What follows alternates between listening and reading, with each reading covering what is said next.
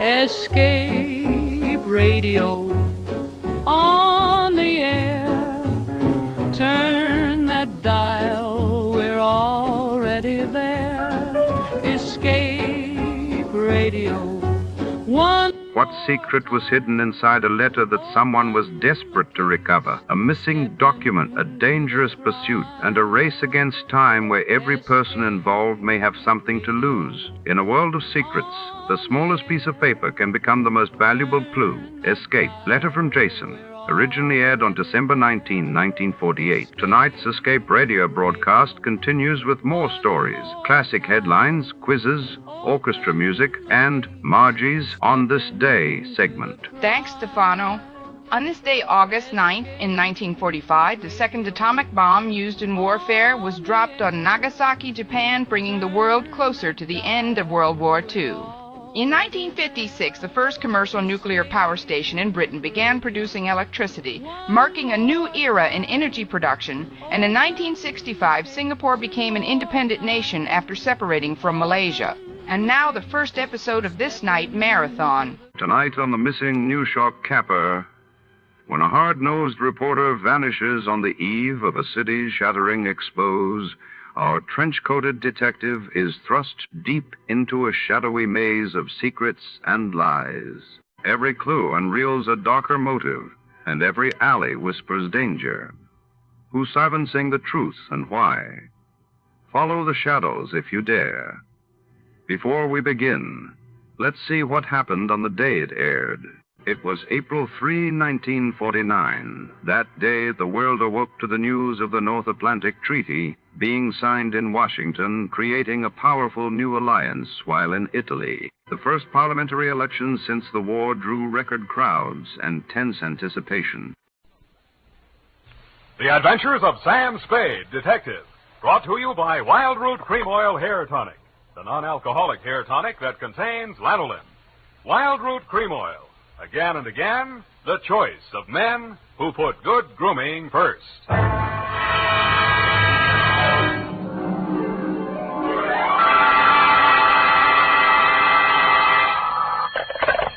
Spade Detective Agency. Bernadine, anything wrong? You sound almost human. It's not Bernadine, Sam. It's me, Effie. F. But I'll tell Bernadine about your compliment. How are things? Well, I've made out as best I could. I don't want you to think that I begrudged you a vacation. After all, you have worked hard. You did deserve it. Sam Spade, is that all you have to say to me? I'm not putting the blame on you. After all, it is a state law, so I can hardly accuse you of letting me down at a time when I needed you most. Well, you might at least ask me if I had a good time. I'm sorry if your conscience bothered you. Oh, well, it didn't. I had a divine time, and I met all sorts of interesting people. Mostly men. You don't say. What else? Well, it was this desert ranch, you know, with a lot of buttes around. You mentioned those. No, Sam, no. They're the result of erosion. Those outdoor types, they go to pieces. Sam, are you pulling my leg? Not over the phone, Effie, but stay where you are. I'll be right down to look at your snapshots. And when you have the time, I'll dictate my report on the Missing Newshawk Caper.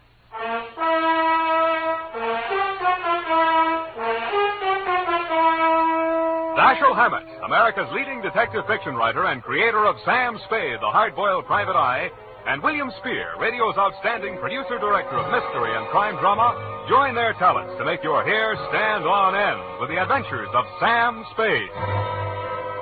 Presented by the makers of Wild Root Cream Oil for the hair. Wild Root Cream Oil. That's the famous name to remember, men, next time you buy hair tonic. And look what Wild Root Cream Oil does for you. It grooms your hair neatly and naturally. Wild Root Cream Oil also relieves dryness and removes loose, ugly dandruff. Yes, men, Wild Root Cream Oil is your shortcut to really handsome hair. So be smart. First chance you get Wild Root Cream Oil Hair Tonic. Again and again, the choice of men who put good grooming first. And now, with Howard Duff starring as Spade, Wild Root brings to the air the greatest private detective of them all in the Adventures of Sam Spade.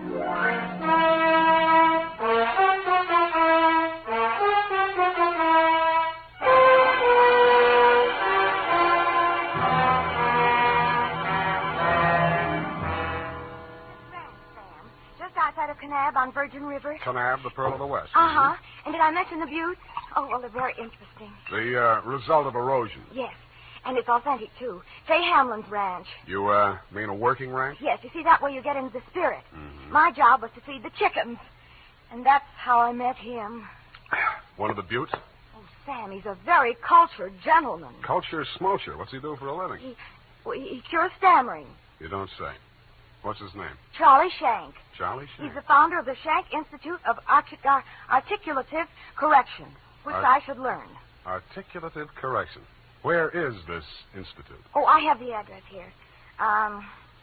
General Delivery, Butte, Montana. Mm-hmm. You're sure you didn't help him break parole, Effie? Oh, no. We just went on long walks together. Where to? Oh, different points of interest. Like Wolf Canyon. Figures. Uh-huh. He invited me on this camping ship, a trip. Honorable, of course. But I couldn't go on account of my sunburn. Oh, it was awful. I've still got it, you see. And then he went back to Butte. He had to leave in such a hurry he couldn't even say goodbye. Wow. It was a pity, too, because an old friend he hadn't seen in years came looking for him just a few minutes later. With a warrant? No, he was an attendant in a nearby hospital. Mental? Oh, yes, very intelligent. He read me some of his poetry. Maybe you've heard it. A loaf of bread, a jug of wine, and thou. Wait a minute. Isn't that the Rubaiyat of Omer Khayyam? That was written by a guy named Fitzgerald. Well, of course, that's his pen name. Quite a penman. Yes, but he's paid his debt to society. And the other time it was a bad beef. Oh, He told me all about yes. it. He cried on my shoulder afterwards. Sweetheart, when you make a mistake, it's a beaut.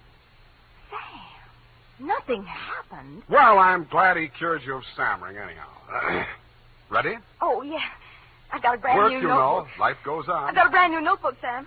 I'll just turn over a new leaf. Not a bad idea, dear. Date July 18 to Mr. Alex M. Youngblood. Try that again. Mr. Alex M. Youngblood, P.O., Box 317, San Francisco, from Samuel Spade, license number 127-596. Dear Mr. Youngblood, I need a vacation myself. You need Charlie Shank. Sounds hard, Sam. Fortunately, until I met you, my only experience with any of the men and women who make your newspaper run had been with one of your corner newsboys who shortchanged me 2 times within as many days. I have not read your rag since. But your name looked imposing, and so did the $300 check upon which you had written it.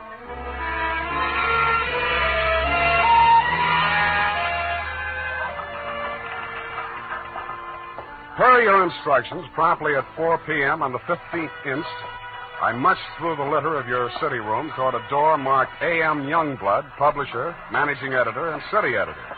I wondered if you were ambitious, frugal, or 3 men. I did not know that you had good taste until I saw the trim, 20-ish, and toothsome secretary in your outer office. Hello. You're new here, aren't you? Well, I'm not exactly here. I'm just here to see Mr. Youngblood. Oh. The name is Spade. Samuel Spade? Sam, except for my most intimate friend. Well, my advice to you, Sam, is to beat a hasty retreat. He's in a foul mood. Oh? Why? Is he blind or older than he feels? I refer, of course, to your spectacular charm, Miss, if I may call you Miss. Please, this is neither the time nor the place. My name is Phyllis Watson, and my phone number is in the directory, if you're really interested. I could be. Thank you. And if a man answers, tell him you're my French teacher. Oui. You better go in now. If you're late to an appointment with him, you're through. Do you have any more words of wisdom? No, but I hope you can do something to improve his state of mind. He's been awful lately. Good luck, Sam. Thank you, Phyllis Watson. Come in. 1 minute past 4. You must be Mr. Spade. That's right. You're almost late. Sit down, Spade. Cigar? No, thanks. Well, don't expect me to offer a drink. You aren't a drinker, I hope. You don't listen to the radio, do you? Well, you'll not drink in this office. Nothing here but a cooler filled with water from a clean, gurgling, laughing mountain stream. You sound like a reformed drunk, Mr. Youngblood. What's that? Well, it was a good many years ago. If you don't mind, I'll just paste up the weather report for my morning edition before we talk. Oh, you do that too, huh? Yes, obviously. And with good reasons. I remind myself that I was once a copy boy, and I find it a splendid way to, at least once each day, to lower myself to the level of the working man. There we are. Very hot in Phoenix, I see. Mm-hmm. Just what do you want a detective for, Mr. Youngblood? I was coming to that, Mr. Spade. Sorry. Now, well, first let me warn you that your assignment is a highly confidential one. They all are. In this case, a man's life may be at stake. Mm-hmm. The situation, my newspaper, at my order and under my guidance, has launched a campaign against crime. Not aimed at the petty criminal, but at the easy-living leeches at the controls of the rackets, the hoods and bankers' clothing, the mansion-house parasites who direct the pickpockets, the second-story men, the housebreakers, who gamble away $500,000 a year and pay income tax. Don't go to pieces. Of that amount. Yes, I understand. You're after the boys on the safer side of the fences. Nicely put, Spade, yes. Thank you. Well, the long and short of it is this. The author of the expose series, Ray McCully, my top crime reporter, has been missing for 2 days. I want you to find him. What makes you think he's still alive? Good heavens, Spade. Why must you suggest that he isn't? Because if I were a mansion-housed parasite in danger of being unhoused by a newshawk, I'd see said newshawk standing in a cement block on the bottom of the bay. I will accept that only when no stone has been left unturned. Every straw and every haystack has been searched. Every... nook and cranny? Yes. Sounds as though you need at least one police force, Mr. Youngblood. Now, why don't you just... No. Impossible. We've already had a brush with the police over the expose. I'll not be dictated to at this stage of the game. I started this investigation, and I'll finish it alone. Well, it's a pretty big order, Mr. Youngblood, but times are tough. I'll see what I can do. Good. I hereby turn over to you all the resources and power of this, my newspaper. When one of my reporters is in trouble or danger, sir, I will spend every penny of my fortune, if necessary, to deliver aid and succor to his side.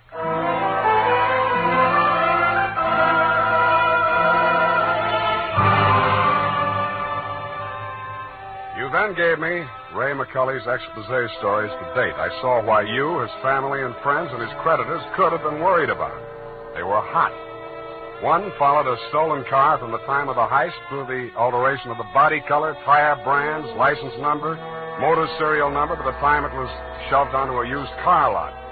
They named names all the way through. And another did the same to the firm of Otter, Badger, and Mole, furriers, and alleged manufacturers of coats from clouted pelts. Ray McCully had dropped out of sight right after that story had been published. So I left your office hoping that I'd reach the address of Otter, Badger, and Mole before closing time. I did.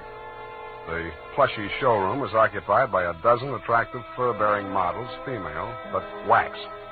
The live models, male, were wearing padded shoulders, pointed shoes, and coats tailored for underarm artillery. They would have looked more natural at Madame Tussaud's Waxworks, Bertram the burglar section. Hey, what'll it be? Something for the little woman? Where do I find Mr. Otter? You the law? Leo sent me. He's in his office. Come on. Oh, wait a minute. Don't crowd me. You say you want to see the boss? On business. Stop nudging me with a rod. In there, hey, move. Okay. Hey, boss. Yes, Woody? Here's Joe here to see you. Leo sent him. Well, nudge him in, Woody. No nudging, Woody. Well. So Leo's sending a man to see me. I wonder why. If you'll comb this character here out of my hair, I'll try and tell you. Sit down, Woody. Thanks. You're new in town. Yeah, that's why Leo sent me. A local muckraker named Ray McCully interviewed you. He also interviewed Leo, but it didn't get printed yet. Leo wants to find him. So do I. How can I help? Well, he walked out of here, went to his hotel, wrote the story, and mailed it in. That's the last anybody's seen of him. Leo was just sort of hoping that you'd already taken care of him. Not yet. That's all I wanted to know. Thanks. Just a moment. Yeah? Leo's sending you out alone? Why not? That's a tough boy, that McCully. He's got plenty of protection. That's what you need.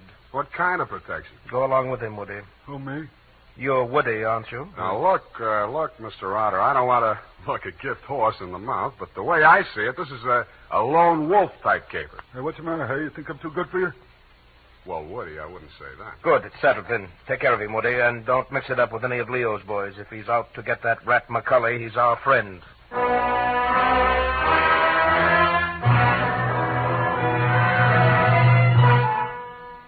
I was beginning to wonder who Leo was. I'd grabbed the name off a calendar on the wall, Leo's Van and Storage. I didn't know whether he was the Leo Mr. Otter didn't like, and I hoped I wouldn't find out. The best way I could think to keep from finding out was to shake Woody.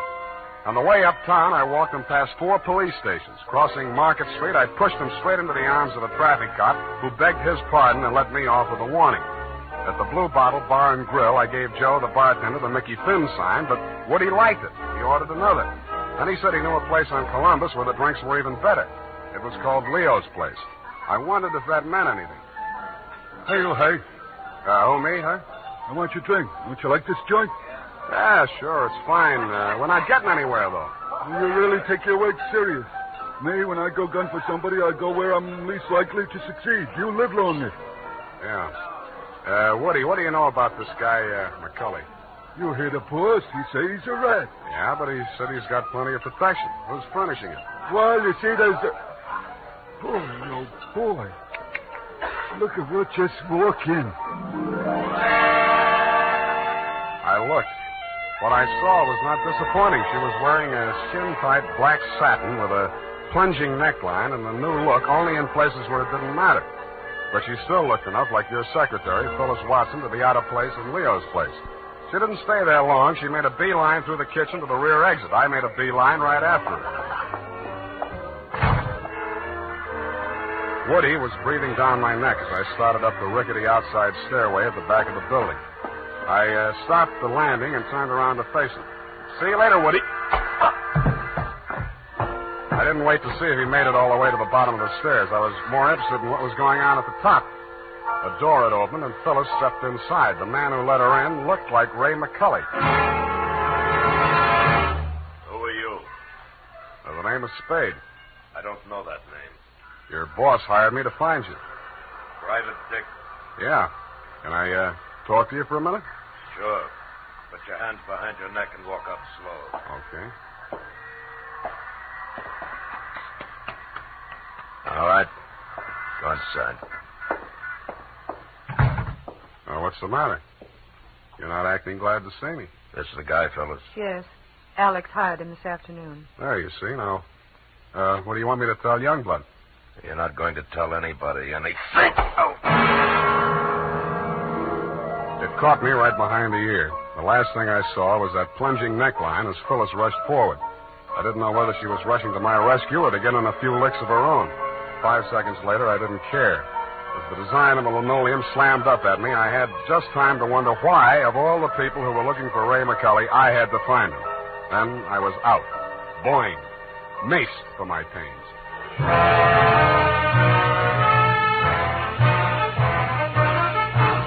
The makers of Wild Root Cream Oil are presenting the weekly Sunday adventure of Dashiell Hammett's famous private detective, Sam Spade.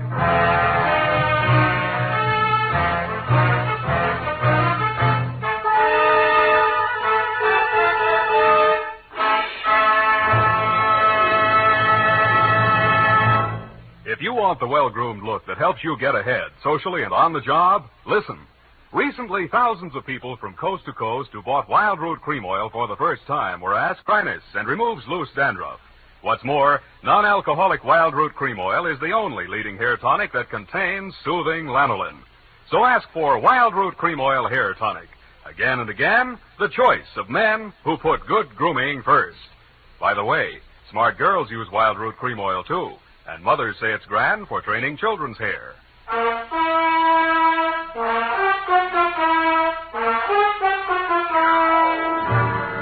And now, back to the Missing Newshawk Caper. Tonight's adventure with Sam Spade.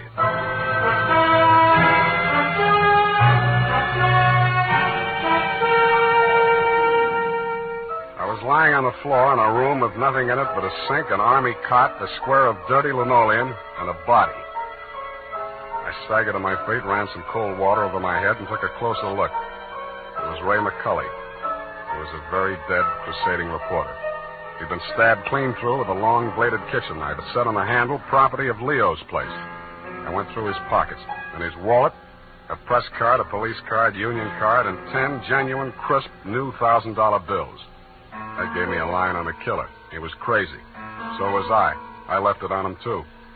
Folded up in his vest pocket, I found 2 newspaper clippings, one from the Chronicle and one from your paper, both weather reports for the same date. It was very hot in Phoenix, according to both papers. But according to your weather report, the temperature in Needles, California was 135 degrees. That needled me. So did the slip of paper I found on his shoe. The number 9 and a date had been stamped on it with a rubber stamp. The date was the same as that of the weather reports. I turned it over. It said Ruthie's Booth, Manson Bowling Alley.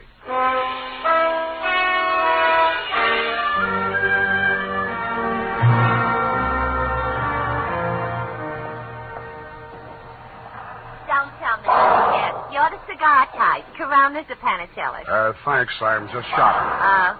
I got a nice line of notions. So have I. No, I mean the dolls, the Hollywood dolls. You know, for the bed, only $1 plus tax. Very reasonable. Say, what's on your mind? Leo sent me. Oh.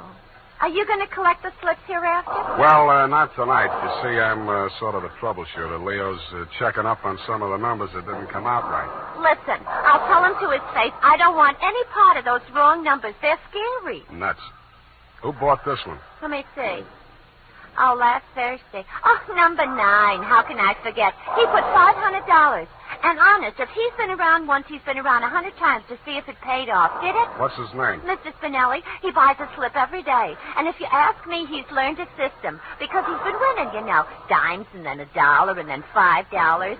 And then when he come in with 500 on number 9 until he dropped dead, did it win? Until he dropped dead, did it win? Where does he live? It did. Wait, I'll look on the sheet. Hey, somebody else was in just this afternoon. Give me that address. Hurry up, will you? It's right around the corner on Manson, 810. Say, maybe that's his system, 8 and 1. Don't that add up to 9? Hey, what's the matter? Where are you going in such a rush?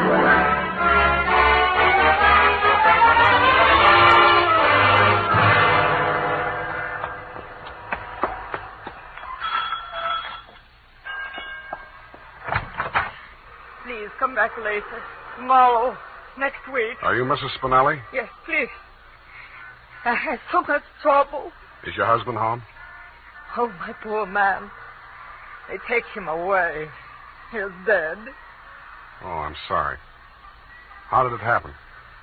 Who are you? I'm a detective. Maybe I can help you. May I come in? All right. Come on.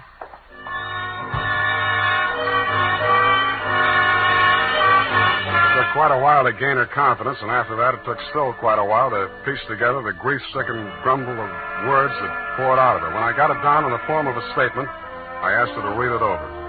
Item, statement by Mrs. Arturo Spinelli.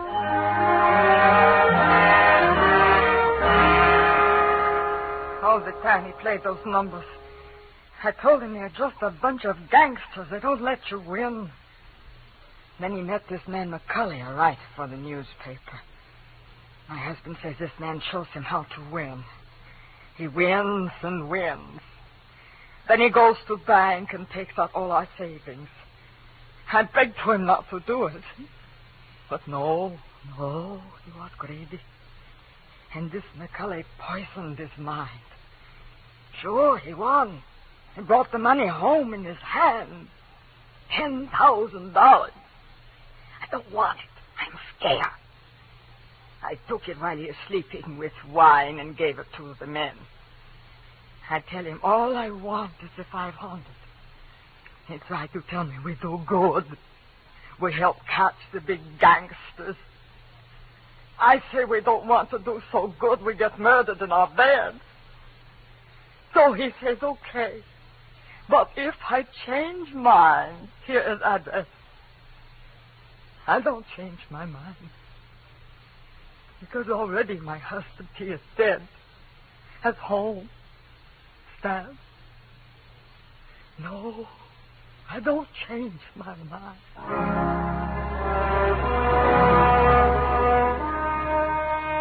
She signed it, and I left her alone with her grief. I wasn't working for you anymore, Mr. Youngblood. You hired me to find your reporter, and I had. And I wished I hadn't. The rest of it I did for myself. You weren't in your office when I got there, but Phyllis was. I found her behind the city desk in the act of dropping tomorrow morning's weather report into the slot. I grabbed her out of her hand. What? Oh, it's you. Where's your boss? At home, I guess. We'll talk in his office. Come on. Sam, I can explain how I You're happened going to to be... explain plenty before I'm finished with you. Sit down. Oh, you... I don't have to be so rough. What's the matter with you? Plenty. I'm stupid. I was stupid to take this job, and I was stupid to play it cagey with you. I should have beaten the story out of you before the trouble started. It's a little late in the day now, but not too late to send you up for McCully's murder. Oh, you're insane. Ray McCully was... I'm the only one who ever tried to help you. And I'm the only one who can place you in that room, not 10 minutes before the murder. I told you I can explain Stop trying to save your own skin. Spinelli was only one of a 500,000 poor dumb yucks that lose their nickels and dimes and dollars every day in the policy racket. Only he had the bad luck to win. There won't be any more lucky dead people like him if I have to make a patsy out of you to stop it. It won't stop it. Nothing will. Ray talked big and brave like you. Now he's dead. Yeah, with $10,000 dirty money in his wallet. I won't let you say things like that. Ray was an honest reporter, too honest. He thought Youngblood meant what he said about that cleanup campaign. Yeah, he did. He wanted to run this town by himself, clean up his competition. When Ray started collecting material on the numbers racket, he still thought Youngblood was on the level. But that was before he stumbled onto the thing about the weather report. Yeah, that was a new one. The old Dutch Schultz mob used to add up the stock market quotations. If they cheated, they knew their customers weren't good enough at arithmetic to prove it. But who knows how hot it is in Phoenix unless they live there? I don't know what you're talking about. Listen, that's how the number game works, sweetheart. The suckers pick a number from 1 to 10, see? The operators tally up the slips, and the least popular for that day has to win. The weather report doesn't have to pass through the copy desk, and with Youngblood pasting it up with a few strategic corrections, it was easy to make their winners look as if they were on the level. Oh. But, of course, you had no way of knowing that. You only watched them do it day after day. You know, I couldn't understand why he did those things. It seemed silly falsifying a weather report, but it didn't seem as if it could do any harm. What did you meet McCully for? To get your cut of the 10 grand Spinelli was killed for? How dare you? I went there to warn him about you. Who killed him? I don't know. You're lying. All right, I'm lying. But I can prove that Ray was on the level. I've got the proof right here. The whole story he wrote on the numbers racket, even naming Youngblood as the head of it, his own publisher. I went there to get it. I was going to take it to another newspaper. Why didn't you? I can't tell you that. You don't have to. Mrs. Spinelli was confused, grief-crazed. She had to put the blame on somebody, and when she did, she got her revenge the only way she thought she could. She may have been right about that, but she killed the wrong man. Why didn't you tell me you knew who killed Ray? I wanted to give you a chance to tell me yourself. I'm glad you didn't.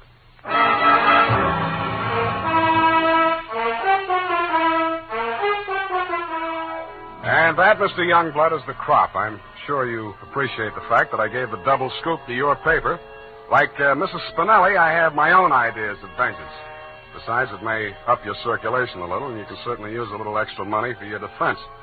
By the way, who's Leo? Period, end of report. But, Sam. Yes, Evie. I thought Mrs. Spinelli killed Ray McCully. The vacation helped. You were absolutely correct. Mrs. Spinelli killed Mr. McCully, if you'll pardon the expression. Well, why did she kill her husband? I was wrong. The vacation didn't help. You mean she didn't? She killed McCully to avenge the murder of her husband. You mean Mr. McCully killed Mr. Spinelli? Effie, stop. I'll go mad. Oh, you need a vacation, Sam. Look, type that up. The clatter of the keys may stimulate you to further cerebral activity. I beg your pardon, Sam? Brain work. Now, shoot. Oh, brain work. Oh, well, you know best. Tonight, men, or first thing tomorrow, get Wild Root Cream Oil and see what wonders it does for your hair. Notice how easy it is to apply. Notice what a neat, natural job it does of grooming your hair. Notice, too, how effectively Wild Root Cream Oil relieves annoying dryness and removes loose, ugly dandruff. No getting around it. Once you try it, you'll never be without it. So tonight, or first thing tomorrow, call at your drug or toilet goods counter for Wild Root Cream Oil. Get the big economy bottle and the handy new tube that's easy to pack when you travel. Also, ask your barber for a professional application of Wild Root Cream Oil Hair Tonic. Again and again, the choice of men who put good grooming first. Well, here it is, Sam. And you were absolutely right. The typing cleared my mind. It's all clear now except for one thing. Well, let's clear that up right away. Why did Mrs. Spinelli kill her husband? She did not kill her husband. Oh, I'm sorry. I meant, why did Mr. McCully kill Mr. Spinelli? Kelly did not kill Spinelli. Who's Kelly? McCully. McCully's real name was Kelly? Now, let's start all over again. Disregard everything we said up until now. Make your mind a complete blank. All right, Sam. In the first place, McCully did not kill Spinelli. That's what I said. It was his wife, wasn't it? Now, wasn't it, Sam? Oh, stop teasing me. Hey, why do you look at me like that? Effie, Mr. Spinelli was killed by one of the policy racket hoods to get back the 10 grand he won on the numbers game. Then how did the money get into Kelly's pocket? McCully's. Why do you insist on using his alias, Sam. Effie, that was a tip of the tongue. I mean, look, Mrs. Spinelli took it to him because she was afraid her husband might be killed for Then it. why didn't they take the money when they killed him? Because Mrs. Spinelli had already taken it. Then she did kill him. Go home, Effie! All right, Sam. I'm sorry I'm so irritable to you, but I thought it... Well, it's been so long since I've been here, you know, Sam. Angel, you're just tired. Vacations have a habit of doing that to you. After a week or two in the office, you'll be all rested up again. I'll take it easy. You act as though you thought my mind were affected. Come here. Sam, now don't. My sunburn. Yeah. Oh, it hurts. It's nice to have you back. You look good, too. All tanned and healthy. Your roof. It's great. I think my nose is peeling. Well, don't pick at it. Good night, Sam. Good night, sweetheart.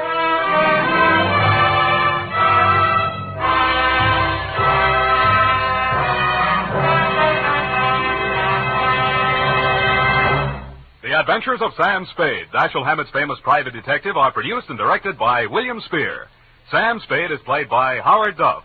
Lorene Tuttle is Effie. The Adventures of Sam Spade are written for radio by Bob Tallman and Gil Dowd, with musical direction by Lud Gluskin. Gil Dowd directed tonight's broadcast in William Spear's absence. Join us again next Sunday for another adventure with Sam Spade, brought to you by Wild Root Cream Oil. Again and again, the choice of men who put good grooming first. This is Dick Joy reminding you to... Get Wild Root Cream Oil, Charlie. It keeps your hair in trim. You see, it's non-alcoholic, Charlie. It's made with soothing lanolin. You better get Wild Root Cream Oil, Charlie. Start using it today. You'll find that you will have a tough time, Charlie, keeping all the gals away. Hiya, Baldy. Get Wild Root right away. This is CBS, the Columbia Broadcasting System.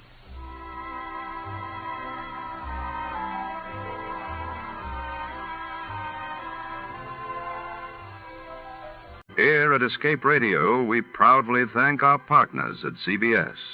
And now, folks, a quick challenge before the next thrilling chapter.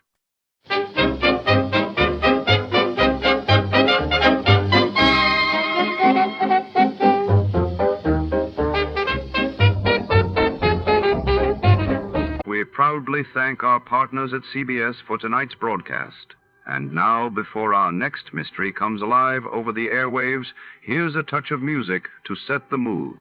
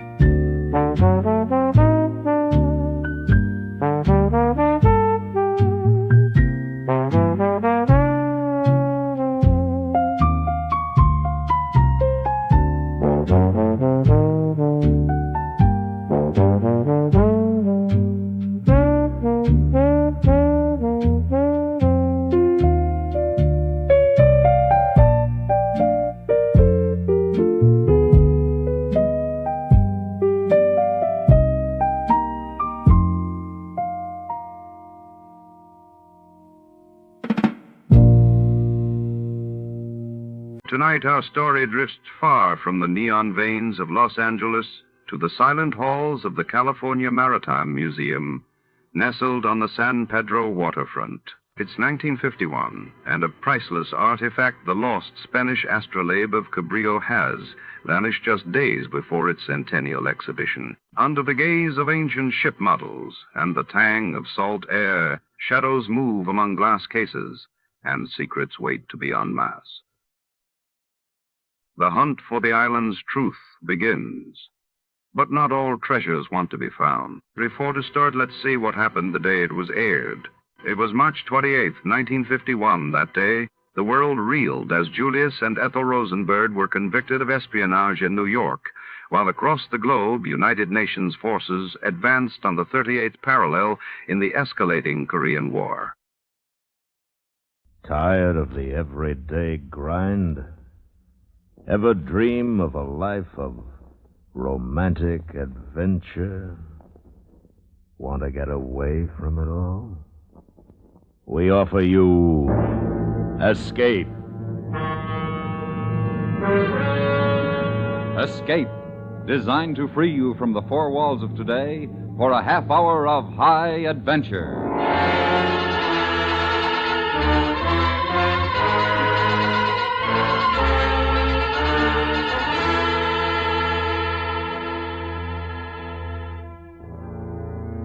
You are running from an unseen enemy, frightened and alone, living from day to day, while your pursuer, unrelenting and murderous, is gaining on you, ready to trap you in a place from which there is no escape. Listen now as Escape brings you Charles Smith's exciting story, The Faraway Island.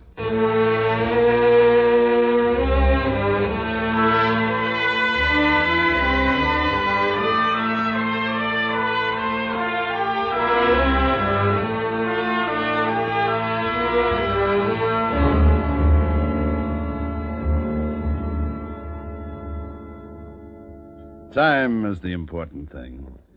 If you don't know it now, you will when you've reached the 50 mark. That's why the money was so important. It would give me time. With it, I could return to a life I had lived 6 years before, during the war, on the island of Omoka.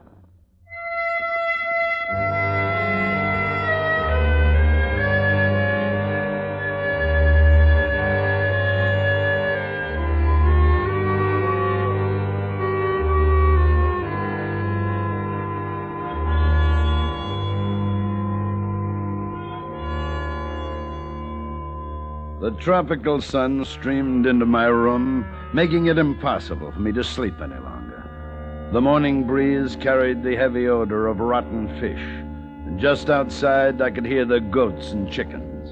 This was Papiti. I'd been there 5 weeks, waiting, making sure I'd lost the man who had followed me from Boston. And now I was sure I had lost him. And in 2 days, I would sail for Amoka.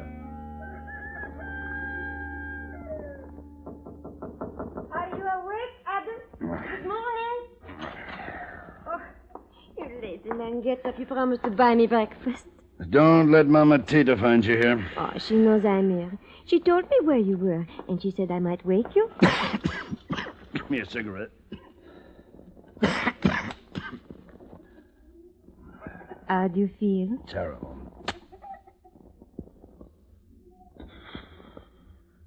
Hey. We shall have breakfast at Quinn's, and you can tell me more about your island. My island? Oui, you called it your island. I drink too much. Never listen to a man when he's under the influence. What else did I tell you last night? Oh, you talked of your son. How proud you are of him. It was all very boring. I'm sure. What else? Oh, nothing.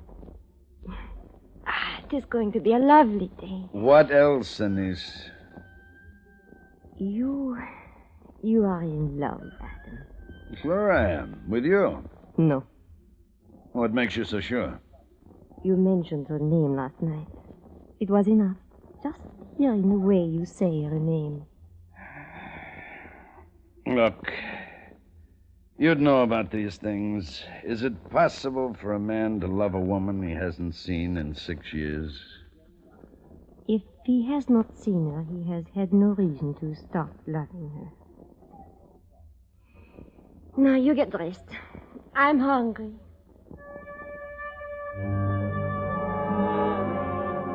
I watched her leave the room, and in watching, compared her to Moeva of Amoka. The Moeva of 6 years ago. It was an unfair comparison. I swung my legs over the side of the bed, stood up, and half an hour later, I was stirring my second cup of coffee. You said last night that you were going to leave Tahiti soon. Is that true, Adam? Yes, I've waited here long enough. I do not understand why you waited at all. If I love someone, I do not wait for anything. If I want to go someplace... More coffee, Anise. No, thank you. Adam, I will miss you very much. Could you take me to this island with you? What? I would be no trouble, even if you do not love me. We could be friends. No, Anise. You'd find the island very dull. And after a while, you'd find me pretty dull, too. Oh, please, Adam. Monsieur Adam? Monsieur Adam. Good morning, Joe. Oh, I have been looking every place for you. The hotel, the docks, every place. Oh, what is it now? Mama Tita worried? She sent you to collect her bill? You Americans. Well, you think all is money. Sometimes there are more precious things. Like what? Like a man's freedom. All right, you skinny little rat talk. Oh, put him down, Adam. You are choking him. Put me down, please. Put me down. When you talk. All right, I talk. I was not going to take money for this, but now... Here. All right. This morning, early, a ship docked. It has been taking on copra from the islands north of here. Go on. I was there at the docks, and... Keep talking. This man, this American, I heard him asking questions. Where could he find the American who came here from Tongariro 6 weeks ago? What makes you so sure he was looking for me? The man he is seeking is tall. Very tall and very big. And he is about 50 years old. What did you tell him? Nothing, monsieur. I was sure you would appreciate it if I told him nothing.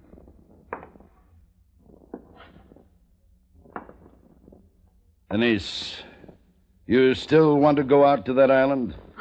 Oh, oui. There's a ship leaving today for Rarotonga. We'll be on it.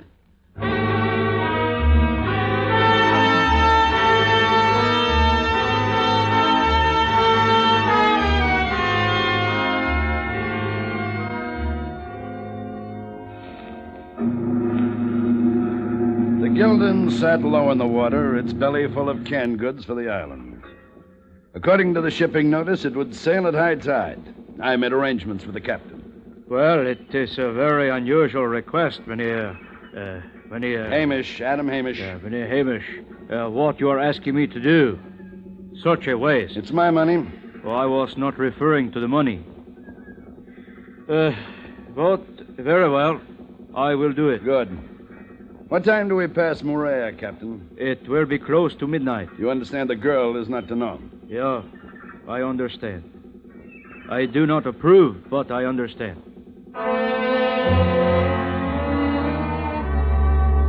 An hour later, we weighed anchor, and I saw Joe on the dock. He grinned at me and then scurried away, anxious to report back to the man who had hired him and get a few francs for the information that I had sailed with a niece for Rarotonga. Then the night came bright and clear, and it wasn't long before the great shadow that is Morea Island appeared off our port bow. Stop all engines.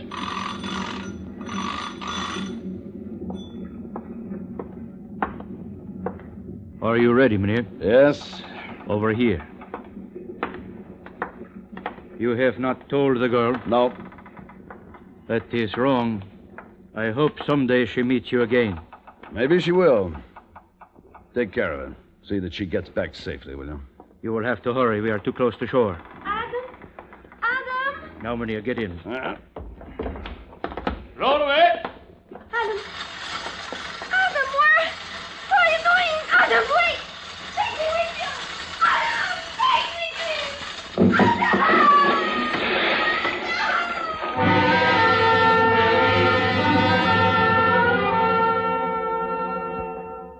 2 weeks later, I boarded the only schooner that services Amoka.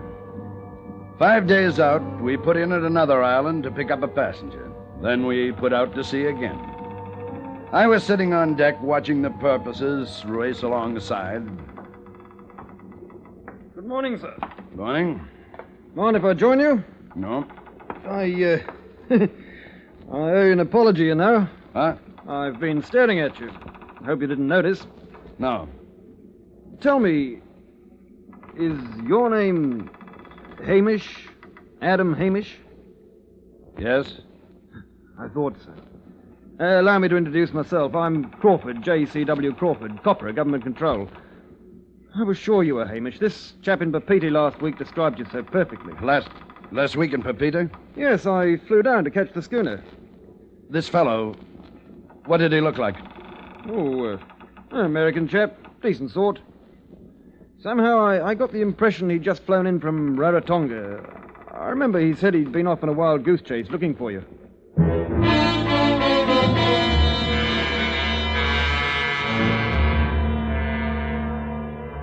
The ships that sail the southern waters usually carry a well-stocked armory. The skipper of this one liked rifles, liked them so much that he wouldn't part with one for less than $300. But for my purpose, it was worth the price. Good shooting. You hit him right forward to the dorsal fin. There's another over there. Care to have a try? No, thanks. I'm a rotten shot. Captain says we'll be landing tomorrow. You intend staying on Amoka? Yes, I do. Good. I'll have someone to talk to when I come by every couple of months. Have you been there since the war? No, not since 44. I hope you won't be disappointed. You know, when you Americans left, it seemed to take the heart out of the people. Have you ever lived on the island? Only for a bit in 1949 it was. Did you ever know a woman called Maeva? No.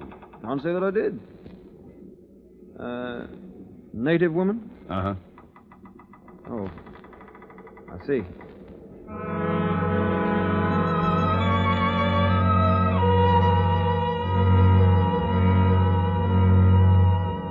Let me tell you about Amoka. The maps say it's an atoll, 12 miles long, surrounded by coral reef, with a passage through the reef to the deep harbor inside. But it's more than that. It's a state of mind. It's peace and contentment. That is what I remembered. You have come back, Captain Hamish. Yes. This house will be as your own until my people have made your house ready. Thank you, Amano.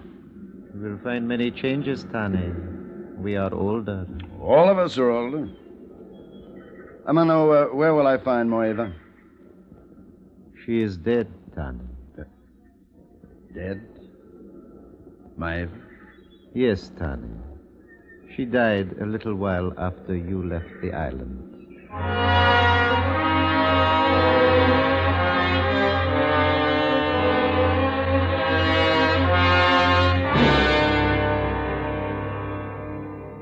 They had buried her on a hill overlooking the bay.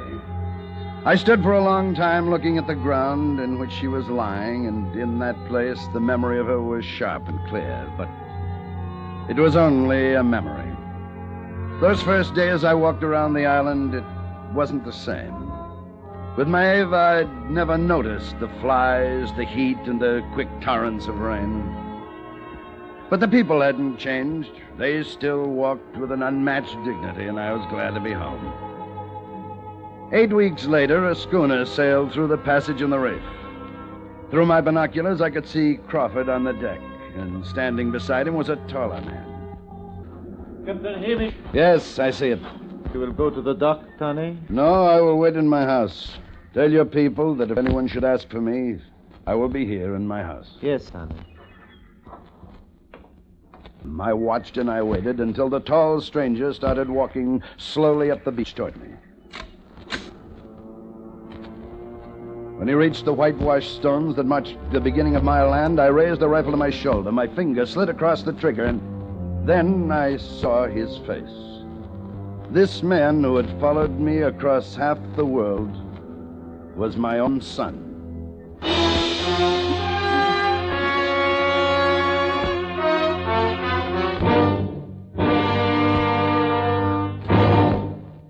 We will return to Escape in just a moment, but first, all Americans, men and women from teenage up, are urged to enroll for Ground Observer Corps service in every locality. You are needed immediately, and the job to be filled is an important one. Write or telephone your nearest Civil Defense Center, or write to Ground Observer Corps, Air Force, Washington 25, D.C. That's your own Civil Defense Center, or Ground Observer Corps, Air Force, Washington 25, D.C. And now, back to Escape.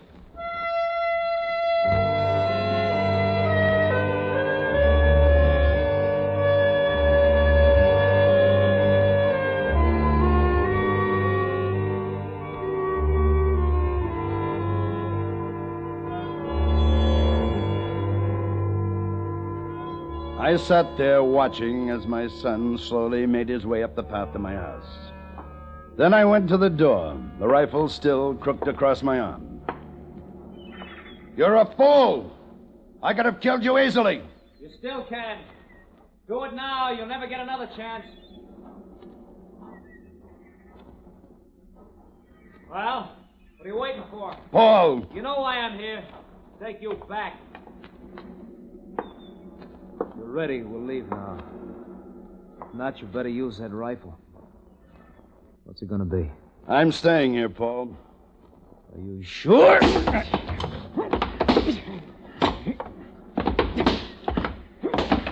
We fought silently as men do, who are convinced their cause is right.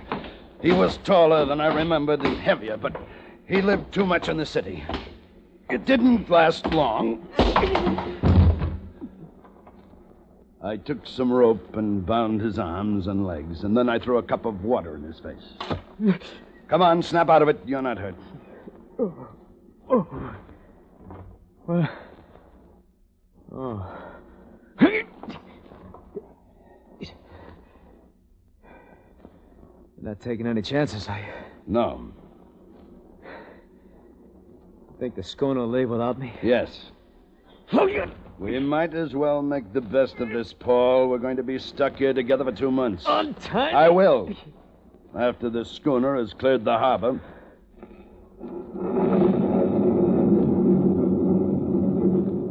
It started to rain. For a long time, he didn't say anything. He just sat there staring at me, filled with hate. Then... How much of the money do you still have? About $2,200. That's beautiful. It's my funeral. Sure, your funeral. You embezzled $10,000, you say it's your funeral, everything's fine. You shouldn't have come after me, Paul. I didn't want to. I tried to forget I had a father. And I would have if the place and the company, our friends, would have let me. I'm sorry. You never thought about what would happen to me, did you? That I couldn't get a job in town anymore the way people looked at me because you weren't there to look at. I'm sorry. Sure. Who sent you after me? The bonding company? Nobody sent me. It was my own idea. I want to drag you back so I can live my own life again, not share yours. What made you do it? Why did you do it? You wouldn't understand even if I told you. Why not?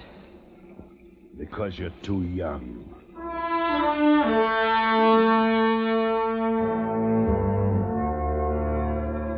I cut him loose that night, and the next morning I showed him around the island. He walked among the people of Amoka. He watched the palms swaying in the gentle breeze. He looked at the beauty of the island, but he didn't really see any of it.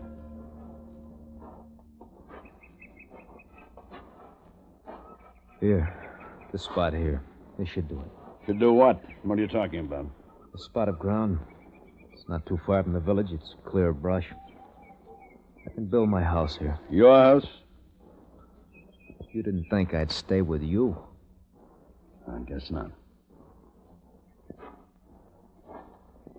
In a few more minutes, we'd reached the copra grove and were standing before the kiln that's used to bake the meat from the shell of the coconuts. Well? You'll work here in the grove. You'll work here in the grove. You can have your choice of jobs. Planting the young trees, packing the copra for shipping, or keeping the grove clean. Take your pick. Suppose I'd rather not work. Then you won't eat. Amano! Yes, darling?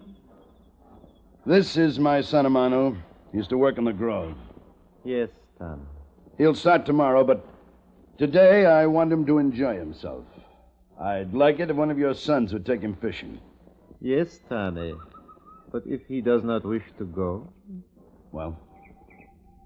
I've heard stories about the fishing down here. I'll go. Good. How do I call you, young captain? Paul. My name is Paul.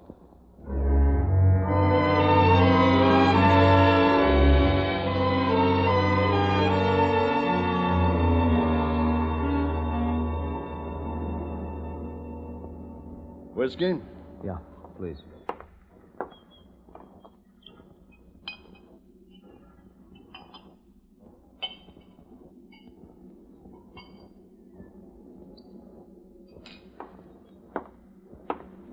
Here. Thanks. Amano tells me you hooked into some tuna. It's starting to run. You said you're quite a fisherman. I didn't know that. There's a lot you don't know about me. We never had much of a chance to get acquainted, did we? Between the war and then when I came home, not much of a chance. No, not much. Have you decided about your work in the grove? What you want to do? Manu said that apprentices start by keeping the grove clear of weeds. I'll do that.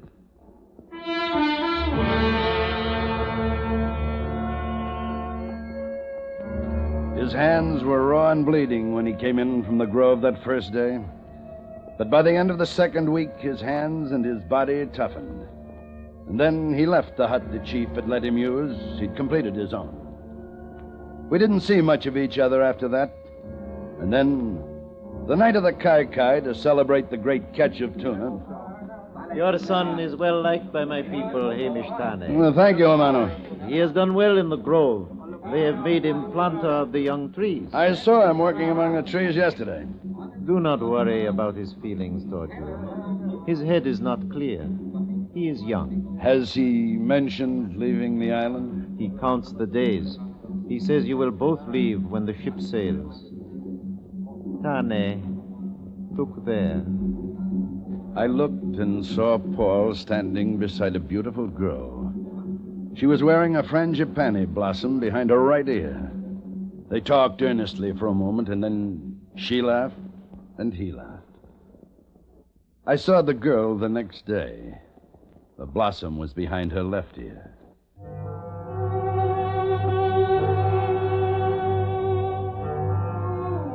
The days and weeks passed.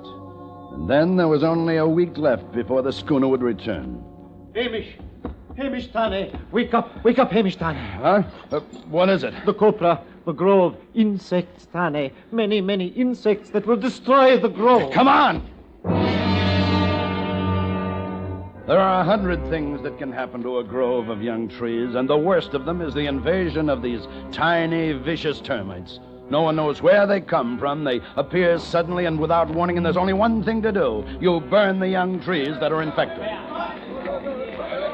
And here, Tane. See, this one. Bring that kerosene over here.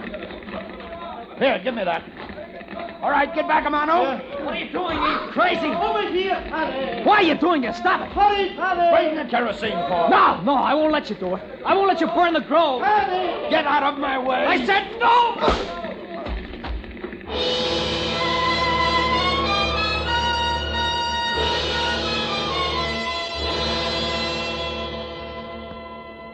I opened my eyes to see Paul and Amano standing over me.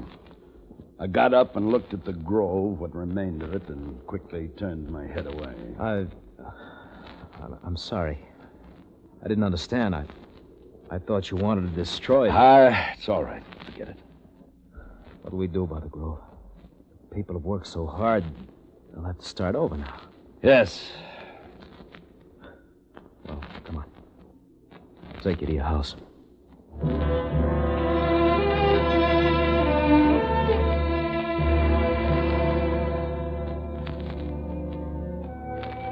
I stayed close to the house for the rest of the week. I was tired, and I'd made up my mind what I wanted to do. Then the schooner sailed through the reef. I packed my things and went down to the dock. I knew Paul would be waiting to take me back.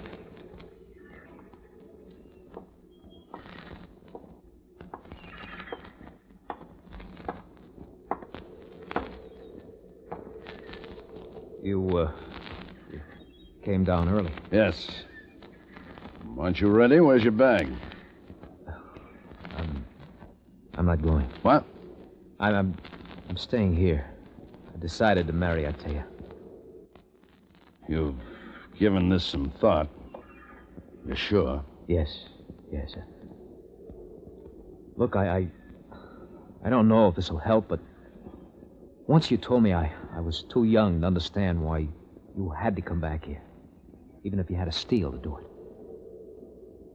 Well, I understand now. And if you want to stay... No, I want to go back. Set things right. Look, you don't have to. I know. You remember that we're here, waiting for you? I'll remember. We'll keep your house ready. You won't be away too long. You'll come back, Dad.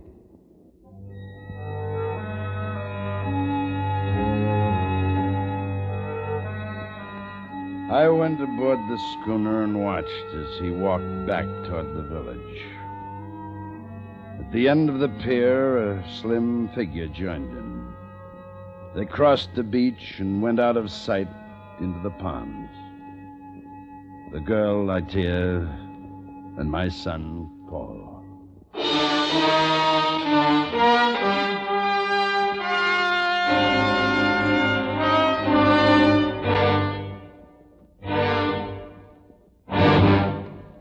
Under the direction of Anthony Ellis, Escape has brought you The Faraway Island by Charles Smith, starring Ted DeCorsia as Adam. Featured in the cast were Anthony Barrett, Edgar Beria, Marion Richmond, Vic Perrin, Jack Crucian, and Richard Peel. The special music for Escape is composed and conducted by Leith Stevens. Next week... You are alone with a murderer, a man who has killed your brother, and against whom you have sworn revenge. While unknown to you, your enemy is plotting his own move, which, if it succeeds, will mean defeat for you, and an end from which there is no escape. So listen next week when Escape brings you Peter B. Kyne's exciting story, 1/8 Apache.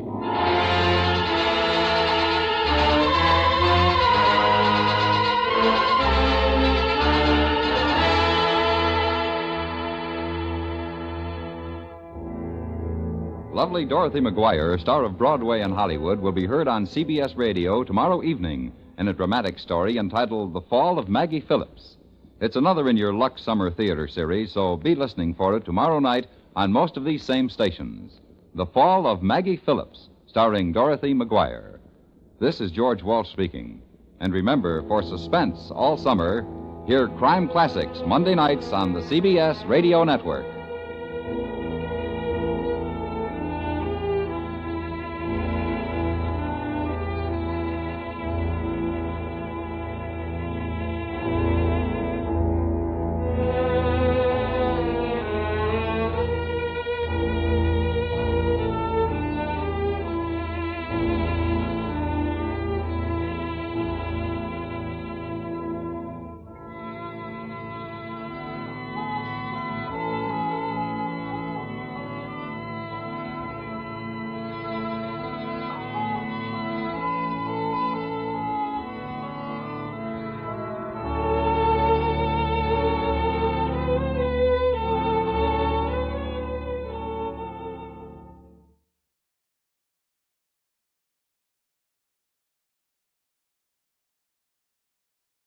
Here at Escape Radio, we proudly thank our partners at CBS. And now, folks, a quick challenge before the next thrilling chapter.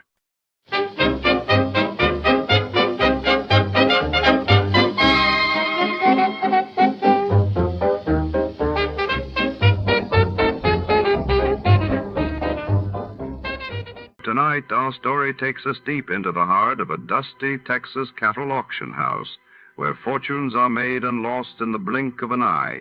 A simple steer triggers a deadly game, and insurance investigator Johnny Dollar finds himself tangled in a web of deception and greed, surrounded by wary ranchers and shadowy bidders. The scent of leather and the echo of boots on wooden planks set the stage for betrayal. Amid the clamor of the auctioneer's call, who is pulling the strings, and what secrets are hidden behind the bidding paddles? Before to start, let's see what happened the day it was broadcasted. It was March 4, 1956, and that day the world watched as France and Britain issued stern warnings to Egypt over control of the Suez Canal while in the United States. A record-breaking winter storm paralyzed much of the Midwest, bringing cities like Chicago and Detroit to a grinding halt. From Hollywood, it's time now for... Johnny Dollar. Howdy, Mr. Dollar. My name is Jake Denham. I own a cattle ranch out here in Craig, Colorado. How'd you like to come out here and see me? Colorado? That's right. I have a policy with one of your companies, Tri-Western, office over in Denver. Well, what seems to be the trouble, Mr. Denham? Trouble? Oh, nothing like that. Not at all. Then why have you called me? Well, you see, the brand I use in my beef cattle is a Lazy JD. Yeah, you said your name is Jake Denham. That's right. But JD is your initials, too. Oh, yeah. Yeah. And the lazy part fits me to a T. But now, why have you called me? Well, you see, I listen to your radio program every week. All those insurance cases you handle all over the country. Glad to hear it. And I thought the Lazy JD being your initials, too, and all the local color out here, and, well, maybe you'd like to come and get some local atmosphere for one of your stories. Oh, now, wait a minute, Mr. Denham. If you have some insurance matter you'd like me to investigate... Well, no. I told you why I thought you ought to come. So can you, right away? You sure there's nothing wrong out there? No, like I said, a lot of local color. Nice place to stay here at the ranch. Now, how about it? Well, I've a couple of days' work on some reports to finish up. Then right after that, huh? Well... Good. I'll be waiting for you. Goodbye. Look. And everything's really okay, huh? Goodbye. Mr. Denham, I think you're lying through your teeth.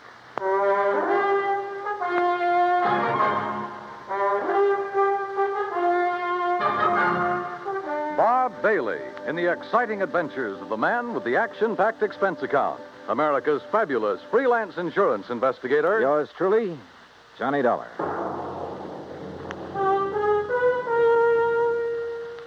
And now, Act One of yours truly, Johnny Dollar.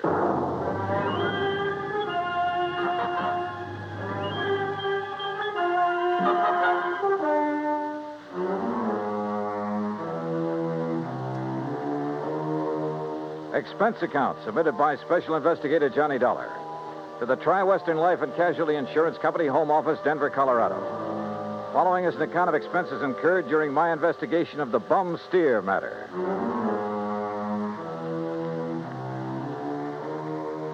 Expense account item 1, $370, long-distance call to Hal Versky, my contact at Tri-Western in Denver. Johnny, good to hear from you. You out in this neighborhood? Nope, still in Hartford. Hal, I want you to okay an expense account for me. Well, now that depends. Listen, do you know a client of yours by the name of Jake Denham? Yes. As I recall, he owns a big cattle ranch over near the little town of Craig. Uh-huh. Carries a straight life for something like 40,000, 50,000. Well, look, I got a phone call from him begging me to come out there and see him. Oh? Something wrong? He says not, but I don't believe him. Well, have you any reason to think something is wrong? Well, only the half-baked excuse he gave me for wanting to see me. Look, Hal, I realize this is just a hunch, but... Certainly sounds like it to me. But my hunches have saved your company a lot of dough on occasion. So how about it? Okay. Put it this way. If you run into something out there and clear it up, we'll pay the freight. If not, well, you just go ahead and have yourself a vacation at your own expense, okay? Oh, now, why don't you relax that iron grip on the purse strings for a change, huh? Why? What would you do? Okay. But I warn you, Hal, if this does turn into a case for your company, my expense account is going to knock you right off your feet. Oh, now, wait a minute. Bye-bye. Johnny. It took me nearly 4 days to clear up the reports I had to finish. I wish now it hadn't, that I'd left Hartford immediately. Expense account item 2, $133. Plane fare and all the incidentals I could think of, Hartford to Denver. I got there shortly after 7 a.m. Item 3, $50 deposit on a drive-your-own car, in which I promptly headed north and west on Highway 40. That is, after getting out of the traffic in Denver itself, and believe me, that town has it. The 200-mile drive to Craig was routine, except for the lush green hills, the snow-topped mountains, the vast meadows and forests. Colorful Colorado, they call it, and it sure is. Finally, about noon, I pulled into Craig and stopped at the Cosgrove Hotel for lunch. That's item 4, $350. From the waitress, I got directions to the Lazy J.D. Ranch. About 8 miles south on the Yampa River, just off Route 789. You want some dessert? Oh, no, thanks. This is fine. Hey, you one of the relatives? Relatives? Oh, of course not. You're too late. Too late for what? It was real beautiful, though. Half the town turned out for it, and most of the big ranchers. What are you talking about? Oh, my gosh, it's after 1:30. Look, I'm not supposed to be on duty now, and I got a date with my boyfriend. Hey, well, now... Excuse me, now, I wait a gotta go. second. Just say the cashier in the lobby. Well, but look, Okay.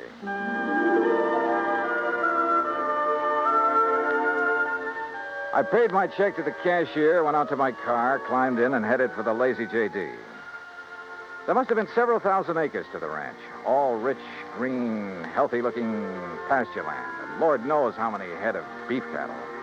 The main ranch house was a rather small but well-kept affair near the gate to the road from the highway.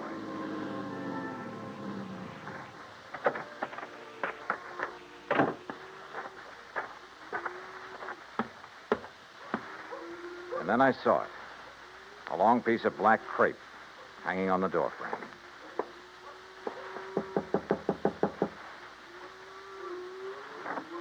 Yes? How do you do? My name is Dollar, Johnny Dollar. Oh, Johnny Dollar. Why didn't you come before? What? He begged you to come, didn't he? To come right away? Mr. Denham? Yes, but I Then told why him... didn't you? You might have saved him. Saved him? Yes, saved him. We buried him this morning. And I think he was murdered.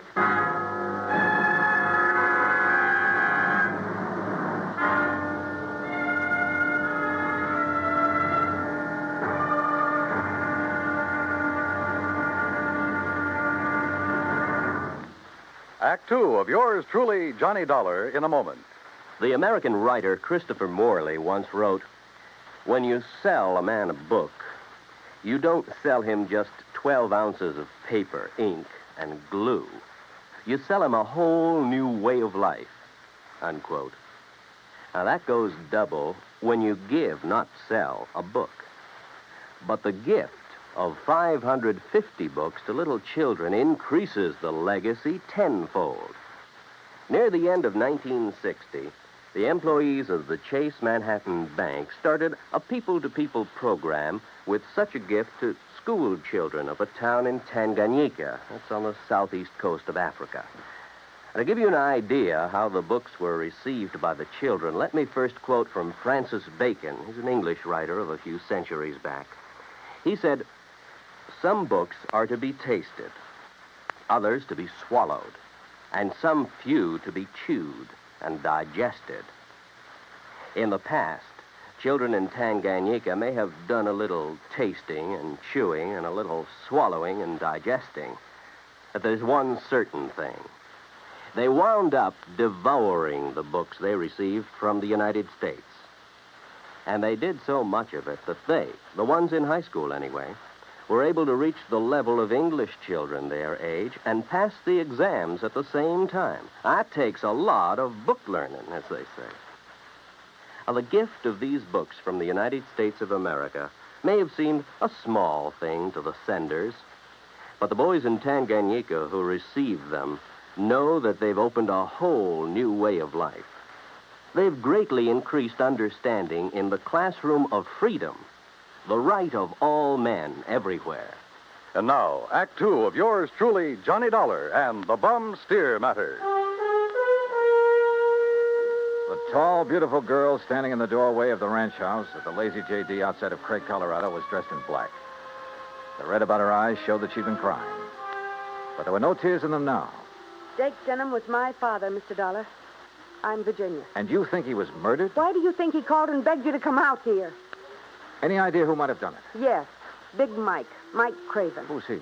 He owns the Sea Lucky Star and wants to own every other ranch around here, and he will unless somebody stops him. How did your father die? Anthrax. That's what they said it was. I thought that was a disease of cattle. People, too, if they get infected from the cattle. And that's what happened to your father? That's what they say, but there's no anthrax around here. Our ranch is clean. Look, let's go inside and sit down and talk about this. Sure, I'll talk about it. If only somebody will listen. And here, Johnny. Oh, thanks. Are you, all alone? Now that Dad's gone, he and I ran the ranch. Now it's up to me. Sit down. Thank you. Virginia, were you trying to tell me out there that you think somebody tried to infect your herd with anthrax? What would you think? Who was your father's doctor? Dr. Regis Ross from in town. Who are you? Well, my name is Dollar, insurance investigator. Say, you fellows act pretty fast, don't you? Sometimes. Feeling all right now, honey? I guess so. I told the hands that you're in full charge now. They'll take their orders from you. Or from me. Or from... Sure. Sure, I guess that's best. Thank you, Pete. They might as well get used to it, because after we're married... Look, honey, why wait any longer? I know this is a bad time to talk about yes, it, but Pete. I also know, and you know, that this is no time for you to try to go it alone. But what about your medical school? I'll give it up. This is a lot more important than... Well, you're a lot more important. Oh, look, Jenny, you stalled me for a long, long time. I know, Pete, because I... Don't you see I can run this ranch alone? No. You need me, honey. And I'm here to help you. Do you know how Dad felt? Sure. That all I wanted was this ranch. The same as he felt about anybody else who ever came here. Just who are you, Pete? This is Pete Kermer, Johnny, my fiancé, I guess. That's right. Didn't I see a Kermer ranch on the way out here, a small one? That's right, my pa's. He's Carl Kermer. Well, what do you think caused the death of Virginia's dad? Just what everybody says, Mr. Dollar. Galloping anthrax from that Hereford. Then why did he send for Mr. Dollar to come? I'm afraid we'll never know, honey. Well, I do. It's because he knew something was going to happen to him. Where is that steer now? Buried. On orders from the vet and the state inspector. Mr. Dollar. Yeah? You said investigator. Hadn't you better talk to Dr. Ross? Yeah, I guess so. Want to let me have his address? Sure. I'll write it down for you. And, while you're at it, tell me where I can find the veterinarian. And that state inspector, too. Huh? Sure. Why not? When I left them, a few minutes later, Pete was still making a quiet, but I must say effective pitch for Virginia's hand. Expense account item 5 cents for a phone call to the state inspector. He told me he'd never seen the infected steer on the Lazy J.D., that he was confined to his bed at the time. I called the vet's office, and he was expected back shortly. So I sat around the hotel lobby and glanced over some magazines. And then, in one of them, I found an article that made my eyes fairly pop out of my head. Item 6, I called the vet again. He was in. caught me just in time, Mr. Dollar. I was about to drive over to the Sea Lucky Star Ranch for dinner. Mike Craven and I are old friends. That's all? Yes, ever since we roomed together at college. Oh, I see. I understand you're the man who spotted the anthrax out at the Lazy JD. Yes, sir, that's right. Just that one Hereford. How it ever got to him, I'll never know. The rest of that herd's absolutely clean. That poor old Jake Denham, too. You think he became infected from that steer? Well, how else could it be? Galloping anthrax, just like that. Doctor, where is that steer buried? Do you know? Yes, I had it buried myself. It's some miles out in the far corner of the Lazy JD property. Then phone the Sea Lucky Star and call off your dinner date. You and I are going out to take a look at that carcass. Oh, no, just a minute, young Investigator, did you say you are? That's right. Uh-huh. I suppose you have some authority. What I don't have, I can get. Tell me, Doctor, is there some reason why you don't want me to see the carcass of that steer? No. Well, let's go. Along the way, we picked up two fellows who were handy with pick and shovel.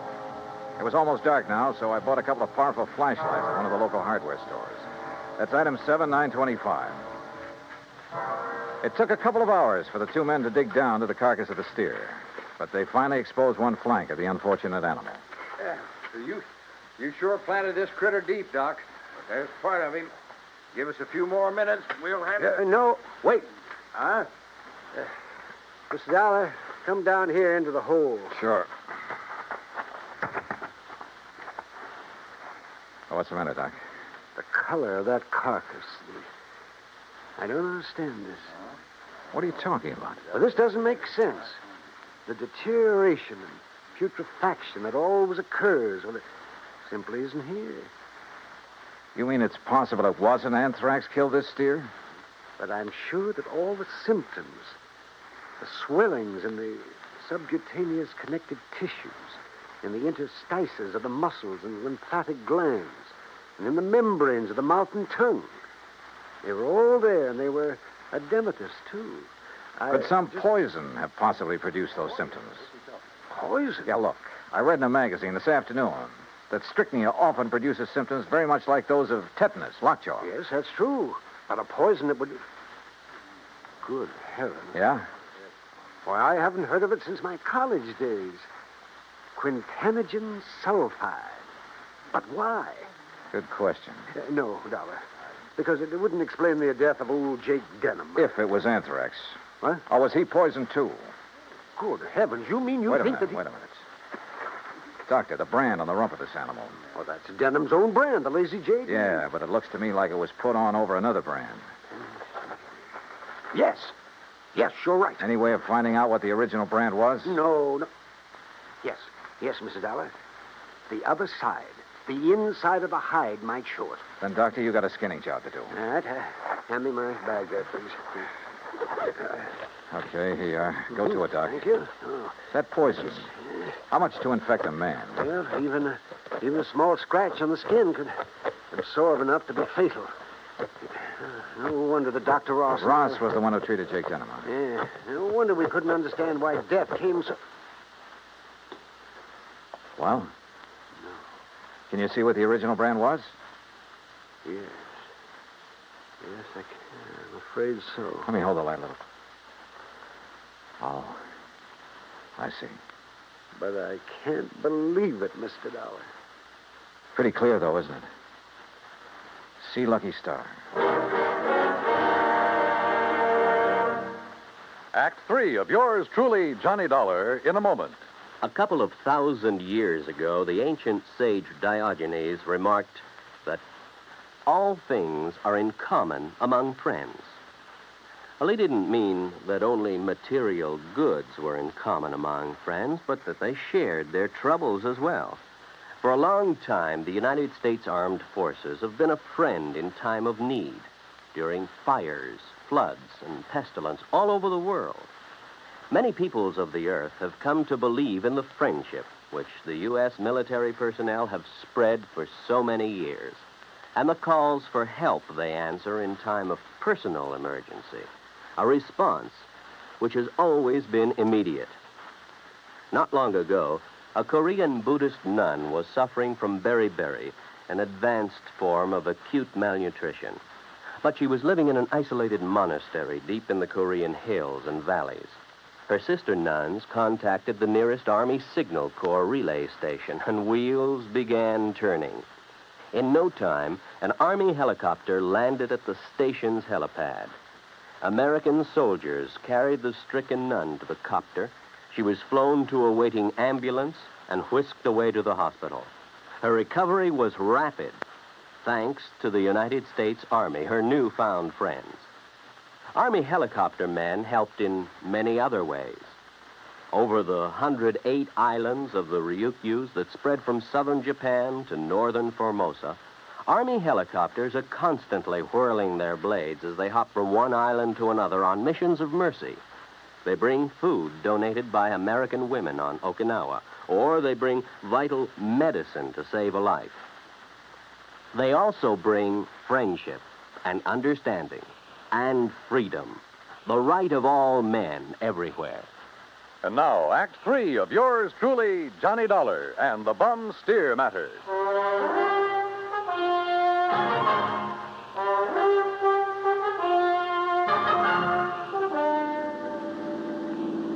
Looks pretty bad, doesn't it, Mr. Dollar? Yeah, Doc. It looks as though this Hereford steer was brought over from the Sea Lucky Star, was rebranded with a lazy J.D., was given the poison to make it look like it died of anthrax. Yeah, but Mike Craven, who owns the Sea Lucky Star, I know him, Dollar. I've known him ever since our college days. Medical college? Oh, no, just during the preparatory years. But Big Mike couldn't have done a thing like this. Big Mike has wanted to... But Big Mike couldn't have done a thing like this. Big Mike has wanted to get his hands on the lazy J.D. for years, Well, hasn't of he? course, so have a lot of other big ranchers, but I'd stake my life on it. He'd never do it. Hey, wait. Yeah? You should have taken that left turn to get to the Sea Lucky Star. That's not where we're heading. Yeah. Well, then where? If I remember correctly, it's this road to the right, here. Well, you mean the K-Bar K? Got any better ideas? Well, I'll be... Here.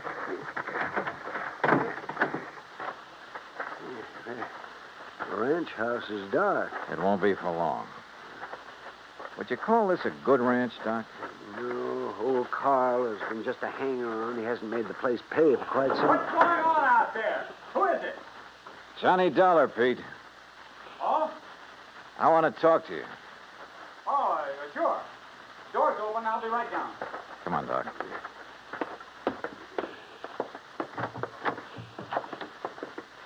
Let's see if I can find the light switch. This flashlight will do.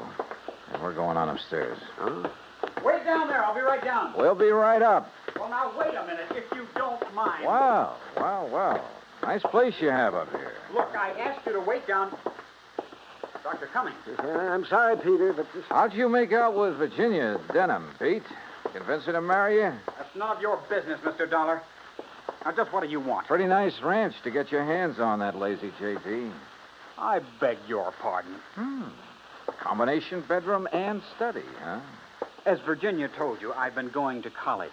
Yeah, medical school. Nice set of books you have here. Of course, I'll have to give that up now. Well, you're going to have to give up a lot of things. What? Where did you get it, Pete? What was the name of that stuff, Doctor? Quintanogen sulfide. What do you know about... Well? I don't know what you're talking about. Then why the marker in this book on toxicology? Marker? That was a foolish thing to do, Pete. A dead giveaway. Yeah, I told you. I don't know what you're talking about. Yep. Right here. Quintanogen sulfide. I never heard of it. You're lying, Pete. No. Giving it to that Hereford was probably a cinch. Listen, you... But how did you give it to Jake Denham? Dollar, that's something you'll never live to know. Oh, look, now, wait a minute. Put the thing away. No. Now, stand back. I said, look out, you... Stop! Oh, thanks, Doc. I guess he'd forgotten all about you until you landed that chair on his head. Yes. Now, I suppose I'll have to patch this... patch him up a bit. Oh, absolutely. He'll have to look nice for the trial, won't he, Doc?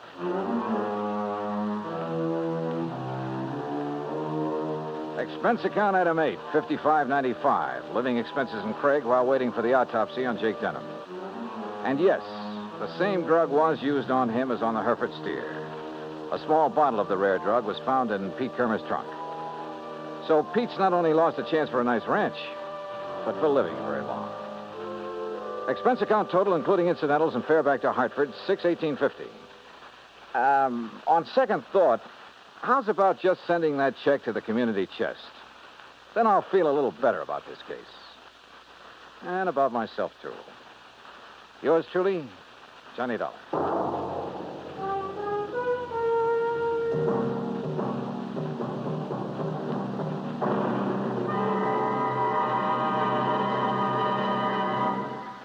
And now, here is our star to tell you about next week's story.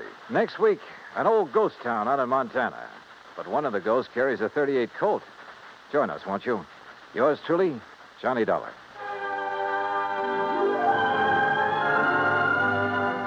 Yours truly, Johnny Dollar, starring Bob Bailey, originates in Hollywood. It is produced and directed by Jack Johnstone, who also wrote tonight's story. Heard in our cast were Virginia Gregg, Gene Tatum, Will Wright, Jack Edwards, Howard McNear, Sam Edwards, and Forrest Lewis. Be sure to join us next week, same time and station, for another exciting story of yours truly, Johnny Dollar. Dan Cubberly speaking.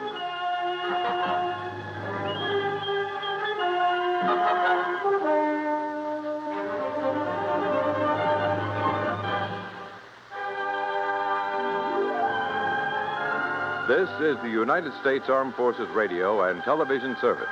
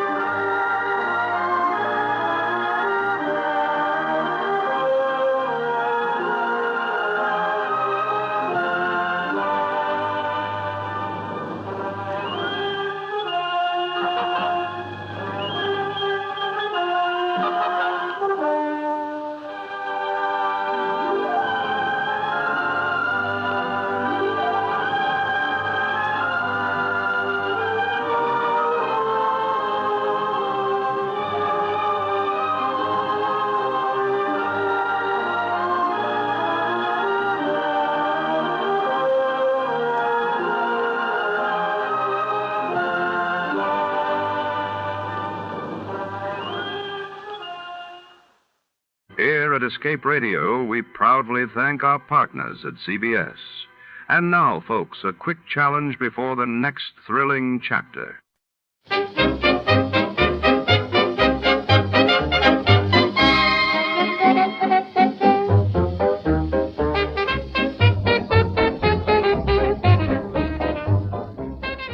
Before tonight's next adventure begins here on Escape Radio, we'd like to thank our friends at CBS. And now, folks, sit back and enjoy a little music from the studio orchestra.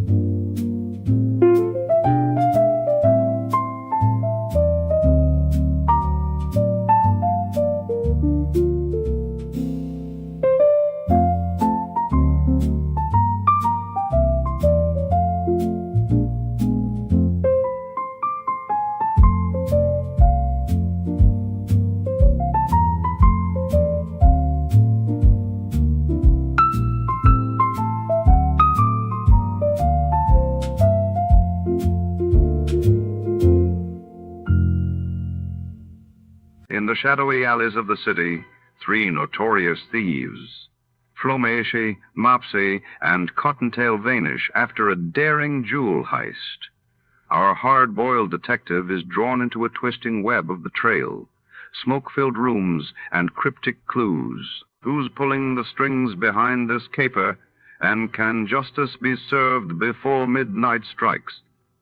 Don't blink, danger is lurking in every shadow. Before we begin, let's see what happened on the day it aired. It was April 12, 1947, that day. The world was gripped by news of a devastating Texas City chemical explosion. While across the globe, India's independence negotiations reached a crucial turning point. The Adventures of Sam Spade, Detective, brought to you by Wild Root Cream Oil Hair Tonic, the non-alcoholic hair tonic that contains lanolin, and new Wild Root Liquid Cream Shampoo.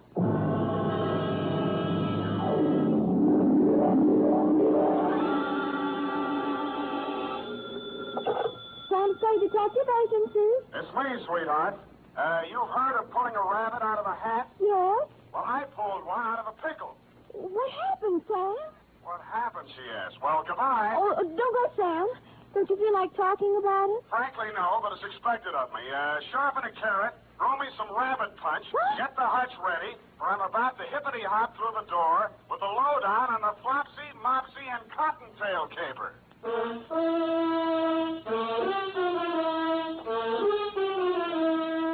Dashiell Hammett, America's leading detective fiction writer and creator of Sam Spade, the hard-boiled private eye, and William Spear, radio's outstanding producer-director of mystery and crime drama, join their talents to make your hair stand on end with the Adventures of Sam Spade.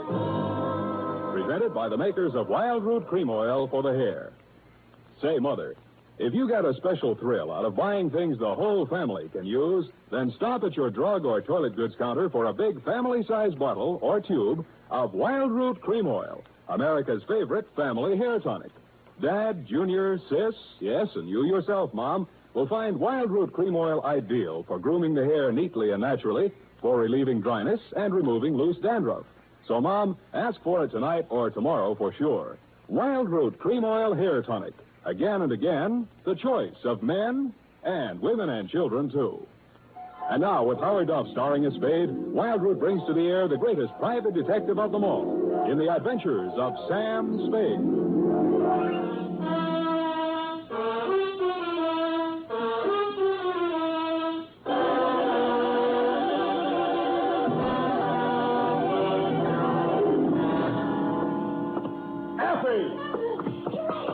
What's the meaning of this? Of what? My desk and my chair shoved over to one side of the office. To make room for the other desk and the bookcase. There'll be no other desk and no bookcase and no anything else. But, Sam, I thought you... Don't say it. Don't even think about that, man. You understand? It's deliciously silent in here, don't you think, Ed? Sam, weren't you and he supposed to go... Stop! Effie, would you like to have your mouth dry cleaned? No, Sam. I'm sorry. I spoke harshly, forgive me, but the past hours have taken their toll on my nerves. Perhaps I should unburden myself. We'd all feel better. All right, Sam. Unbourbon yourself. I'm still in command here.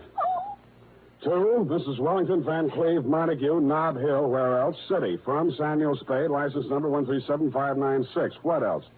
Subject, the Flopsy, Mopsy, and Cottontail Caper, or how Fritz Crockett saved the day. My dear, dear Mrs. Montague. It all began Thursday afternoon when I entered my office and discovered a tall, wiry young man sitting in my chair with his feet up on my desk and sampling my office bottle. Hi. The pose was so familiar for a minute I thought it was me. Hello, Sam. I'll be with you in a minute. Have a seat. Thanks. I think I will. The one you're sitting in. You see, the detective sits in that seat and the clients sit over there. Well, that qualifies me for this seat, then. I'm a detective. I see. Well, the detective we like in this office is Sam Spade, see? He pays the rent, he hires the secretary, he earns the money, and he sits behind his desk. Now, on your feet. Okay.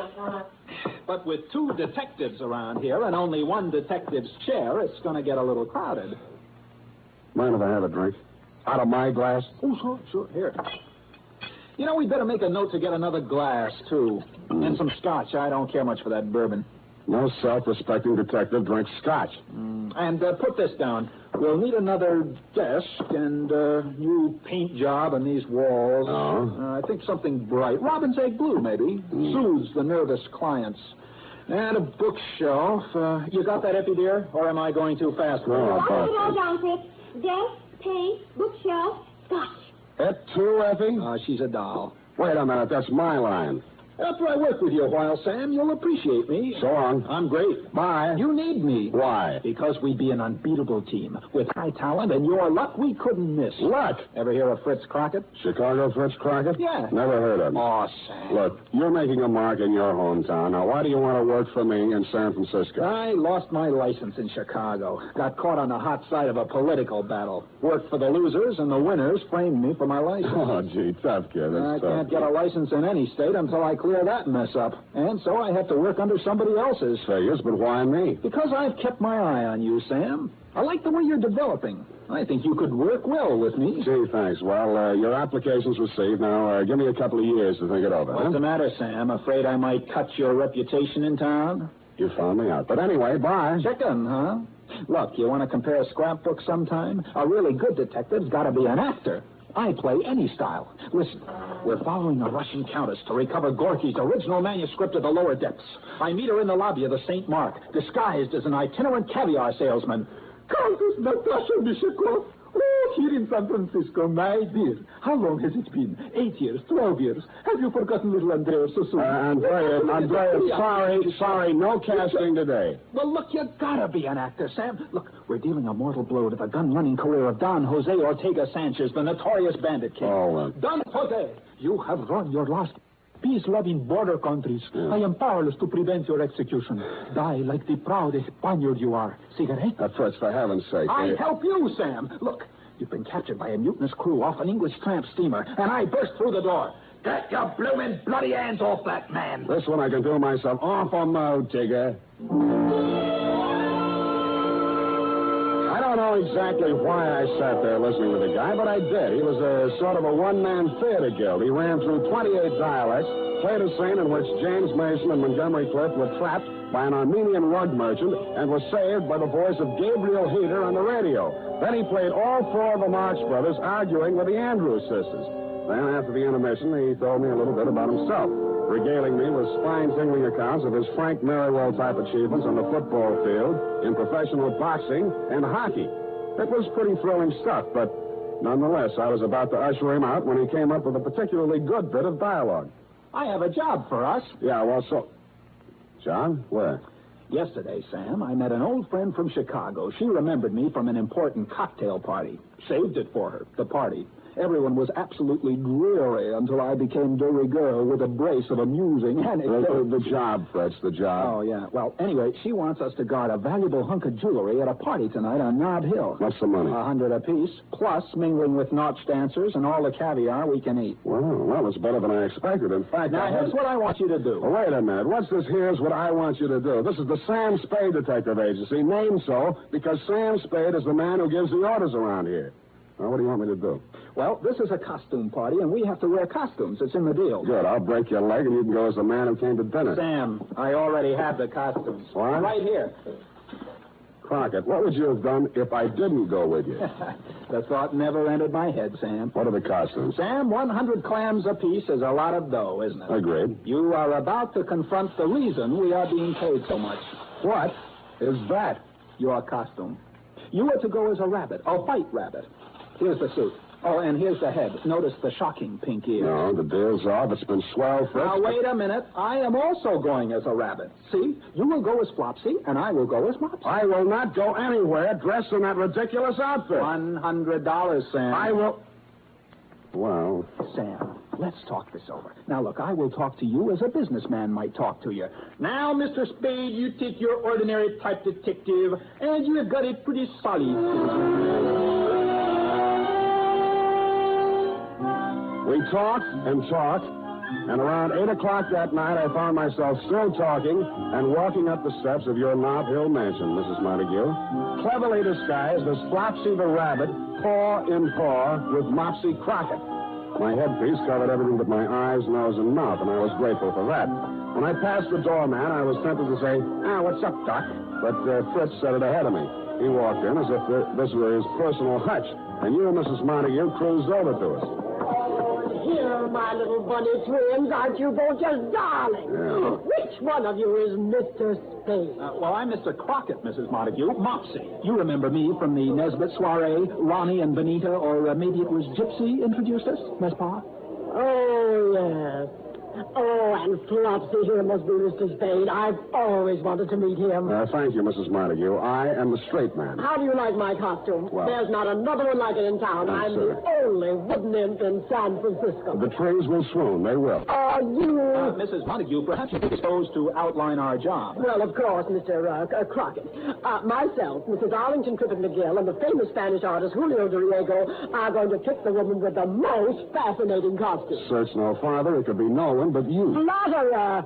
I'm not eligible. Oh. Then, at 10 o'clock, we will have the grand parade. The winner will lead the parade wearing a small jewel-studded crown. Oh, it's darling.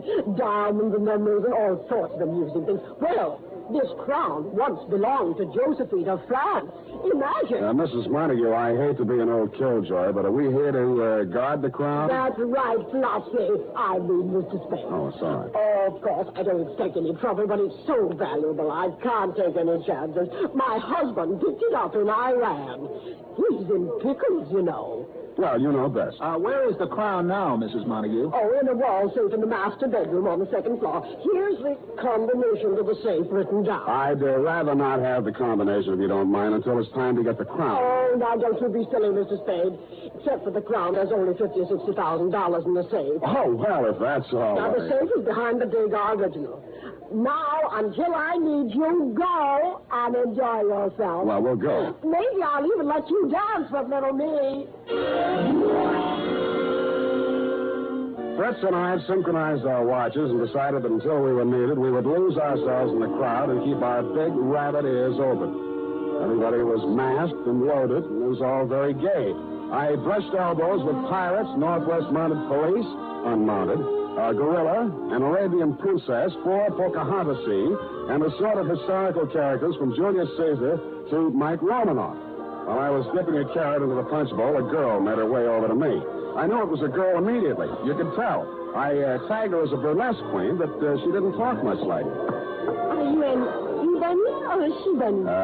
I'm a he-bunny. Would you like to dance with me? I'd be delighted. Who are you? I'm not supposed to tell until the mask come on. For now, just call me Flopsy. Flopsy?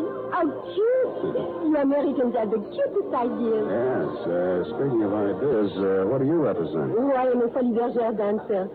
Do you like me? From where I stand, it would be next to impossible to dislike you. Such a sweet country. Believe me, it was easy. Tell me, have you been in this country long? A few weeks. My family has sent me on a tour of America. I see. I am here as a guest of Monsieur Montague. Now tell me, you are a detective, are you not?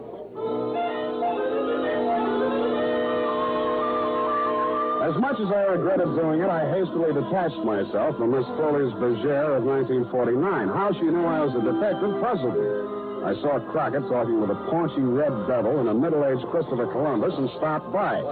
They were big businessmen, obviously, and so was he. Well, now, you think your ordinary horse tape abrasive is double-duty poison.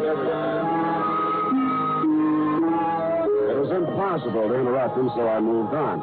Finally, I sat down to rest in a dim corner of the library, and I no sooner did than a large green pickle with 2 bandy legs sticking out of it sat down beside me. Want to bite a pickle? No, thanks. No. Go ahead, it's free. I only eat carrots. Thank you, just the same. I suppose you know who I am?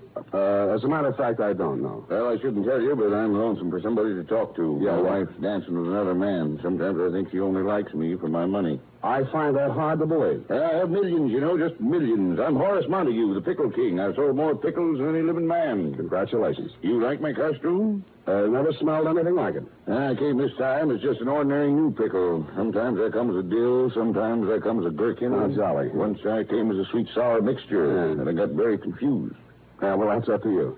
I guess all I really have is my money, but I get tired of being so rich. It was fun in the early days. I was a pioneer, you know. You started, I suppose, with just a wart. Yes, that's very funny. Very funny. Yes, well, keep laughing, Horace. I have to be running along. Thank you for talking to me. I was beginning to feel like an extra in Alice in Wonderland and headed back for the solace of the punch bowl.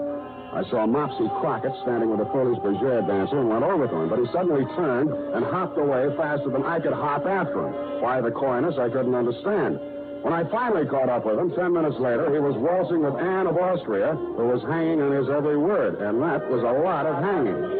Darling, until you tasted my Lebkuchen, you had the spirit of Goethe, Schiller, Heine, all baked in one Kuchen. Mind if I cut in? If you know. I mean with the other rabbit. Come along, Mopsy.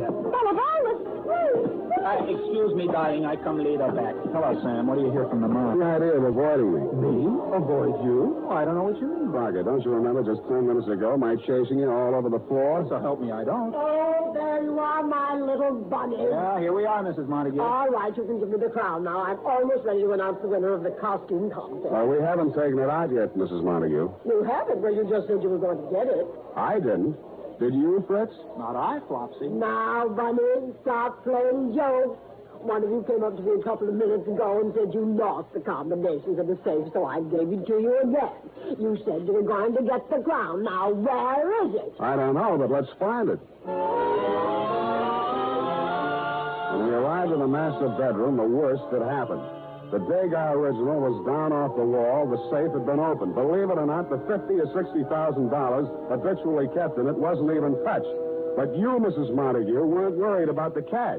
Oh, it's not there. The Josephine crown is gone. Oh, this is frightful. What will Horace say? We're sorry, Mrs. Montague. Sorry, you were supposed to guard it. It's your fault. Maybe you stole it yourself. Mrs. Montague, we did nothing of the I kind. distinctly remember saying you were going to get it, and I did give you the combination again. I know. Oh, it's Horace. Horace, what happened, hubby dear? I was walking down the hall, and a bunny came running out. Dragged me into a room, made me take off my pickle. Oh. He hit me on the head with something, then he took off his bunny suit, jumped right into my pickle, and ran off. Oh, my head. Crockett and I dashed down the hall to the room the Pickle King had abdicated. On the floor was the limp, unfilled costume of A. Rabbit. The Montague's party not only had a Flopsy and a Mopsy, but it also had a thieving Cottontail.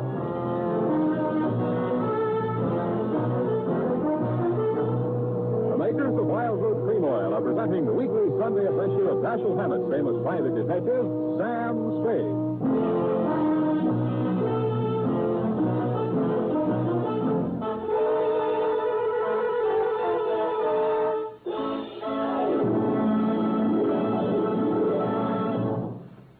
Now, here's important news on good grooming. If you want the well-groomed look that helps you get ahead, socially and on the job, listen. Recently, thousands of people from coast to coast who bought Wild Root Cream Oil for the first time were asked, how does Wild Root Cream Oil compare with the hair tonic you previously used? The results were amazing. Better than 4 out of 5 who replied said they preferred Wild Root Cream Oil. Remember, non-alcoholic Wild Root Cream Oil contains lanolin. It grooms the hair naturally, relieves dryness, and removes loose, ugly dandruff. So if you want your hair to be more attractive than ever before, get the new 25-cent get-acquainted bottle of Wild Root Cream Oil, America's leading hair tonic, on sale at all drug and toilet goods counters. It's also available in larger economy bottles and the handy new tube. By the way, smart girls use Wild Root Cream Oil, too, and mothers say it's grand for training children's hair. Get Wild Root Cream Oil. Again and again, the choice of men and women and children, too.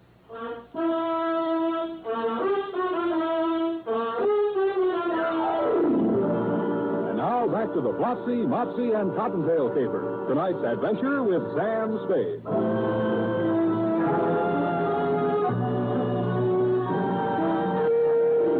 I left Fritz Crockett and you, Mrs. M, attending to Horace in your master bedroom and pounded down the stairs, through the guests, and out the front door.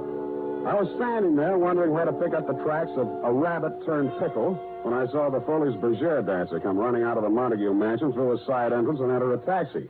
I jumped into another cab and followed her, divesting myself of my Flopsy costume en route. She went almost to the west end of O'Farrell Street. She went almost to the west end of O'Farrell Street and entered a shabby gray apartment house. I followed. I knocked on every door until I found hers. Yes? It's me, the he-bunny, Flopsy, remember? Why did you follow me here? Voila, because you're so beautiful. May I come in? No. Thanks. I said no. Did you not hear me? Yes, but have no fears. I'm bonded. How did you know there was a detective's heart beating under my rabbit suit? I am not going to answer. You have no right to come in here. Come on, huh? I think I overheard somebody say it. Now, if that is all you wanted to know, please go. Why did you leave the party early? Because it bored me. I thought America was not a police state. Why am I being questioned? Because somebody stole the Josephine crown that belonged to Mrs. Montague, you see. I heard that it was stolen, and I am delighted, but I did not steal it. What's your name? Charmaine Roger, and what is yours? Sam Spade. Why are you so happy that the crown was stolen? Because it does not belong in the ugly home of a rich American party giver. Oh? A childish woman who thinks only of her social position and her money. Where does it belong? In France, where it was made and where it was appreciated. I see. How much is it worth? In money, almost 52 million francs. In sentiment, more than 1/10 Spade. Now, will you leave me You're alone? saying that the crown means more to a Frenchman than money, How would you like it if your Abraham Lincoln's desk was being used by some French businessman to serve cocktails over? I get the point. I tell you again, I do not know what happened to the Josephine crown tonight. Do you believe me? I did, but only because when she left the party, she wore only her costume, and that costume wouldn't have hidden, well, she couldn't have had it on her. I went a block up the street, picked up a cab, and sat in it until she came out 5 minutes later. She was now in street clothes and carrying an overnight case. She drove to Castle Street, and I followed. She went into a restaurant called La Parisienne. I waited a discreet moment, then went in. She was nowhere to be seen. But a tall, lean, black-haired individual approached me with a menu in his hand. Good evening, monsieur. I regret to say that we are just closed. I'm not interested in meeting you. Where's the girl who just came in? Girl? In here? Don't dummy on me. She walked right in here 30 seconds ago. Brown hair, red coat. Charmaine Roger by name. You have made some mistake. You can see there was no one here. I have made no mistake. Now come clean, will you? Monsieur, contain yourself, please. Let me go. No girl came in, but if one did, there is no place to hide but the kitchen. All right, then show me the kitchen. Monsieur Marlowe. Monsieur. Oh, my. Spade. Well, it didn't take you long to get here, Mr. Montague. Well, Don't move, Mr. Spade. I have a knife at your neck. Yes, I feel it. Shall I take care of him, Monsieur Montague? No, no. Put down your knife. Thanks. Mr. Spade and I will sit down at the table and talk quietly. You can go. As you say, monsieur. But I will keep out an eye. Let's keep an eye out. Sit down, please. Spade, while you're here, I have a personal matter to take up with you. About the Josephine crown? Yes. Well, I'm sorry to report that as yet I haven't found it. Good. I'd be happy if you never found it. Oh?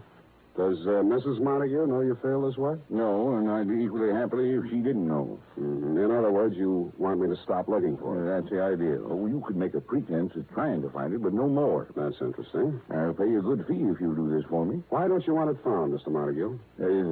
Well, I'll talk to you man to man. Please do. A French girl showed up in town. Charmaine Roger? Well, you've seen her. Quite a bit of her. At the party. Well, she's young and beautiful, and right to the point I was indiscreet. I see. She turned out to be more designing than I realized. A blackmail? Of a sort. She didn't want just money. She wanted the Josephine crown. And you let them steal it? Well, I told them I'd get them into the party and furnish them a car, and the rest is up to them. Why didn't you just give them the crown? Well, I couldn't. My wife values it too much. It's her prized possession. She even wears it around the house when just the two of us are there. Oh, that's cute. Now, will you forget about this, Spade? I'm afraid not, Mr. Montague. I'm hired out to your wife, who asked me to guard it. I did a bad job, so it's up to me to get it back, you see? No, Spade, I can't afford a scandal with that girl. Well, you'll have to work that out for yourself. Very well. I'm sorry. I must admit, Mrs. Montague, I underestimated your husband, for at that point he produced a gun out of thin air and very professionally relieved me of mine. He called the proprietor, Bonneau, who appeared with Charmaine Roger. They held an immediate kangaroo court. Sentence was about to be pronounced when the front door burst open, and in swept a tall character in black beret and cape and sporting a handlebar mustache. Aha! Prominently pinned on his cape were a brace of French war medals, including the Croix de Guerre and so on. His entrance held everybody bug-eyed, including me. Keep your mouth shut, Spade. Ah, what a joyous, charming gathering have we here. Oh, the glow of warm friendship fills the room like a cottage fireplace in Alsace-Lorraine. Ah, no, it cannot be. Can I believe these weary eyes of mine? Is it not truly my intime ami, Monsieur Montague? I kiss you on both cheeks in happiness. I don't seem to remember. Oh, what? You have not so soon forgotten me. We met at the legation in 38. Oh, those years. Do you not recall the nights in Montmartre and the days in Montparnasse? Oh, my goodness. Parbleu! When he bent over to kiss Montague again, his mustache fell off. As usual, Crockett had overplayed. And before he could straighten up, Bonneau hit him in the back of the head, and he fell flat on his face, out cold. That was my cue to go into action. I turned over the table, wrestled with Horace and Bonneau, while Charmaine was striking at me with the heel of a shoe. I got to the gun first, and everything came to a sudden lull. At that point, Fritz Crockett came too. Oh, mes amis, where did the sudden darkness come from? Yeah, well, you can drop the dialect, Crockett. Oh. I wish I had a picture of you there on the floor for your scrapbook. Oh, it was in the act, Sam, all in the act. Yeah, well, you think you're well enough to hold this gun while I make a search? Oh, leave it to me, Sam. Everything will be under control. Now, stand back, everybody. I'm in charge here. The U.S. government is not entirely without influence in Washington.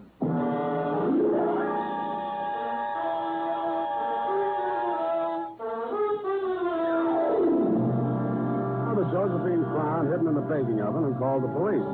I was afraid the incident struck a blow at Franco-American relations until a search of Charmaine Rouget and Bonneau produced 2 tickets not to Paris or Pointe French, but to Rio de Janeiro. And you know the rest, Mrs. Montague. Your husband went home and you forgave him. He made a superb gesture and contributed to international harmony by returning the Josephine Crown to the French Historical Society. And when you asked who might be the man to guard the crown safely back to La Belle France, I was overjoyed to be in a position to recommend to you Fritz Crockett. I hope he marries Soubrette, who stays over there. Period. End of report. Oh, Sam, isn't that Fritz Crockett an exciting man? Don't let's talk any more about him. Let him get his own program. The first person in this office to mention his name again is a rotten egg. Now go type that up.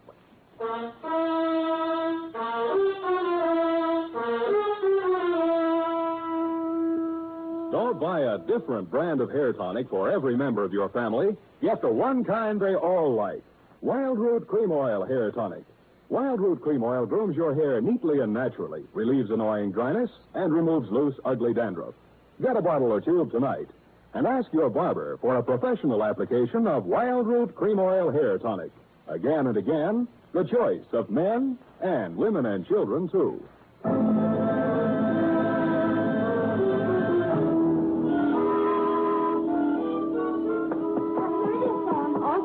Oh, thanks, Sonny. Sam Spade Detective Agency. Oh, it's for you, Sam.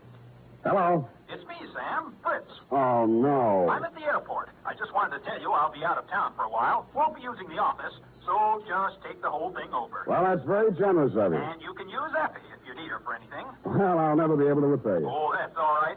You did a pretty good job on the caper today. Thanks. I was just talking with Mrs. Montague, and I told her, I said... I'm looking over.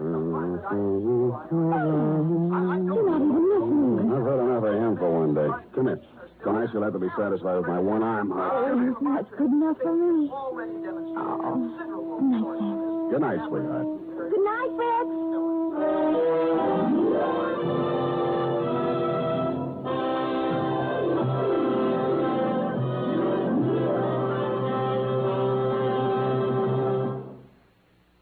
The Adventures of Sam Spade, Dashiell Hammett's famous private detective, are produced and directed by William Spear. Sam Spade is played by Howard Duff. Lorene Tuttle is Effie. The Adventures of Sam Spade are written for radio by Bob Tallman and Gil Dowd. Musical direction by Lud Gluskin, with score composed by Rene and Pierre Garrigank. Join us again next Sunday when author Dashiell Hammett and producer William Spear join forces for another adventure with Sam Spade. Brought to you transcribed by Wild Root Cream Oil. Again and again, the choice of men and women and children, too. This is Dick Joy reminding you to Get Wild Root Cream Oil, Charlie. It keeps your hair in trim. You see, it's non-alcoholic, Charlie. It's made with soothing lanolin. You better get Wild Root Cream Oil, Charlie. Start using it today. You'll find that you will have a tough time, Charlie. Keeping all the gals away. Hiya, Baldy. Get Wild Root right away.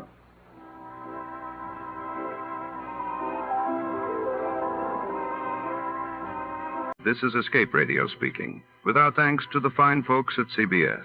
And now, ladies and gentlemen, a little challenge for true fans of adventure radio.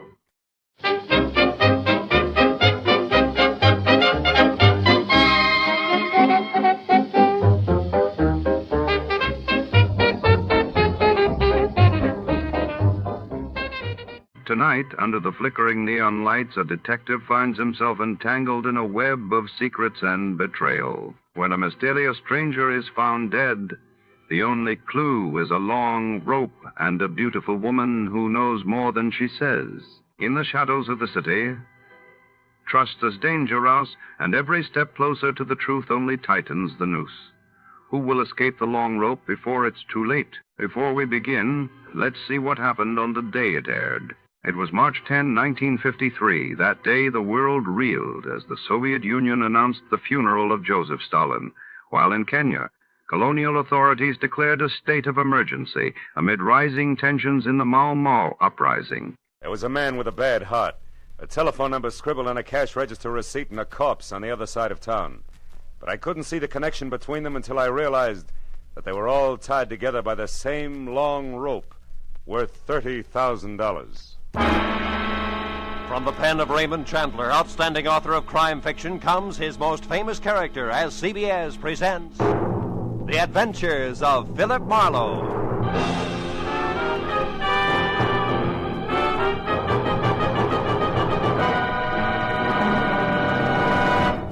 And now, with Gerald Moore, starred as Philip Marlowe, we bring you tonight's exciting story, The Long Rope.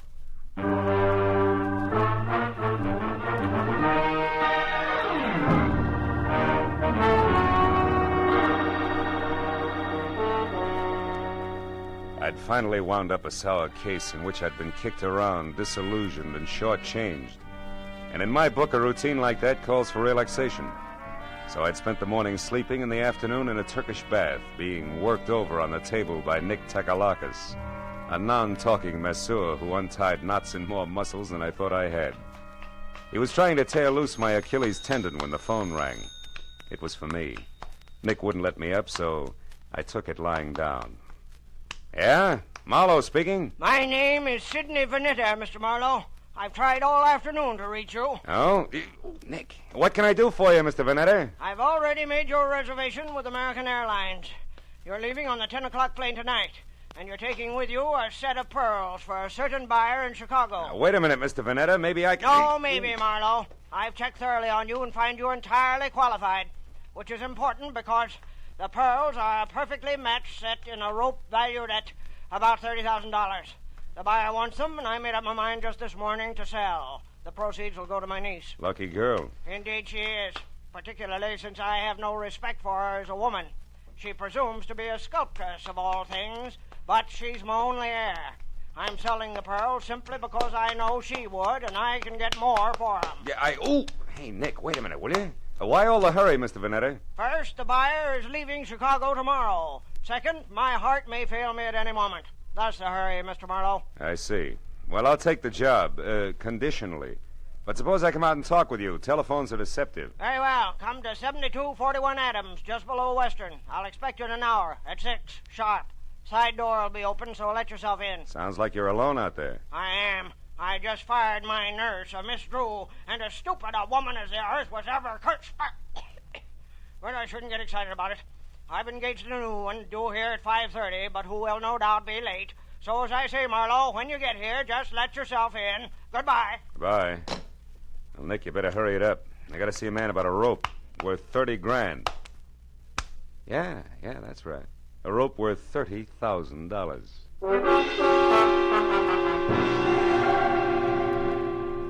Vanetta's place on Adams was a big, fancy, and dirty gray place. 40 years ago, it had been a proud, expensive house. But now it squatted at the back end of a rundown yard like a bitter old man too tired to move. I found the side door unlocked and went in. The hallway was dusky and had the odor of moldy wool. I called Vanetta's name but got no answer. So I poked on in until I heard the snapping of an open fire. It came from the library. A big chair was drawn up in front of the fireplace, and there Vanetta sat, his chin sunk deep in his chest and his eyes closed. I coughed, but he didn't hear me, so I stepped close and shook him gently by the shoulder. All it took was a gentle shake. He sagged forward and poured out of the chair like stiff syrup. Mr. Vanetta was dead. I started for the phone to report the body, but then I heard gravel crunch in the driveway. Someone else was coming in that side door, so I stepped out into the hall and waited. Mr. Vanetta, it's... Oh. Who are you? Philip Marlowe. Who are you? Steve Temple. I'm Mr. Vanetta's business agent. You're on business now? Yes, I am. It's all the same to you. I came to see Mr. Vanetta regarding some pearls. So if you'll excuse... Oh. Yeah, the pearls can wait. Their owner's dead. So it finally happened, huh? You're taking the news very well, Temple. I've been expecting it every day for 5 years. You found him, I suppose? We had an appointment at 6. He wanted me to fly his pearls to Chicago. What are you staring at, Temple? What? Why, this bottle of medicine here. What about it? Well, for years, he's kept this stuff beside him in case of an attack. Yet, when he actually needed it, it was over here on the sideboard out of his reach. Ironic, isn't it? Very. He fired Miss Drew, his old nurse, today, and didn't expect a new one until 5:30. Say, do you happen to know her name? No one. You mean he's engaged a new nurse? That's right. She's an hour late already. Yeah. Well, for once, that doesn't matter to Mr. Vanetta. Say, Temple, are you acquainted with his niece? Vivian Russell? Of course. She's a sculptress. There's a studio out on Fountain, near Bronson, I believe. She was to get the proceeds from the pearls. Well, I assumed that, although nothing was ever said. She's his only heir. Where would those pearls be now? He kept them in a wall safe behind that picture there, consistently against my advice. Yeah, sure. Opens with a key. Where would that be? He carried it with him on his watch chain. Why? What are you going to do? I'm going to take a look at the pearls and then have them impounded. Yeah, this must be the key. Now, let's open it up. He's there, that velvet case. As big as an overnight bag. Must be some string of beads. It is, Marlowe. Here, let me open it. There. Right. It's nothing but tissue paper. Yeah. It's not too surprising. While Temple called the police and tried to keep the details straight on a natural death and an unnatural theft, I went over the room again with a new viewpoint. All that turned up without an easy explanation was, 1, a cash register receipt for $1.34 with the phone number Republic 2809 penciled on the back, and 2, the peculiar position of Mr. Vanetta's medicine bottle, which Temple had already noticed. I dropped the receipt in my pocket and told Temple to wait for the law. He gave me his home address and phone number, and I promised to check in with him later and left. The first stop was a phone booth where I dug into the nurses' registries and hit pay dirt on the 4th call. Miss Drew? Yes, we have a Miss Drew. Is she the one who worked for Mr. Sidney Vanetta but was fired this afternoon? That's his opinion. Actually, Miss Drew quit. All right, have it your way. Where can I get in touch with her? She's right here where she's been since 3 o'clock this afternoon. What is the nature of your business, sir? Never mind. You've already answered my question. But look, Mr. Vanetta hired another nurse to replace Miss Drew. Is the new girl one of yours? Absolutely not. Mr. Vanetta will never get another nurse from this registry or from any other that I know of. You're so right. He's utterly impossible to please in any way, and we're through trying. Goodbye. Well, Miss Drew was in the clear, and Vanetta began to focus as a pretty odd Johnny. But I was still trying to figure why the new nurse hadn't shown up when I reached for a cigarette and brought out the cash register receipt with the phone number on the back. So I tried it. Republic 2809. It rang, but nothing happened. I got in my car then and drove up to Hollywood and out Fountain to Bronson, where the only Vanetta heir, Miss Vivian Russell, had a studio. It was a converted double garage with a lot of north windows, so her new close-to-the-ground Hudson sat outside in the driveway. The adjoining four-room apartment looked cozy enough, if you liked wading through chunks of marble and eating off of last week's newspaper. Yeah, I was braced for a dowdy Amazon with broken fingernails as I rang the bell. That's why the dainty 118 pounds of taboo-scented blonde, who was clad in tan chartreuse yards of whispering silk cut like lounging pajamas, caught me as flat-footed as a duck when she opened the door. Hi. Did you want something? Yes. Yeah. My name is Marlowe. I'd like to speak to Miss Vivian Russell. You are. So go ahead and enjoy yourself, Marlowe. May I come inside? I have some bad news, Miss Russell. Oh, sure. Come on in. Now, shall I sit down or just hang on to something? Suit yourself. Your uncle, Mr. Vanetta, died this afternoon. Oh, his heart finally gave up, did it, huh? Yeah, but you shouldn't go all to pieces like that, Vivian. Now, wait. He meant nothing to me, but I'm glad his suffering is over. The pearls are missing, too. Well, really? What happened to them? They were stolen. And don't tell me that means nothing to you, because you're getting the money, $30,000 worth. What? Uncle Sidney intended to give me the money from those pearls? How do you know that? I'm a private detective, he told me. He was my client. Oh, then you're out of a job. Say, how would you like to work for me, Marlowe? I'm serious. Now I want those pearls back, you know. Now, for $25 a day in expenses, it's a deal. Now, you tell me something. Who did your uncle hire today to replace Miss Drew? The nurse? Hmm. Why, I didn't even know Miss Drew had been fired. How did you know she didn't quit? With Uncle Sidney? Try me again. Republic, 2809. That doesn't mean a thing. Hmm. You know, Marlowe, you've got an awfully good head. Are you speaking as a sculptress or just an ordinary chiseler? And what is that crack supposed to mean? You didn't know you were getting the money legally. You might have taken the pearls yourself. Oh, stop it, Marlowe. Okay, client. Well, I'll run along. I've got work to do. All right, but don't forget that all work and no play makes for a dull companion. Yes, and it also makes $25 a day. I'll be seeing you. All the way down Sunset Divine Street, I kept telling myself $1's a buck, regardless. But the idea that I'd been grabbed at stayed with me. Vivian Russell had plenty of motive as a dry land pearl diver, and if that's true, she'd need a patsy just to keep her abreast of the situation. I turned north on Vine and twisted up Beechwood Drive to 2000, the number Steve Temple had given me. He had had 2 hours of playing 20 questions policeman style, and I figured it was time to check his score. Also, Temple was the man to fill in a few blanks on my new client for me. His place was dark, but I got out anyway and started up the walk to his door. I'd gone about a dozen steps into a tunnel of overhanging shrubs when I heard it. Psst. Hey, you. I turned as a man stepped out onto the walk and came toward me slowly. He was tall, wiry, with a thin, arrogant face that sneered out from under an expansive forehead big enough for 3 sets of eyebrows. All shaggy. We're gonna have a talk, Mr. Hey, you're not Temple. Now we both know that. I'm a friend of his. What do you want with Temple? I've got a message for him, but it's personal. Who from? Like I say, it's personal, mister. I'll be back later. Come here. I said I'm a friend of Temple's. If you got a message for him, I'll see that he gets it. Well, okay, then. Tell him that some of his friends are too blasted nosy. Go! The guy with the forehead had a great left jab and a pair of hurdler's legs, and by the time I untangled myself from the brush and got out on the walk again, he was gone. Well, I knew it was a waste of time, but I tried Temple's doorbell twice before I went back to my car. Nothing made sense, except that somebody who knew his way around had stolen a long rope of pearls, and somewhere in the city was a nurse who hadn't shown up on a new job. Beyond that, it was all question marks. I drove down to the filling station on the corner and went inside to the phone. I started to call police headquarters, but instead dropped the nickel in and dialed Republic 2809 again, just on a hunch.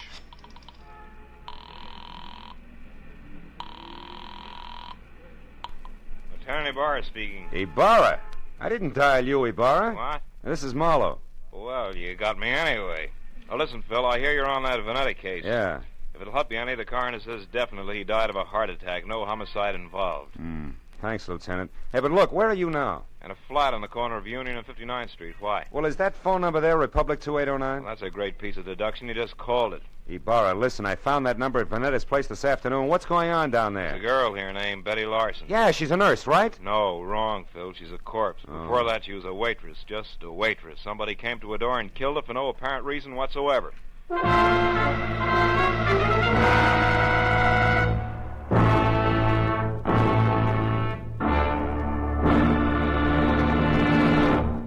just a moment, we will return to the second act of The Adventures of Philip Marlowe. But first, Jack Benny will be along on CBS tomorrow night with one of his funniest shows ever. In addition to his regular hecklers, Dennis, Don, Phil, Mary, and Rochester, Claudette Colbert and Vincent Price will pay a call on Jack. And with Don Wilson still wanting a raise in pay, and with Jack still trying to starve him into talking terms, you're sure to find the situations full of the hilarity and fast-moving fun that have made CBS's Jack Benny Show the top-rating comedy of all. Yes, remember, CBS also means Catch Benny Sundays. Now, with our star, Gerald Moore, we return to the second act of Philip Marlowe and tonight's story, The Long Rope.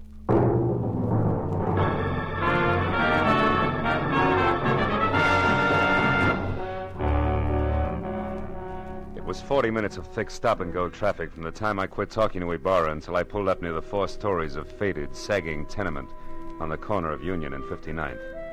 But even then, the crazy question that had been weaving in and out of my mind like a 2 a.m. drunk looking for the way to go home was still with me. Why was the telephone number Republic 2809 bracketed by a couple of dead people who, as far as I could see, should have had nothing to do with each other in the first place? And right there, for the 10th time running, I drew a complete and unabridged blank. But a minute later, when I climbed out of my coupe and over the bumpers of the half-dozen squad cars that were jammed into the narrow street like so many toy autos that a kid had forgotten about, I quit asking myself riddles and started looking for Detective Lieutenant Ibarra, a quiet man who always preferred fact to fancy. I found him in a cheap but clean uniform-crowded room on the second floor, standing a few feet away from the body of Betty Lawson, a girl in a bathrobe who had once been something pretty in her early 20s. Well, Phil, the coroner says she was shot twice in the chest at close range, died instantly. Is that where she fell, Lieutenant, there near the door? Yeah, looks like she'd just gotten home and into her robe and someone she didn't know knocked on the door. The safety chain was still on when we got here. The windows lead no place. Those chains let a door open just wide enough for the barrel of a gun, is that it? Yeah, but how does all this add with those missing pearls and the rest of that business over on Adams, Marlowe? Not like 2 and 2, believe me. So far, Ibarra, the only question is the telephone number. Tell me, where did this Betty Lawson work? Well, we haven't gotten that far yet. So long, Lieutenant. Yeah, so long. Right now, we only know that she was a waitress who stayed here with her brother, who was some kind of a student. They got along pretty well together. She was single, too. Lived here since... Oh, wait a minute. Tiny Bar. Oh, yeah, Mooney. Ryan's Cafe, huh? Ryan himself runs it. Okay. I'll check it personally, right? Hey, is that where she worked, Ibarra, Ryan's Cafe? Yeah, but it's funny, Phil. She lived here since early 1947. And Mooney tells me she worked that 24-hour hash house just as long, yet it's way over on the other side of town in Western. Western and where, Ibarra? The 2300 block. Should be near Washington. Washington, which is only 1 block from Adams, and that starts to close the big circle. What do you mean, Marlowe? Well, that the Veneta place is on Adams near Western. Look, Ibarra, how about letting me huddle over a cup of Ryan's coffee before the law steps in, huh? Oh, you got a hunch you want to check, Phil? Yeah, that and a cash register receipt. What do you say? All right, but play it close, fellow. Ryan probably doesn't know about this yet. No? Unless, of course, he squeezed the trigger. Goodbye, Ibarra. I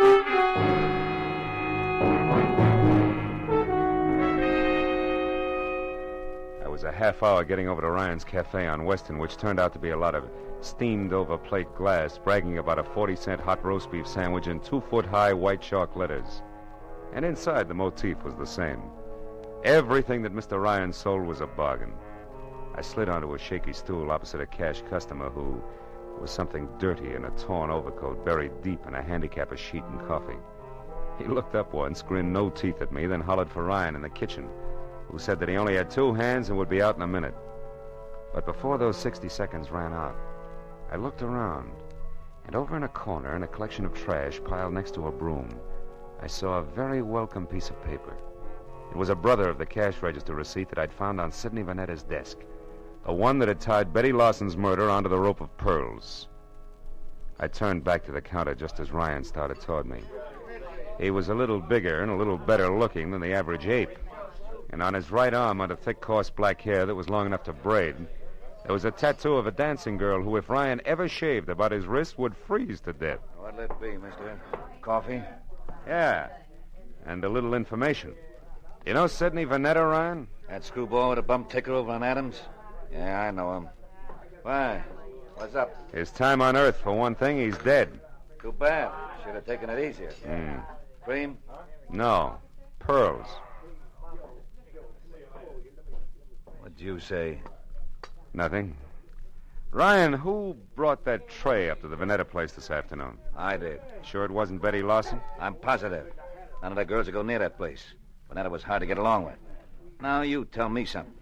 What are you, mister? Newshound, collection man, or cop? Getting warm, Ryan. I'm a private detective named Marlowe. I'm thrilled. Good night. Before I finish my coffee? Before I throw you out. I don't like too many questions. Not even easy ones, huh? Like who murdered Betty Lawson? Betty's dead? Yeah. Over in her flat on 59th Street, shot twice with a .32.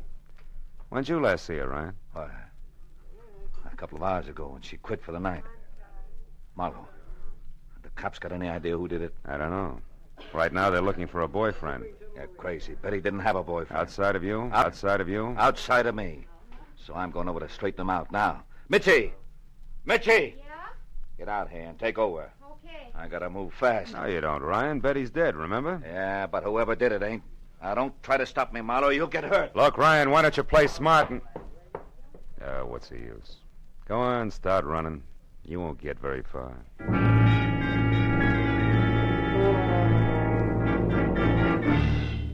For the first time that night, I felt sure of what I was saying. Because even as Ryan had squared himself away to play Bounce the private detective, I suddenly noticed a friendly face working hard over a stale donut at the far end of the counter. It was Lieutenant Ibarra. And when Ryan tossed his apron aside, grabbed at his coat, and slammed out the front door, Ibarra turned and nodded at a short man nearby who was idly picking his teeth with the end of a book of matches. At that, the man dropped the matches into his pocket and left. Then Ibarra moved over to me. Didn't mean to crowd you here, Phil, but after you left, we found out that Ryan and Betty Larson used to see quite a bit of each other. Don't apologize, Ibarra. Probably would have cost me a couple of front teeth if I hadn't noticed you. Warm up your coffee, mister? Yeah, please. You, Ibarra? No, Phil, I gotta move now. You see, I don't think Ryan did this. I told Mooney to follow him, but not to pick him up. The chances are good that Ryan's heading straight for Betty's apartment to demand that the police find out who killed his girl, so I'm going the other way, to Ryan's house. There may be another woman in this. Jealous one. But no rope of pearls, huh? No, Marlowe, I don't think so. Good night now. Night, Lieutenant. Well, Mitzi, how long have you worked here? A couple of days. But I don't know nothing about Mr. Ryan. I'm a married woman, and Hey, what do you think you're staring at, mister? Maybe something wonderful, Mitzi. Tell me, baby, do you always wear that kind of a uniform when you're working here? Sure. Ryan says this girl should look neat and clean. It helps business. Anything wrong with that? No. Matter of fact, it might be just the lead I'm after. What are you talking about? Yeah, and if I'm right, baby, the rest of this case will be a cinch. So good night and thanks. You've been a big help, sweetheart. When I got back to the corner of Union and 59th, I took the stairs up to Betty Lawson's flat 2 at a time, crossed the fingers on both hands, and prayed that Ibarra was right about Ryan returning to his girl's place. When I stepped into the room a second later, I knew that I'd never doubt the good lieutenant again because standing next to an open window and staring out at nothing was Ryan himself, numbed and red-eyed. I asked him one question, and although his answer was only a couple of words mumbled between trembling lips, it was all I had to know. Now everything, Betty Lawson's murder, the death of Annetta, the guy with the forehead and the missing pearls, the whole shebang was starting to fall together.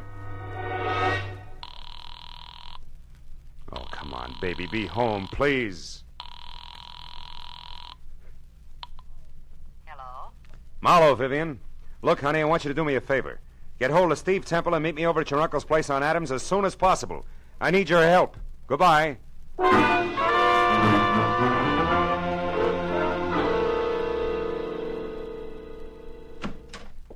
Marlowe, what took you so long? I understood you needed our help and in a hurry at that. I had quite a way to come, Temple. Is Vivian here? Yes, Marlowe, Vivian's here, and that means that we can stop counting noses.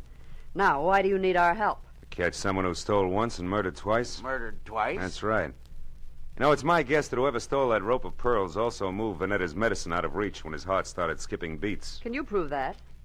No, I can't. But it doesn't matter, really, because the guilty one also killed a party named Lawson. And when you pay for one, Vivian, you paid for them all. I don't follow you, Marlowe. Who are you talking about? I'm not sure, but this much is certain. Vanetta called me at 5.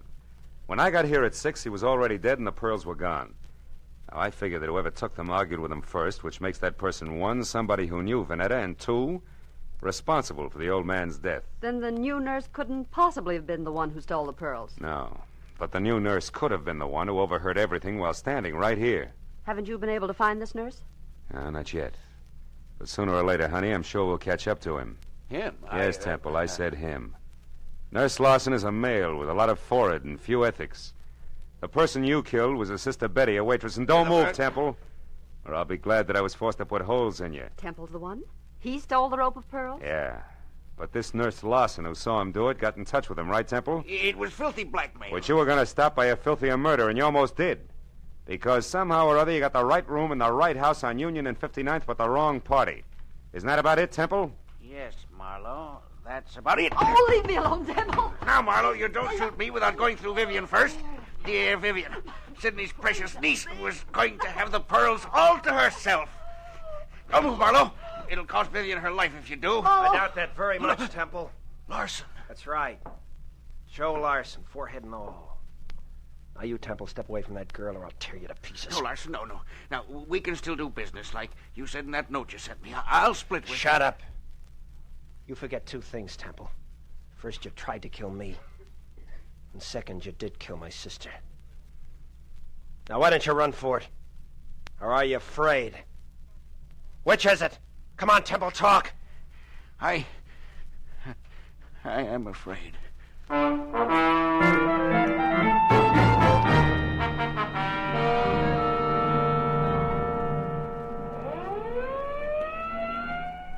Marlowe, that just about winds things up. Yep. Joe Larson sent up for attempted extortion, and Temple... Sent up for good. Mm-hmm. Say, Marlowe, when you called a while ago and said that you wanted Temple and me to help you, did you know then that Temple was the murderer? No, I didn't, Vivian.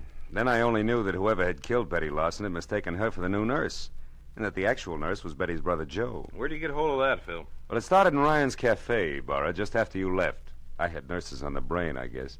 And when I took a good look at the waitress there, I suddenly realized that her white uniform, white shoes, and white cap could easily confuse a guy like Temple, who also had nurses on the brain. Well, I can see a killer making a mistake about appearances, all right, but I still don't understand how it is that the telephone number of my uncle's nurse turned out to be Betty's apartment. Because a nurse did live there, honey. Betty's brother was a medical student, part-time male nurse, and full-time bum. You see, Ryan, who brought food to Uncle Sidney, knew that he needed a new nurse, and he sold him on the idea of Joe Larson, because he wanted his girlfriend's brother to have a job. Oh, I get it. Say, I know what I'm going to do with those pearls. Sell them? To the highest bidder. Oh, no, I'm going to break up that set. Break up the set? Yeah, I'd like very much to get a pair of earrings out of them. Oh, and for each of you, a set of cufflinks. Good night, gentlemen.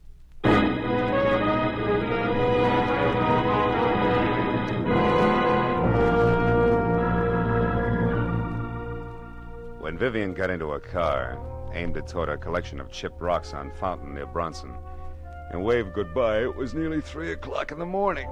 No. After I said so long to Ibarra and started back to my apartment on Franklin, an idea hit me for the first time. A pearl is the result of the irritation of an oyster, a disease. And when you string a lot of diseases together, the result is frequently a plague. But it's from plagues like that I make a living. That's what I get for reading books. I wonder if I'll ever go any place where I can wear pearl cufflinks.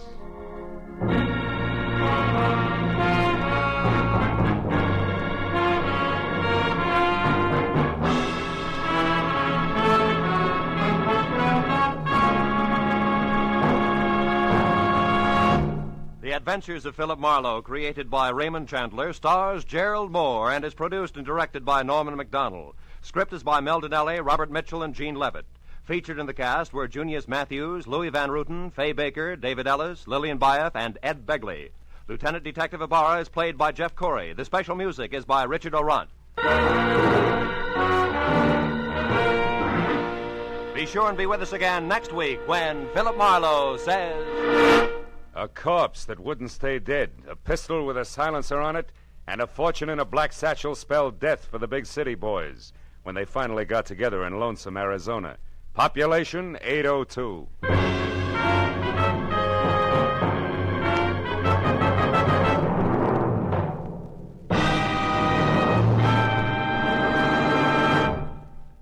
Stars light, stars bright, and that's no optical illusion. The brilliant gleaming list of stars on CBS tomorrow night.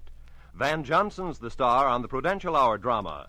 Spike Jones will positively appear in a sketch getting the war paint off Bob Hope's latest movie. Jack Benny will have Claudette Colbert and Vincent Price as his special guests.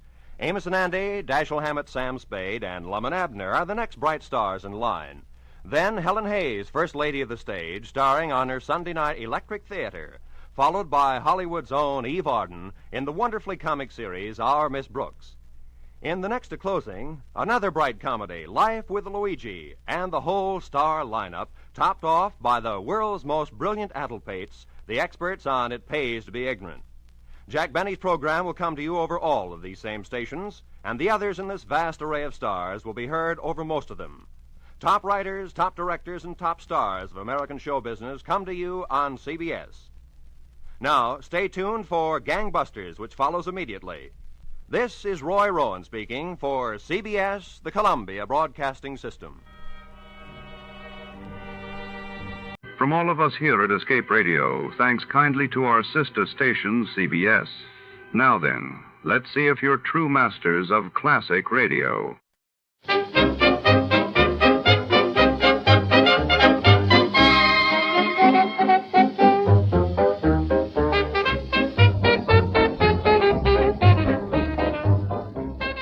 Tonight, the shadows fall across the marbled halls of the city's Grand Museum, where priceless artifacts sleep behind glass until a single night of terror shatters the silence, when a mysterious figure in a velvet mask leaves a trail of death in a stolen jeweled casque. Investigator Johnny Dollar is called in to untangle the secrets lurking between ancient relics and modern greed. Each echoing footstep in the exhibit becomes a heartbeat of suspense as Johnny races against time to catch a killer hiding among the artifacts. Before to start, let's see what happened the day it was aired. It was January 21st, 1956. That day the world watched as the United States and Great Britain announced joint plans to withdraw their troops from the Suez Canal, shifting the balance of power in the Middle East while in Japan. Thousands mourned the death of former Prime Minister Shigeru Yoshida, a key architect of post-war recovery.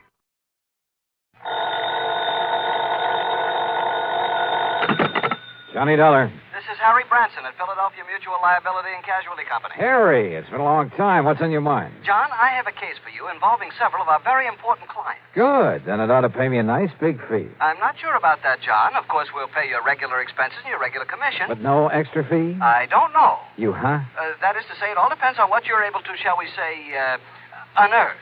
Something or someone, Harry. What? You said unearth, didn't you? What facts you're able to ascertain is what I meant. Oh.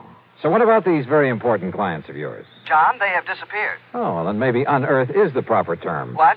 What have the police got to say about them? You did call in the police, didn't you? Oh, yes, but they gave up years ago.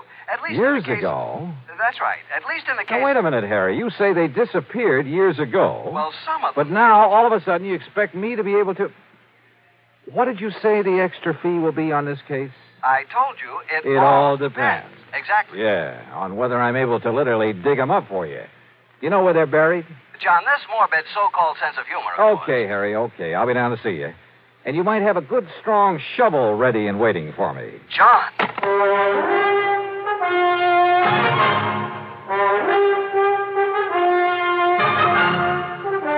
Bob Bailey in the exciting adventures of the man with the action-packed expense account. America's fabulous freelance insurance investigator. Yours truly, Johnny Dollar.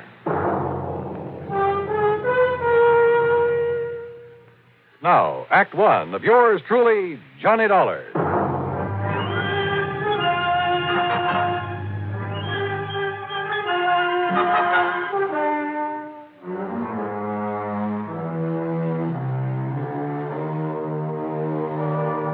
Expense account submitted by Special Investigator Johnny Dollar to the Philadelphia Mutual Liability and Casualty Company. Following is an account of expenses incurred during my investigation of the Casque of Death matter. Expense account item 1, 1340, train fare and incidentals, Hartford to Philadelphia. I went by train since Harry Branson didn't seem to be in a hurry, and I enjoyed a look at the countryside this time of year. It was a little after noon by the time I reached the office on Walnut Street and sat down to talk with Harry. But I thought I impressed the... Old Sobersides Branson hadn't changed a bit since the last time I'd seen him. And he still looked as though he was carrying the weight of the world on his shoulders. However, now that you have finally arrived, suppose I get right to the point and tell you what this is all about. Well, you said on the phone that some of your policyholders have disappeared. Yes, and you must understand this, John. Yeah? In accordance with Pennsylvania law, in a case of a mysterious disappearance, and I'm sure you're familiar with the mysterious disappearance clause, it's part of all our life insurance contracts. Well, if you mean, did I ever read the fine print on one of your policies, the answer's no. You should sometime. The fact remains that when the insured disappears and fails to return or otherwise be accounted for by the end of 7 years, when the company has received no proof the insured is still alive, the company then presumes the insured to be deceased. Do I make myself clear? Keep talking, Harry. It simply means that at the end of 7 years, the full amount of the insurance is then paid to the beneficiary or beneficiaries, whichever the case may be. So, 7 years ago, a Mr. Wilbur Davis of Goshenville here in Pennsylvania mysteriously disappeared. Now his beneficiary is demanding payment of the insurance. Naturally. So why don't you pay it? We shall. But in checking through the files, I've suddenly discovered that his was only the first in a long series of mysterious disappearances. There have been a total of 8, all within a relatively small area, and of recently increasing frequency. When was the last one? The 4th of last month, Mr. Charles Moody. Charles Moody. Where? In the little town of Kirkwood, New Jersey. And the police have found no clue as to what might have happened to him? None whatsoever. One in Goshenville, Pennsylvania, one in Kirkwood, New Jersey. Where were the others? 2 in other small Jersey towns, 2 here in Pennsylvania, and 2 down in Delaware. Any relationship among the beneficiaries? None. That is, none that we know of. Why do you ask that? I just wondered if some one person was killing them off to collect the insurance. No, the beneficiaries are all widely separated individuals, so you can dismiss any possibility of murder. Harry, in a case of this kind, that's the one possibility I never dismiss.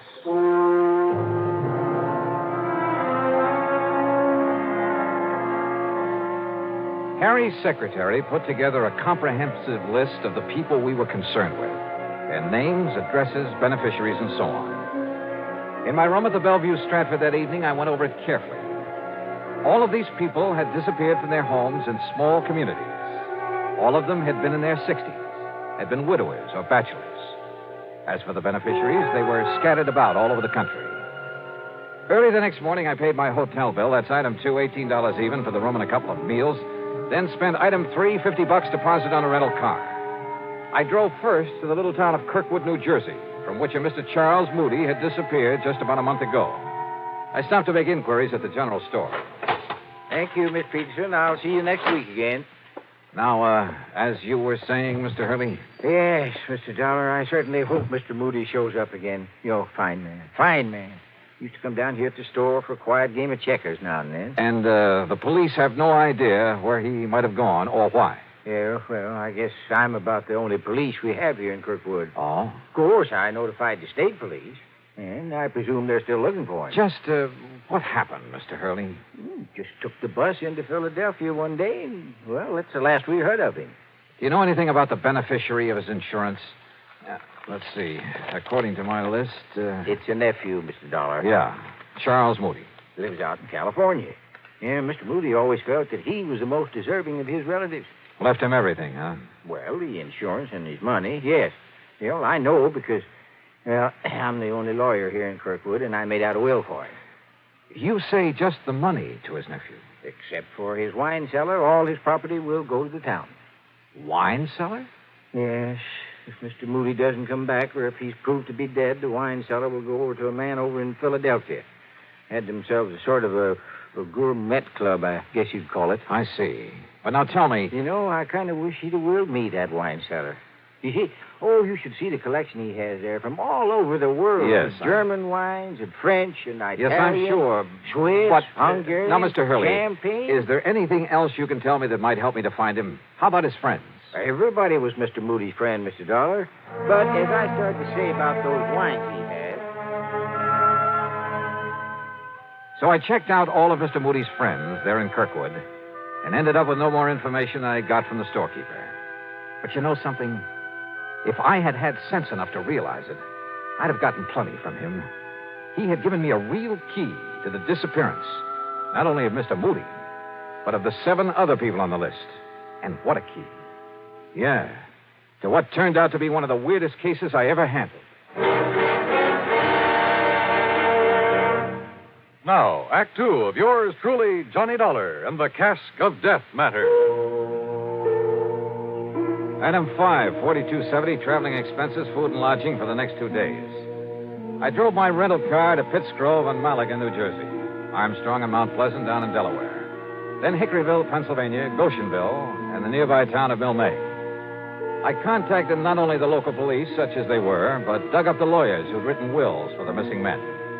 And by doing so, I learned a strange, intriguing fact.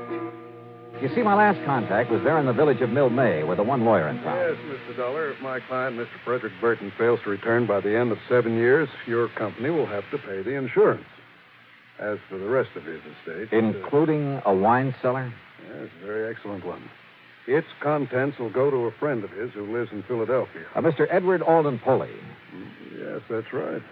How did you know? Well, I've been doing a little poking around these past couple of days. You understand, of course, that's only if we receive some definite evidence of Mr. Burton's death, or if he fails to return before the 7 years is up and therefore legally is presumed to be deceased. Do you know anything about this man, Poley? No, I don't. It seems they had a sort of epicures club. Do you know who the other members of it were? Well, Mr. Burton told me who they are sometime before he disappeared. If you'll just give me a moment, perhaps I can recall their names. You want to check them against this list of mine? Yeah, if you like. All right, let's see. Mr. Frederick Burton, that's your client. Yes? John L. Wakeman over in Hickoryville. Mm-hmm. Wilbur Davis in Goshenville. That's correct. Harmon Phillips and Ralph Hunter from down in Delaware. That's right. And finally, Charles Moody, Nathan Norwood, and William Harnell over in Jersey. Your list is quite correct, Mr. Dollar, except for one omission. There was another? Mr. Bradford W. Turner. Do you know where he lives? Yes, in the little town of Alloway here in Pennsylvania. That is, if he hasn't disappeared. Yes, I've...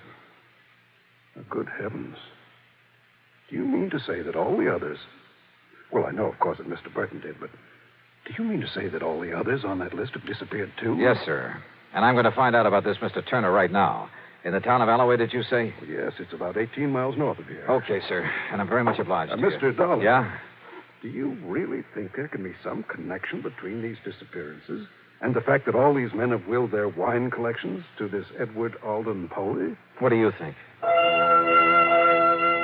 Wait a minute. Had I told him the others all willed their wine collections to Poley? Or had he just come to that conclusion? Or what? Anyway, I drove due north to Alloway.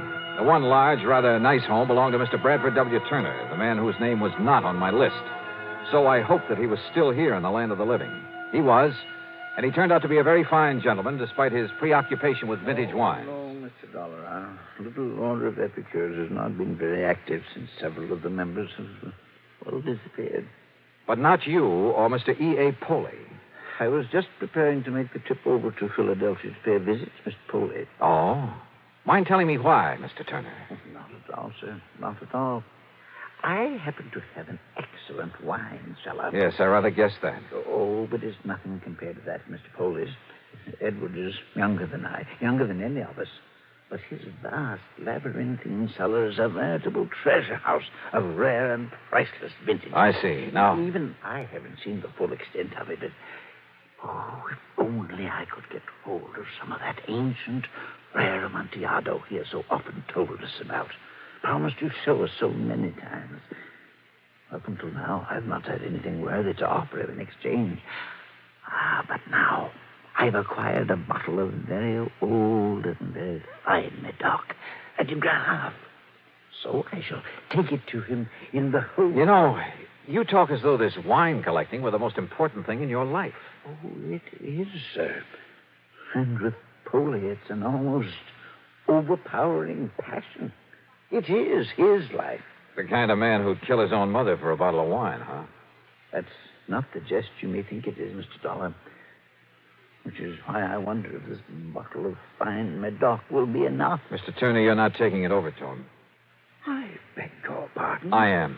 Now, look here, Mr. Dollar. I've been awaiting this opportunity for years. Yeah, and you'd probably give just about anything. You are right, sir. I would. Your life?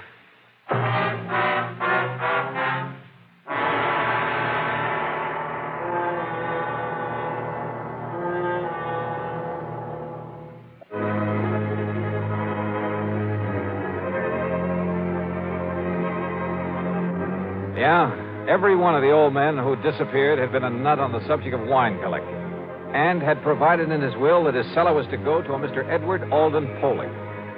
You know something?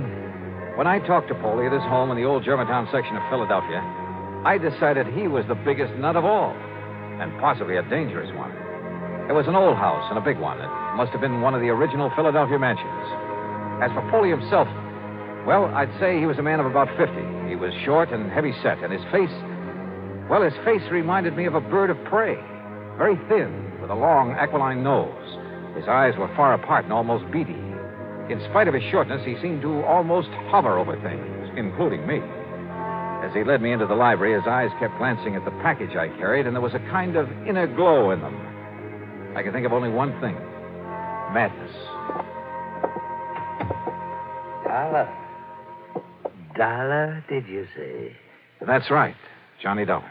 I see. Oh? I mean, it's a very unusual name. I, can't help but admire this library, Mr. Poley. Only the best. I must have only the best, Mr. Dollar. Yes, it looks so. Nothing, no one must stand in the way of my having the rarest, the finest of everything. Sometimes it takes years, Mr. Dollar, but sooner or later I get what I want. I notice you have a lot of the works of Edgar Allan Poe. The greatest writer who ever lived.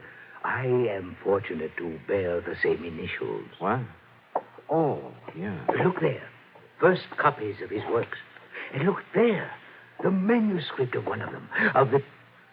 Well, it has to do with a certain wine. Yeah, I see. Which brings us to what you have there. Well, it's a famous old Medoc, Mr. Poley, a de Gras. Its age, the vintage. Let me see it. What?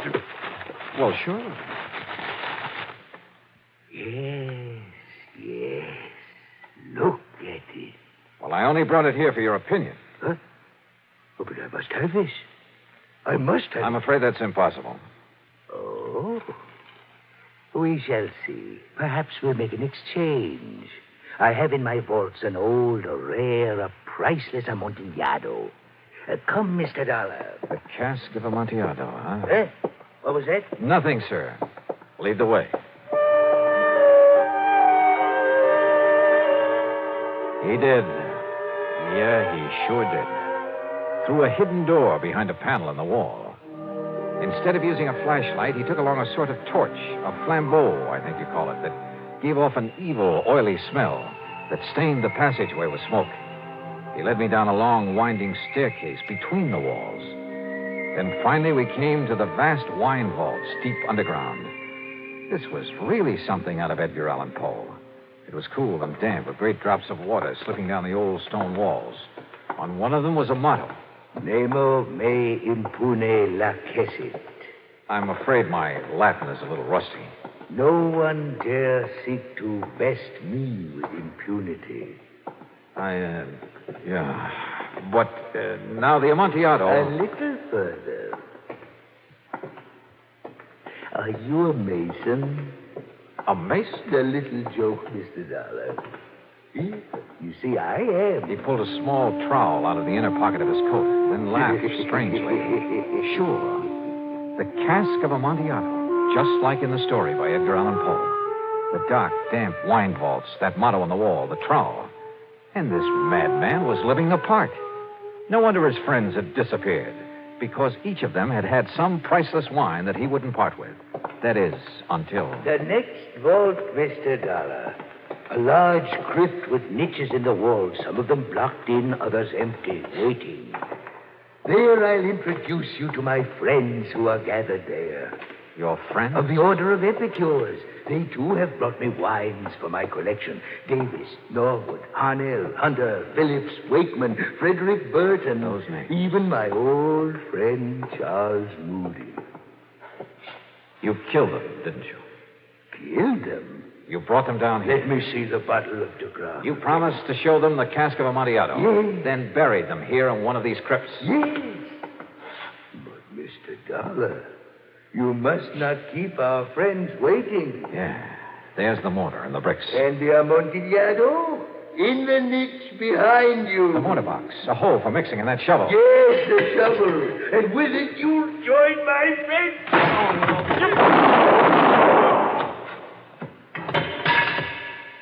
But this isn't the way the story.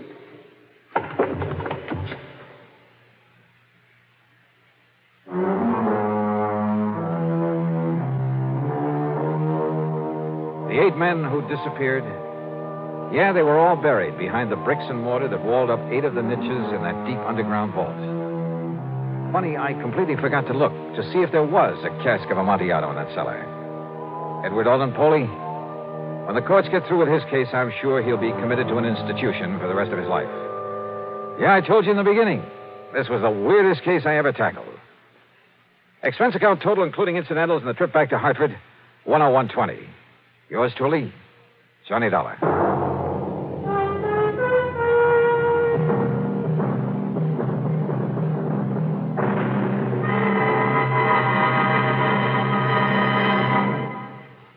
Now, here's our star to tell you about next week's story. Next week, I run into a girl who is fabulously rich, and because of it, fabulously poor. Join us, won't you? Yours truly, Johnny Dollar.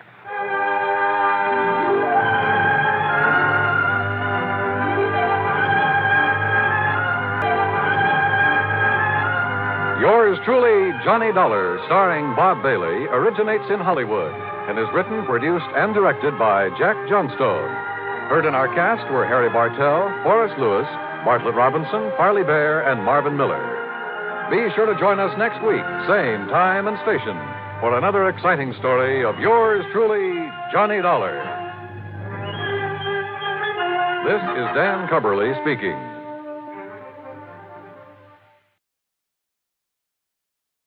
A warm word of thanks tonight to our sister station, CBS. And before the next thrilling episode begins, let's see how much you know about your favorite radio heroes.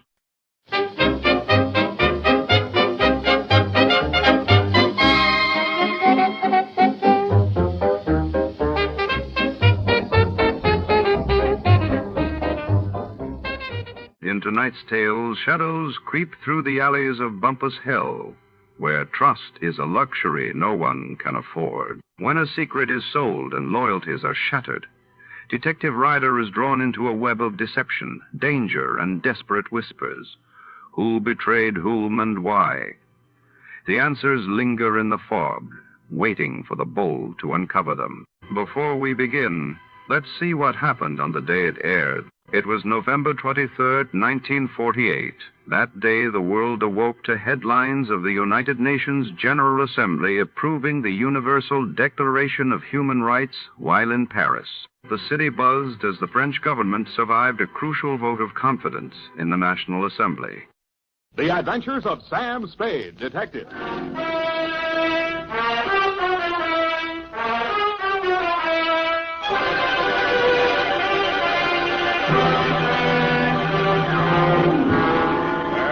Date, fill it in. To Detective Lieutenant Dundee, Homicide Detail, San Francisco Police, from Samuel Spade, license number 137596. Subject, the Betrayal in Bumpus Hell. Red Gillis was a raw-boned poke from the border country. He was a stranger to Bumpus Hell, but he was no stranger to trouble. He jogged his Pinto down the narrow main street, not liking what he saw, and reined up in front of the sheriff's office. He dismounted and slapped the trail dust off his Levi's. Then he hitched up his gun belt and ambled inside. He looked at the heavy-shouldered, blue-jowled man behind the desk, and he didn't like what he saw. Neither did the sheriff, Rance Blaggett. State your business. I can do it better than that. State your business and get out, he snarled. Red smiled thinly and drawled, I'm looking for my brother. And what be your name outside of Red? Here, I can do that better than that. And what be your name outside of Red? Red Gillis's hand slid toward one of his six-shooters as silently as the sun coming up over the butte. Gillis, he sneered. Red Gillis from the Tonto Rim. That's pretty good. The sheriff's muscles tightened like steel springs and pulled him erect. Ain't no Tonto Rimmer welcome hereabouts in Bumpus Hell, he cursed. That was real good. And then the slap of 4 hands on leather was followed by the simultaneous roar of 4 6-guns. Hey, wait a minute. The sheriff... I know they're in there. Well, who is it? The sheriff is just... It's the Spade. Miss Cousin next door. right in the most exciting part. Mr. Spade, now see here. I won't take no for an answer. It wouldn't be neighborly. What is it, Mrs. Kelsey? Never you mind. Come along. What are you up to here, anyway? Who, me? Oh, nothing. I'm just relaxing with an apple and a good book, I that's don't all. see no apple, and the only reading matter I see is some Western trash. Trash? Now, come on. There's trouble on the third floor. Well, there's trouble in Bumpus hell. Don't you swear at me. I'm not- I know my duty, and I know your duty. Now, come on. Get moving. Ouch! Okay, let go my ear. And that, Dundee, so help me, is how it started. Effie had just read a book called How to Relax, and it said there that Western stories were relaxing, and that's how I happened to be at home at 10 p.m., writing Herd on a copy of Sheriff and Outlaw, rip-roaring adventures of the Old West. But Bumpus hell hath no fury like my neighbor, Mrs. Kelsey. I left Red Gillis and the sheriff face to face and vice versa, eyes flashing and guns ablaze, and followed her meekly up to the third floor.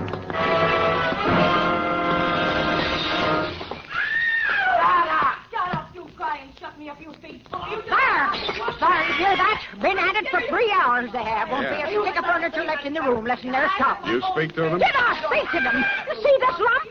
No, here, under my transformation. Oh, well, why didn't you call a cop? Well, it wouldn't be neighborly. It's me that did. You see this lump? Yeah, you showed it to me. Put your wig back on, I'll see what I can do. And tell them about my lump. It's evident. Yeah, put it back. Hey, open up. Well, I would not go back with you if you was the last man on the other night. Hey, open up. Have it your own way. If I catch you with that swear again, I'll tear your hair off. Oh, you had you boy, you rotter, you cheap grifter, you. Well, you slam out of here before I'm forced to seek the assistance of a couple of flashy. Do not try anything fancy behind my back, you big slob. From now on, you and me is strictly on the cool beaty. Well, you unprincipled rat. Hey, let go of me. Don't throw it. Hey, wait a minute. Don't I remember you from someplace? No, I'm only being neighborly. Why did you beat up on kind, nice Mrs. Kelsey? That is a gross falsehood. I did not lay a hand on the old wag. It was that odious stinker, Joe Donegan, who was just left. And you can tell him, as from me, that I'm extremely unimpressed with his cheap threats to rub me out, and that I intend to continue on seeing Mr. Hobson or any other Johns which I care to. That's pretty good singing. Oh. Well, you better tell him that yourself. I don't imagine I'll be seeing him. You won't? Hey, wait a minute. Who are you, anyway? Just another tenant. I live downstairs. Oh, well, now I recall whom you are. You are that Seamus, which lives on the second floor rear. Shamus, we call it in the radio. Shamus. Would you care to come in and discuss a certain matter? Well, thanks. Another time. I got to get back to Bumpus hell. Whoever she is, let her cool her heels for a few moments. No, you don't understand. This Bumpus is hell. an urgent matter which I would like to hash over right now and without further delay. Well, May I invite you in for a straight slug? Well, okay, but just one. In a glass. All right, make yourself comfy. Oh, now, if they win. Just up to the lipstick mark. Here you are. Well, now to make a long story short, Mrs. Spade, my name is Rosemary Fell, which remains my stage name, notwithstanding the circumstance that I am legally married to that barnacle which has just dusted this joint. Now, being as you are in the detective business... Now, wait a minute. Kindly permit me to finish, honey. Sorry, sweetheart. I'm not the type to jaw about my troubles just to pass the time of day. I'm sure you are. I am an actress. I knew that. And although I'm low in funds, due to being between jobs right now, on account of that knothead making a scene in the last joint at which I worked... Cheap ginger ale. Just to show you how the breaks fall, Mr. Spade, Belita Wilkerson, who just happens to be about the biggest talent agent in this city, if you have the time, I'm impressed. phoned me on the telephone, and arranged an audition. She also advanced me the sum of 100 clams, 100? Which I will pay you to put the B on that dog, Joe Donegan, the rat. Now, which is he? What do you mean, put the B on him? Listen, Sam, that grifter has got a record as long as my arm, and what I have got on him is longer than his arm. Please. In short, I should like him thrown into the can so that I can feel safe to sing on him. Look, Rosemary, so you had a fight with Joe. You're sore. You want to pay him off. Now, Right. why don't you just wait until morning and see how you feel Sam, then? listen to me. If that knuckle duster remains at large, I will be feeling no pain. Now, I know that from my flamboyant manner, you'd never guess it. But that is only the actress in me.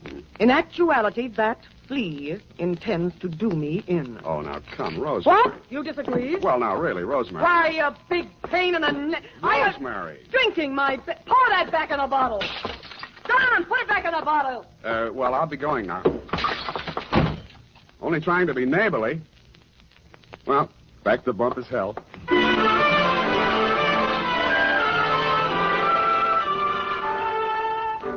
Rance Blaggett, the smoking coat still gripped in his hairy fists, suddenly pitched forward like a fallen Joshua tree at Red Gillis's feet. Red leaned over with a thin smile playing at the corners of his mouth, not liking what he saw, and lifted the badge off of Blaggett's cowhide vest and pinned it on his own. Bumpus hell had a new sheriff. Hey. Then I heard it. It sounded like a man sneaking up a fire escape. I went over to the window, raised it, and looked up. I didn't like what I saw. An overcoated figure reached the third-floor landing and stood silhouetted against the lighted window of Rosemary's apartment. He was about the height and weight of that rat, Joe Donegan. By the time I'd rolled out the window onto the fire escape, his right hand had come out of his coat pocket. Donegan! Donegan, watch it!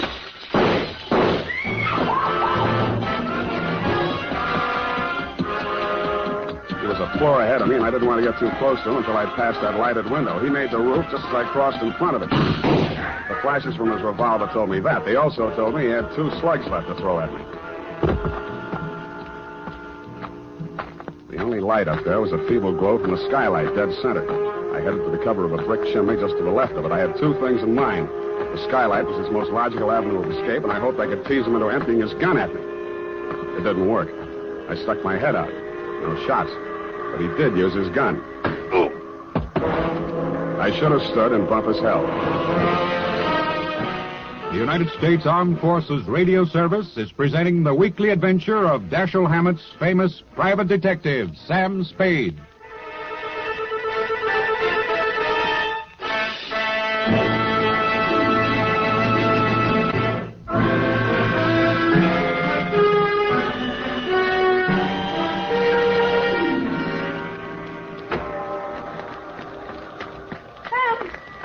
What did that rat do to you, the dog? Sam, speak to me. Here, come on. Send an Indian to Sutter's Mill. Tell the governor the sheriff of Bumpus hell is turning in his bag. Listen, honey, you've got to pull yourself together. Now, come on. These delirious Trumans will get us no place now. Come on, Sam. Yeah, I guess you're right. Come on, now, do not rush things, honey. That was quite a clip he gave you. Yeah, where were you? I was combing my hair out of the window. Yeah, and he was on the fire escape, not 4 feet away. Not a very good shot, is he? No, he isn't. Oh, Sam, look at your poor little head. Here, now, let me kiss it and make it well. Wild root. Yes, it gets me ahead socially and on the job. Oh, well, now, what next, Sam? Rosemary, I am going to the top now. My dander is up. Let's have a moment of silence while I put through a call to Lieutenant Thomas Dundee of Homicide. It took your boys less than an hour to locate Joe Donegan and haul him in, Lieutenant. Rosemary's charges were not enough to hold him on attempted murder, and all I could identify was the back of his neck. But you were good enough to bag him anyway, so Rosemary and I could relax. I went downstairs to bed and started Chapter 4. Aha. Red Gillis didn't trust Curly Mallard, the foreman of the Crooked S. Aha.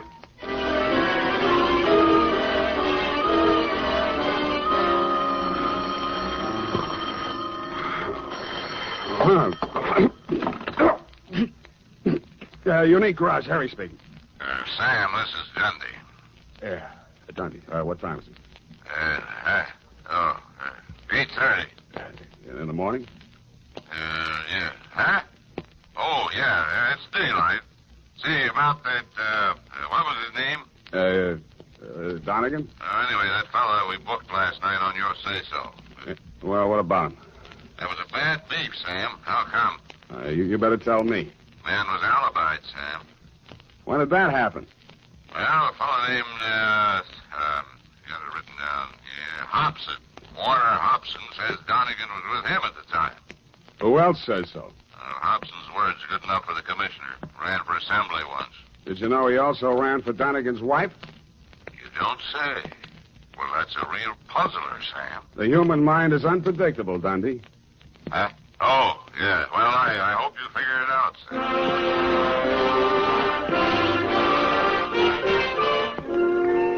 While I was shaving, I thought and thought. I wondered what Red Gillis would have done if such a situation had cropped up in Bumpus hell. A thin smile began to play around the corners of my mouth as I climbed the stairs to Rosemary's apartment. When I got there, I didn't like what I saw. It was a note pinned to the door. It said, Dear Sam, I have been called to do another audition. If anything crops up, you can reach me at Greystone 34292.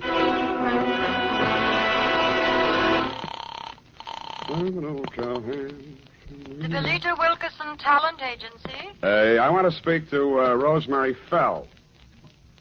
Hello? Yes, I'm still on the line. Who's calling, please? Sam Spade. I'm sorry, Mr. Spade. Miss Fell can't come to the phone. Who's in charge there? This is Miss Wilkerson speaking. Yeah, well, why can't she come to the phone? She's in the middle of her audition. Well. Is there any message? Yeah. Tell her Donegan's out and it's Hobson's choice.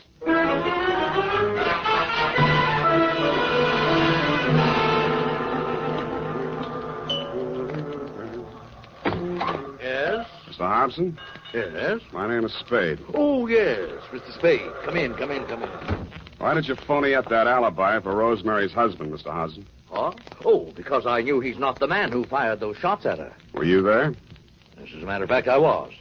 Would you like to hear about it? I would. Well, first, I'd better tell you a little about myself. Now, for the past year, I've been interested in politics. If I do say so myself. Yes, I know. You ran for assembly. Come to the point. Well, in a way, this is the point. My wife's a professional woman, and her own career keeps her busy a good deal of the time. Well, like the movie magazines say, a clash of careers and so on. That's how I happened to take up with Rosemary. I didn't know she was married. And, of course, when I found out, I dropped her like a hot potato. Potato. And then she started blackmailing me. Did you know about that? I still don't. Well, I think I can convince you. Go ahead. Well, I received a series of threatening phone calls from Rosemary. And I finally decided to go to Donegan and tell him the whole story. Oh, he was as mad as a wet hen. Wet hen? Well, he said he'd stop her. And I believed he was the right man to do it. Well, last night he phoned me. He said he'd had a little caucus meeting with her and assured me I'd had no more trouble. But no sooner had I hung up that phone when she called again, making another outrageous demand. I decided then and there to take things into my own hands. So happens I'm a crack shot. And I knew that I could come close enough to frighten her without actually hurting her. You were laboring under a false impression. Huh? Oh, yes. Well, you believe me now? Up to a point. Well, I'm afraid that's all I have for you, Mr. Spade. Well, I have something for you. What's that? Look up here. You see this bruise in my head? Oh. Well, all in the game, you know. Touché. Now, hold it. I only... Lie still. I'll get it.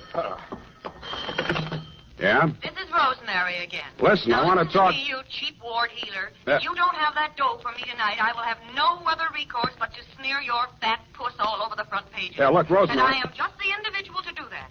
You may think you are a wolf in sheep's clothing, but in my opinion, you are nothing but a worm. Yeah, well, look... Goodbye, you rat. And rat. Hey, Rosemary. Hello. Nuts. Oh, wait a minute, Spade. Well, what did she say? You're going to read it in my report, along with a bill for my services.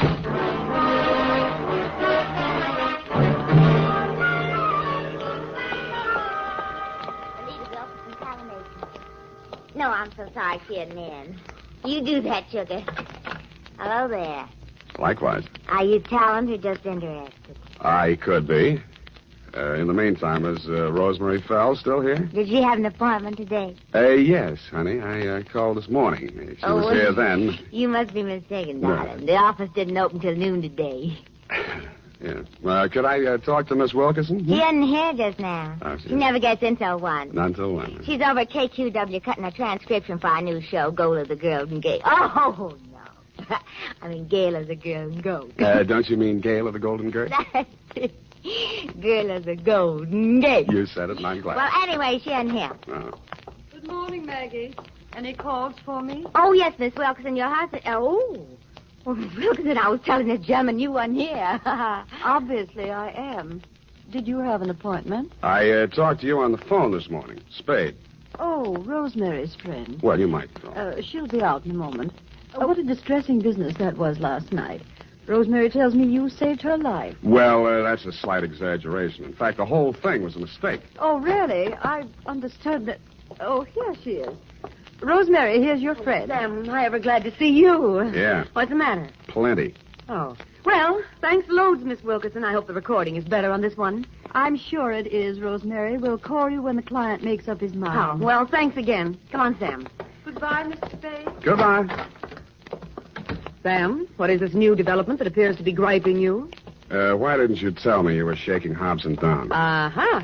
And who's been feeding you this pile of gross falsehoods? Look, Rosemary, you may be an actress, but with me, your audition is over, and you did not get the part. And just what are your future intentions in regards to me? None whatsoever. I'm sorry I ever met you, and I'm going back to Bumpus hell. I went back to the office, swiveled my chair into a comfortable position, opened the February number of Sheriff and Outlaw to page 112, Betrayal in Bumpus Hell, Chapter 5, Stampede. It was disappointing. There was a lot of stuff about bawling cattle and dust clouds and Flo and Curly standing on top of a butte, not liking what they saw, when somebody yelled, Stampede. Red Gillis was riding ahead of the cattle, and his horse stepped into a chuck hole, and he'd sprained his ankle. Red of the horse, it didn't say which. But Red was lying prostrate in the path of the avalanche of tossing horns, not liking what he saw. Hold it a minute. Let's see. Continue on page 113. Learn to be a private... hello? Spade, this is Hobson. Come out here right away. Something terrible has happened. Such as? Rosemary is here, and I think she's dead.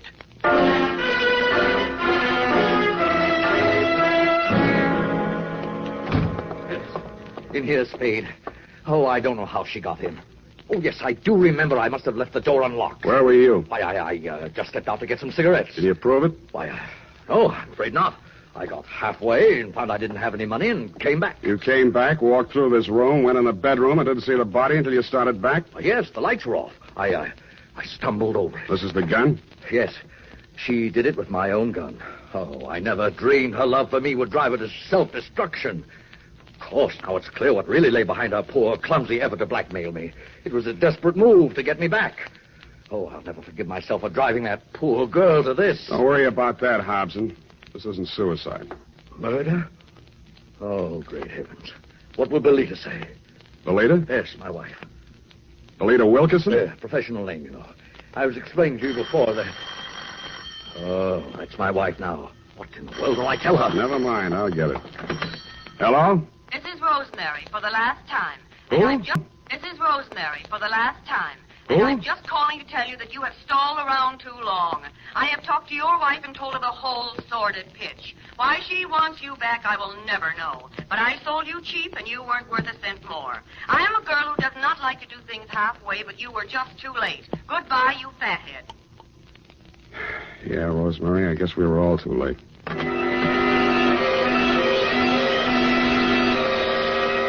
I called you, Dundee, and then, like the rat I am, made off with your prize suspect before you and your boys from Homicide arrived.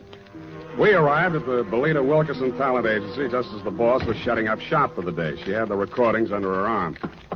All right, Belita, I'll take those. Well, what are you... Warner, Mr. Spade. Unlock the door, Belita. We're going back in. Warner, why are you... You'd better do as he says, Belita. Well, all right, but... Give me those I keys.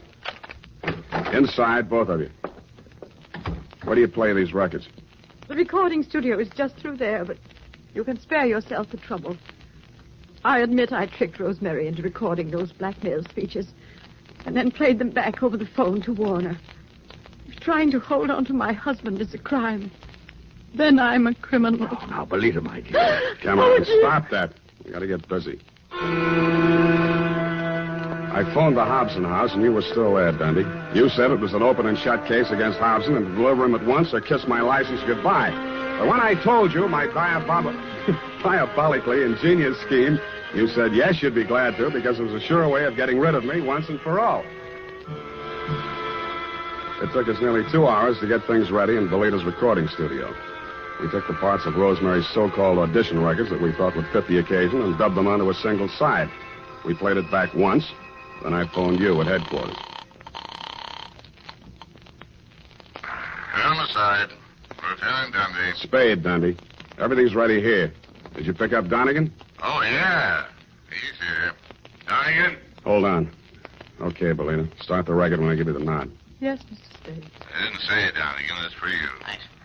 Yeah, who's this? This is Rosemary. Huh? I forgive you for everything, but there are some things I cannot forget. You Rosemary, lied. it sounds like We have you. meant a lot to each other, but after what you have done to me, it is time you take through the nose. Rosemary, I didn't mean it. When I followed you to his house and you went right in like you lived there, I What just you went have done nuts. to me, it is time you paid through the nose, you rat. I am a girl who does Listen, not like to do things halfway. Listen, honey, but you're you not were going to just throw the too book late. at me, are you? I am just I'm glad to hear beginning your to voice. I too. thought you were We dead. have meant a lot to Okay, each other. kill it. Rosemary, are you listening? Rosemary. Hey, no, she's still on the line. I want to talk to her. Take him, Polehouse. Wait a minute. Take him. Sam, Yeah, Dundee. congratulations. That was a brilliant piece of work. Hey, Sam, you still on the line? Yeah, I'll be all right, Dundee. I just fainted temporarily. Say it again, will you, pal? Yeah, as I was saying, congratulations on a brilliant piece of work. Well, But I have never in all my years on the force heard of such a wild, insane, illegal, unethical, and downright cruel method of extorting a confession. thank you, Dundee. I feel better already.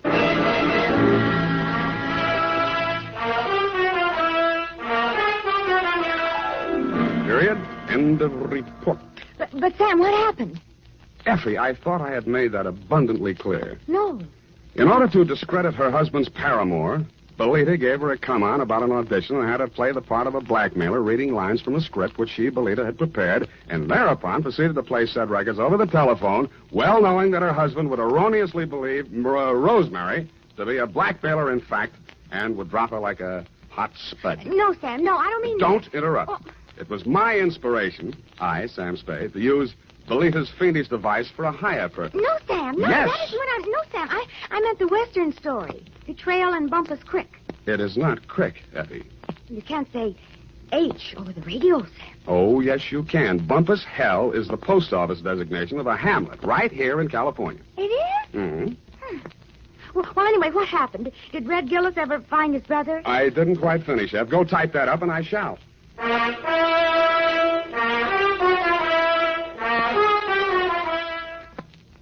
Well, here it is, Sam. Oh, Sam, what's the matter? You don't look at all well. Can't be. It didn't happen. It's a misprint. That's what it is. What, Sam? What? Maybe the writer was tired. Oh, Sam, it's only a story. That's what you think. Well, did Red Gillis find his brother? I won't tell. Oh, no, Sam, now don't be childish. Oh, well, all right. Remember the sheriff he shot on page 1? What? Yeah, it turned out to be the new schoolmarm. Oh, how ornery. A woman, huh? Nice, Sam. Get off. Good night, sweetheart. This is the United States Armed Forces Radio Service, the voice of information and education.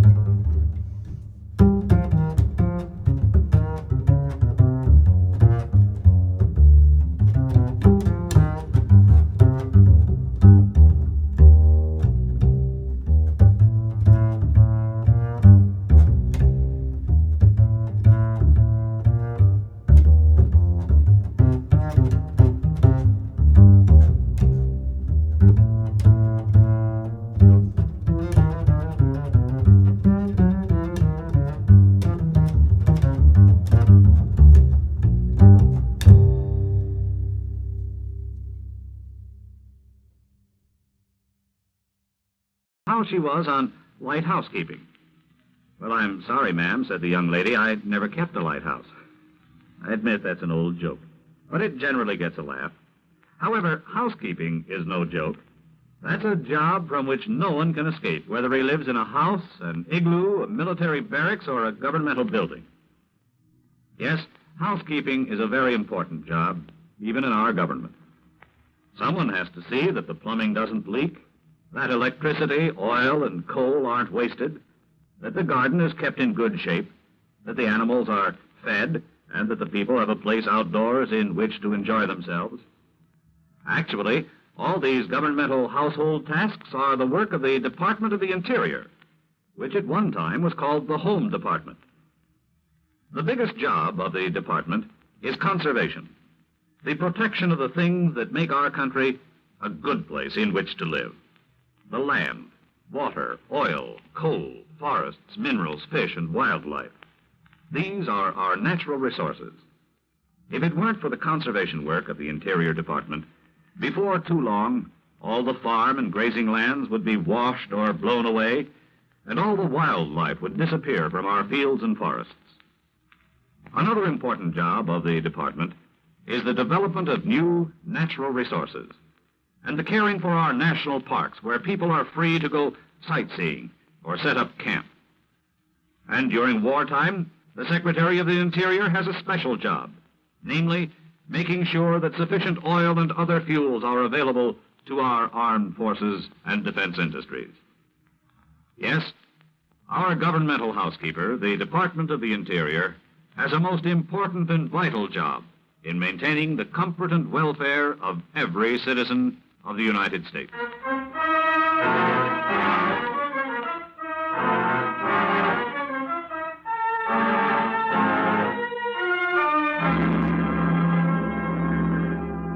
Expense account submitted by Special Investigator Johnny Dollar to Home Office, Eastern Indemnity and Insurance Company, Hartford, Connecticut.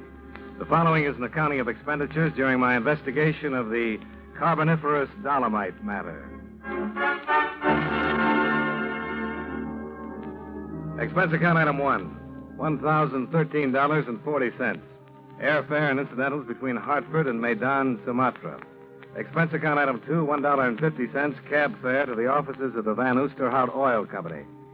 The roughly timbered shack with corrugated tin roof didn't spell rich oil man to me, nor did Peter Van Oosterhout himself. No doubt you are wondering why I proposed such a strange agreement with your company, Mynheer Dollar. Well, that question had occurred to me, yes. So, I will explain then. It's not because I am a rich man, but because I am a gambler. You're gambling $60,000 against what? An oil well, Mynheer Dollar.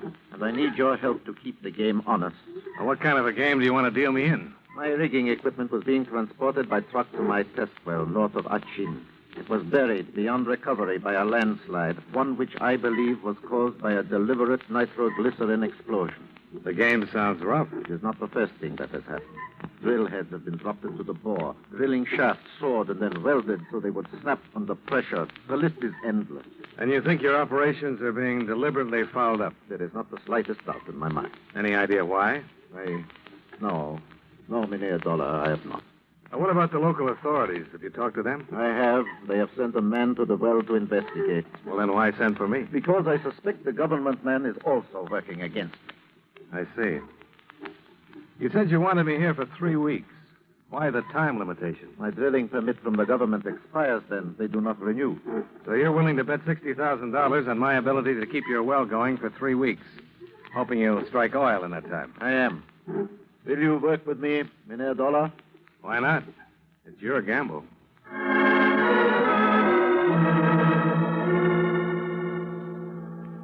We made arrangements to fly out to the oil well early the next morning, and Van Oosterhout dropped me off at the Buitenzorg Hotel, where I checked in. I put a call through to the government offices, but the man in charge of the Van Oosterhout matter, an Inspector Pajak, wasn't in. I left word that I'd call, then hied myself to the hotel restaurant. I was having a little trouble with the native menu when I received some unexpected assistance. You would forgive me, Mr. Dollar. Might I suggest you try the sample going? I'd be happy to. What is it? The known ingredients are rice, fish, and peppers. The unknown are the chef's secrets, and the sum total of them all is sheer gastronomical ecstasy. Well, the only thing that could top that recommendation is for you to join me. I would be delighted. But not to dine, Mr. Dollar, merely to talk. By the way, I am Frederica von Osterhut, Peter's wife? his daughter. Well, I would have guessed that, except for the third finger left hand. Oh, of course, my wedding band. Yes, I am Mrs. Don Reynolds now, but I wish to talk with you as Frederica von Osterhut. Oh, why is that? Because I want you to persuade my father to change his mind and accept insurance money. You don't approve of his gamble? There is no gamble, Mr. Dollar. He's bound to lose everything. There's no oil there. What makes you so sure? My husband is an oil engineer. He has gone over my father's leases in every possible way. Geological survey, magnetometer, seismographic exploration. In every instance, the results have been negative. And what does your father base his opinion on? Wishes, hunches, gambles, Mr. Dollar. He's like a madman about this thing. All reason, all logic has been tossed to the wind. Well, then why is somebody trying to sabotage the well? There are always accidents attendant on any oil drilling project, Mr. Dollar. My father's has been brought about perhaps by the old equipment he's using. But they are accidents, nevertheless. There's not one shred of proof of anything else. You make out a pretty strong case for yourself. Then you will do as I ask. Try to persuade him. No, I'm afraid not. But you just said. Your father's got a stronger case. Yes, of course.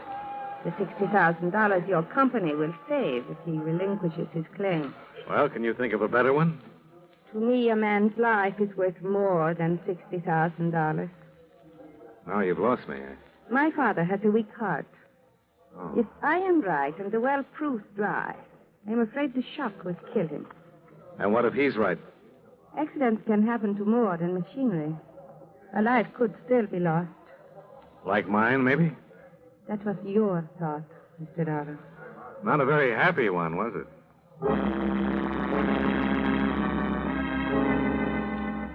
Just for the record, I did take Frederica's advice on one thing, the sambal goreng. And she was right about that, at least. It was delicious.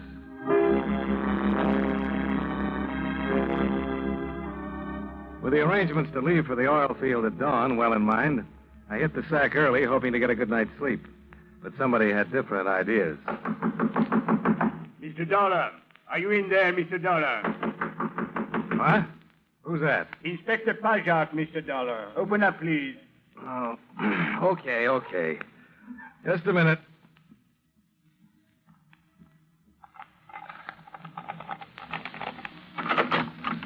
Now, what's all this about, Inspector? I'm sorry to disturb your rest this way, Mr. Dollar. It was necessary, however, that I ask you a few questions. At 2 a.m? You possess a firearm, Mr. Dollar? Well, you should know. I registered it when I came into the country. May I see it, please? Yeah, sure. Here it is. Thank you. Satisfied? That the magazine is full, that the gun is clean. I am satisfied of that, yes. Well, that's something. Now, suppose you tell me what this is all about. You paid a visit to the offices of Peter van Oosterhout earlier this evening, Mr. Dollar. That's right. You also called my office to inquire about the Van Oosterhout Oil Company and the test well that is being drilled north of Audition. Yeah. What was the caliber of the gun that killed Van Oosterhout, Inspector? We believe it to be a .38 caliber, Mr. Dollar. The same as yours. But how did you know he was dead? Well, out of respect to those present, let's call it intuition, shall we?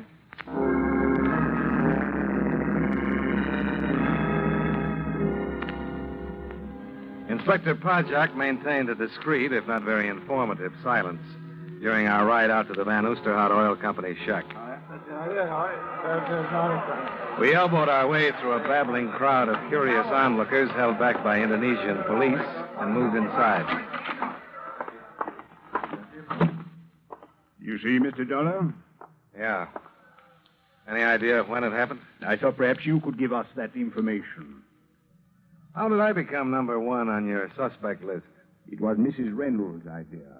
Frederica? Yes. When informed of her father's death, she said that you were responsible.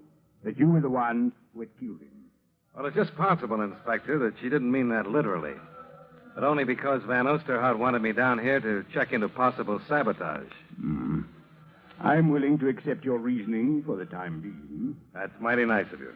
Mr. Dollar, I would like to know if there is anything disturbed in the office. Anything different from the way you saw it last. Well, only those metal canisters on the floor over there. We know about those. They contain test borings taken from the Van Oosterhout well. They were flown in this evening by Mr. Don Reynolds. Van Oosterhout's son-in-law? Yes. He brought them here to the office. That is how he discovered the body. Must have been pretty important for him to fly him in at this hour of the night. According to Mr. Reynolds, they indicate that the well is almost certain to prove dry. Well, where's Reynolds now? He is with his wife, of course. He has broken down completely at the news of her father's death. So, that will be all then for now, Mr. Dollar. I regret you have had your long journey to Sumatra for nothing. What makes you think so? Well, those test borings prove that Van Oosterhout was possessed of a delusion. With his death, any reason for pursuing it is obviously over. Well, there's something else that's not quite as obvious, Inspector. And what is that, Mr. Dollar? Why he was murdered.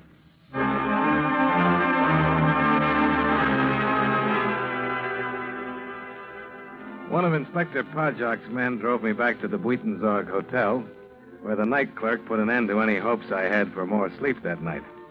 He had a message for me to call Don Reynolds the minute I got in. I put in the call.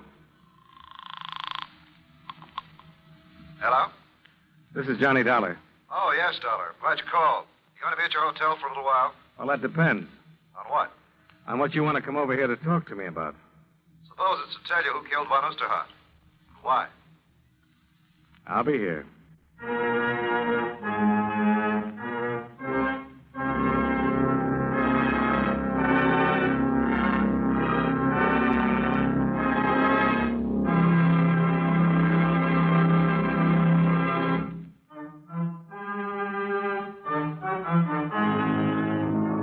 And now, with our star, John Lund, we bring you the second act of Yours Truly, Johnny Dollar.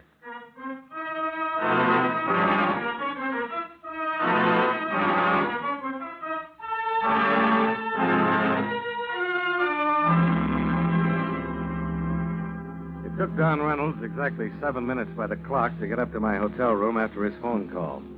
He wasted as little time getting directly to the point. I'm pretty sure I know who killed Van Oosterhout, Dollar, and why. But it's going to take a lot of doing to prove it. Well, why come to me instead of Inspector Podjock?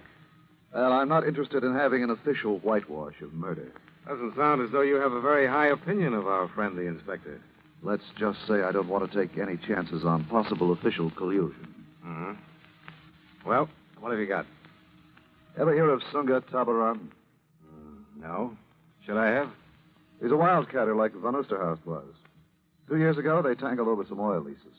When the courts decided in Van Oosterhout's favor, Tabaran swore he'd been cheated, that he'd get even. Well, if he meant it, he waited a long time to make good. He went to Java on business about then, came back here just about the time Van Oosterhout began to suspect someone was trying to sabotage his well. That's pretty circumstantial, Mr. Reynolds. There's nothing circumstantial about the fact that Tabaran's the oil expert Inspector Podjock sent out to the well to check on Van Oosterhout's story. Oh, so that's the reason for your official collusion crack. Yes, it is.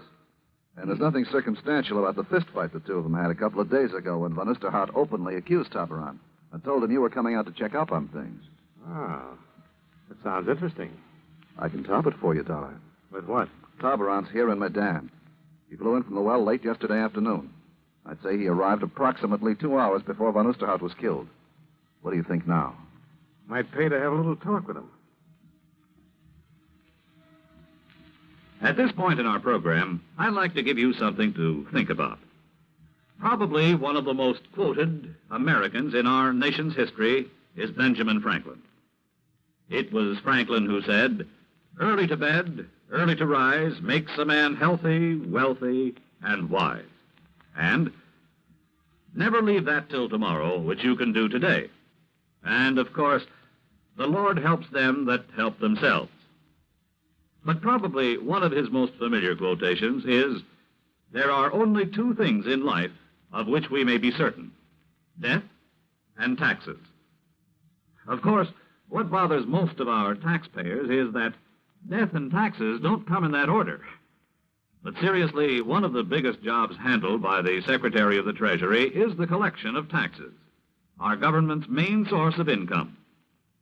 The government raises money through the Bureau of Internal Revenue, which collects income taxes, excise taxes, amusement taxes, and other federal taxes.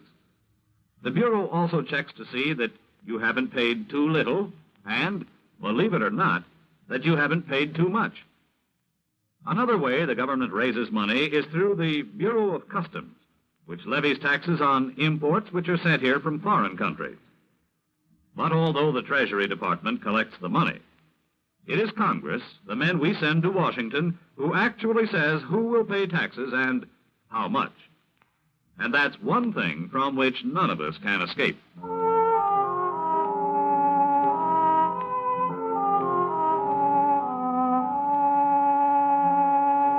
Expense account item 3, $1.65. Cab fare to the residence of Sunga Tabaran. It was a small, modern bungalow nestled in some gently rolling hills at the edge of town. The false dawn was just starting to light up the eastern sky when I got there.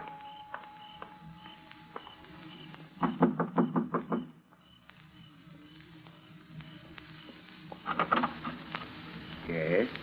You're Sunga Tabaran? That is correct. My name is Dolar. I'm an insurance investigator. I'd like to talk with you. This is hardly the hour at which one makes either social or business calls, Mr. Dollar. Well, murder isn't very particular about the hours it keeps. If you will, please come in. Thanks. I notice you're up and dressed, Mr. Tabaran, in spite of the early hour. You said you had come here to speak about murder, Mr. Dollar. I understand that you and Van Oosterhout had some pretty violent disagreements in the past. Unfortunately, that happens to be true. Does Inspector Pajak know about that? I have no secrets from my superior. Does he also know that you flew into Medan yesterday afternoon? My dear Mr. Dollar, you realize as well as I that these questions are quite pointless. Even if I did possess any guilty knowledge concerning Van Oosterhout's death, you could not hope to learn it this way.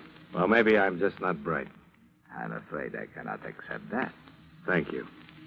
No, you came here to talk with me, to look around, to try to judge, to measure, hoping perhaps I would make some slip, unconsciously reveal some information which might be useful to you. Yeah, that sounds like a reasonable supposition. It is regrettable, then, that I must disappoint you. There will be no slips, no unconscious revelations. I'm sorry. Oh, that's okay, Mr. Tabaran. You haven't hurt my feelings.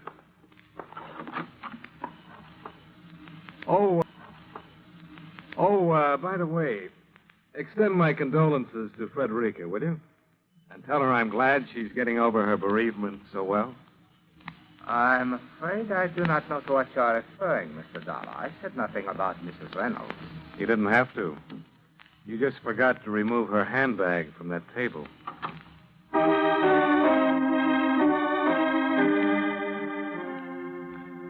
The question of what Frederica was doing in Sunga Tabaran's bungalow at that hour of the morning was an interesting one. But there were a few others bothering me even more. Expense account item 4, 75 cents. Precarious transportation aboard a bicycle rickshaw to the deserted offices of Van Oosterhout Oil Company. Expense account item 5, $1, similar transportation back to my hotel, where a visitor was waiting for me in the otherwise empty lobby. One moment, please, Mr. Dollar. Oh, hi, Inspector. Something on your mind? I wish you to stop interfering in affairs which are no concern of yours, but only of the police. Well, it didn't take Tabaran long to call you after I left, did it? Sunga Tabaran is one of my most trusted men. Looks like Frederica Reynolds feels the same way about him. Mr. Dollar, you are in a strange country, one whose habits, customs, ways of life are entirely foreign to you. It would be most easy to fall into error concerning the guilt or innocence of some of its inhabitants. Well, I'd agree with you, except for one thing, Inspector. So? They're still people.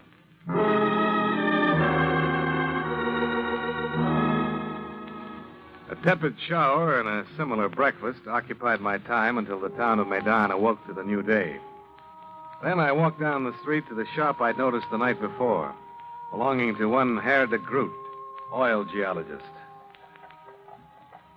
It took de Groot all of 30 seconds to look at the specimens I'd pilfered from Van Oosterhout's office the night before, rub them between his fingers, and come up with a pronouncement. Yeah, there's no question. These test borings, they are from the Van Oosterhout number 1 well. And you've seen specimens like these before? But of course I have, young man, many times. They are composed in increasing density of a carbonate of calcium and magnesium, formed during the Carboniferous era of the Earth. In other words, what we have here are specimens of Carboniferous Dolomite. I'll take your word for that. Just tell me what it has to do with oil. But it has everything to do with it, young man. Under just such rock strata as these lie some of the greatest oil fields in the world. So the chances of the Van Oosterhout well hitting such a pool should be pretty good, huh? I would say it would be virtually impossible for it not to hit oil from 100 to 500 feet in depth below the strata. Any idea why Van Oosterhout wasn't informed of this? Not informed, but it must have been. Why is that? Well, these test borings have been brought in regularly by Van Oosterhout's son-in-law, Mynheer Reynolds. Why should he not have told him?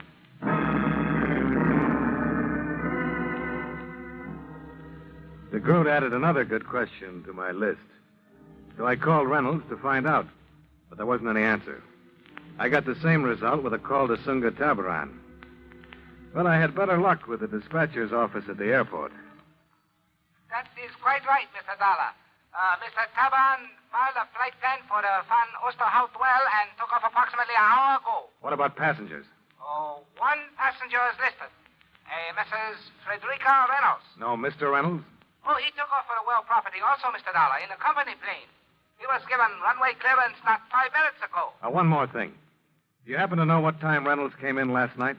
Well, which of Mr. Reynolds' flights do you mean, Mr. Dollar? There was more than one? Oh, yes, 2. The first time he arrived here shortly after dark. I can look up the exact time for you if you wish. No, that won't be necessary.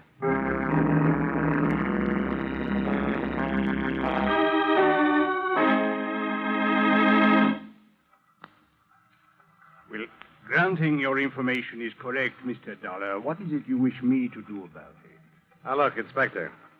It's about time you stop being coy. You must have some or all of this information. And if I have? Then you know it adds up to 1 murder and maybe 2 more. I do not understand, Mr. Dollar. Reynolds knew from those secret test borings that Van Oosterhout was going to hit oil. That would seem most logical, yes. So if he could stop the well for 3 more weeks, the drilling permit would run out. Van Oosterhout would be through. And Reynolds could file for one of his own and bring in the well himself. Then you are accusing Mr. Reynolds of deliberately withholding information from his father-in-law, of sabotaging his drilling operation. And of killing Van Oosterhout. But why should he have done that?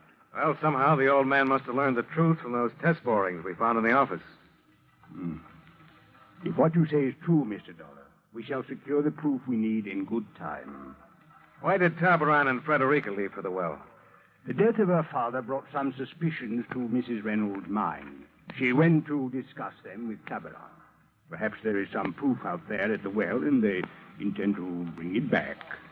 Reynolds took off for the well 10 minutes ago, Inspector.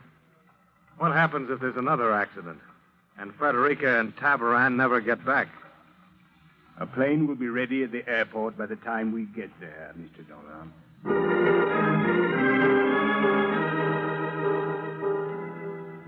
The Van Oosterhout well was approximately 100 miles northwest of Medan. When we set down, both the company plane and Tabaran's were on the landing strip. The drilling rig was motionless, surrounded by high mounds of pumped-out mud. The entire area looked deserted. It is impossible they could not have heard us arrive. Where is the rigging crew? Mr. and Mrs. Reynolds and Tabaran.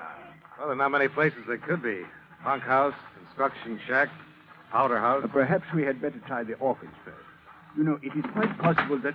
Hey, there's Reynolds, coming out of the powder house. He's got a nitro tube in his hand. Nitro? But what would he be doing with nitroglycerin? Maybe we better find out. Reynolds? Hi there, Dollar. Inspector Project? Yeah, yes, just in time to see the fireworks. Are you going to shoot the well? Yeah, that's right. Drill struck a layer of igneous granite, broke off in the shaft. I'm going to drop this down and try to blast it loose. Now, where's the rigging crew? Back in the jungle. Had to get them out of the possible blast area. Never can tell about these things. What about Mrs. Reynolds and Tabara? Oh, they went along with them. The two of you better get back there, too. Oh, this mud sump will protect us. Well, maybe so, but sometimes these things pack an awful wallop. This one's not going to, Reynolds. What do you mean? Put down that nitro and come over here with your hands up. Are you crazy, Dollar? I'm going to blow that well. Mr. Dollar, why have you drawn your gun? You make a break for that well, Reynolds, and I'll shoot. Better do something about him, Inspector. He must have lost his mind. Put away that gun, Dollar. I'm telling you for the last time. Put the nitro down and come over here. Okay, Dollar. But I can't figure it. If you think I'm going to... He's running toward the well. Don't try it, Reynolds. It's too late now, Dollar. I'm blasting that well. Back in the mud, Inspector. Get back. What are you going to do?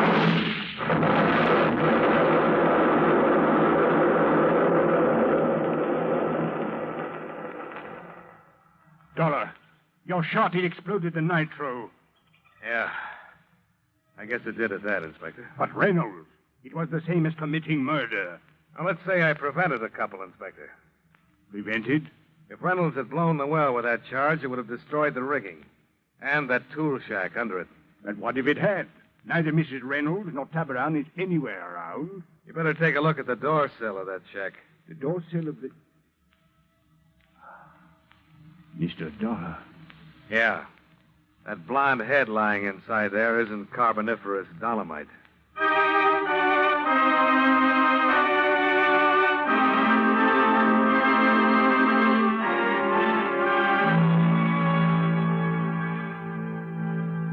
Expense account item 6, $23.15, hotel bill and miscellaneous. Expense account item 7, $1,032.60, airfare and incidentals back to Hartford. Expense account total, $2,074.05. Remarks. The trip home didn't seem half as long as the walk we made to the tool shack to see if Frederica and Tabaran were still alive. As it turned out, they were. If they hadn't been, well, I guess I just wasn't cut out to be a gambling man. Yours truly, Johnny Dollar.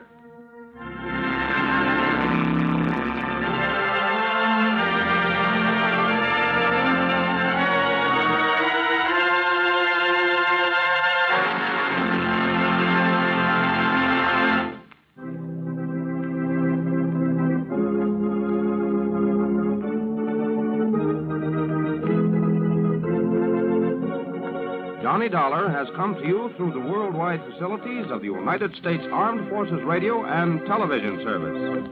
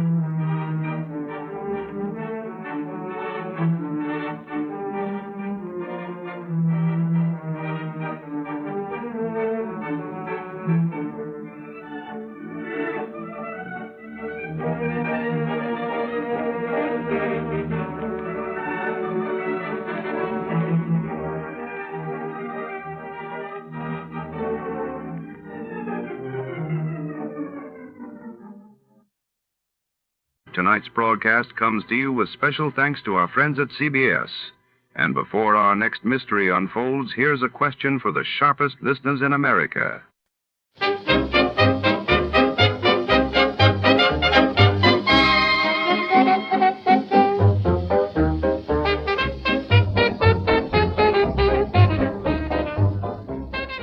From all of us at Escape Radio, a gracious thank you to CBS. And now, dear listeners, relax and enjoy a few moments of music before tonight's grand adventure begins.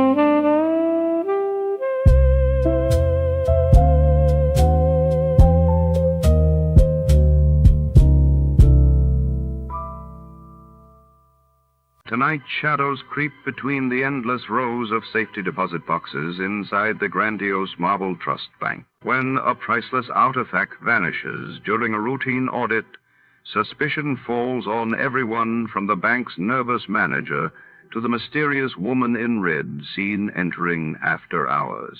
Our detective must sift through secrets and double crosses beneath glittering chandeliers and the cold gaze of security cameras. What really happened behind the vault's iron doors? Before to start, let's see what happened the day it was aired. Teji Kao, Jay. It was March 8, 1954. That day, the world watched in shock as the United States detonated its most powerful hydrogen bomb at Bikini Atoll, while in France, legendary artist Henri Matisse unveiled a striking new collection, stirring the Parisian arts scene. Johnny Dollar. My name is Bartley, Mr. Dollar. Tom Bartley. Mid-States Industrial Insurance Company here in Des Moines. What can I do for you, Mr. Bartley? Case Paper Products Company. One of our pretty important clients. It looks like somebody's trying to blow them off the map. Blow them off the map? Explosions and fires in a couple of their chain of warehouses. Oh? Yes. That have so far cost us over $120,000. And if they have any more of them, or if their main plant here in Des Moines gets hit... I see what you mean. Okay, Mr. Bartley. If I get any kind of break on plane schedules, I'll see you sometime late this afternoon.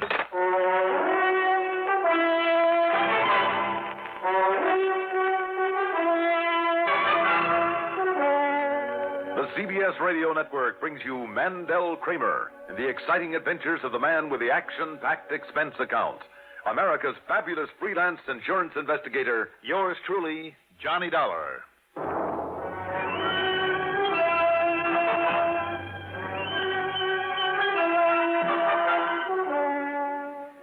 Expense account submitted by Special Investigator Johnny Dollar to Mid-States Industrial Insurance Company, Des Moines office. Following is an account of expenses incurred during my investigation of the case of trouble matter.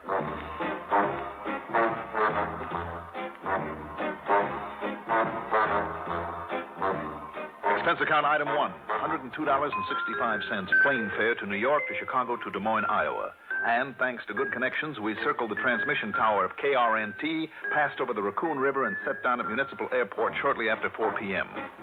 Item 2, out of force of habit, $50 deposit on a rental car. I headed north on Fleur Drive, that's Route 123, and a few minutes later walked into Tom Bartley's office on Mulberry Street in town. I beg your pardon. Yes, Mr. Case. What? Oh, I'm sorry. Well, may I help you, sir? Well, I don't know. My name is Johnny Dollar, and... Is something wrong, miss? No, I'm sorry. And Mr. Bartley is expecting you, Mr. Dollar, but he isn't here now. Oh? He's gone to Indianola. Where's that? 18 miles south of here, and he wants you to meet him there, Mr. Dollar, just as quickly as possible. Okay, but where down there? He says you'll know when you get there, and that you'll have no trouble finding him. Well, I've never met him, you know. Just the same, he says you'll know when you get there. Funny. And to, please see him right away, immediately. Okay, whatever you say.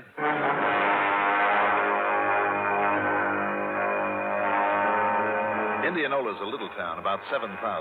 And that secretary was right. I had no trouble at all finding Tom Bartley, much less his reason for being there. A thick pall of smoke hung over the place.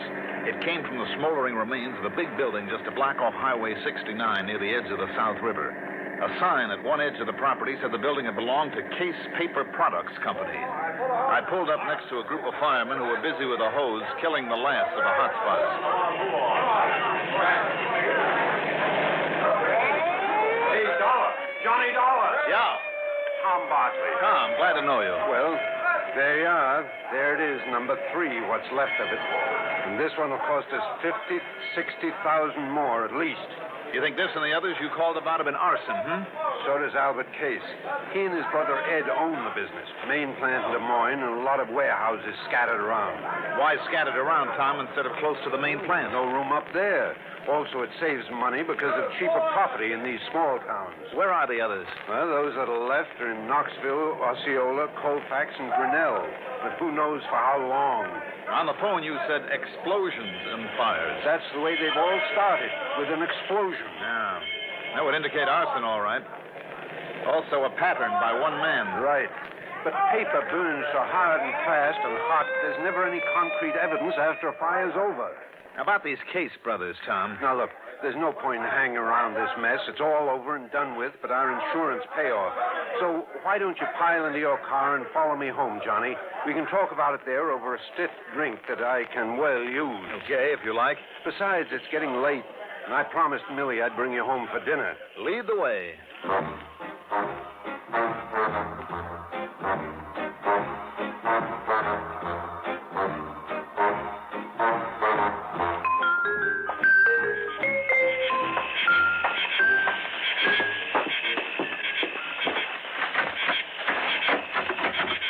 Hi, Millie, we're home. Attractive place you have here, Tom. Thanks. We like it. Oh, hi, darling. Have a busy day at the... What, Ed? Huh? Well, yes, I guess Johnny does look like Ed Case at that. Johnny? Mildred, this is Johnny Dollar. Oh. Well, hi, Johnny. Welcome. Hi, Millie. Now, you two can go in there and relax, and I'll bring you a drink. Scotch and soda, all right, Johnny? It's what Tom always drinks. Oh, that'll suit me fine. Sit down, Johnny. Make yourself comfortable. Thanks, Tom. Mighty attractive little wife you have there. Millie used to be a singer and dancer in a sister act. Oh? Now, about the Case brothers, Tom. Well, Albert actually runs the business. Ed just shares the profits. Kind of a black sheep of the family, I've heard. I see. Here we are, boys. One for you, Johnny. One for you, darling. And one for me. Well, thank you, ma'am. Well, to the gods and goddesses and us. We'll drink to that. Oh, Tom, darling. Yeah? Before I forget, Albert Case promised to drop in. Good. I want Johnny to meet him. As a matter of fact, he ought to be here right now. He only lives a few blocks away. He's been up in the town of Madrid, Johnny, cleaning up after a previous fire so he can sell the property. You mean he's planning to just pocket the insurance money? I guess so. Incidentally, he himself discovered that fire. He did, Tom, tell me, how has business been with the Case brothers lately? Well, not so good, I guess, but then that's true of a lot. Now, wait a minute, Johnny. Possibility, isn't it? But Albert Case burned down his own... Oh, now, listen, you don't know him. I know, but maybe you don't either, Tom. At least as well as you think you do. Oh, no, Johnny, you're wrong in what you're thinking. Well, I've known Al Case for years. I've known him well. Mm-hmm. What about his brother Ed, the black sheep? Well, now, Ed, of course, is a different... Oh, excuse me a minute. Hello? Tom, this is Albert Case. It's Al, Johnny. Come listen. Right. Tom. Yes, Al? I told you those fires were set. All of them. I know you did. Well, I have proof. You have, huh? Then we'll be right over. No. What? No, you mustn't come here. And I mustn't stay here. What? What do you mean? Because I... Hello? Hello? Al. I don't get it. Do you know where he lives, Tom? Well, sure, but why did he hang up? Come on, let's go.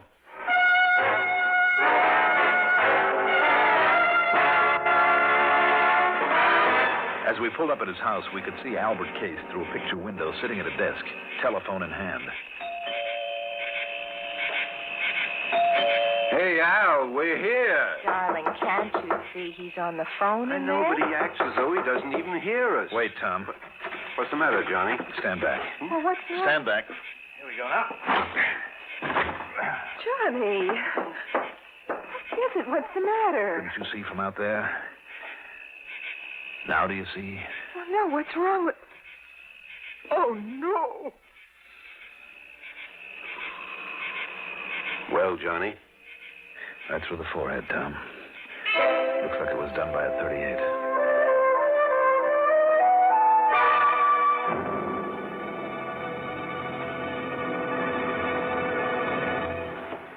Newport filter cigarette. Newport menthol cigarette. You know, sometimes late at night when business gets slack here in the diner and I'm listening to the radio, I think to myself, Heine, suppose that Newport dame should walk in right now, sit down at the counter and say, Heine, from now on I want you to smoke Newport filter cigarettes. You know they have the soothing coolness of menthol, a hint of mint and wonderful rich tobacco. It's that exclusive, pleasant smoking combination that makes Newport more refreshing to begin with, more refreshing all the way. Will you do this for me, Heine? Lady, I'd say, take the place. The whole joint, the steam table, the coffee maker, it's all yours. I'm a Newport smoker forever.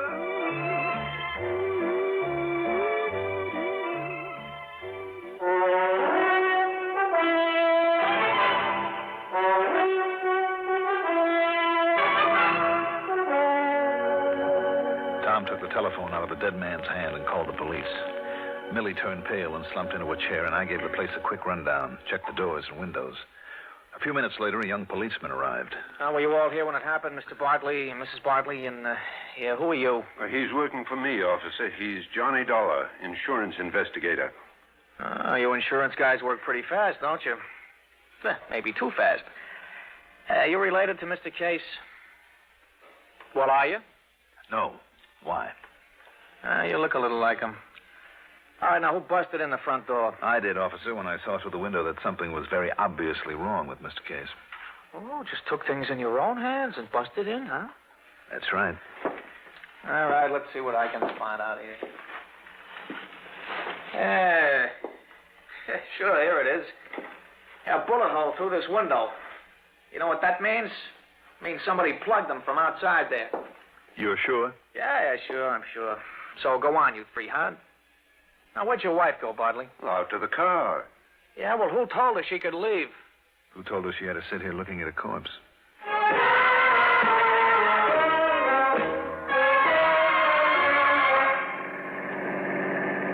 He wasn't shot by somebody standing outside, Johnny? Well, how do you know? I saw that bullet hole in the window, too. Yeah? But there were no particles of glass on the inside of the sill. But there were on the outside? That's right. So the shot was fired inside by somebody that Albert Case let in or who had normal access to the house. Remember when Albert's phoning to you was cut off? Yes. Because somebody was there and had to stop him from talking about his proof of arson or from naming the arsonist. Was Albert married? No. Oh. So his death means that his brother Ed would own the business now. Yes, I guess so. Where does he live? It's in the town of Grinnell, the other side of Colfax. Both those towns have warehouses in them, right? Yes, that's right. Now, wait a minute. I'll pick up my rental car at your house and take off. For where? Grinnell, by way of Colfax. But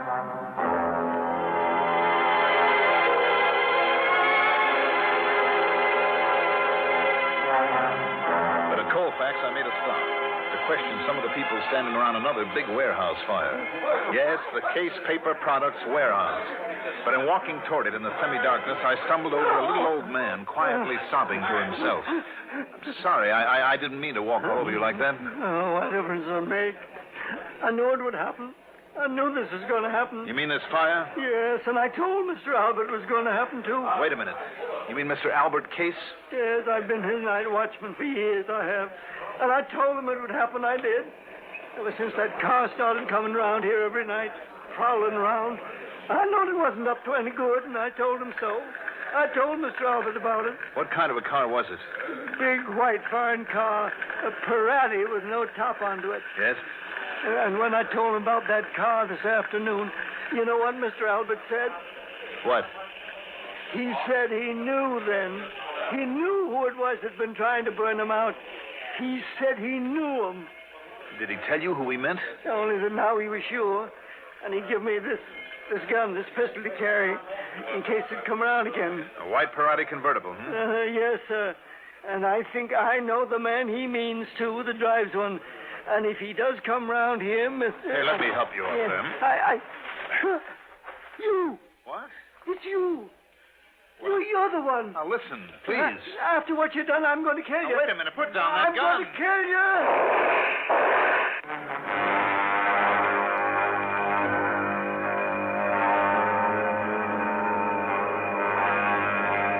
Thank goodness it was a bad shot.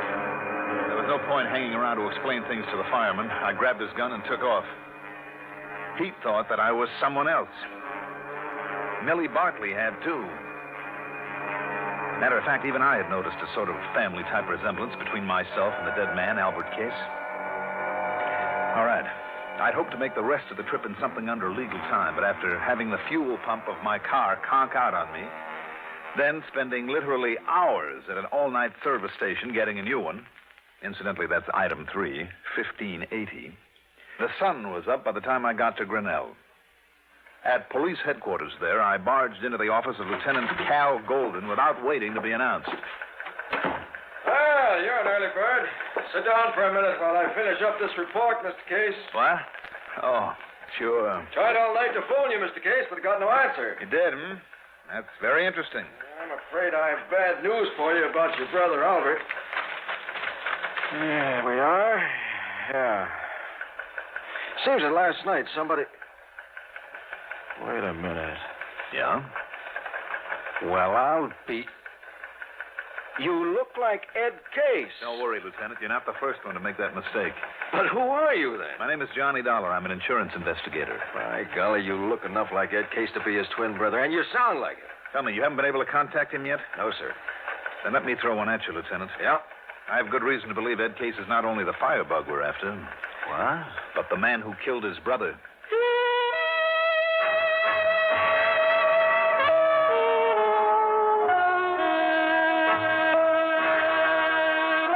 It took a little convincing, but the lieutenant finally agreed to put out an APB on Ed Case. And he gave me Ed's address, 1217 LaCroix Place. There was no answer to the doorbell there, so I went to the house next door. Yes? Oh, excuse me, ma'am. Oh, it's you, Ed Case. I beg your pardon. No, wait. You're not Ed Case. You're somebody else. That's right, ma'am. My name is Dollar. Oh, I'm sorry. I should have known because of your car. That's right. He drives a white one, doesn't he? Yes, just one of them fancy foreign things with the top down all the time. Mm-hmm. Like the one that he gave to that blonde hussy that comes around to see him all the time. A blonde, ma'am? Comes up from Des Moines all the time, in and out of that house of his like she belonged there. It's disgusting. From Des Moines, did you say? If there's anything I don't like, it's a little blonde with green eyes and one of those olive type of complexions they don't deserve Thank to you, have. ma'am. Thank you very much.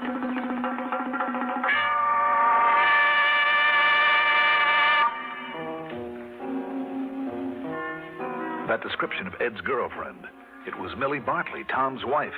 Petite, olive complexion, green eyes, and she lived in Des Moines. And I remembered her momentary surprise when she first saw me. Item 4, 90 cents for a phone call. Why, no, Johnny. I don't know where Millie is. I heard her talking on the phone to her friend Bernice. They used to be in a sister act, you know. Well, then, Tom... But then she ducked out of the house and left in the car. I see. Okay, Tom, thanks. But how are you doing? Anything new that I ought to know about this arson murder thing? No, Tom. Nothing you need to worry about. Not yet.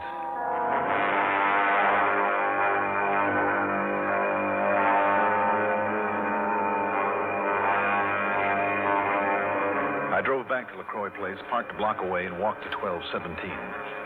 There was no answer again, so I went around to the back door, slipped the lock with a business card, and walked in, leaving it open for a possible quick exit. That was a mistake, because a couple of minutes later, as I rounded a corner to the living room, I felt the barrel of a gun in my back. Oh, so you're out of town, huh? Well, now I know different. Now, wait a minute. Don't move, Eddie boy. Trying to stall on that $5,000 you owe me won't work. You think I'm Ed Case? What do you mean, think? Now, listen, You know what happens when you try and stall me, Eddie?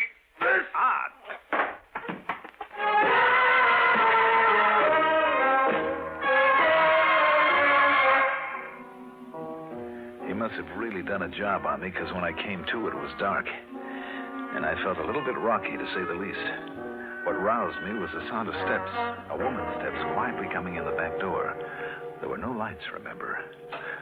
Then, briefly silhouetted against a window, I saw the all-too-familiar trim, petite figure coming toward me. Eddie?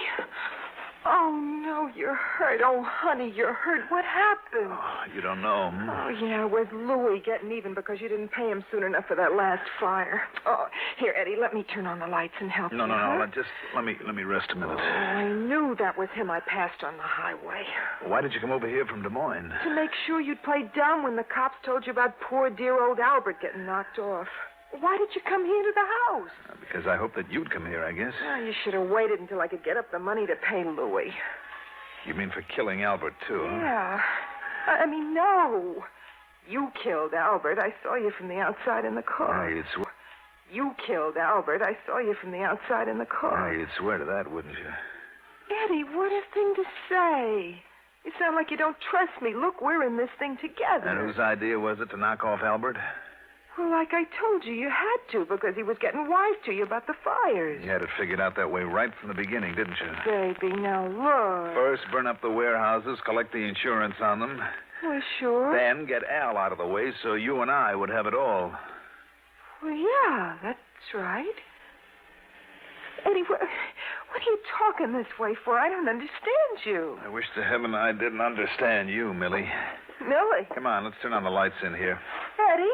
Eddie, you're not Eddie. Who are you? Don't try to kid me, Millie. Wait a minute. Who are you? Oh, you're the dick. That insurance investigator Millie told me about, Johnny Dollar. Let me out of here. Sorry, baby. I'm going, Millie. You're going to stay right here. Millie Barkley's sister Bernice, huh? Well. Sister? Yes. On account of we looked alike, we did a sister act once before she married that Bartley guy. Will you let me go? Not a chance, Bernice. Let me go! I think maybe you better, Dollar. What? Eddie. Yeah, me, Eddie. Don't move, Dollar. Get his gun, Bernice. Take his gun away. Yeah, sure, Eddie. Here it is. Ed Case, That's right. I guess maybe we do look like each other, don't we? It fooled Bernice, Eddie. Before I put the lights on, she told me everything. Eddie, don't believe him. It's a lie. No, it isn't, baby. I heard. But listen, I thought he was you. Don't you understand? I thought he was you. Why'd you drive on over here anyway? Because Millie told me Dollar was coming You been here. shooting off your mouth to Millie, too? I could tell she was getting wise about the fire. You told her? No, Eddie, honest. But she was my friend. She thought maybe she could help me out of this mess. Yeah, you're too late, Bernice. Eddie, what are you going to do? I'm going to get rid of the both of you. No. And figure out some way to shut up Louie. But you two are first. Eddie. You'll never get away with this, Eddie. No? Even when I use this gun of yours to knock you off? Eddie, please. You're drunk or you're crazy or something. What, crazy? To save my own life? To keep you and Louie and Dollar here from putting a noose around my neck? It's there already, Eddie, and you know it. Shut up. It won't be after I kill you. Eddie, please, That's please. going to be right now. Wait a minute. Who's that? The cops. It must be the cops. Oh, yeah? Well, if it is, you wait here. You wait. Ah, no, you don't. You should have turned toward that door. Out of my way. Oh, Eddie, you hit me. Now, you, Dollar. Wrong, Eddie. You may have killed her, but you're not going to...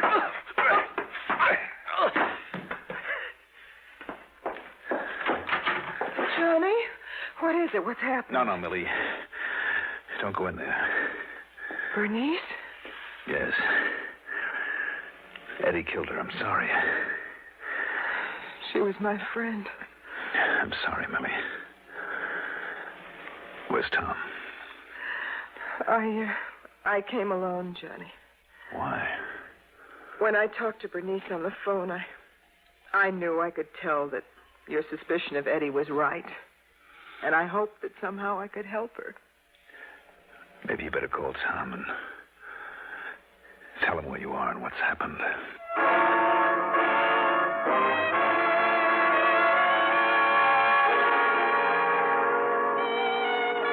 I guess it's pretty obvious what will happen to Ed Case.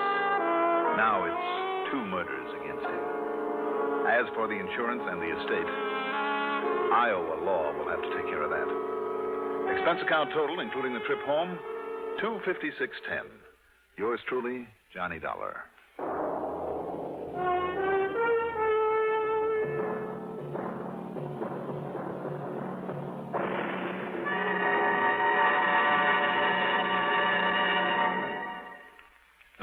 here's our star to tell you about next week's story. Next week, a story with a twist that will surprise you as much as it did me. Tune in, won't you? Yours truly, Johnny Dollar. If you drive a car, remember this. Almost anywhere in the country where you see the Sinclair sign, you can save up to 4 cents a gallon on gasoline by using Sinclair Dyno. That's because in 3 out of 5 cars, regular price Sinclair Dyno matches the performance of expensive premium gasolines costing up to 4 cents more a gallon. Drive with care and buy Sinclair Dyno gasoline.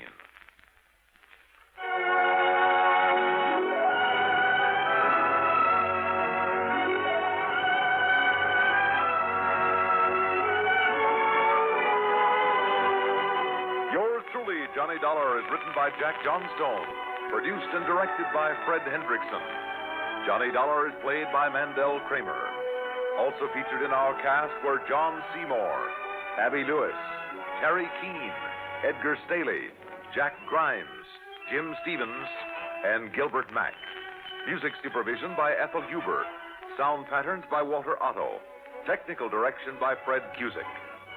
Be sure to join us next week, same time, same station, for another exciting story of yours truly, Johnny Dollar. This is Stuart Metz speaking. Hear the Dean of Newscasters, Lowell Thomas, weeknights on the CBS Radio Network. CBS for Durham, WDNC. It's 6:34. When a headache strikes, headache tension builds up. You feel terrible. You become irritable. When this happens, here's what you should do. Take Stand-Back powders or tablets. The secret of Stand-Back's effectiveness is its combination formula of several medically proven pain-relieving ingredients in one easy-to-take dose. A combination of ingredients that brings you comforting relief from pain. What's more, Stand-Back's gentle and effective action relieves tension, which usually accompanies pain. Stand-Back has earned both the Good Housekeeping and Parents Magazine seals. You can take Stand-Back with complete confidence. For pains of headache, neuralgia, muscular aches, and cold discomforts, test Stand-Back against any other preparation you've ever used. See for yourself how fast, yet how gently, Stand-Back gives comforting relief. Just trade your headache for a smile. Snap back with Stand-Back, tablets or powders. You're listening to Escape Radio with special thanks to our friends at CBS. Stay right there. The next episode follows a quick test of your radio knowledge.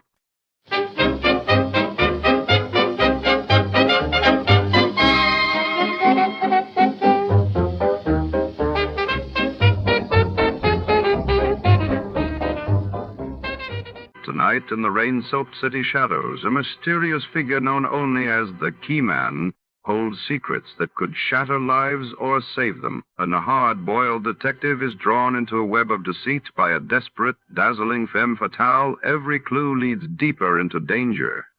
Who is the Key Man, and what doors will his secrets unlock? Stay tuned, as every answer comes at a deadly price. Before we begin, let's see what happened on the day it aired. It was March 17, 1949. That day, the world watched as the Soviet Union announced a new 5-year plan aiming for rapid industrial expansion, while in London, the British Parliament fiercely debated the future of colonial rule in Africa. Get this and get it straight. Crime is a sucker's road, and those who travel it wind up in the gut of the prison of the grave. There's no other end. But they never learn.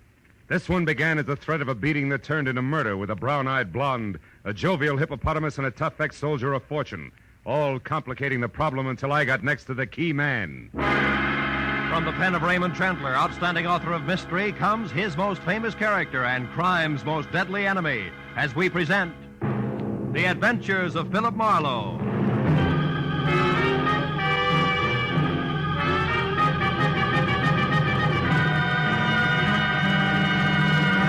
Now, with Gerald Moore, starred as Philip Marlowe, we bring you tonight's exciting story, The Key Man.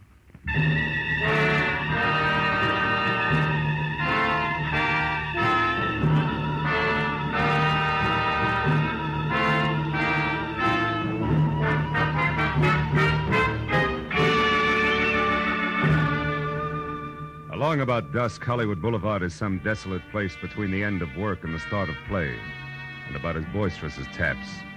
So except for a sallow-faced masher leaning against a nearby storefront warming up his evening leer, I was alone on a lot of fancy pavement when I walked up to the box office of the newsreel theater near Cahuenga. Paid my 40 cents admission, tax included, and started inside, where, of all places, I was to meet my new client, one Mark Hummel. He'd called my office at 6:35, and in a tight voice, fringed with fear, urged me to find him in the last row, last seat, far left of the Boulevard Cinema at once, if I could use a $50 bill. It was exactly 6:45 when I crossed the length of lobby to aisle 4 and entered the theater proper, which was almost empty. It was 2 minutes after that before I could see well enough to tell that the man all alone in the aforementioned seat, who wore white French cuffs protruding out of gray flannel, a pleated frown and not paying any attention to the bathing beauties on the screen who were water skiing through Florida's Cypress Gardens, had to be my client. I eased in and sat down next to him. I could see he was watching me out of the corner of his eye. Marlowe? Yeah. My plane leaves for New York in half an hour. Watch it, honey. You ought to see that I'm on it and in good health. Who wants it otherwise? Barney Kovac, an ex-soldier of fortune who thinks with his fists. He works as straw boss in a garage where they park cars. He's threatened to kill me with his bare hands. Why? What'd you do? Nothing. It was perfectly legitimate. Mm-hmm. He had a chance to get out of Hippo Link's place. Get out of whose place? Hippo Link. Oh. Kovac had a chance to buy a location of his own. But you got there first. Look, Mr. Hummel, why don't we continue this in the lounge? It's quieter out there. Yes, what if you think? Yeah, come on.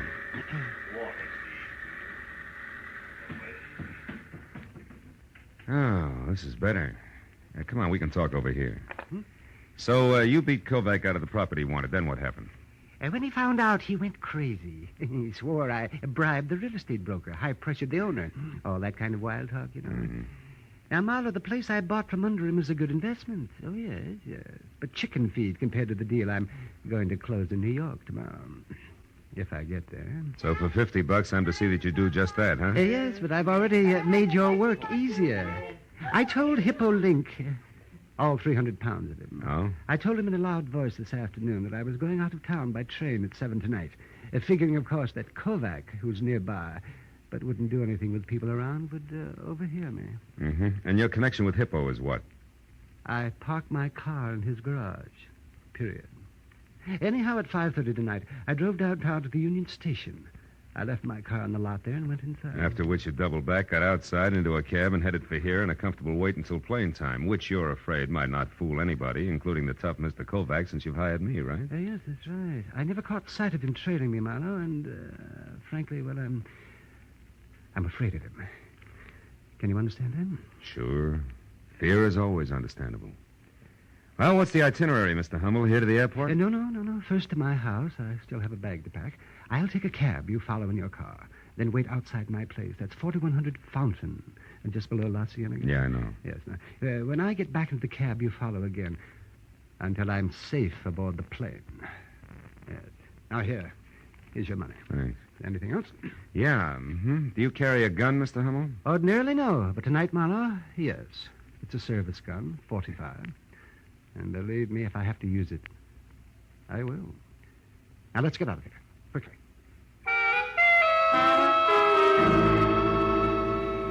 I was 20 minutes playing Follow the Leader up through Hollywood to Fountain Avenue as far as the neat cube of stucco that was number 4100, where I parked behind the taxi, lights out, and waited. Until I heard a frightened scream from what had to be Mark Hummel. I piled out of my car and darted past the cabbie who said he had enough trouble in his life and ran up the front steps and into the house where in the light of a single overturned lamp in the bedroom, I found my client face down in a widening pool of his own blood. I started for the rest of the rooms, but then the sound of a motor roaring out of the alley behind the house told me I was wasting my time. When I returned to the bedroom, one glance at Hummel's still form said that the man who had been afraid for his life only 30 minutes ago was already very dead. Next to his body was the 45 he never got to use, and alongside of that, the miniature crystal ball splattered with blood that had killed him. There was a key which I found fit the front door, lying in the middle of the carpet. The drawers and closets were all open, as well as his half-packed suitcase. It was a good time to call the police.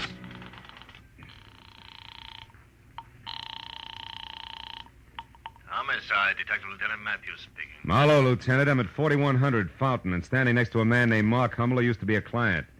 He's dead, Matthews, murdered. Oh, any idea who did it, Phil? Well, I got an idea it might be a lot of muscle called Barney Kovac, who works in a garage on Santa Monica Boulevard. You sure it wasn't a robbery killing? No. Well, we've had a lot of second storage jobs there, about every 3 weeks in that neighborhood. I'm not sure of anything yet, but you see, I was Uh-oh, company, Lieutenant. I'll catch up to you later.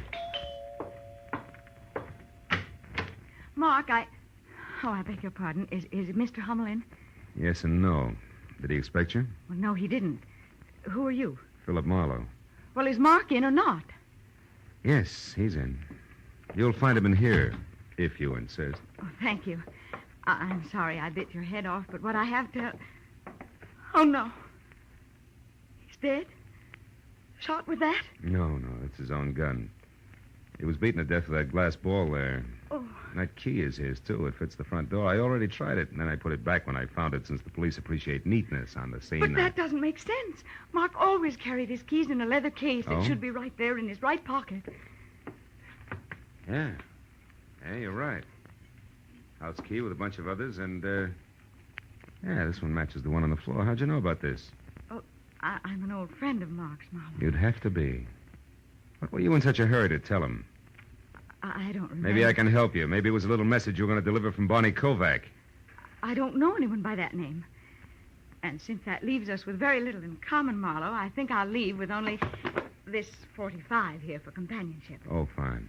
Now, get over there against the wall and turn your back. Well, go on. Now what? And don't move until you hear me drive away, or your health will suddenly be very, very poor. Good night.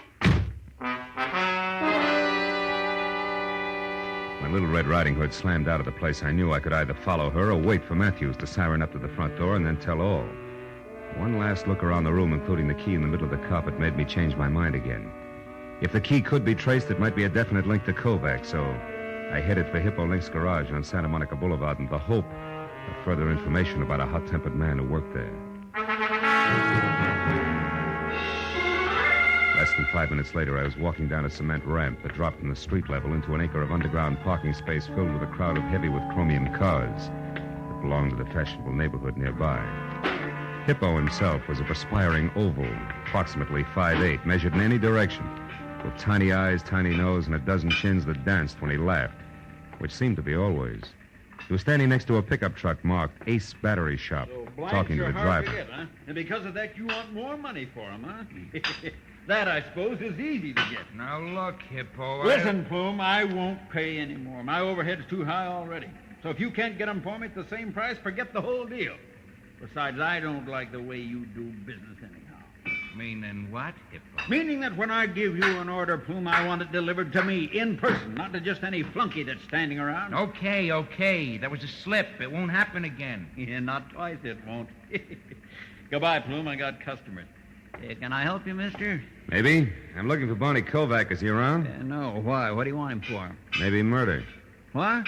Barney, he killed someone? Wait a minute. Plume, I said goodbye. Go on, beat it. Okay, Hippo. I'll see you around. Let's go in the office here, mister. A little quieter. Sit down. Thanks. You a cop? No, private detective. Name's Marlowe, Hippo. Marlowe, huh? Mm-hmm. Never heard of you. But then I never heard of a lot of people, huh? That's right, Hippo. People like, for instance, Mark Hummel. Why him, Marlowe? He was the one Kovac killed. Well. What do you know? Doesn't seem to break you up. Why should it? Hummel was a louse, Marlowe. Everybody said so. Of course, I didn't know him personally, except to joke with him when he brought his car in. You know, a little laugh goes a long way with some guys. Tell me, Hippo, did you know that Hummel was going out of town? Yeah, he told me this afternoon. Should have gone yesterday, huh? Shut up. Okay, so you don't like jokes. I can play it straight. What do you want? For an open of this. A tall blonde with brown eyes and a pretty face who knows how to handle a 45 as well as conversation walked in here. Would you know her? I might. Could be Rhonda Beaumont, Barney's girl. She lives in a plush apartment over at 38 Sweetser Drive, just above the Strip. How does she figure? Probably great in a Catalina swimsuit, but in this deal I'm not sure. She She might have put me on the right track by setting me straight about a key to Hummel's apartment that I found next to his body. Wasn't his. A key? Yeah, the design on it near the top, the round part, was like a fancy figure 8. Mean anything to you? Not being a locksmith, no. Anything else? Yeah. Where can I find Barney Kovac? How would I know? He quit at 5 today, just like he does every day. And I quit at 9, Marlowe, which happens to be right now. So, goodbye, mister. Just like that? Yeah, just like that. You see, if I work late, Marlowe, I got to pay myself overtime. That hurts, because I can't afford it. See what I mean, boy?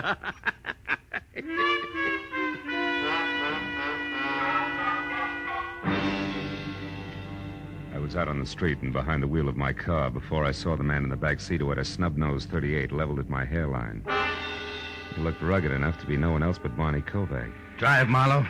Straight to the corner of Melrose and Orange Drive. I live over a store there, and it's quiet, so we can talk without being disturbed. Come on, drive.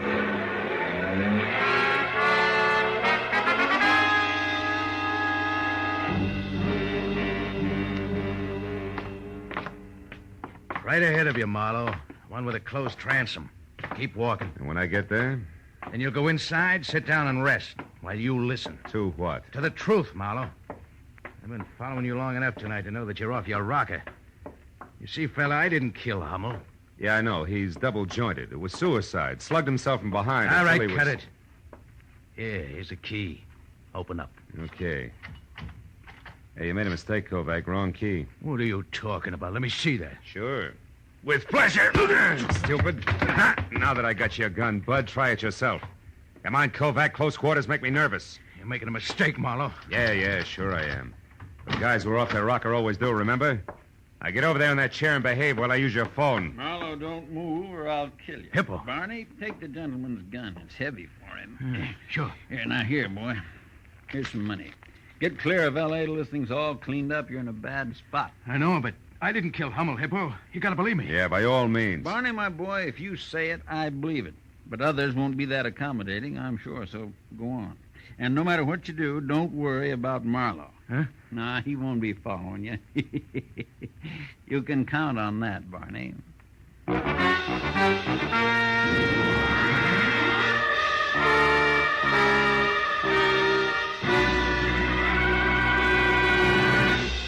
In just a moment, the second act of Philip Marlowe. But first, programs on a summer Sunday afternoon come to you at home, in your cars, on the beaches, and 101 other places where you are at ease. And for your leisure time listening, what is better than music? Every Sunday afternoon, CBS brings you two outstanding programs of music. Gems from the great composers played by the Symphonette, and the sweet, memorable songs of the outstanding modern composers and semi-classicists sung by the Choraleers. Each program is designed especially for fine, summer Sunday afternoon listening. Hear both the Symphonette and the Choraleers tomorrow afternoon on most of these same CBS network stations. Now, with our star, Gerald Moore, we return to the second act of Philip Marlowe and tonight's story, The Key Man. The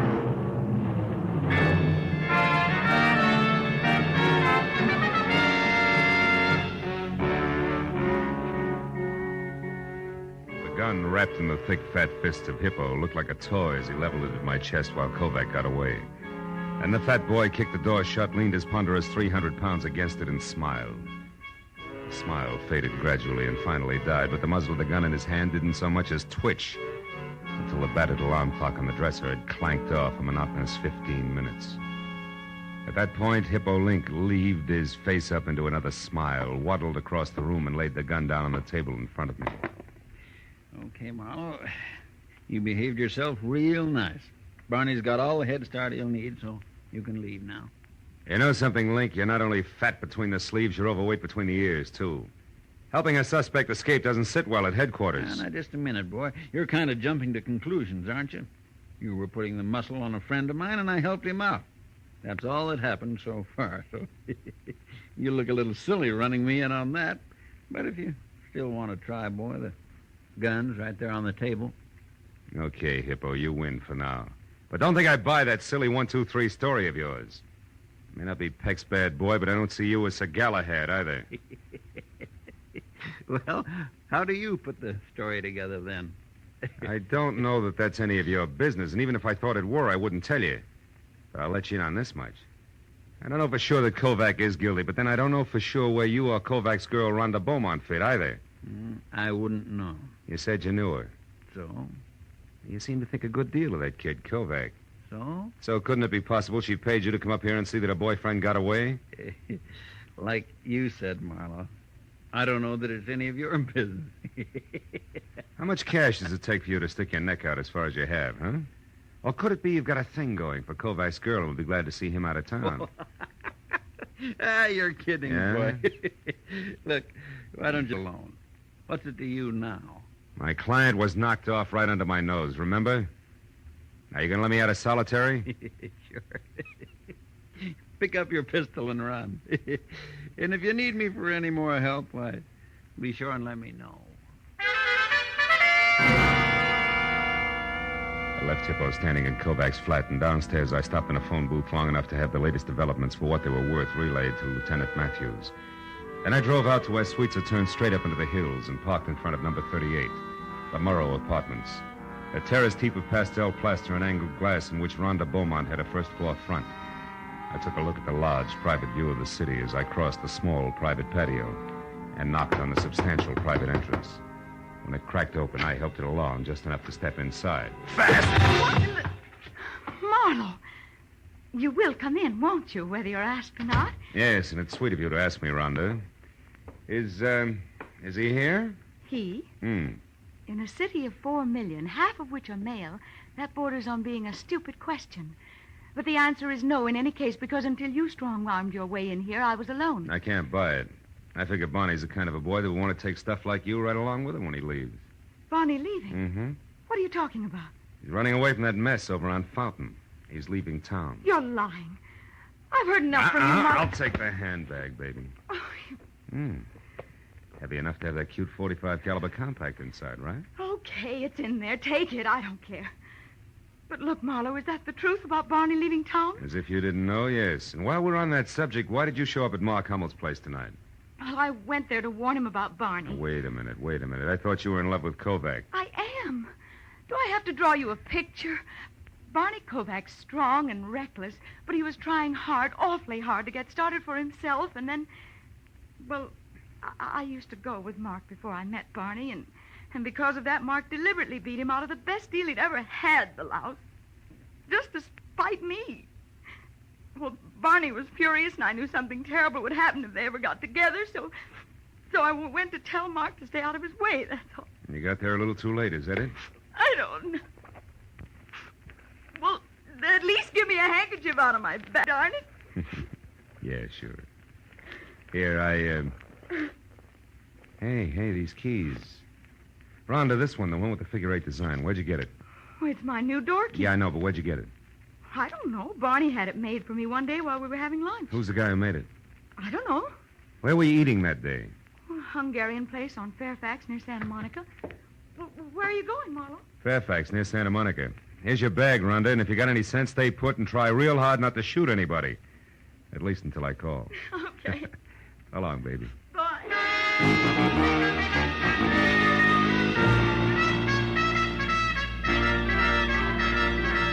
Hey, late extras, the world's in terrible shape. It's a mess. Read all about it. Late extra papers. It's all over now. Paper, mister? No, thanks, kid. Tell me something. Where's a locksmith on this block? Locksmith? No, there ain't none. Oh, come on. Sure there is. A guy who makes keys. It's got to be. Think hard, will you? It's important. Think hard, he says. Look, mister, I know this whole neighborhood like the back of my own hand. No key maker. Uh-huh. Well, how about a guy who sharpens saws, scissors, things like that? No, nothing like that. We got filling stations, bars, a delicatessen, drugstore, shoemaker, dry goods store, 3 restaurants. One's Hungarian, that's on Fairfax. Ace Battery Shop there across the street, a toy store on the corner, a lampshade joint. Shop. Wait a minute, hold it. Battery. Ace Battery. Plume. Plume. Yeah, that's it. Old man Plume owns the joint. Ah. A real sour apple, you know what I mean? Place is a dump, too, but he works hard. He's probably over there right now, working in the back room. Bless you, my boy. Thanks a lot.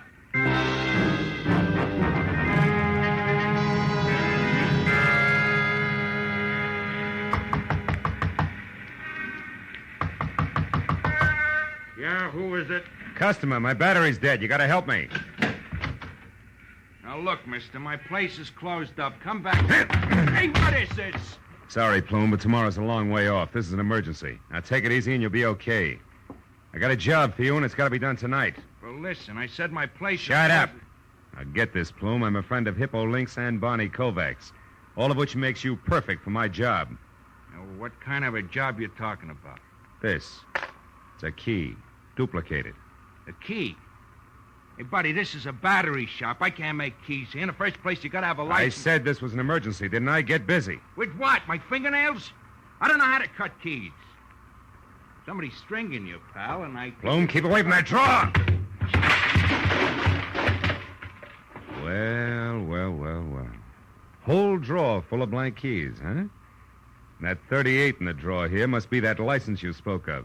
Come on, you, get up. Wait. Leave me alone. I didn't do anything. Now, listen, Plume. I want one straight answer out of you, fast. You made a delivery to Link's garage sometime today, and it wasn't batteries. Who'd you give it to? Come on. I left it with Barney Kovac. He was the only one around, but it was nothing, an envelope. Yeah, full of keys. Thanks very much for your help, Plume, but I'm in a hurry. And just so I'll be sure to see you later, good night! I ran out to my car, piled in, and headed straight out Santa Monica for La Cienega. And when I got within sight of the dark, cavernous entrance to Hippo Link's underground storage garage, I slowed down and looked for a phone that I could use to call Matthews and still keep an eye on the garage because the way things stood now, I couldn't afford to miss a lick. But then I got a break. I decided to try a mobile gas station on the corner when the scream of a siren shoved me up against the curb, and a squad car swerved out from a side street, ground to a rubber-burning stop in front of the garage and disgorged Matthews himself and the driver on the double. I slammed out of my coupe and belted across the street after him. Matthews! Hey, Matthews! Marlowe, get back! Over this way. We got Kovac cornered down inside there. You're just... Now, wait a minute. Matthews, you got this deal all wrong. Oh, no, we haven't. I got two men out and back. He's trapped. We'll get him No. Hold everything, Matthews. Listen to me. I'm going down there and talk to him. I'll be back in a minute. Come back here, fool!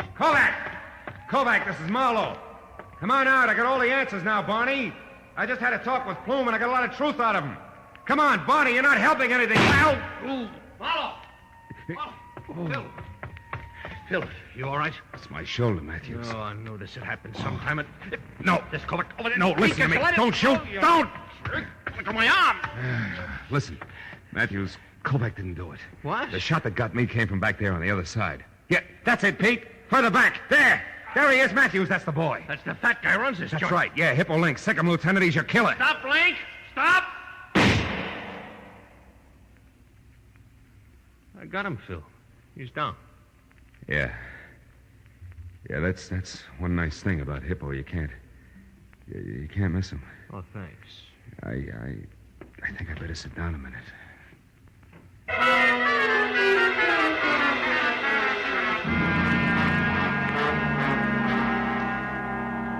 Hello, Marlowe.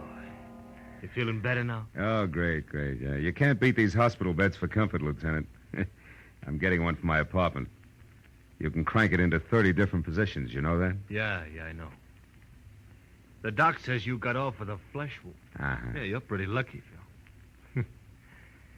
Well, I just stopped by to tell you they saved Hippo Link, so he'll have to be tried. It won't be much, though. He's already admitted everything. Well, what about Plume? Did you get anything on him? Still so groggy, hardly knew his own name when we picked him up. Yeah, it was quite a racket they had, Matthews. Yeah, smooth. Every rich customer come into Hippo's garage, left his house key with his car keys, was a cinch to be burglarized sooner or later. Yeah, Plume cuts a duplicate key. They find out when the people are away, and that's all they need. Some setup. But it sure backfired on him tonight. Hummel went to a lot of trouble to tell Hippo that he was leaving town at 7 just to throw Barney off his trail. But Hippo took it as a great opening for his racket. So Hummel came home right in the middle of the burglary, and Hippo had to kill him to get our way. That's it? Oh, by the way, a friend of yours out here. Oh? Yeah. I'll get him. Come on in, Barney. He's feeling fine. Oh, swell. Hi, Mr. Marlowe. Hi. I guess Rhonda and I owe you quite a vote of thanks. You owe me nothing but an explanation, Kovac. Why'd you run? Oh, I don't know. Half the way I shot my mouth off about Hummel, I figured I was hooked for sure when he turned up dead. Once I started running, I couldn't stop. Kept getting worse. Yeah, it's exactly what Hippo figured. That's one I don't get, Marlowe. Why'd he help me in the first place? He had to, brother. Hippo knew that my best clue was an extra door key. He also knew that Plume had left a bunch of keys with you to give to him. He was sure that if we ever got together and talked about keys, he'd be stuck. But as it turned out, I got the same lead anyway from the key Plume made for Rhonda. Hey, Matthews. Yeah?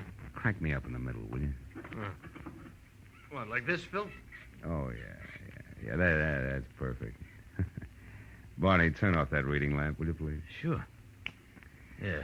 Anything else, Marlowe? Yeah. You see that no visitor sign there? Yeah? Well, just hang it on the door on your way out. I'm here for 3 days, fellas. I'm going to make the best of them. Good night, all.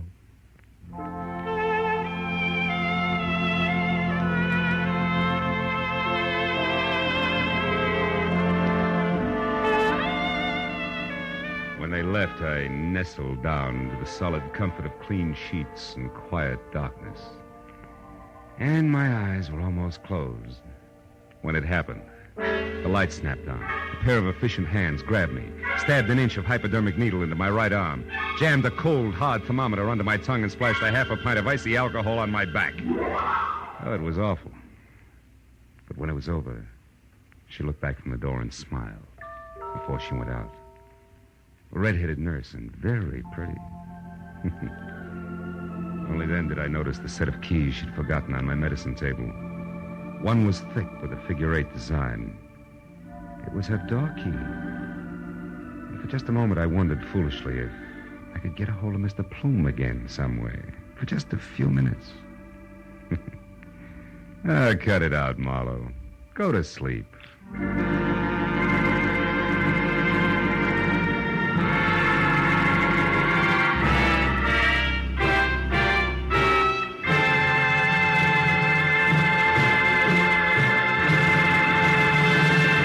The Adventures of Philip Marlowe, bringing you Raymond Chandler's most famous character and crime's most deadly enemy, star Gerald Moore, and are produced and directed by Norman MacDonald. Script is by Mel Donnelly, Robert Mitchell, and Gene Levitt. Featured in the cast were Vivi Janis, Parley Bear, Jack Moyles, Howard McNear, Shep Menken, and Don Orick. Detective Lieutenant Matthews is played by Larry Dobkin. The special music is written by Richard Orant. Be sure and be with us again next week when Philip Marlowe says... It was going to be a vacation in the wide open spaces, but a black stallion, a tiny emerald, and a battered horseshoe meant a 24-hour delay. It could have been worse, because to the dude from Manhattan, they meant death.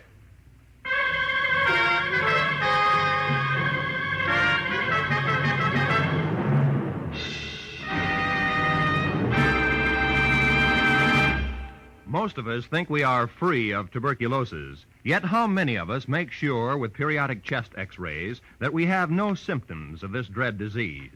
Anyone can have TB without being aware of it. In the early stages, there are often no signs, and yet it is in this early stage when it is most important for the disease to be detected.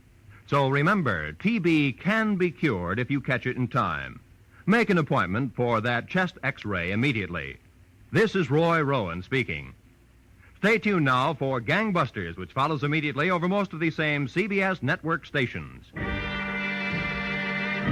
This is CBS, the Columbia Broadcasting System.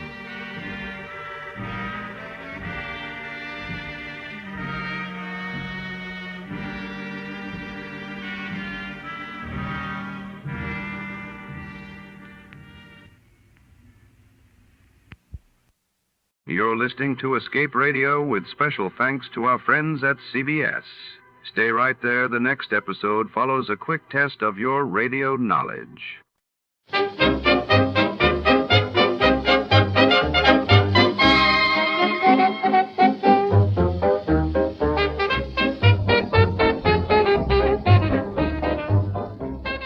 Tonight's tale takes us deep into the heart of the Bellamy Chemical Laboratory, where secrets burn just as fiercely as the chemicals stored within its steel walls. A mysterious fire erupts in the dead of night, leaving behind only ashes, suspicion, and a trail of passion-fueled motives. As Detective Archer prowls the lab's shadowy corridors, the scent of betrayal lingers in the air. Was it accident or arson driven by a burning desire? Shadows flicker between test tubes, and every suspect holds a match. Before to start, let's see what happened the day it was aired. It was February 26, 1952, And that day the world reeled as British Prime Minister Winston Churchill announced Britain had developed its own atomic bomb, while in New Delhi, India mourned the sudden passing of its first president, Dr. Rajendra Prasad, prompting national tributes. Johnny Dollar. Yeah. What? I said, yeah. Oh, what's that supposed to mean, and who are you? Oh, Johnny, this is Pat McCracken at Universal Adjustment Bureau. Well, hi, Pat, but what's with the crazy dialogue? Oh, that word, that yeah, was most of the conversation I got from some crazy character who just called in. I'm afraid I don't dig you. Oh, he called about 5 minutes ago. Said he'd been trying to reach you, but he got no answer. I was out picking up a morning paper. Who was he, Pat? He wouldn't say. He just gave his phone number. Wait a minute. There's only one man in the world talks like that. Yeah. Yeah. Was the call from San Francisco? No. Oh. Los Angeles. Well, then maybe I was, Oh, because the man I was thinking of... Now, wait a minute. Yes, I'm waiting, John. Tell me just one thing, Pat. Well? Have any of your insurance companies been having to pay off on any big fires lately? I mean, out in Los Angeles? On any fires? You'd better start checking with those companies out there. No, wait a minute. Do it, Pat. And I'll lay odds that you get a handful of arson reports. Arson? Yes. Johnny, just because some silly guy calls up and all he says is, yeah. Hey, let me have that phone number he gave you. Oh, Johnny. Come on, Pat. What is it? Hollywood 8, 3142. Okay, now you go ahead and check with your West Coast insurance company. And get ready to pay my expense account to Los Angeles. Are you kidding? Are you trying to tell me that the way some jerk says yeah means arson on the West Coast? Now, don't be silly. You, want to bet? Oh, Johnny. Pat, I'll call you back.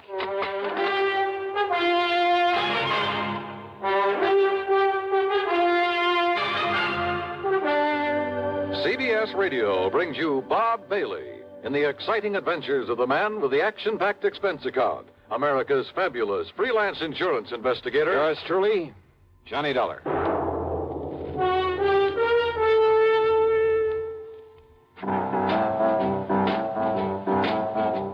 Talk about best-selling records. Here's a familiar tune about America's best-selling filter cigarette, Winston.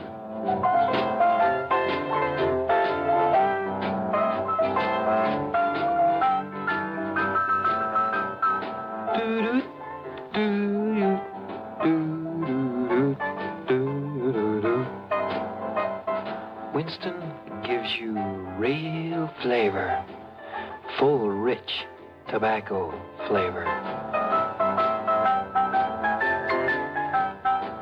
And you know, that's because only Winston has filter blend up front.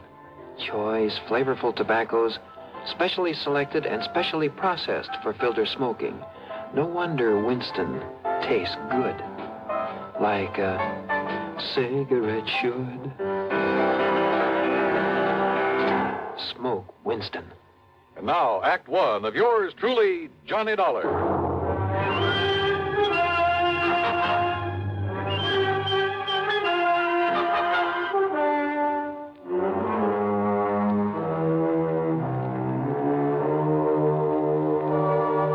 Expense account submitted by Special Investigator Johnny Dollar to the Universal Adjustment Bureau, Home Office, Hartford, Connecticut.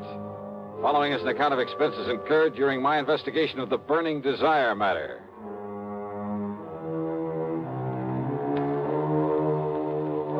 Yeah, as I told Pat McCracken, there was only one person I knew whose conversation might consist mostly of that one word. So, expense account item 1, $250 for a phone call to Hollywood 8, 3142.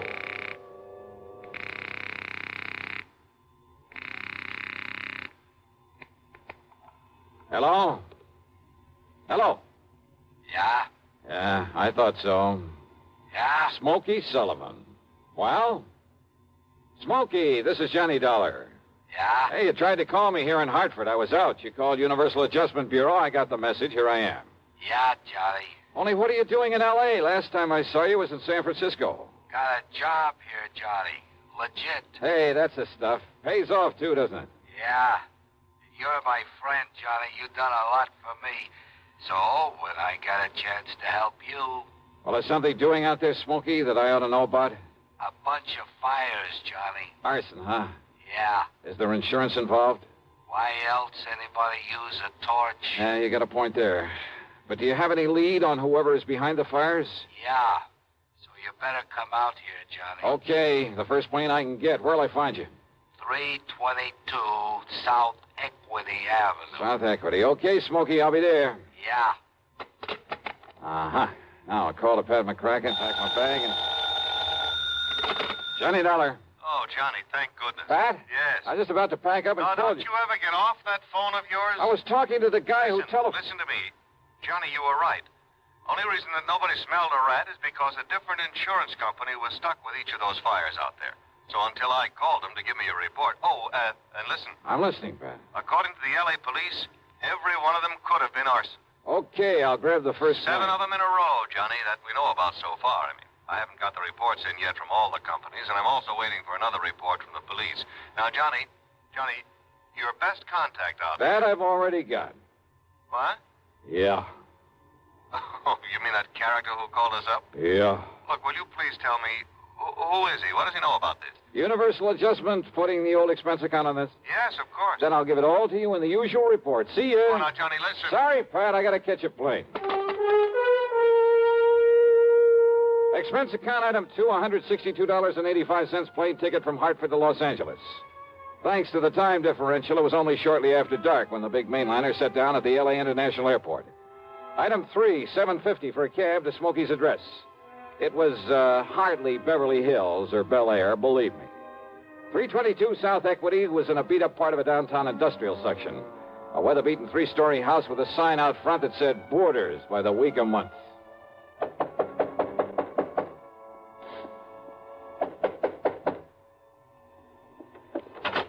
Yeah, who are you? Well, my name is... Just what's a fancy dresser like you want around a place like this, huh? Well... I'm looking for a man by the name of Smokey Sullivan. I understand he lives here. That's right. Are you the man he said he was expecting? That's right. My name is Johnny Dollar. Well, he didn't tell me what the name was, but if you're sure he was expecting... I'm sure. Now, where is his room?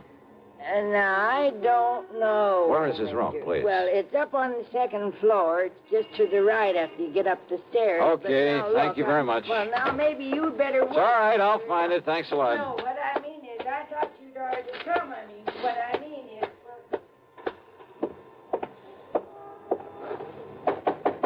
is... Smokey? Hey, Smokey, it's Johnny Dollar. Ah, what was that? Smokey! Now, what's all the... Oh, no. Smokey, can you hear me?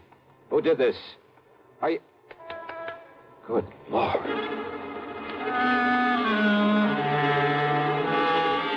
Smokey had really had it.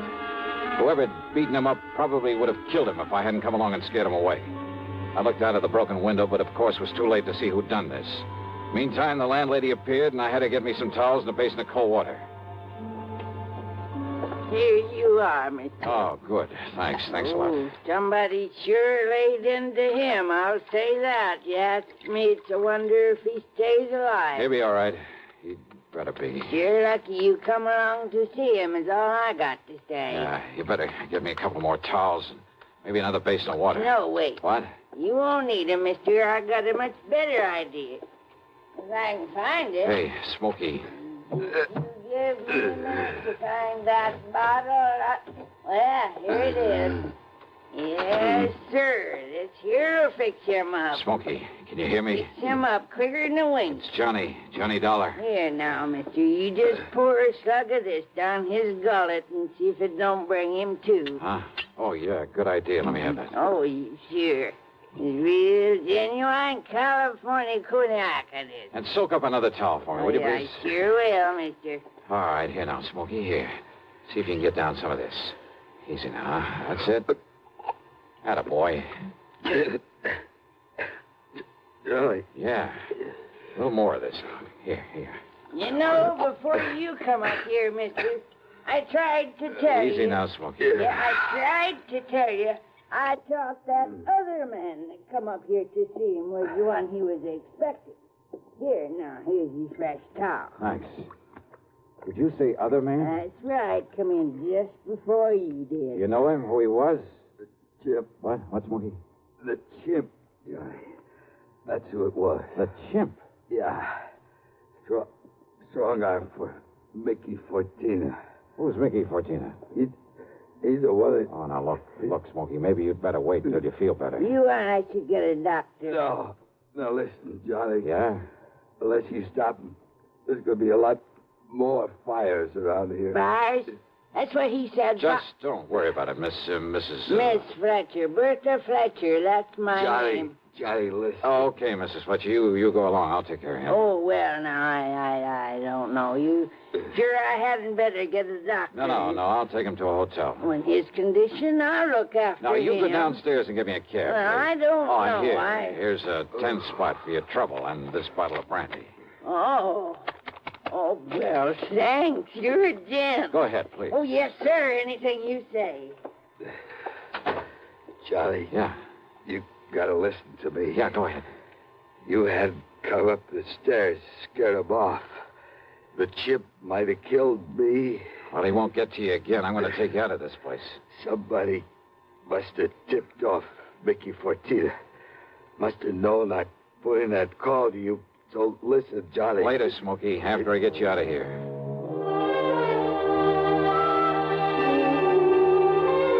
Item 4, the $10 to Miss Fletcher. Item 5, a $1.50 for a cab to the Statler Hotel, where I had to show my credentials to the room clerk to get a bed for the somewhat mangled Smokey Sullivan. Item 6, $15 to the doctor who came up to the room, and I must admit got him back in a pretty good shape. Then, when the doctor had left us... Yeah, Johnny, all those fires, big insurance, all of them set. 7 of them in a row. So that means by one firebug, this Mickey Fortina you mentioned, huh? No, Johnny, Mickey's too smart for that. What? All set by different guys. I don't know who they are, but I see no remains. And the police ain't sure, but I know there was arson. Who's Mickey Fortina? He's a go-between. I seen this happen before. Yeah? Frisco, Seattle, and Denver, a lot of places. He brings in a lot of boys of his own. Everyone got a different way of setting the blades. So the cops can't tie it up with any local boy whose methods they know? Yeah. Fortina's a go-between? He makes the deal with whoever wants a fire. And the police aren't onto him? What for? He never set a fire himself. Well, I know, but he's the guy that... By the time the arson squad is in, the guy who done it is far away. So there's no witness can prove Fortina set up the deal. And the police have never been able to put the squeeze on whoever made the deal for a fire? And get sent up for it? For being accessory or whatever you call it? Oh, yeah, I see what you mean. Yeah. Fortina sent for me when he found out I was here in L.A. I used to know him, Johnny. Wanted you to be a torch for him, huh? He just asked if I wanted to work for him. And he knew that I knew what he meant. But if you knew that Fortina was operating here... Smokey... How could I prove it? How can I prove it now? Well, maybe I can. But if he finds out I sent for you, Johnny... It looks to me like he already has. Oh, yeah. All right, then. If somebody who wants a fire can get to Mickey Fortina, there must be some way I can. At his office. His what? At his office every night. 1025 South Spring. He has an office for a racket like this? Why, you'd never know it. You'll see. Yeah, I think I'd better see. Hey, Smokey, you... Who's that? You got a gun, Johnny? Right here and ready. Open up in there. This is the police. Police, huh?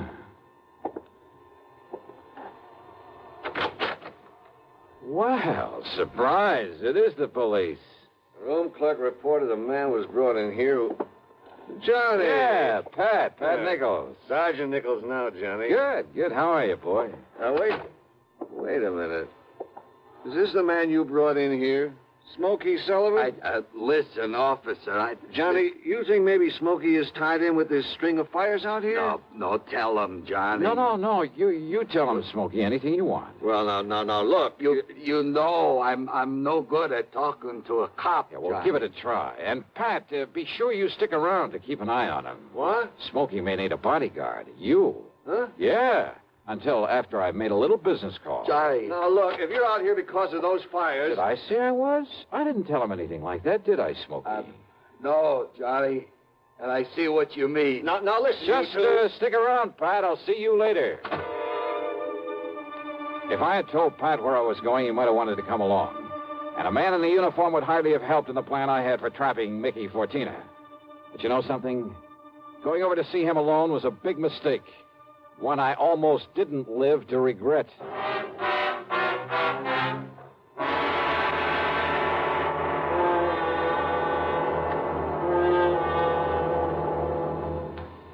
We'll bring you Act Two of yours truly, Johnny Dollar, in exactly 1 minute. Here's Hollywood star Mona Freeman. Who feels like acting with a miserable cold? I relieve cold distress the fast way with 4-way cold tablets. Yes, tests of all the leading cold tablets proved 4-way fastest acting. Amazing 4-way starts in minutes to relieve muscular pains and headache, reduce fever, calm upset stomach, also overcomes irregularity. When a cold strikes, do what I do. Take 4-way cold tablets. It's the fast way to relieve nasty cold distress and feel better quickly. 4-way, only 29 cents. Now, here's a word about another fine product of Grove Laboratories. Had dandruff for years? Now get rid of it in 3 minutes with Fitch Dandruff Remover Shampoo. 3 minutes with Fitch regularly is guaranteed to keep unsightly dandruff away forever. Apply Fitch before wetting hair, rub in 1 minute. Add water, lather 1 minute, then rinse 1 minute. Every trace of dandruff goes down the drain. 3 minutes with Fitch, embarrassing dandruff's gone. Fitch can also leave hair up to 35% brighter. Get Fitch Dandruff Remover Shampoo today. And now, Act Two of yours truly, Johnny Dollar and the Burning Desire Matter.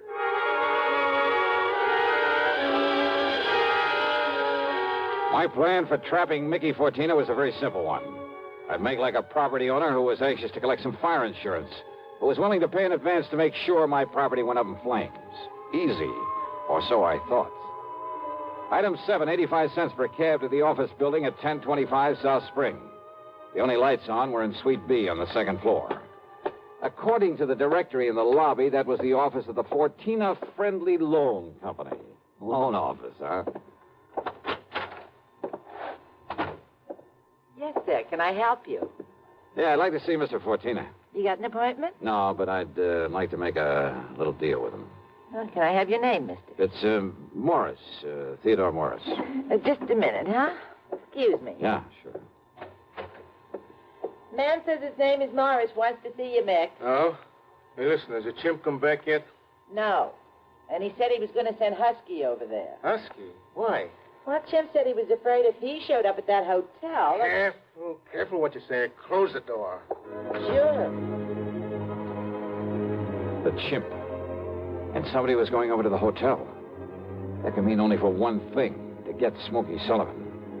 I carefully edged over closer to the door of Mickey's office, hoping I could hear more. But it was too thick. And it suddenly dawned on me. If they knew I was the one who put Smokey in that hotel, they probably also knew why I'd come here.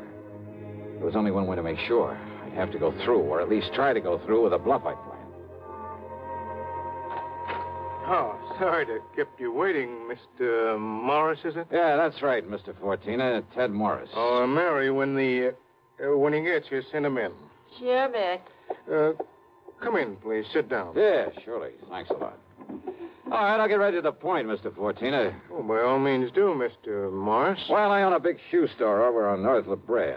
Yes? Well, business has been pretty bad. Lately, I've been losing a lot of money. Too much stock on hand, big inventory and hardest. Well, if it's good merchandise, I see no reason why we can't arrange a loan for you. Yeah, a loan? Of course. What else? Well, listen, I carry a lot of insurance on not only the stock, but the building, too. Oh? How much, Mr. Morris? Well, it adds up to over $185,000. I see. It's very commendable. But why do you tell me about this insurance? Well, I said I'd get to the point. Now, listen. If that place was to burn up some night, the whole works. If that place was to burn up some night, the whole works. I'd collect a lot of money on it, all the insurance. And, of course, be in a position to repay whatever loan I advance to you. All right, stop beating around the bush, 14. I want that place burned out. Can you fix it? Mr. Morris, if you want a loan, possibly even a sizable... Well, you know what I want. Come on, how about it? As I said, possibly we can advance it to you. Now, look, I didn't come up here to... However, as evidence of your good faith, your, shall we say, good intentions, are you prepared to make a down payment on such a loan, say, $10,000? Cash in advance? What are you talking about? Set the fire, burn the place up so I can collect the insurance, and I'll give you $15,000. Now, just a minute. Who said anything about setting a fire? I did. Well? Who sent you here? If you said it was a former client, I won't believe Oh, it. look, does it make any difference? Do you by any chance know a man by the name of Smokey Sullivan? Sullivan? He knows him all right, Mick. Well, the chimp? Shut up. Sure, Mick, this is the guy I told you about. I come to see Smokey at his rooming house. What I left of him.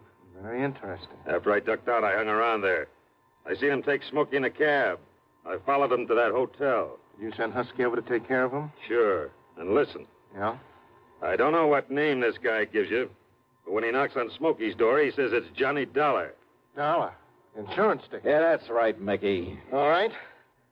So maybe I do arrange another fire with you in it, Dollar. Mickey! There's a police car just pulled up in front! Go ahead, Jim. Yeah, I'll kill this dirty... All right, now, 14er, your turn. Don't move, Dollar. Reach for a gun and I pull this trigger. I see. Yeah. How are your eyes, Mickey? Can you see in the dark? What? Without this lamp in here? Mickey! You...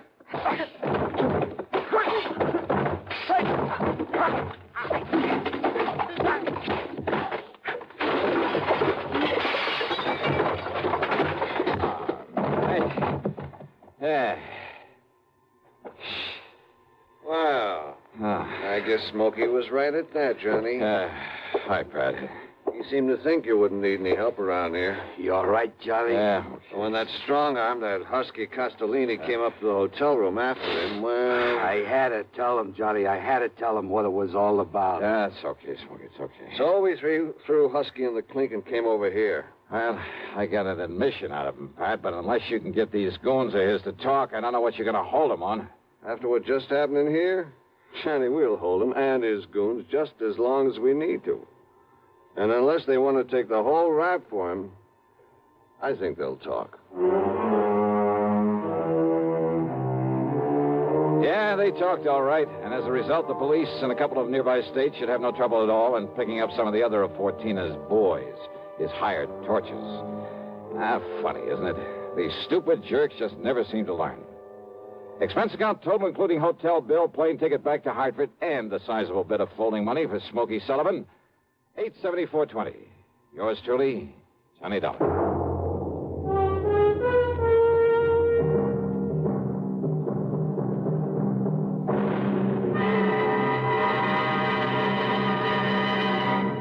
Now, here's a word from our star about the case he handles on next week's program. Thank you, Daniel. It's called the hapless ham matter. And yeah, you guessed it, the ham turns out to be an actor.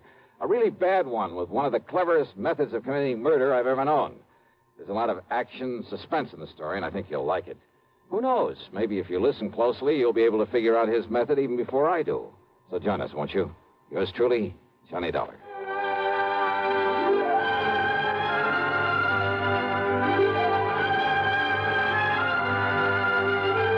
Yours truly, Johnny Dollar, starring Bob Bailey, originates in Hollywood and is written, produced, and directed by Jack Johnstone.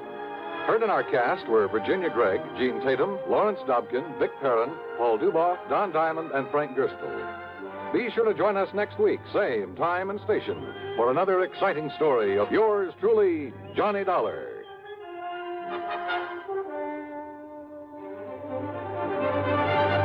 This is Dan Cubberly speaking.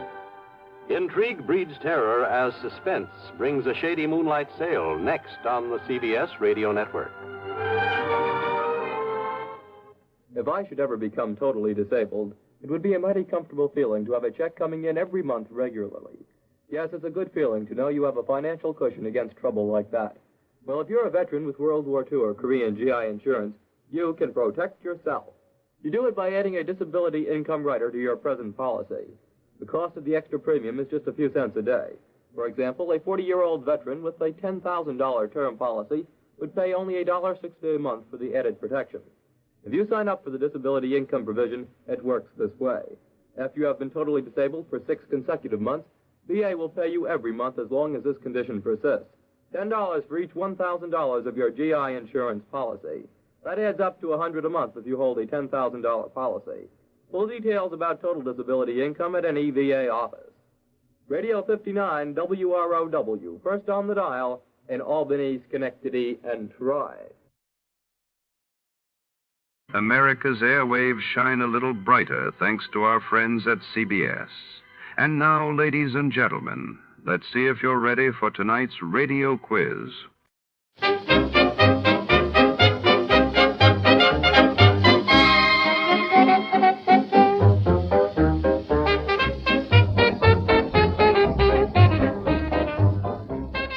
Tonight's story unfolds in the labyrinthine vaults beneath the prestigious Pacific Jewelers Emporium, where secrets are as priceless as the diamonds they protect. When a routine security check uncovers a mysterious blood-stained ledger, Detective Cole Monroe is drawn into a tangled web of betrayal, hidden fortunes, and deadly ambition. With every shadow concealing a new suspect and time running out before the vaults close forever, every clue could be a trap. Before to start, let's see what happened the day it was aired. It was January 23rd, 1952. And that day, King George VI's health crisis made global headlines as the British public anxiously awaited updates from Buckingham Palace while across the world. The United Nations held an emergency session in New York addressing the escalating conflict on the Korean Peninsula. Tired of the everyday grind? Ever dream of a life of romantic adventure? Want to get away from it all? We offer you Escape. Escape, transcribed to free you from the four walls of today for a half hour of high adventure.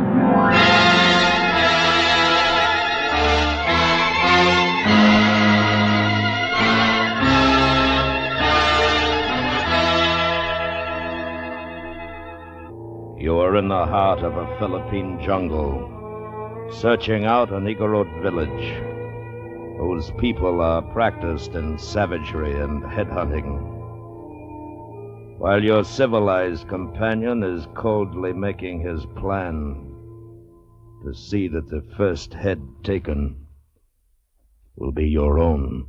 Listen now as Escape brings you Kathleen Height's exciting story, A Good Thing.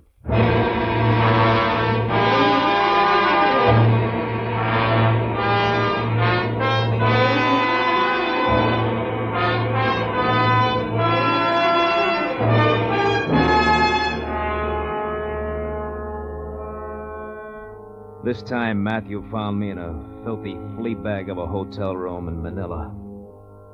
Before that, it had been Shanghai, Rangoon, Cape Town. Name your port of call.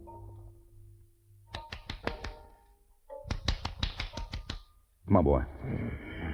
Come around. Come on. Come on, Dan.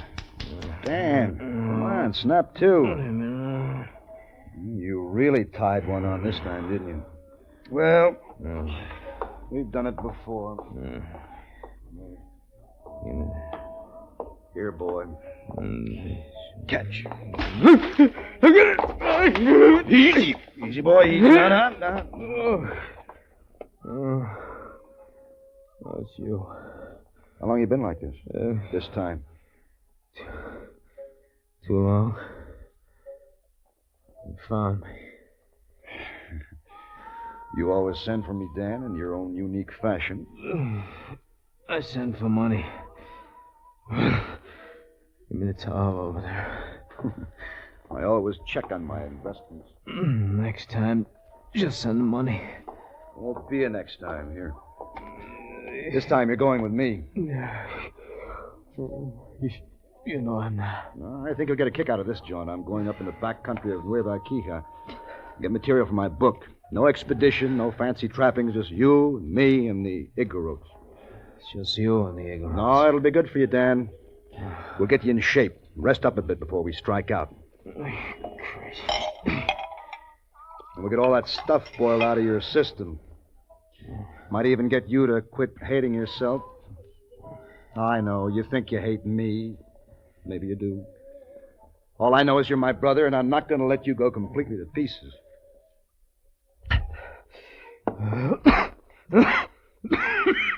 Makes you feel great, doesn't it? It's there when I want it. Yeah. And it never talks back. It's printed on the label. 16 full ounces, no platitudes. Do you have any clothes except those on your back? I travel light. Any debts to square? Women to placate before we clear out of here? You crazy fool. You really think I'm going with you? Might make it as far as Japan tonight. We'll put up with Casque for a while. He'd like that. Casque? Mm-hmm. You mean Casque Bledsoe? Sure. He's still around. Must be in his middle 60s by now. He's fatter than ever and richer. I see him a couple of times a year, I guess. Thought maybe you'd forgotten Casque. It's been a long time. It had been a long time. But Casque Bledsoe was one guy I'd never forget. I used to hang around his plantation near Gapan when I was a kid. My old man was an engineer in the islands. I knew a good thing when I saw it, even then. And Casque had it made, but good. A lot of cheap native labor, all the money in the world. That's what I call a good thing. That's what I'd look for all my life. Brother Matthew, I hated his insides. I always had. It wasn't so bad when he was off somewhere, but when he was around, I thought I'd blow my core. I hated him that much. He had me this time, though. I was flat broke, and he knew it. I had to go with him. You see, no one's done exactly the kind of study I want to do on the Igorots. The lecture can wait till we get to Cass's. Come on, Dan. Admit it's not a bad idea? I think it's a lousy idea.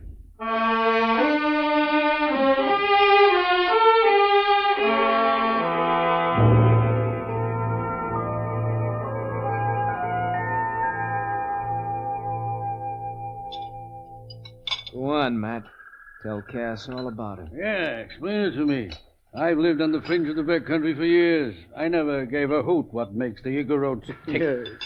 You stubborn old baboon, you still won't give a hoot even if I do explain it to you. No, now I'm interested. I really want to know.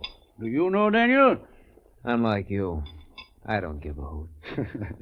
Dan and I will have to do a lot of talking together before we go in. Well, briefly, it's good. The thing that's intriguing about the Igorots is this. On the one hand, they're a tribe of highly developed skills, mining principally. They live in orderly villages, practice monogamy, and generally lead productive, peaceful lives. But pass me some. Yeah, here. Oh. Well, on the other hand, some of these same people are thoroughly pagan and practice headhunting. And you want to know why, got it? Mm-hmm. Partly, I want to know where the schism is in the tribe. You know, what makes one group completely diverse from the other. There's a link of development that's just missing, and I want to know what it is and why it is. And just the two of you are going in there to find out? Well, I've got a theory that large expeditions marching in, setting up camp and equipment, and, well, they just simply drive the natives farther into the brush. But Daniel and I can go in, make friends with them, and very quietly observe them. They'll get used to us after a while, and I really believe that we can come up with some important data. Anyway, it's worth a try, isn't it, Dan? That's what you keep saying. I know, and I don't understand. What gets inside a man that makes him blaze trails, risk his life to track down this data for a book no one but professors will give a hang about? You, Daniel, what drives you to do it? Matthew. He thinks the other pagans and I will get along just fine. Oh, don't misunderstand me. Pass the pineapple, will you, Matthew? Mm-hmm. I admire. Oh, thank you. Whatever it is. Matthew here will tell you. Every time I see him, I marvel at his plans. I listen and admire him all the more, but I never quite understand. All I know is I wish I'd had some of the quality when I was young enough to do something about it. You're always making me sound like a bloody hero, Cass. I'm not at all. This drive, you call it, says something. Well, you're born with it. You're born with it. Money! Huh? Money. And an inherited capacity for doing nothing in a very elaborate fashion. That's what's wrong. Everything was always too dad-blamed easy. Is that bad? Do things have to be tough? What's wrong with money, especially if someone just hands it to you? Man needs challenge in his life. I never had any. But thank heavens I can appreciate when I see it. I'd turn this whole blasted plantation over to Matthew in a minute, just to feel as if I'd done one worthwhile thing in my fat life. But he won't hear of it. And he calls me stubborn. I'd lose money for you. You know it. You would not. I You'd have would. 100 innovations going before the first week was out. Ever see him tackle anything and not come out on top, Daniel? Never in my whole life. Well, I'll tell you one thing. I wouldn't think much of you if you're any different than you are. And if they'd give me the years back and let me have another try... You wouldn't do it any differently than you have. All right. I think you're right. But I know this much. I'll never turn this place over to a bum like me, either. I'll let YOLO run it first.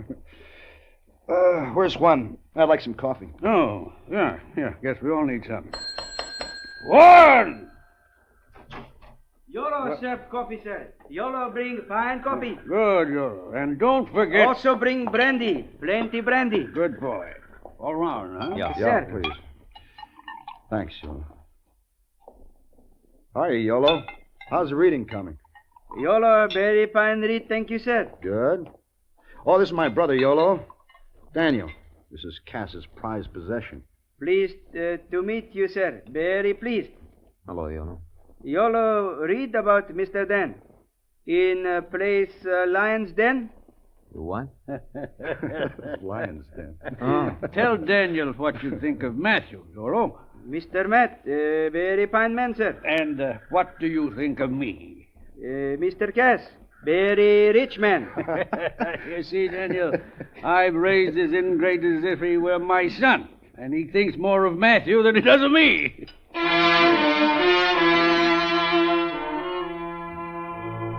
The love feast went on and on and on.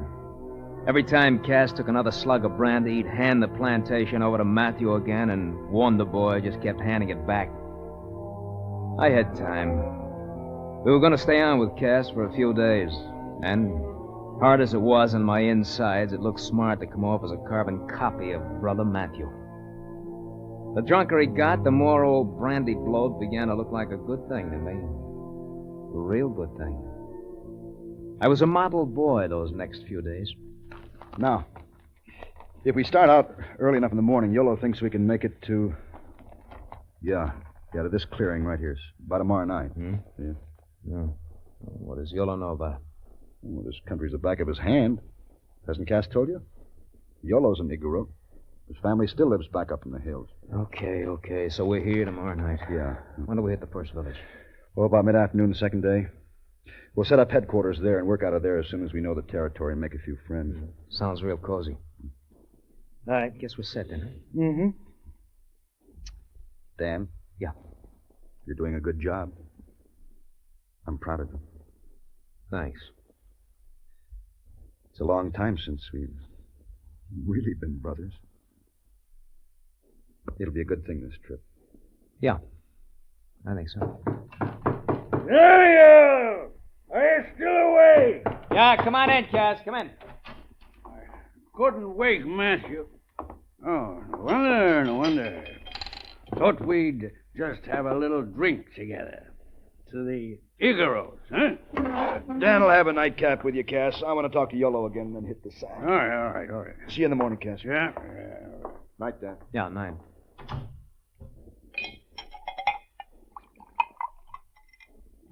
You sure you need that drink, Cass? You sound just like him. Pretty sure I don't need it, boy. Pretty sure. I don't need most of them I take. Pretty sure. Here. Okay. Igorots? To you. To you and Matthew. Safe journey. Safe. Thanks. I don't know you like I know him, but you got something. I can tell. Something. Doers. That's what you are. Amount to something. Never did myself. Look, you're pretty hard on yourself, aren't you? Guts. You've got guts, both of you. Guts. Never had any myself. Never. You done all right without him? Listen, boy. Listen. Don't let anything happen to Matthew. Like a son to me. Don't know you as I know him. I know this, though. You're a bad one.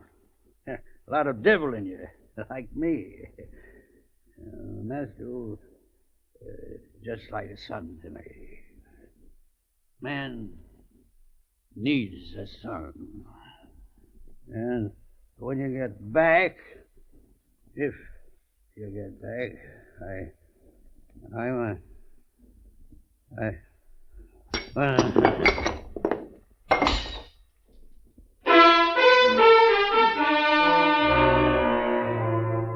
It was like carrying a beach whale, packing him off to his room, loading him into bed.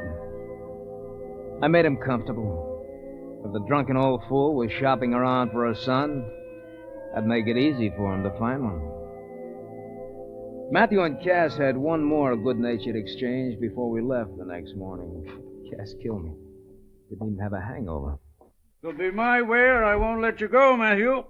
If you're idiot enough to go in and pay court to headhunters, I'll at least have the satisfaction of knowing I sent you in good hands. Cass, you can't. Yolo's your right hand. You need him here. Just let him lead you to his old village. Then he'll come back. Won't you, Yolo? Yes, sir. Make very fast with Yolo to lead. No trail, very good. Also, help make friend. Well, you'd be a big help, Yolo, sure, but... Matthew, I think it's a good idea if Cass can spare him a few days. I certainly can. Besides, it'll make me feel as if I'm doing something for you. At least you can all do right. it. All right. But you hurry back to Cass as soon as we're safely in the village, Yolo. Yes, sir. Yolo understand. Well, that's better. And you, Daniel, any young man who can lift me and my full load of brandy is worth having around. Anytime Matthew doesn't need you, let me know. Well, thanks, Cass. I'll remember that.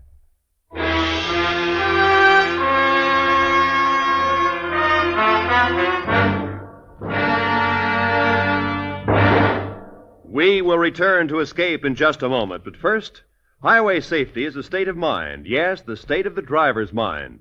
His viewpoint about taking chances on his own and others' lives governs whether or not our roadways are safe or unsafe. With warm weather returning, and this a holiday weekend in many parts of the nation, be cautious. Be extremely cautious. Watch your state of mind when behind the steering wheel. Your life depends on it. Others do too.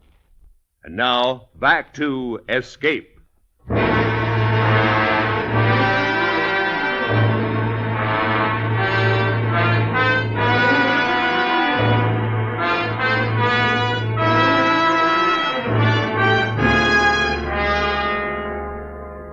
Yolo picked a path forward through the thick undergrowth, and I kept looking back with the marked signs that would lead me out again when the time came. By evening, Yolo had nosed out a little clearing. We made camp there. I watched Yolo in the firelight. His eyes kept darting out into the night, his head cocked, listening. Near as I can tell, we must be about halfway between Gimba and Bunga Bun, Daniel. What does that mean? Just that tomorrow afternoon should see us in Yolo's home village. You did a good job, Yolo. We wouldn't be this far without you. Yolo very slow. Tomorrow do better. You asleep. Yolo watch and listen. Yolo, what kind of sound does a headhunter make? No sound. All very quick. Mr. Dan have no fear. No? Why? Not have a fine head like Mr. Matt. That's a dubious honor. Headhunter think soul in head. See fine head cut off. Make hunter very smart fellow. Put head in ground. Make crops grow. Well, they won't come after us unless we trouble them. Don't worry about it, Dan. Get some sleep. Yeah. Apparently, I don't have a thing to worry about.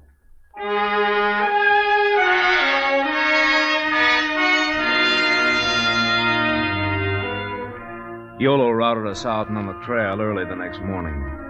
I got so I could sense the path. Look around at the brush, know where the footing was. We made good time, and by afternoon we could see the village ahead. As we moved closer, Yolo seemed somehow to become warier. His head snapped in all directions at the slightest sound. But finally, he led us into the clear, flanked by huts on all sides. What few natives we saw backed away and disappeared at the sight of us. They're more frightened of us than we are of them, Dan. Smile. Must smile. Show 'em we're friendly. Over there. Hut my family. We go there. You go on.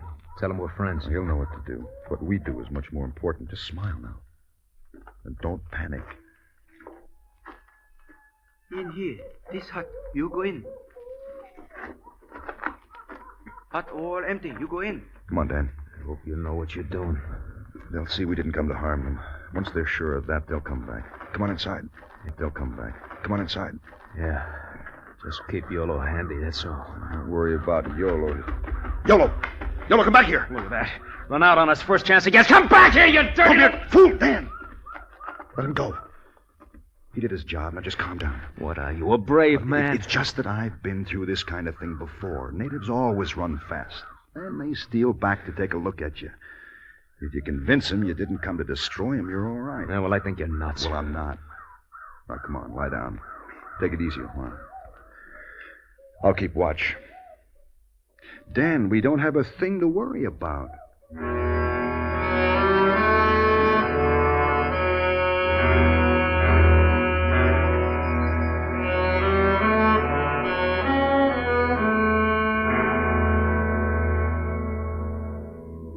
I didn't expect to sleep, but I must have. Because when I opened my eyes again, it was dusk. The brush was alive with sounds, but there was another sound, a rumble of voices out in the clearing. Voices that seemed to come closer to the hut. Matthews stood in the doorway, looking out. You awake, Dan? Yeah. Some of the natives are coming back. It's all right. You stay inside. I'll go out and meet them. Don't you let them in here. No, they won't come in. Just stay where you are. And don't make it tough for us.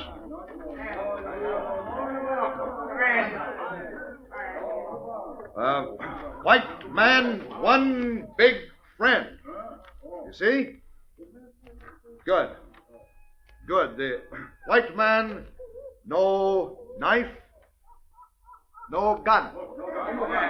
One big friend. Want to meet chief. Meet chief. Head fella. Make friends.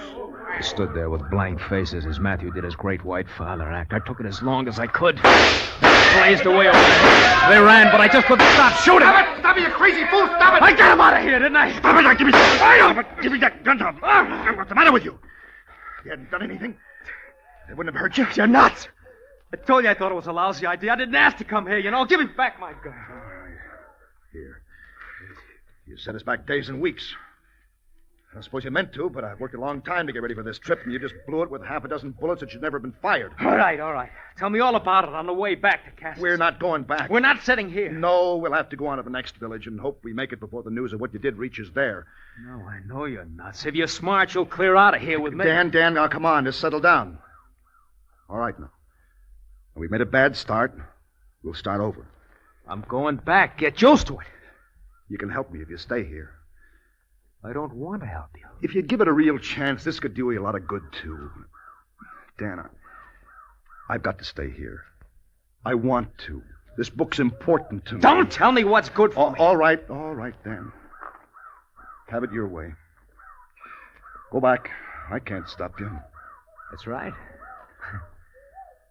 You know, I think you're right, brother. I think you've got to stay here.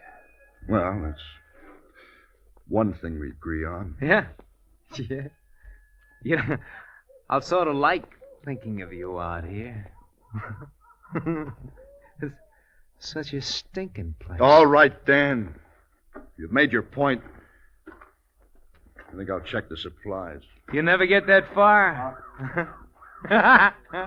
Mr. Matt, one fine head, huh? What? Good Lord, Dan. Oh, don't. Stop! Dan! Oh, Dan.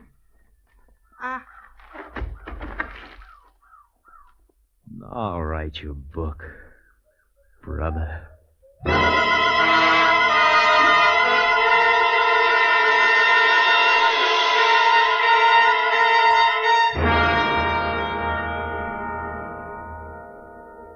I felt good.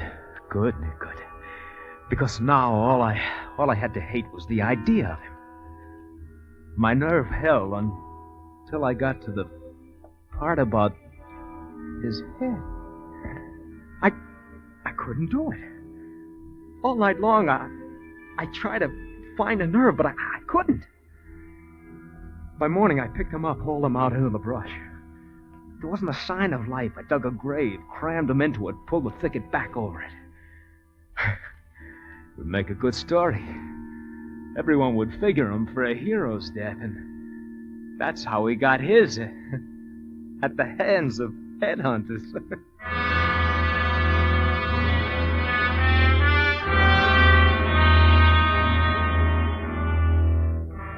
2 days later, Matthew's weary brother, Bramble, scratched and sick with grief, stumbled into Cass's plantation and told the sad news. Poor devil. Must have been horrible. Oh, it was awful. You don't know how awful. Take it easy, son. I know how you feel. But it was his life.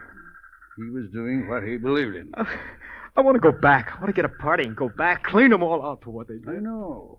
But you won't. I won't let you. I tried to stop Matthew. I've got to stop you. I'm so tired, And Cass. you'll get rest. A long rest. Then we'll talk about plans. Don't try to think now. No, it's no use thinking. I can't help him now. Any more than I could help him then. Don't beat yourself, son. You did everything you could. I thought YOLO was the answer. But I guess not. YOLO. He ran as soon as we hit the village. And he didn't show up when the trouble started? No. He headed back here like he was supposed to. I told him to stay in the background. He was supposed to be there when you and Matthew needed him. He isn't here? He didn't come back? May have reverted to type. They do sometimes. I thought I was giving my boy some protection. Cass, I think I'll go lie down. I feel sick. Sure, son. Sure. Mr. Cass! YOLO! Cass! YOLO, come back! YOLO! You promised to watch after them! YOLO there, Mr. Cass. YOLO there all the time. No, you lie. You're lying. I saw you run. No, Mr. Dan. No. YOLO stay. YOLO bring back Mr. Matt. Come. You see.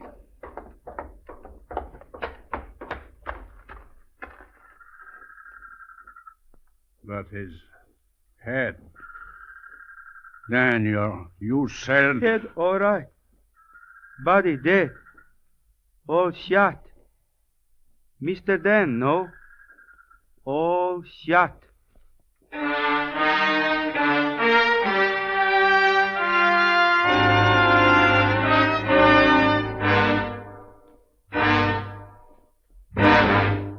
Under the direction of Anthony Ellis, Escape has brought you A Good Thing by Kathleen Hite, starring Anthony Barrett as Daniel and John Daner as Matthew. Featured in the cast were Herb Butterfield as Cass and Jack Crucian as YOLO. The special music for Escape is composed and conducted by Leith Stevens.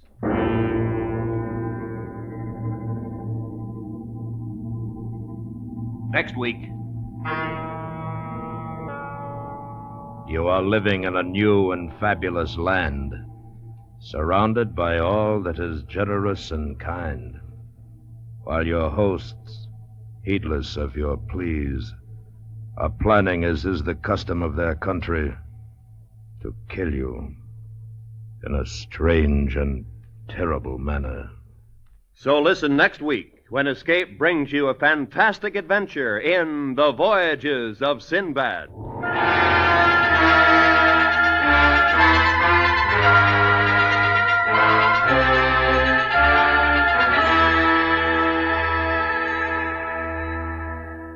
Tomorrow night, CBS Radio Suspense stars Ronald Colman in Vision of Death. It's a thriller-diller, well calculated to keep you at the edge of your chairs from beginning to end. Also, tomorrow night, on most of these same CBS radio stations, don't miss the initial performance on the Lux Summer Theater. William Holden stars in Maxwell Anderson's High Tour to raise the curtain on Lux Summer Theater's new series. This is Roy Rowan speaking. Remember, America now rides to the tune of 25 million auto radios and listens most to the CBS Radio Network.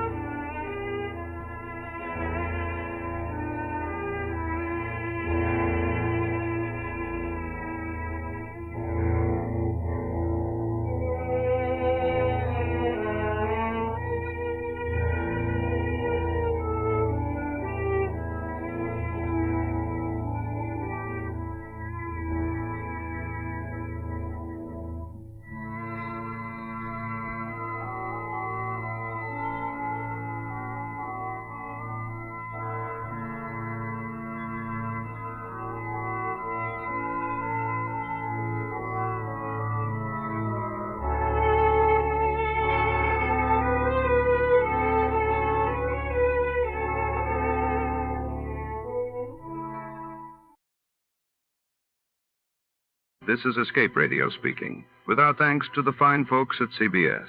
And now, ladies and gentlemen, a little challenge for true fans of adventure radio.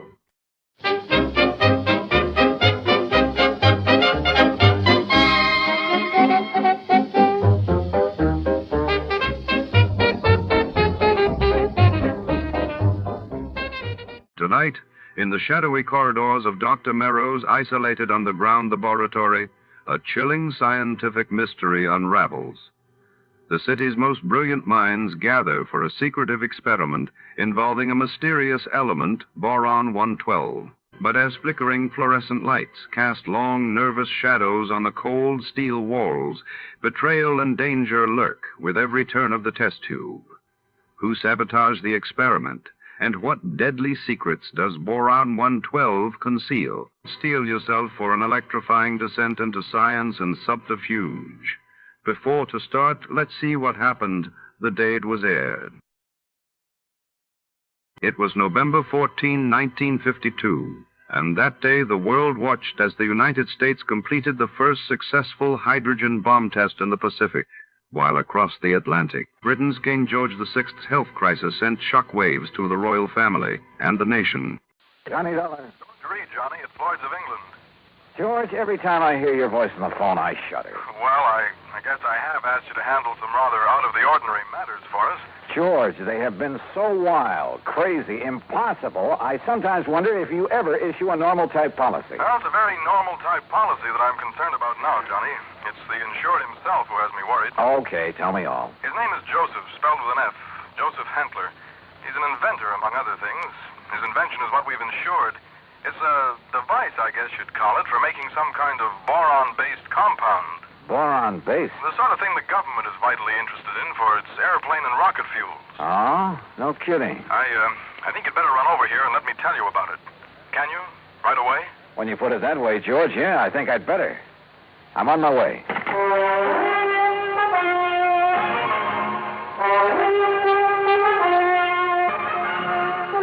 Bob Bailey, in the exciting adventures of the man with the action-packed expense account, America's fabulous freelance insurance investigator. Yours truly, Johnny Dollar.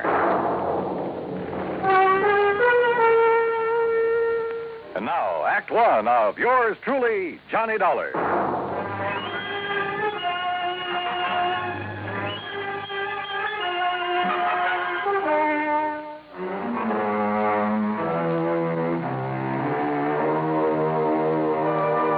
Expense account submitted by Special Investigator Johnny Dollar to Floyd's of England, American Office, Hartford, Connecticut. Following is an account of expenses incurred during my investigation of the boron 112 matter.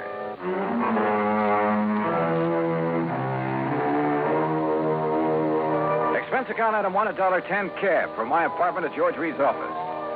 As I walked in, he motioned me to a chair, leaned over to the intercom on his desk, and pushed a key. Sit down, Johnny. Miss Larkin. Yes, Mr. Reed. Mr. Dollar is here. Will you come in, please? Oh, yes, sir. Well, George, what's it about this time? Glad to see you, Johnny. I gave you most of the story over the phone. Well, you only told me you've issued a policy to this man, Hantler, was it? That's right, Joseph Hantler. Yeah, and that you've insured some invention of his for, how much did you insure it for? $20,000. It's a piece of apparatus, Johnny, that he has spent over 7 years developing. Sit down, Miss Larkin. Oh, thank you. Apparently, it's a very complicated something or other. I never did know much about such things. For making borax, or more specifically, a compound he calls boron 112 for use in high-powered fuel. Sounds important. It is, at least so far as I've been able to determine. Yeah, been all sorts of government tests and experiments with these super fuels, hasn't there? Exactly. Many things formerly used purely as explosives, remember this, Johnny, many things formerly used as explosives are now being developed as fuels. Well, the perfect example is atomic fission and hydrogen fission or fusion or whatever it is. Exactly. All right, now let's get down to cases. You've insured some apparatus that's supposed to make boron 112. What kind of apparatus? I've never seen it. It's all very secret. Well, now, wait a minute. How do you know this machine or whatever it is even exists? Looks to me like you've insured a pig in a poke. No, Johnny. For $20,000. Wow. No, Johnny, I'm not that much of a fool. One man, a recognized physicist, has, at my request. And mind you, this was before I'd agreed to issue the policy. Understand? Go on. His name is Dr. Hugo von Brauer. Oh, I've heard of him. Yes. Well, Hantler permitted him to see enough to convince von Brauer that he has something mighty important there, that he's on the right track to, well, whatever it is he's out to accomplish. Okay. I'll take your word that you were right in issuing him the policy on it. But now what's happened? The thing blow up in his face or something? No, as I told you over the phone, it's the man himself I'm worried about, because of something I've just learned. Like what? Miss Larkin, this is Mr. Johnny Dollar. Now, will you please... Yeah, I know. Gee, Mr. Dollar, this is a real thrill. I've heard so much about you. Hi, Miss Larkin. Gee, won't you just call me Louise? Yeah, sure, Louise. Oh, gee. Miss Larkin, will you just tell Mr. Dollar what you told me this morning? Yes, sir. Oh, gee. Well, it was like this, Mr. Dollar. A couple of years ago, well, you know, when I was just a kid, not very mature, you know what I mean? Oh, sure. Go on. Well, some of the kids I traveled around with, some of them were awful immature, compared to me, that is. Miss Larkin. Well, a couple of them had some pretty funny ideas about the government, things like that. You know what I mean? I'm afraid I don't. Well, like, they used to think they were very smart attending a lot of secret meetings. The kind the FBI likes to keep tabs on. Now, you know what I mean? Go on, Miss Larkin. Well, anyhow, this one night, we didn't take all their talk very serious, mind you, and that's the truth. We didn't think there was anything in it, just a lot of talk. Will you please get to the point? I am, Mr. Reed.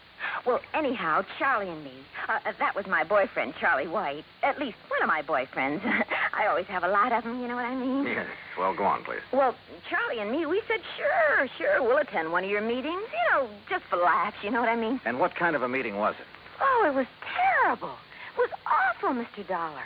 A bunch of people I never saw before making speeches. Yeah. Down with the government, start the revolution, you know, that sort of thing. Oh, we got out of there in a hurry, believe you me. I'm sure. And we were pretty lucky, too, because the police or the FBI or somebody came in after and busted the whole thing up. Hey, maybe you read about it. That's all very interesting, Louise, but just what... Yes, Miss Larkin, get to the point. All right.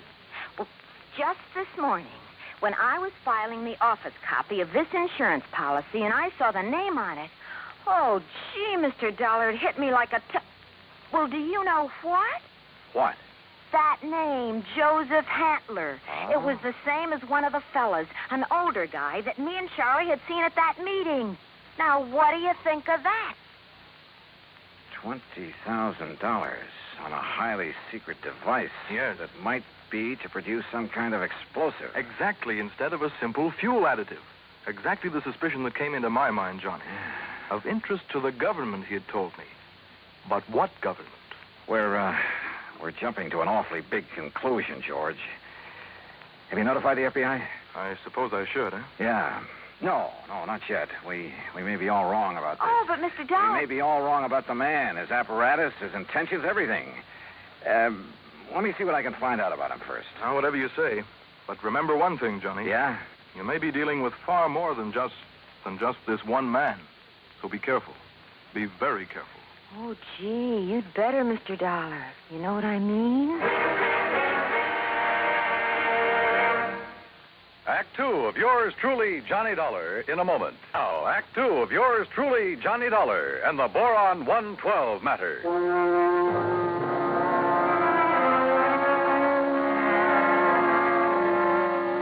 Louise Larkin, secretary to George Reed at Floyd's of England, was certain she would recognize Joseph Hantler, the inventor who had ensured a secret process for making Boron 112. If, that is, he were the same Joseph Hantler she'd met at one time at a meeting of a subversive group. Expense account item $250, deposit on a rental car. In it, Louise and I crossed the Connecticut River to East Hartford, went south to Hockenham on Route 2, then south and east on a seldom used gravel road that took us a few miles to the edge of a stream called the Salmon Branch. There in a little grove of trees, we found a windowless concrete block building, the so-called laboratory of Joseph Hantler. Gee, those directions Mr. Reed gave us were pretty good, weren't they? Yeah. Hantler certainly picked himself an isolated spot. Come on. Boy, this is exciting, isn't it? Now, just remember what I told you. If this is the man you met at that party line meeting, don't appear to recognize him. Just give me a slight nod to say yes or no. Yeah, but what if he recognizes me? Yeah, we'll cross that bridge when we get... Stop! Stop right where you are! Do you not see the signs on the fence? Keep out! Keep out! Yeah, Johnny, it's him. You're sure? Yeah, gee. Where did you hear me? I'd like to talk with you, Mr. Hantler. It is Dr. Hantler. Who are you? My name is Dollar, insurance investigator. And who is this woman? Just a friend of mine. So, what do you want with me? Well, I want to see the machine, the apparatus that Floyd's of England has insured for you. No, you may not. I'm engaged in highly secret work here. Work that is worthy only of my own great talents as a physicist, chemist, and inventor. Work for the government. Yeah? What government? What are you talking about? The United States government, of course. Suppose you let me see whatever contract you may have with them. I let you see nothing. I have no contract. Oh? And I do not have any patent on my converter. And why? Because either one would reveal the secret of this amazing device before I can turn it over to the government of this fine and glorious country. Yeah, sure. So that is also why I will not permit either you or anyone else to see inside of my laboratory. So leave. Immediately. Go, get out of here. Dr. Hantler, if you'll just let us... No. Do you understand me now? Mr. Dollar. Oh, hey, now, wait a minute. What's that thing for? You are trespassing on my private property. If I shoot you, I am within my rights. Now leave. Now! Do you hear me? Come on, Louise. Gee, yeah. And do not come back here. Do you hear me? Never! Same man, huh? Oh, he sure is. Gee, that gun he pulled on you, I was scared, you know what I mean? Yeah, I know what you mean. Well, what are you going to do, Mr. Dollar? You know something, Louise? I'm not sure. But I was sure by the time we get back to Hartford. I took Louise back to George Reed's office.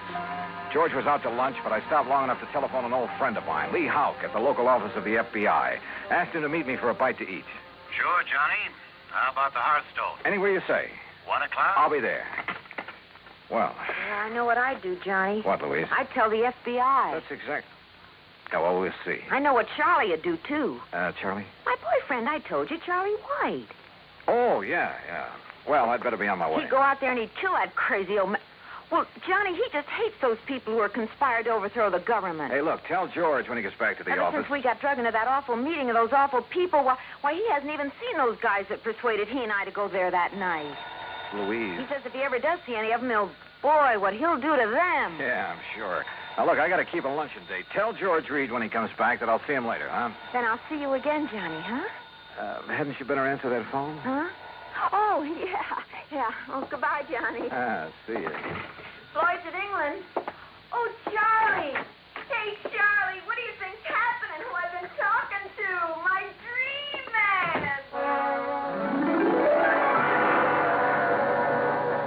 Item 3, 7:20, lunch for Lee Houck and myself.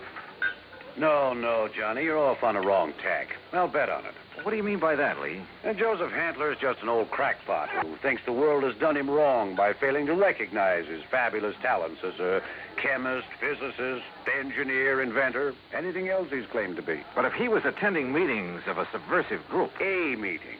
We know all about that. A lot of innocent people have been sucked in on that sort of thing at one time or another. It doesn't mean that they belong or ever have. You can't blame me for being suspicious, though. Isn't George Reed your contact at Floyd's of England? Yeah. Okay. Even his kind of dumb little secretary, name's Louise Larkin. I know the girl. Even she was at one of those meetings before we cleaned him out of town. Not much gets by you boys. With one of her boyfriends, Charlie somebody or other. He's the kind you have to watch out for, Johnny. Young hothead. An easy recruit for a group like that, huh? More important, the kind who's liable to take the law into his own hands when it comes to fighting back at him. But you're sure old Hantler is harmless? Sure. He's an erratic old coot, liable to blow your head off if he thinks you're interfering with one of his crazy projects. Yeah, he'd probably rob a bank if he thought he could get away with it to further one of his crackpot inventions, and would feel entirely justified. But believe me, he'd have no part of subversive activity. Hey, you said crackpot invention. As George Reed tells me, Dr. Hugo von Brauer okayed this present project. It's a real sad one, isn't it? Huh? Von Brauer, one of the best minds in the country. Until that breakdown last fall. You mean that he's no longer... Holy smoke. Well, sure, Johnny. If George sold him insurance on Von Brauer's okay, well... How does Handley keep going? Does he ever sell anything he develops? No, it probably lives off an old trust fund, something like that. Want me to check on it? No, wait till after I've seen him again. Somehow I've got to see that machine of his, see how badly the insurance company stands to get took. Yeah, Johnny. I think you better. Maybe he was right.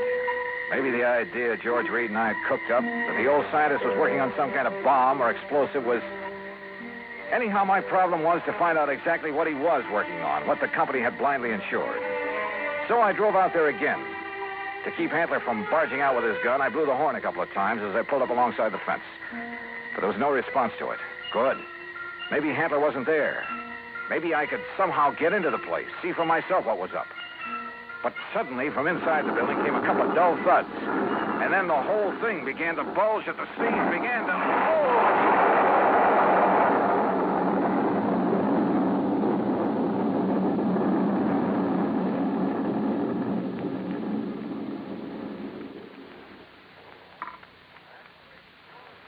Act 3 of yours truly, Johnny Dollar, in a moment. 3 of yours truly, Johnny Dollar, and the Boron 112 matter.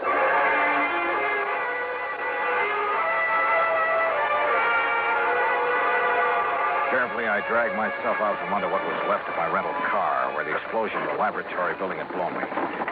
Pushing aside a few chunks of concrete, bits of lumber that had landed on me. And I saw them coming down the road toward me from a car parked in the trees at the side. Louise Larkin, a big, husky football player type who looked as though he could stand a good bath and a shave. Well, served him right. That's all I got to say, Louise. Any guy plotting against the United States, murder's too good for him. Oh, gee, Charlie, it sure looks like he's done for now. He must have went up with the building. Yeah, and it served him right. Oh, gee, there's not a thing left of this lap. Oh, Hello, Louise. Mr. Dollar. Yeah, that's right. And I take it you're Charlie. Yeah. Hiya, Dollar. What do you think of that? You did a pretty good job, didn't you? What? Yes, sirree. Huh? What are you talking about? Was he still inside? Did you murder Dr. Hantler, too? Johnny! Now, wait a minute. You think I done that? Oh, no, Johnny. We just got here. Oh, sure. Honest. Charlie was going to have a showdown with him. He was going to drag him out of that place and hand him over to the FBI. Sure. What'd you think? Gee, I was worried about the old man's gun, remember? I remember. But if you think a lousy gun was going to stop me from handing a subversion guy like him over to the... Now, look, you don't mean you think I done this. What would you think? No, I did it. Oh, was it not wonderful? Dr. Hantler? Yes, Mr. Dollar, and I want you to meet... So you're still alive, huh? You're okay. I beg your pardon? Well, you won't be for long because I'm going to take you in. I'm going to... Quiet. Mr. Dollar, my good friend, Mr. Dollar. Huh? I want you to meet this gentleman from the commission in Washington. Commission? D.C., Washington. Dr. Bernard Steiner.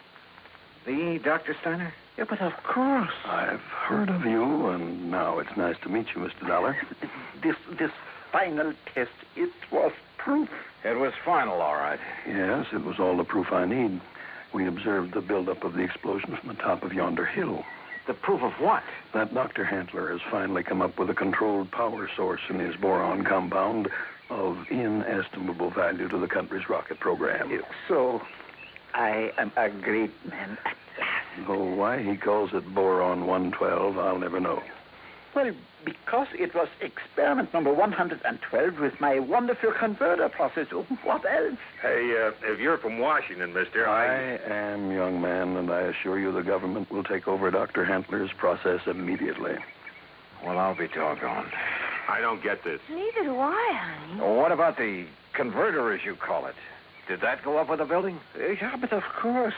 And now I can build for the government a big one. Big enough to serve this glorious country of ours. Yeah, sure. But you'll expect the insurance company to pay for the one you deliberately blew up. Me? Dr. Joseph Handler? No, never. I am a great man now. I am above such petty things. I tear up that policy. I do not want their money because now I am a great man.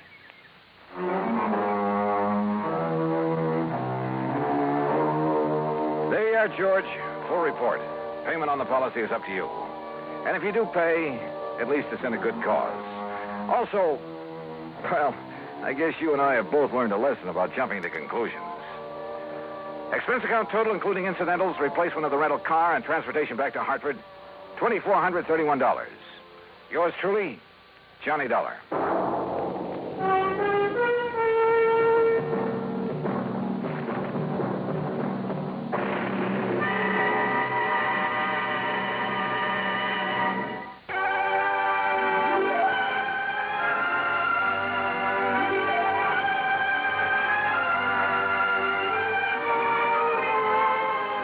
Truly, Johnny Dollar, starring Bob Bailey, originates in Hollywood and is produced and directed by Jack Johnstone, who also wrote today's story. Heard in our cast were Shirley Mitchell, G. Stanley Jones, Parley Bear, Russell Thorson, Frank Gersel, and Lou Merrill. Be sure to join us next week, same time and station, for another exciting story of yours truly, Johnny Dollar. This is Dan Cubberly speaking.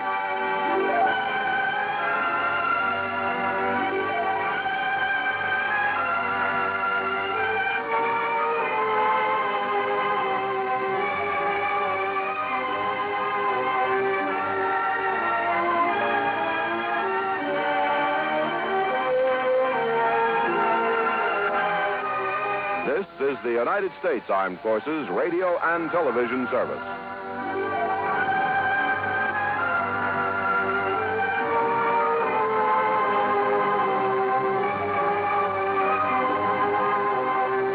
Tonight's broadcast comes to you with special thanks to our friends at CBS.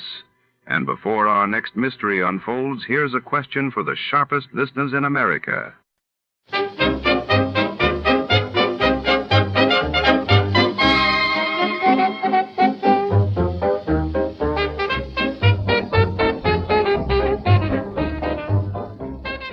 Tonight, under the shadowy glow of city lights, $100,000 vanishes without a trace. Betrayal leads our hard-boiled detective deep into a tangled web of secrets, where every suspect has a motive, and every clue is a double cross. A mysterious, glamorous woman knows more than she lets on. Will she help crack the case? Or is she the mastermind behind the Hot 100 Grand Caper? Stay tuned as the clock ticks and danger looms at every turn. Before we begin, let's see what happened on the day it aired. It was March 21, 1949. That day, the world saw the London Treaty signed, creating the Western European Union for Collective Defense, and in Tokyo, the International Military Tribunal for the Far East delivered further verdicts in the war crimes trials. The Adventures of Sam Spade, Detective. Brought to you by Wild Root Cream Oil Hair Tonic, the non-alcoholic hair tonic that contains lanolin. Wild Root Cream Oil. Again and again, the choice of men who put good grooming first.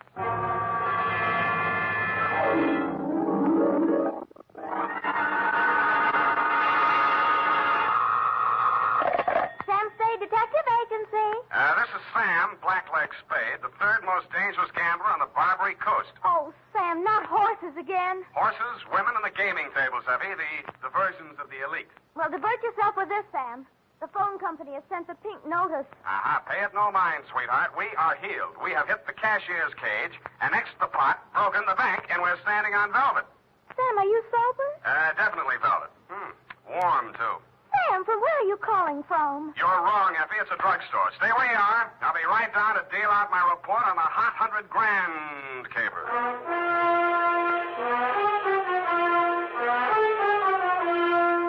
Dashiell Hammett, America's leading detective fiction writer and creator of Sam Spade, the hard-boiled private eye, and William Spear, radio's outstanding producer-director of mystery and crime drama, join their talents to make your hair stand on end with the adventures of Sam Spade. Presented by the makers of Wild Root Cream Oil for the hair. It's smart to buy things the whole family can use, isn't it? That's why I say it's smart to buy Wild Root Cream Oil Hair Tonic. To Mom, to Dad, to the children. Wild Root Cream Oil is really a friend indeed. Non-alcoholic Wild Root Cream Oil with lanolin grooms the hair neatly and naturally, relieves dryness, removes loose, ugly dandruff. I hope you have a big family-sized bottle of Wild Root Cream Oil in your home. Get Wild Root Cream Oil Hair Tonic. Again and again, the choice of men who put good grooming first. And now, with Howard Duff starring as Spade, Wild Root brings to the air the greatest private detective of them all in the adventures of Sam Spade.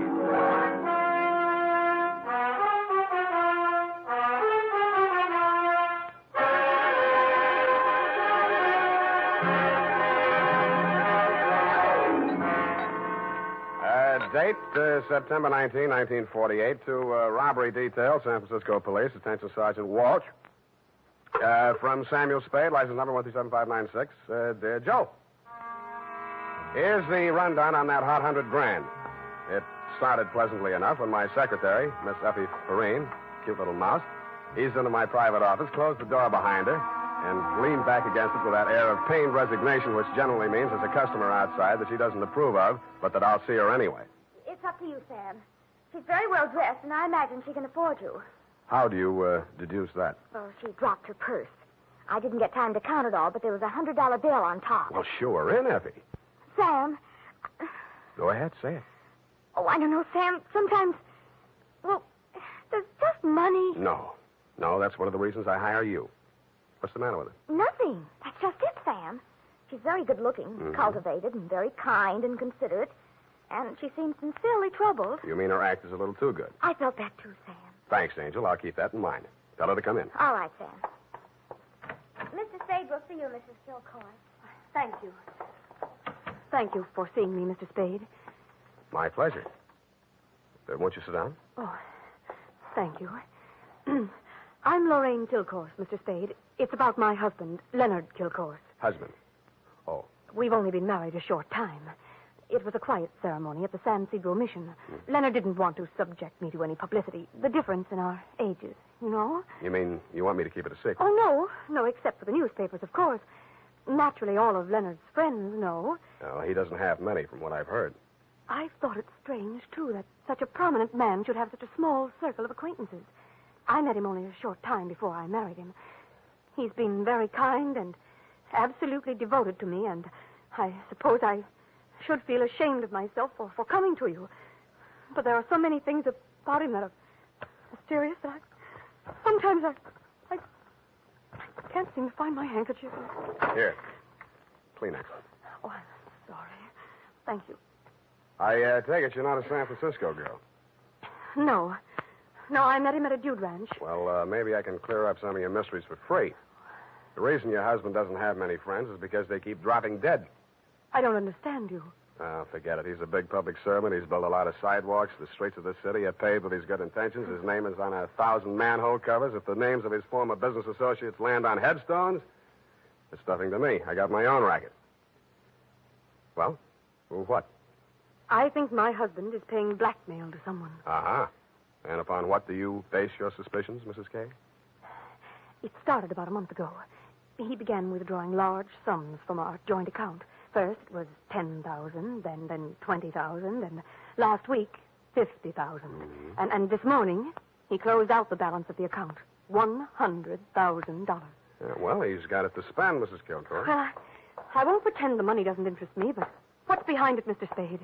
Each time he withdraws these cash sums, he leaves the house without a word to me. And sometimes doesn't return until dawn. My husband is not fond of nightlife, Mr. Spade. Only a desperate situation could induce him to leave the house after dark. Yeah, so I've heard. They say that's how he kept his health as long as he has. All right, you want me to trail him, find out what he does with the money. Just one question. Why'd you pick me for the job? Why, your reputation That's is... local. You say you're new in San Francisco. Well, I do read the local papers. Your picture was in only 2 weeks ago. Yeah, well, that caper didn't help my reputation. I like your looks. A nice, honest face. A man I could trust. Well, I don't buy that. And I'm sentimental, too. Your picture reminded me of someone who is very dear to me. My brother. Of course, you're nothing like him, really, but you do look alike. I suppose that sounds like a silly woman's reason for... Yeah. What's your address? Well, I have a little place of my own out on Divisadero. The Balboa Apartments near Normandy Terrace. Mm-hmm. You'd better keep in touch with me there. I don't want Leonard to know. The Kilcourse mansion is at 1316 Clarendon. 1316. Mm-hmm. He returns from his office around 6 in the evening. Do you have a car? No. Do I need one? Well, I don't know where he may go. Here are the keys to my car. It's parked in front of the main entrance, a gray Plymouth. He won't recognize the car. My brother's. Now, about your fee. $100 now. If I need more, I'll leave you know. I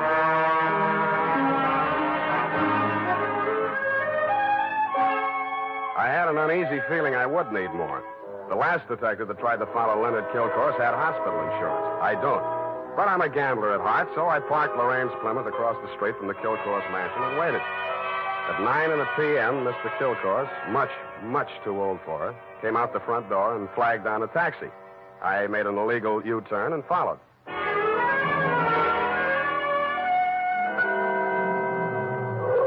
The trail ended across the Golden Gate Bridge in Marin County. It was a country club-type building on top of a hill overlooking the bay. It did business under the name of Ernie Nogales' Racket Club. The racket had nothing to do with tennis. It came from two sources. The moans and groans of the customers losing money at the roulette wheels and crap tables, and the glad hand the management threw at my quarry as I followed him in. Well, Mr. Kilcourse, surprised to see you. Since when you go out after dark? Well, I thought a little nightlife might agree with me, Nogales. Oh, that sounds like you, Mr. Kilcourse. I didn't know you better. I think you was afraid to go out night. Well, now, I was thinking of buying this place to retire to. Ah. But I figured it'd be cheaper to win it at your roulette table. What's your limit here? 10,000, but for you, wide open, the sky. $100 grand for a starter? Well, any time they catch you with hot money, Mr. Kilcourse. Come over to the cashier. I sell you the chips myself. I didn't have to bother making myself inconspicuous. Everybody in the joint stopped playing to watch Kilcourse while he shoved his $100 grand roll through the cashier's window and scooped up 4 stacks of $1,000 chips. Make your bets, please. All right, you. Spin that wheel. Huh? How much you got there? $25 grand. Any objections? Is that okay, Mr. Nogales? Spin it, Joe. I'm covering through the table personally. Okay, sir. Around and round the little ball goes. 15 pays, 15 and the red. Maybe next time, Mr. Kilcourse. Why don't you double up, play the red and the black? It's safer. I'll stay with the numbers. 50,000 on 15. There. Spin it. It's okay, Joe. I'm still covering. Well, it's your money, Mr. Nogales.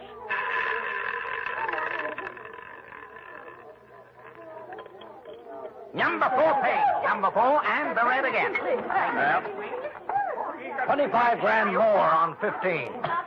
Look, Mr. Kilcourse, go on, enjoy yourself. Take it off your income tax, but please spend those. Spread them out a little there, those chips, huh? It looks bad for the house. What kind of a joint is this? Can't you cover the bets? Okay, Joe. He asked for it. Okay, sir.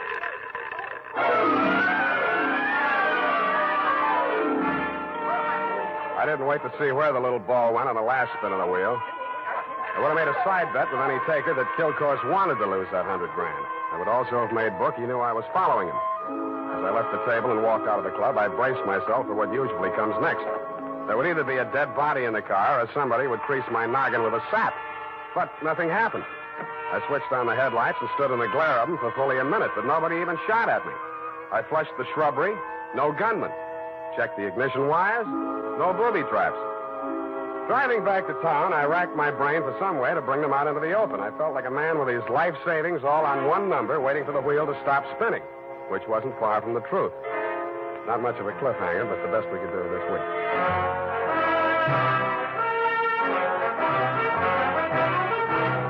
The makers of Wild Root Cream Oil are presenting the weekly Sunday adventure of Dashiell Hammett's famous private detective, Sam Spade.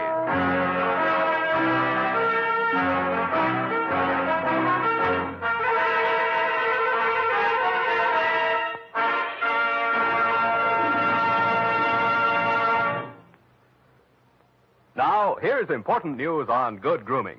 If you want the well-groomed look that helps you get ahead, socially and on the job, listen. Recently, thousands of people from coast to coast who bought Wild Root Cream Oil for the first time were asked, how does Wild Root Cream Oil compare with the hair tonic you previously used? The results were amazing. Better than 4 out of 5 who replied said they preferred Wild Root Cream Oil. Remember, non-alcoholic Wild Root Cream Oil contains lanolin. It grooms the hair naturally, relieves dryness, and removes loose, ugly dandruff. So if you want your hair to be more attractive than ever before, get the generous new 25-cent size of Wild Root Cream Oil, America's leading hair tonic, on sale at all drug and toilet goods counters. It's also available in larger economy bottles and the handy new tube. Get Wild Root Cream Oil, again and again, the choice of men who put good grooming first. By the way, smart girls use Wild Root Cream Oil, too. And mothers say it's grand for training children's hair.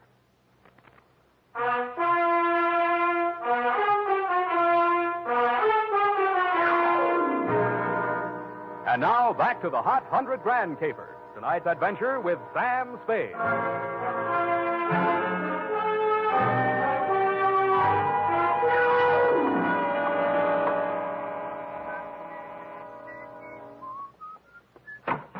Yeah? This Mrs. Kilcourse's apartment? Yeah? She here? Yeah? Well, can I come in? Yeah? Tommy? Yeah? Who is that, Mr. Spade? Yeah. Oh, this is the detective I was telling you about, Tommy. Remember? Yeah? The one who looked so much like you?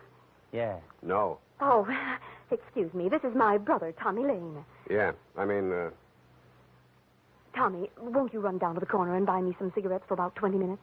I have something to talk over with Mr. Spade. Yeah.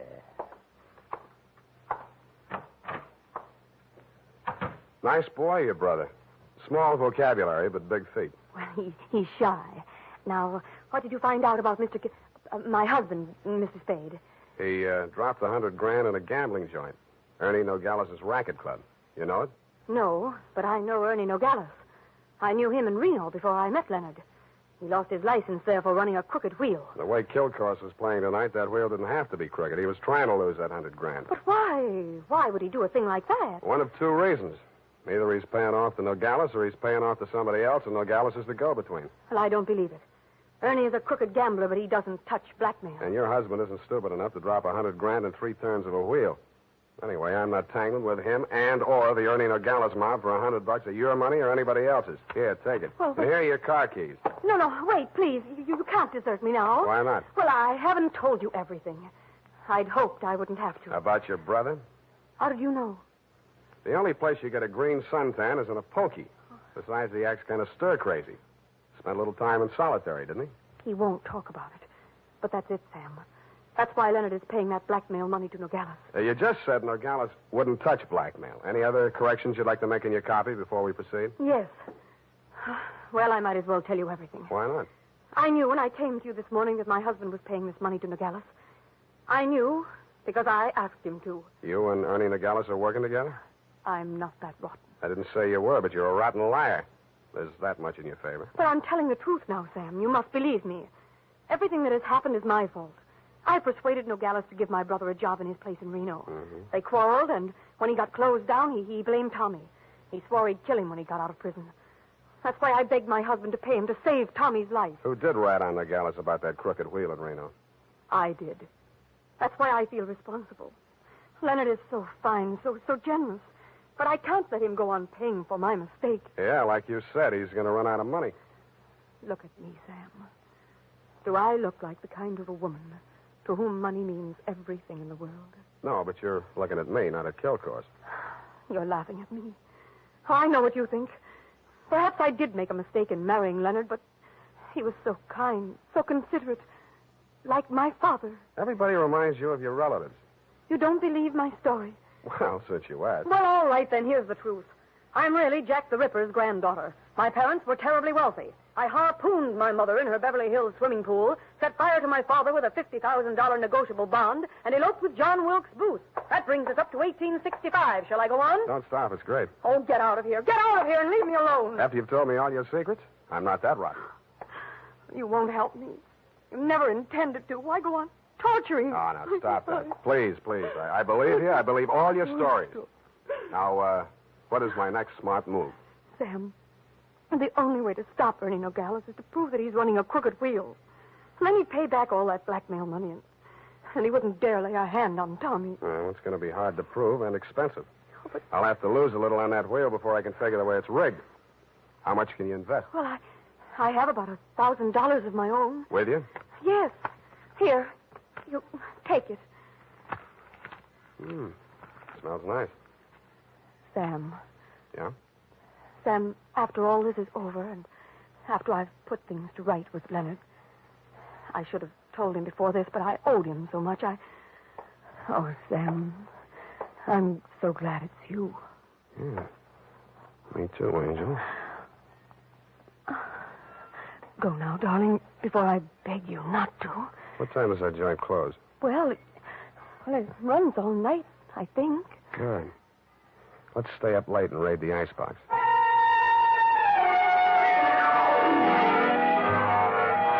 Around 2 a.m., when I low-geared the Plymouth up the long, steep driveway to Ernie Nogales' racket club, backed into the parking space nearest the road with a car headed downhill for a quick getaway just in case, and I went in. The joint was still going full blast. I bought $500 worth of chips, swaggered over to the table where Kilcourse had dropped his $100 and nonchalantly flipped the blue chip onto the red. Ladies and gentlemen, make your game. Okay, that's all. Around and round the little ball goes. I didn't look to see where the little ball went. Most of the money was on red, so it was bound to turn up black. A red, please. What? Number 15. Place your bets, please. Make your game, ladies and gentlemen. Around and round it goes. The chips were spread around more the next turn, so I stacked 100 at the bottom of the 1 to 34 column. With a crooked wheel, my 100 made it the best bet to lose. And 19, and the red wins again. Hey! I plunked 500 down on number 5 and raked in 17,500. I left my original bet on the table. When the little ball fell into the pocket, I was $35,000 to the good from my point of view, but not from my clients. I doubled my bet and looked apprehensively around. There were no surly characters edging up behind me. In fact, the only surly character in sight was Ernie Nogales, and he looked happy. That didn't make much sense. When my bankroll got to $105,000, I played a hunch. I threw $5,000 of it back on the table and lost it. That made a kind of sense. I cashed in the rest of my chips and squeezed the $100,000 U.S. currency into my inside pocket. If anybody aimed for my heart, it was thick enough to stop the slug, which was some comfort. But what I saw when I walked out to the parking lot was no comfort at all. I'd gotten just a glimpse of it through some trees. A sedan backed into a driveway halfway down the hill. It was blacked out except for 5 glowing cigar ends that showed through the windows. I could think of only one reason for 5 cigar smokers to be parked in that particular spot at that particular moment. The Plymouth was where I had parked it, pointing straight down the hill. I slammed the door but didn't get in. Then I listened. The car down the hill was getting ready, too. I cracked the door of the Plymouth wide enough to get my arm inside and pressed the starter with the heel of my hand. I switched on the lights, pushed the clutch with my left hand, used my right to shift it into low. Then I pulled the hand throttle out all the way and let it go.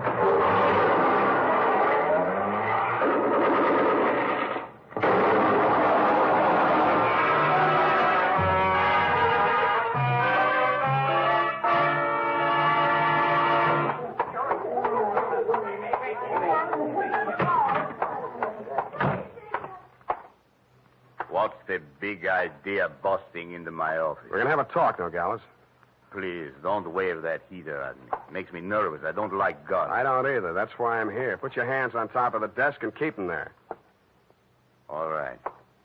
Give me back that roll. I give you clean money for it. It was a gamble, so I lost. Can you blame me? Where'd you get this money? I buy it. 50 cents on the dollar. I don't ask where it came from, but I read the papers. I figured it was that shipyard payroll job a few days back. Like it just fell in my lap. I figured it'd make 50 grand instead of Kilcore's 5. I guess that was dirty trick you just out of stir, Tommy, huh? I got news for you, Nogales. I didn't know this money was hot, and I am not Tommy Lane. No? Then what? Private Dick. Tommy's sister hired me to take the fall for him. Look, I've got most of the caper. Kilcourse wanted to pay Tommy $100 grand. You rigged the wheel so Kilcourse would lose it one night and Tommy would win it back the next night. Now, what was Kilcourse paying him off for? No caper, legitimate. He was sent up for bribing a public official. You mean he was the payoff man for Kilcourse's contracting firm? Sure, legitimate business. And the grand jury went out after Kilcourse. Tommy took the rap, that's all, for a price. Yeah, $100 grand. Thanks, Nogales. That's all I needed. Oh, Sam, I was afraid I might be too late. You are, Oh, I sweetheart. have so many things to explain. Where can you talk? Right in here. Who's this man? Why, that's your old sweetie from Reno, Ernie Nogales, remember? What's the matter with you two? You Oh, crazy? Oh, Sam, I should have told you the truth from the beginning. Check.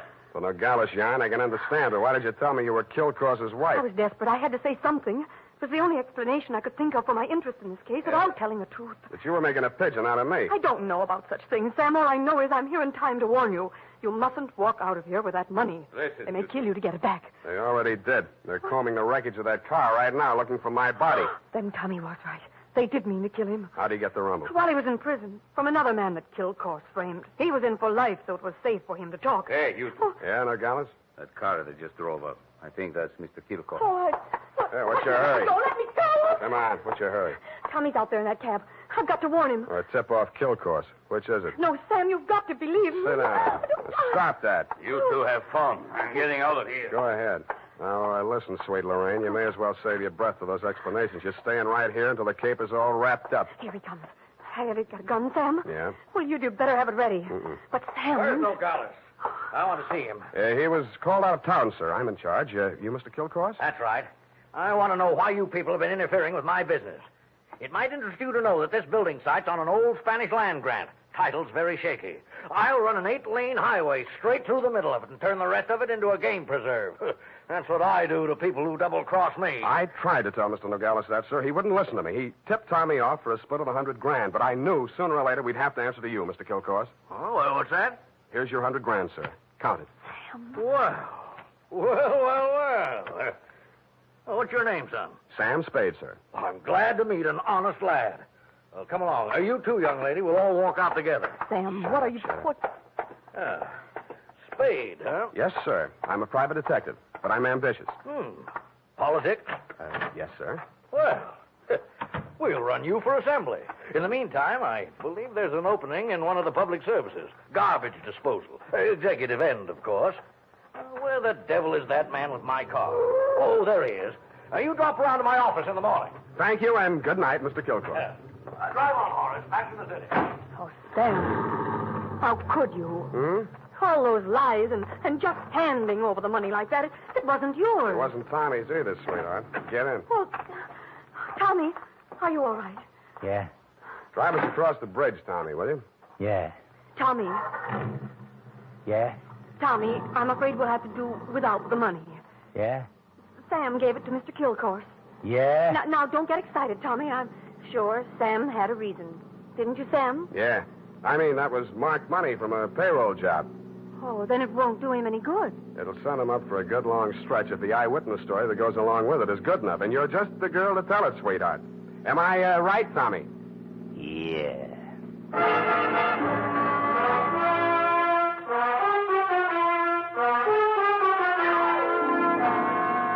Period. End of report. Already?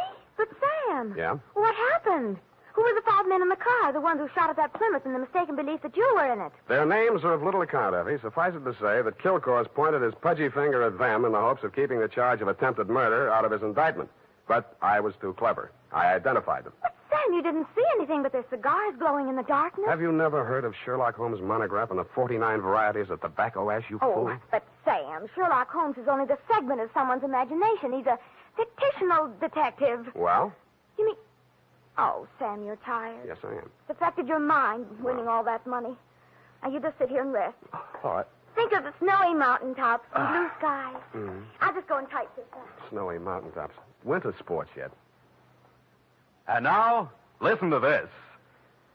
If you haven't yet tried Wild Root Cream Oil, the famous hair tonic that grooms your hair neatly and naturally, relieves dryness, and removes loose dandruff, then here's a wonderful way to get acquainted. Buy Wild Root Cream Oil in the new 25-cent size bottle at your drug or toilet goods counter. Also, ask your barber for a professional application of Wild Root Cream Oil hair tonic. Again and again, the choice of men who put good grooming first. Well,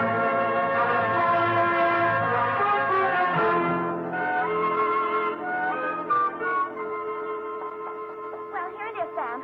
And not that it made any difference, but how did you guess that she wasn't Mrs. Kilcourse? Simple.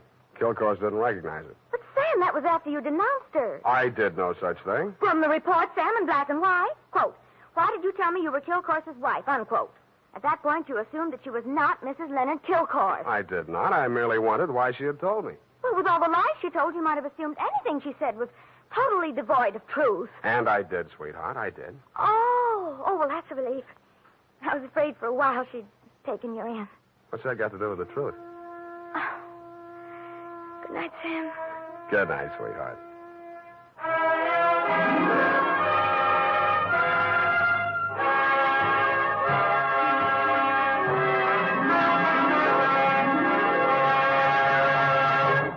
The Adventures of Sam Spade, Dashiell Hammett's famous private detective, are produced and directed by William Spear. Sam Spade is played by Howard Duff. Lorene Tuttle is Effie. Sadie Thompson appeared as Lorraine Kilcourse. The Adventures of Sam Spade are written for radio by Bob Tallman and Gil Dowd. Musical direction by Lud Gluskin. Score composed by Renee Garrigang.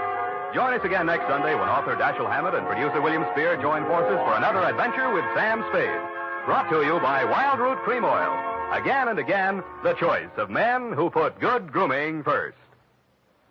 This is Dick Joy reminding you to... Get Wild Root Cream Oil, Charlie. It keeps your hair in trim. You see, it's non-alcoholic, Charlie. It's made with Sula lanolin. You better get Wild Root Cream Oil, Charlie. Start using it today. You'll find that you will have a tough time, Charlie. Keep on all the gals away. Hiya, Baldy. Get Wild Root right away.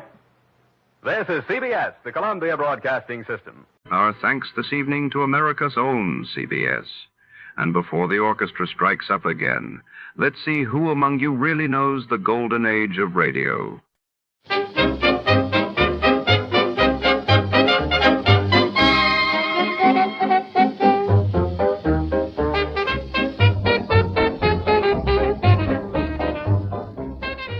Tonight, we delve into the shadowy corridors of a cutting-edge laboratory in Los Angeles, where science teeters on the edge of ethics. Here, a desperate experiment grants a dying woman uncanny powers of adaptation, powers that could make her unstoppable or utterly dangerous.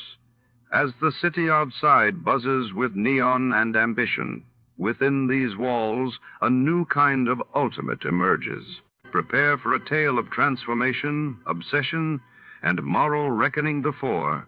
To start, let's see what happened the day it was aired. It was March 26, 1949. That day, the world learned of the signing of the North Atlantic Treaty in Washington, promising a new era of Western military alliances while in London. The British government announced sweeping post-war housing reforms to address the nation's severe shortages.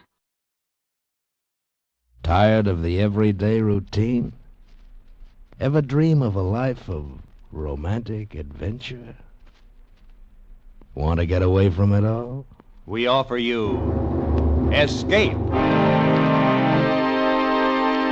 Escape, transcribed to free you from the four walls of today for a half hour of high adventure. You are standing outside a room, horror gripping you. While before your eyes, seen through the transom window, the most beautiful girl in the world is about to die. Because of you.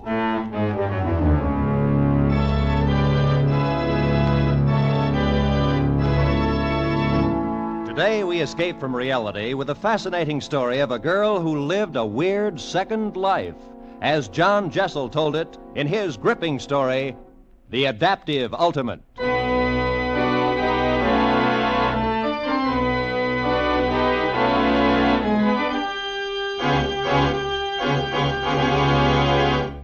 No, Daniel, I can't do it.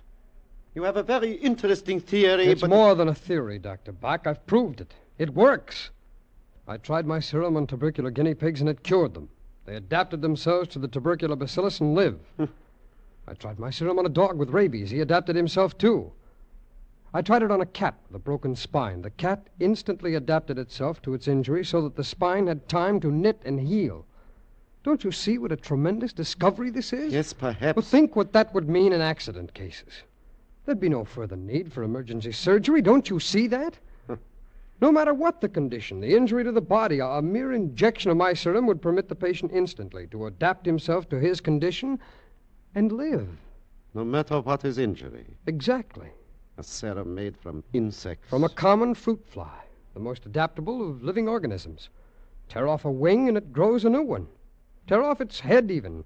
Stick on a new head and that too will adhere in time. Think of imparting that same adaptability to human beings. To grow new heads, it has merit. Oh, now, please, Dr. Bach. All right.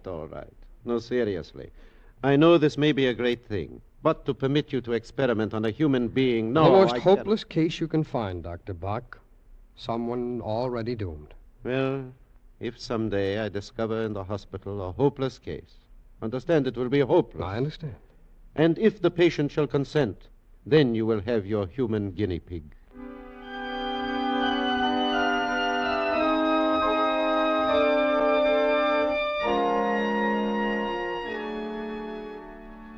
Well, Dr. Scott, you requisitioned for yourself a hopeless case?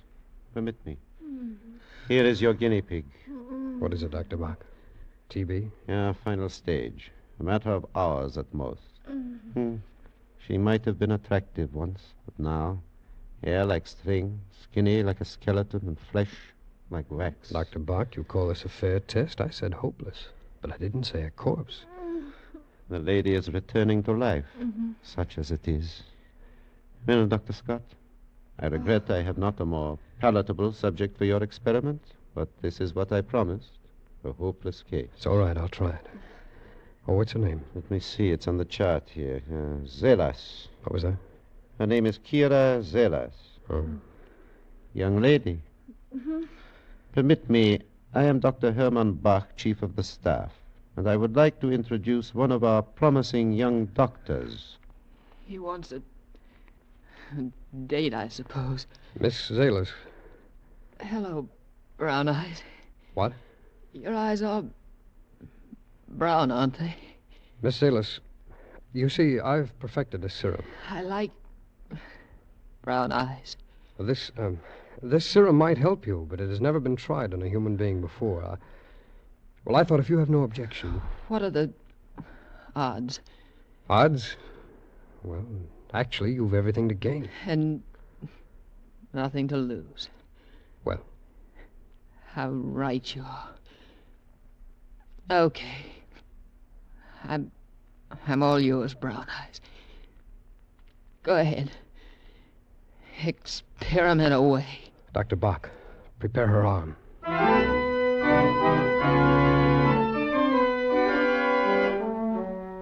24 hours and she is yet alive. I would have said yesterday it would be impossible she should survive the night.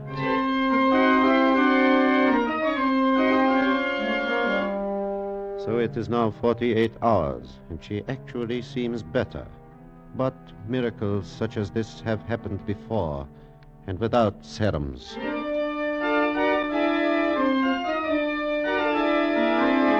A week, and she still lives. Each day she becomes better. It is miraculous. The spots on her lungs are disappearing. Her coughing is stopped. There is no sign of bacillus in the culture. But even more amazing, a reaction to abrasions, skin punctures. Yesterday I took a blood specimen. Before I had 1 cc, the puncture in her skin had closed. Yes, in 30 seconds. The ordinary person, it takes a day, 2 days for it to heal. With Miss Kira Zelas, 30 seconds. It is amazing.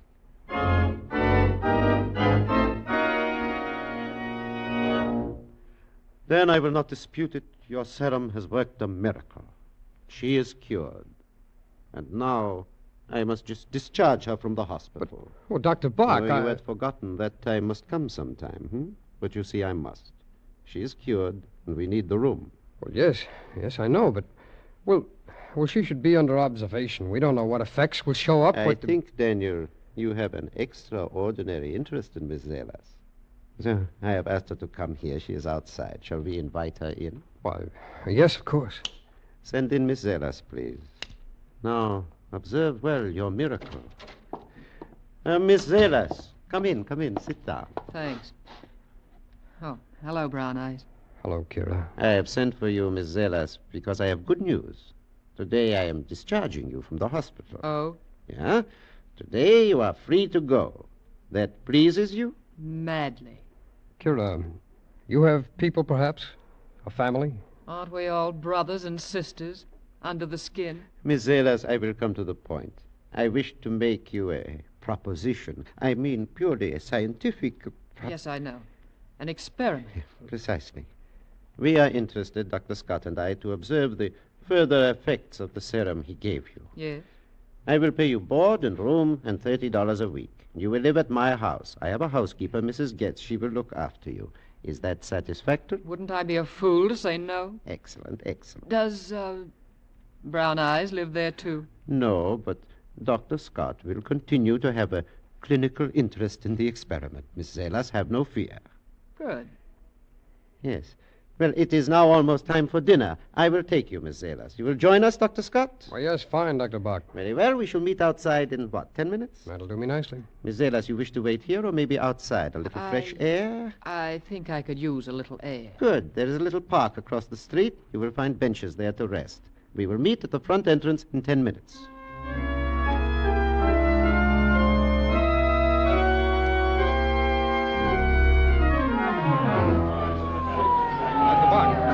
Dr. Bach, what is it? What's the matter? Some sort of commotion across the street in the park. Oh. Where is Kira? Well, I thought she'd be here with you. Perhaps she is still over there in the park.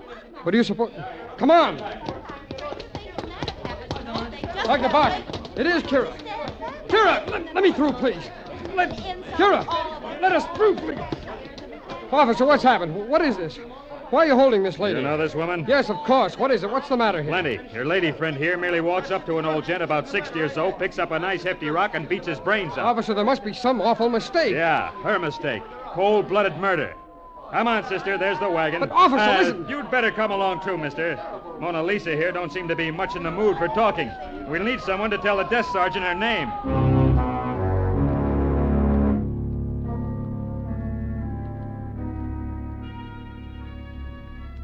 Kira, this is terrible, seeing you here like this. I've got to get you out of here. I've got to help you. It's not so bad when you're here.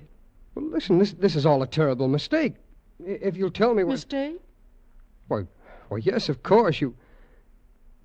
Kira, you didn't kill that man. If I said yes, what would you do? Why, I'd tell him you weren't responsible. I'd tell him about the serum. I'd tell him it was my fault, that somehow the serum I gave you caused your mind to snap, something that...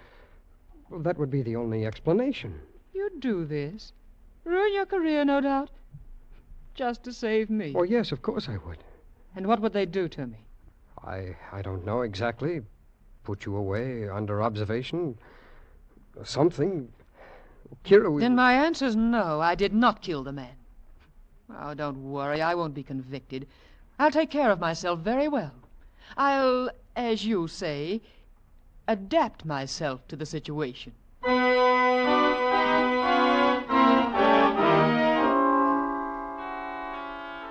All right, now, Mr. Salvatore, continue. Tell the court in your own words precisely what happened. This old man, you see, is buy circus peanuts from me every day. for months, every day. And this one day, he pull out this pocketbook, it's a billfold, and I'm a look, it's a stuff with the bills, big money. He say, Salvatore, can I make a change for $20? And I'm a laugh. I'm say, Mister, I'm a peanut man. You take the peanuts and you pay me tomorrow. He said, thank you very much. He turn around, and then here's this dame, she pick up, it's a great big stone, and it conks him. It's a murder. I object, Your Honor. Objection sustained. Continue, Mr. Salvatore. Oh, she nothing more to say. This dame, she bend over and she reach in his pocket to take the money. I'm a grab of people come, police come, and Mr. Salvatore, can you describe this young lady to us? Oh, see, I remember her very well.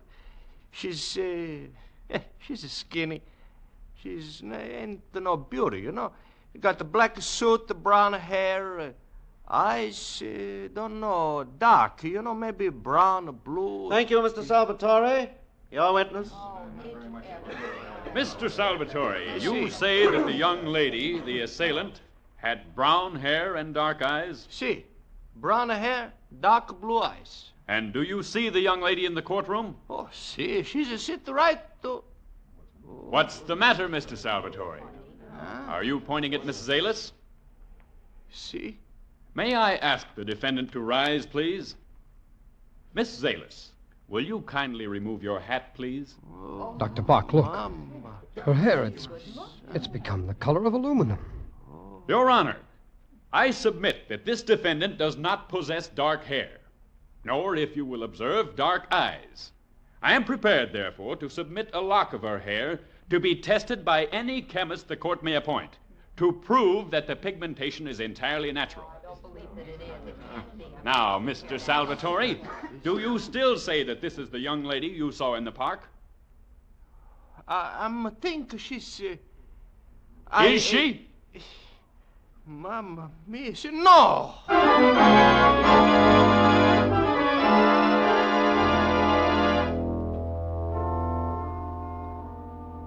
Good Lord, Dr. Bach, that hair of hers. Did you see it? It was the color of aluminum. She was beautiful. Yeah, beautiful. And so she has been acquitted. They call her innocent. Daniel, I am a convert to your great principle of adaptability. But where will it end? You start with an ideal, and you wake up to discover you have created a monster. But she was acquitted. It was all a mistake. You really believe that? Dr. Bach. Yes, Mrs. Gritz? She is here, Doctor. She? That woman in the newspaper. Ah. Kira is here? You said she was so poor, such a church mouse. Ah, you should see her. What do you mean, Mrs. Gritz? So fine, so great a lady. I'll go and talk to her, Dr. Bach. Hello, Brown Eyes. Hello, Kira. Aren't you glad to see me? Oh, yes. Yes, of course. Oh, congratulations on your acquittal today. We were there. I know. I sensed it. I was hurt that you didn't come up and congratulate me. Well, there were photographers and what... Why, Kira, your hair, it's black again. Isn't it always? Don't you like it? Oh, yes. Yes, of course. It's beautiful. Am I beautiful, Brown Eyes? Very, very beautiful. And are you happy to have me back? Yes. I always did like Brown Eyes. Kira. Tell me, how do you like my new clothes? My gown? Why, it's very nice. Nice. It's exquisite. I have a whole new wardrobe, hats, shoes, Well, suits. how, Kira? Where did you get the money? Money? You only had $3 when you left the hospital. Oh, so I did. Kira. Kira, you did take that wallet from the old man. Why, naturally. You did murder him. Certainly. Oh, come. Don't look so shocked. Oh, I'm tired, Brown Eyes. You'll excuse me if I appropriate Dr. Bach's room. Good night.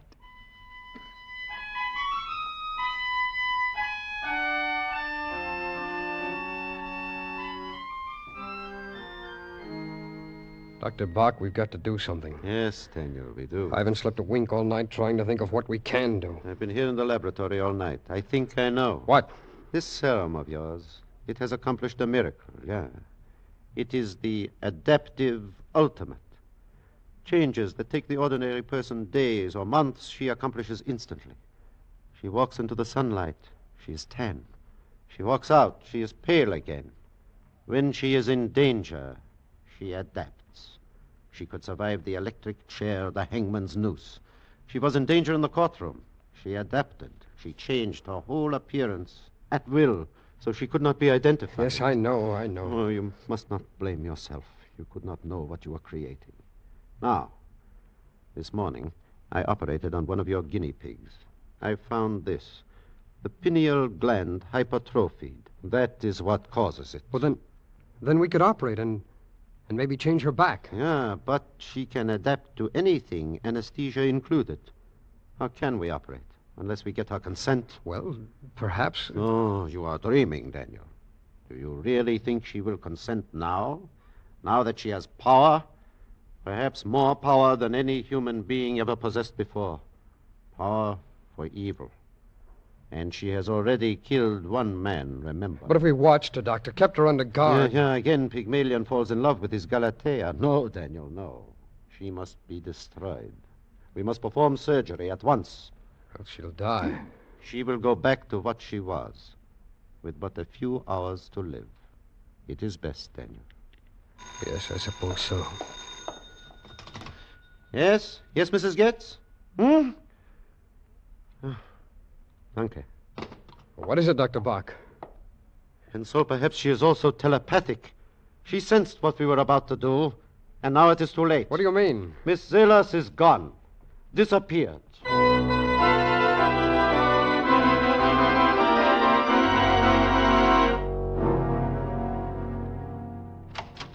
Dr. Bach, did you call for me? Yeah, Daniel. Have you seen the evening paper yet? No, not yet. Then here. After 2 months, there is news of our Miss Kira Zelas. What? Let me see that. Where? Oh. The surprise of the evening was the appearance of John Callan, ambassador at large, diplomat extraordinary, the man slated to head the forthcoming World Atomic Energy Control Commission. Mr. Callan, one of Washington's confirmed bachelors, squired the gorgeous Kira Zelas. You see? She has become gorgeous, our drab little urchin. Miss Zelas, the dazzling beauty who affects a dark wig by day and a white one at night. A great power of adaptability, courtesy of Dr. Daniel Scott. Dark by day, white by night. Well, what are we going to do, Doctor? Do? The World Atomic Energy Control, the one real hope of world peace. Kira isn't interested in peace. What can we do? Surgery, I know. But politics? We must wait and see. We must wait and see how far your mad woman will go. Washington is agog with rumors about the romance between glamorous Kira Zelas and John Callan, the newly appointed head of the World Atomic Energy Control, one of the most powerful political figures on the globe. John Callan leaves tomorrow for the crucial atomic energy conferences at Geneva, Switzerland. And sailing on the same energy conferences at Geneva, Switzerland. And sailing on the same boat as the exotic Miss Kira Zelas, with whom his name has been frequently linked. Rumor has it Miss Zelas acts as a sort of unofficial assistant to Mr. Callan, thus making her one of the most important women in the world. Glamorous, exotic. Of such fragile stuff is world peace fashioned these days, Daniel. I wonder what she intends to... Some are they calling at dinner time? Oh, sit still, Dr. Bach. I'll see who it is. Yes? Kira. Hello, Brown Eyes. May I come in? Why, yes, of course. Oh, our exotic guinea pig, hmm? Good evening, Dr. Bach. I'm not intruding. Of course not. You're very kind. John and I... You've read about Mr. Callan? Oh, yes. We're leaving for Europe tomorrow for the conferences in Switzerland. Yes. He had a series of meetings to attend tonight, so I told him I would stay here. You're staying here? I took the liberty of saying you were my uncle, Dr. Bach. Oh. John will call for me in the morning on his way to the airport. We're leaving at 8. I do hope I'm not too late for dinner. Not at all. In fact, we're very happy to have you here. Aren't we, Dr. Scott?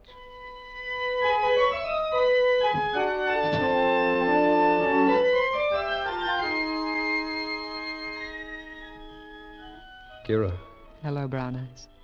what are you doing out here in the garden? Waiting for you. You knew I'd follow you? Of course. Have you missed me? You know I have. Oh, Kira, listen to me. Do you love this John Callan? When I want love, I'll come to you, Brown Eyes. Well, then why? What is it, money? Money? I don't need money anymore. What does an empress need with money? Empress? That's what you've made me. The most powerful woman the world's ever known. John Callan. He's supposed to be important. But in my hands, he's clay, to be molded as I wish. Do you see what that means? Yes, I see. You hold the fate of the world in your hands. Exactly. To do with as I want. And I shall. Would you like to rule the world with me, Brown Eyes? Kira, you're evil. What is good? What's evil? Come here, Brown Eyes. Look at me. And forget such things.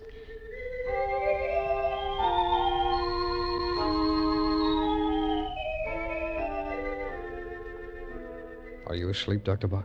Sleep? Who can sleep? Kira's insane, Doctor. Do you know what she's planning to do? I heard. Oh. Maybe we could get to this Callan. Yeah, and then what? Well, if we could talk to him, tell him... Tell him what? Didn't I talk to you? Would you listen? Where is she? Oh, she's gone to sleep. I tell you, there's only one remedy, surgery.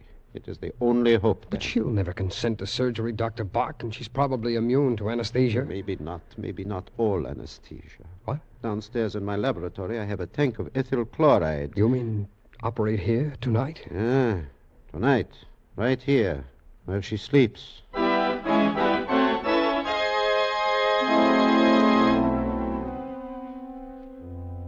right, then. Now stop staring down at her. Pour the anesthesia onto the cone. Hurry. That ought to be enough to anesthetize an elephant. Onto the face, quickly. All right. Stand tightly. Hold it I'm close. trying. She's forcing my hands. I can't hold her. She's too strong. Fools! Did you think you could make me unconscious? You were going to operate on me.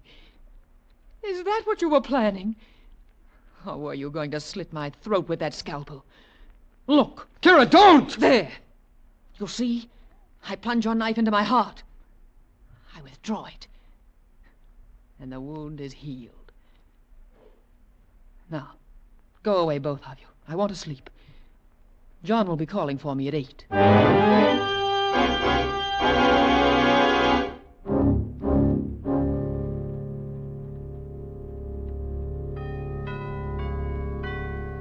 Past 5 in the morning.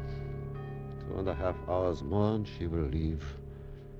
And the world will be one step nearer chaos. We are scientists, Dan. We have a responsibility to civilization. We must find a way to destroy this... Carbon dioxide. Carbon dioxide, It's a of fundamental course. biological law. No human can survive in its own waste product. Carbon dioxide is a human waste. Dr. Bach, if we could fill the room where she's sleeping with carbon dioxide, she'd become unconscious. You could operate then. Who are you calling? The hospital. I will have them send over 2 tanks of carbon dioxide. Do you think it should work then? We must try anything. Hello, this is Dr. Bach. Let me talk to surgery. Now hurry, it is an emergency.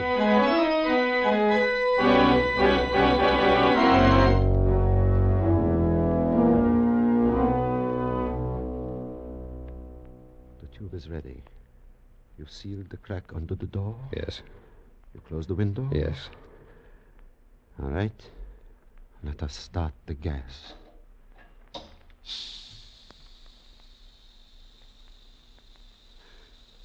Now then, through the transom above the bedroom door, you will be able to observe her reactions. You placed the lighted candle inside the room? Yes, Doctor. I left the candle on the table. Observe it carefully. All right. When it goes out, your Miss Kira Zelas should be unconscious. Dan, can you see inside the room from up there? Yes, Doctor. Candle is flickering, Doctor. Wait. No, it's still flickering. It's just gone out, Doctor. Excellent. It means there is now a concentration of 8 or 10% carbon dioxide. The average person would long since be dead. Doctor. Yeah, Dan, what? Oh, just a minute. Yes, yes? She's breathing much more quickly now, convulsively. Chain stroke breathing. She's opening her eyes now. What? She's getting up. Getting up? She's staggering. Holding her throat, Doctor. She's gasping. She's moving toward the door. She's trying to unlock the... So. She's seen me. She's trying to... Well. What is it? She's collapsed. It's over.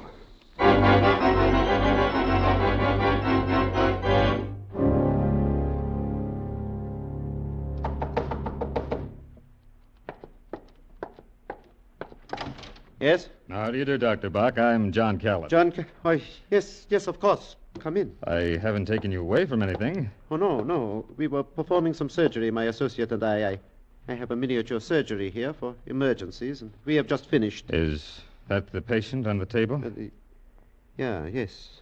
Is she... Yes, she is dead. Too bad. Seedy-looking creature, wasn't she? She was a charity case. Well, I won't keep you. Is Kira here? No, she changed her plans. She said there were some things she wished to do, and she would meet you at the airport. Well, that's a woman's prerogative, isn't it, changing plans? Yes. I'd better get a move on, then. Nice to see you, Doctor. I hope we'll meet again when I return from Europe. Yes, that will be nice, Mr. Callan, and good luck on your mission. Thank you, sir. Goodbye. Yeah, goodbye. Well, Daniel, maybe we will get some sleep now. Dan? Huh? Oh, I'm sorry, Doctor. I was daydreaming. She's lovely, isn't she? Lovely. Yeah, then lovely. May she always be in your memory.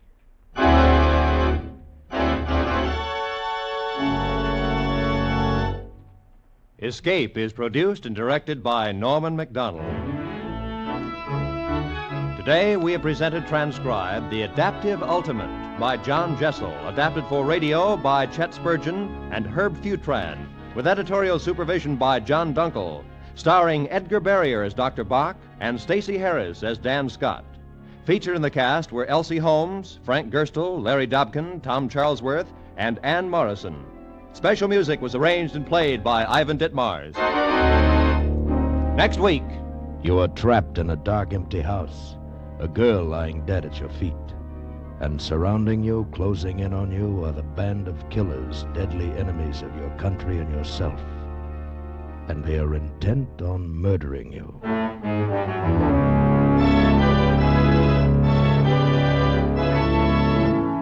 Next week, we escape with the famous story Confidential Agent by Graham Greene. Be sure to tune in at this same time next week, when once again we offer you Escape.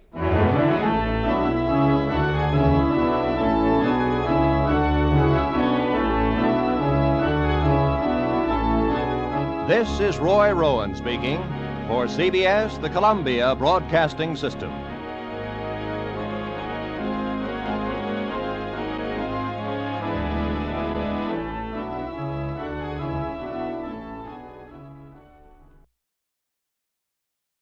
Ladies and gentlemen, we begin tonight by thanking our good neighbors at CBS. And now, before the next adventure reaches your radio set, a quick listener challenge.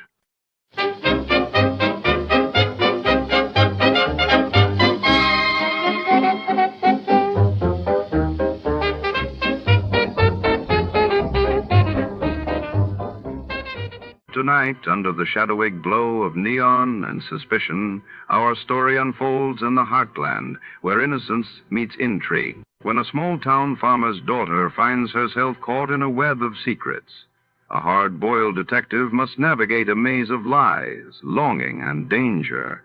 Will the truth surface, Or will the darkness consume them both? The clock is ticking, and every secret has a price.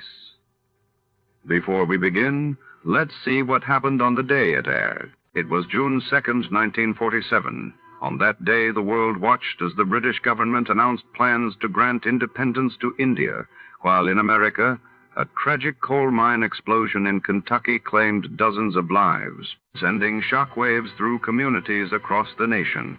Wild Root Cream Oil Hair Tonic and the new Wild Root Liquid Cream Shampoo present The Adventures of Sam Spade.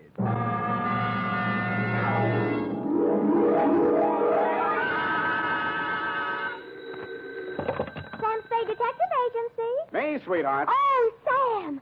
I'm glad you're back in town. So am I, Effie, so am I. Confidentially, I didn't think I'd make it.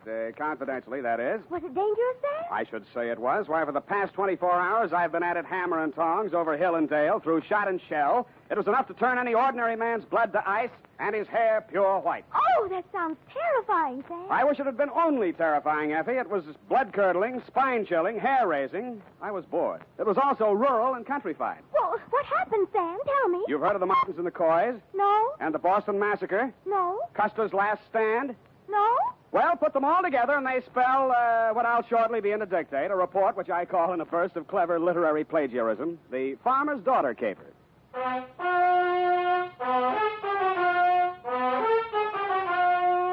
The Adventures of Sam Spade, Detective, starring Howard Duff. Produced, edited, and directed by William Spear. Presented by the makers of Wild Root Cream Oil Hair Tonic, the non-alcoholic hair tonic that contains lanolin. To look your holiday best, friends, be sure to use Wild Root Cream Oil, America's favorite hair tonic. Wild Root Cream Oil grooms your hair neatly and naturally, relieves annoying dryness, removes loose, ugly dandruff. What's more, it's non-alcoholic and contains soothing lanolin. Get Wild Root Cream Oil in the big family-size bottle or handy tube. Ask for it at your drug or toilet goods counter very first chance you get. For the holiday and all year round, use Wild Root Cream Oil Hair Tonic. Again and again, the choice of men and women and children, too. And now, with Howard Duff as Spade, Wild Root brings to the air the greatest private detective of them all in The Adventures of Sam Spade.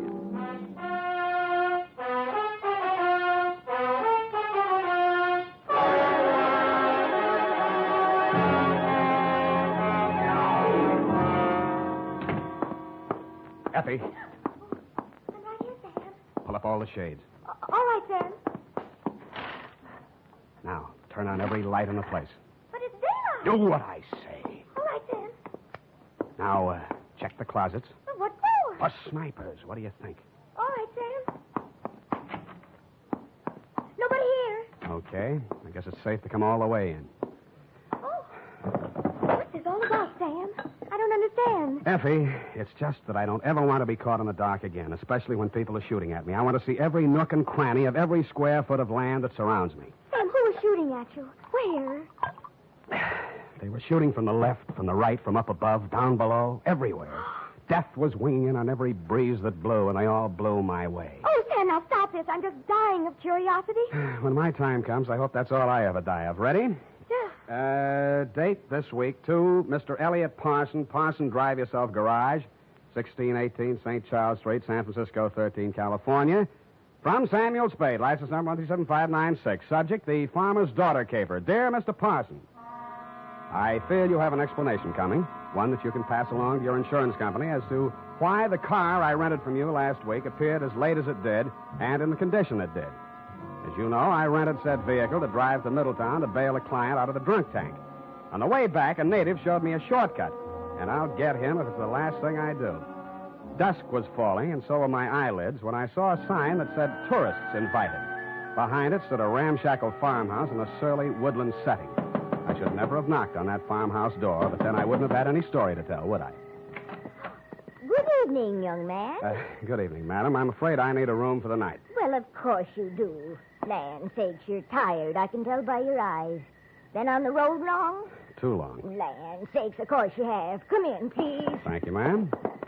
You'll find this is the homiest tourist home in California. Really like mothers, eh? Like your grandmother's. No electricity, no phones, just quiet. I see. Now, I have two rooms, a $3 one and a $5 one. Which one do you think you'd like? What's the difference? One less blanket, one squeaky spring, and with the $3 one, you might have to take a walk.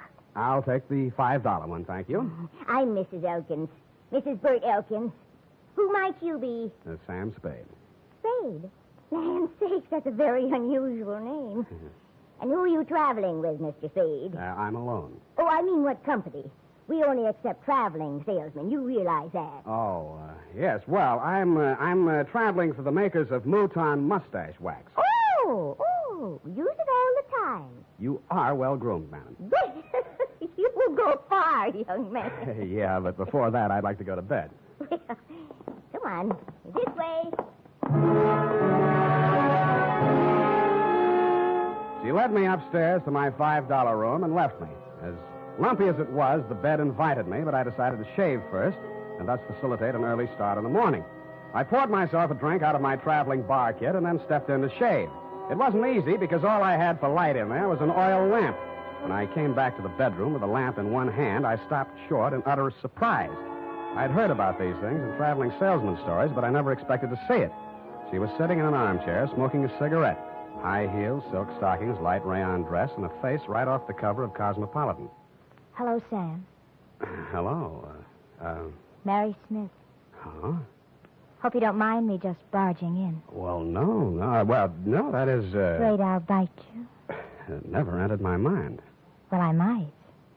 I'm so tired of talking to myself, I need someone like you. You know, you're not bad to look at. Who, me? Where do you live? What do you do for a living? Well, I guess you'd call me independently wealthy. I wish someone would. How nice. San Francisco? There must be some fog on my lapel. Look, Sam, I'll give it to you straight. I want to get out of here, go to San Francisco. Could you take a passenger tomorrow? Well, what would your mother say? She's my aunt. What do I care what she says? I don't belong on a farm. Out in the wet pasture ruins my nylons. I'm a city girl, Philadelphia. Why did you leave? My parents died. Look, Sam, I won't be a burden to you. I just want to get to San Francisco. After that, I'm on my own. Sam, take me with you. Please take me with you. You won't regret it. Well, what am I going to do with this lamp? Who cares? Oh, Sam. What?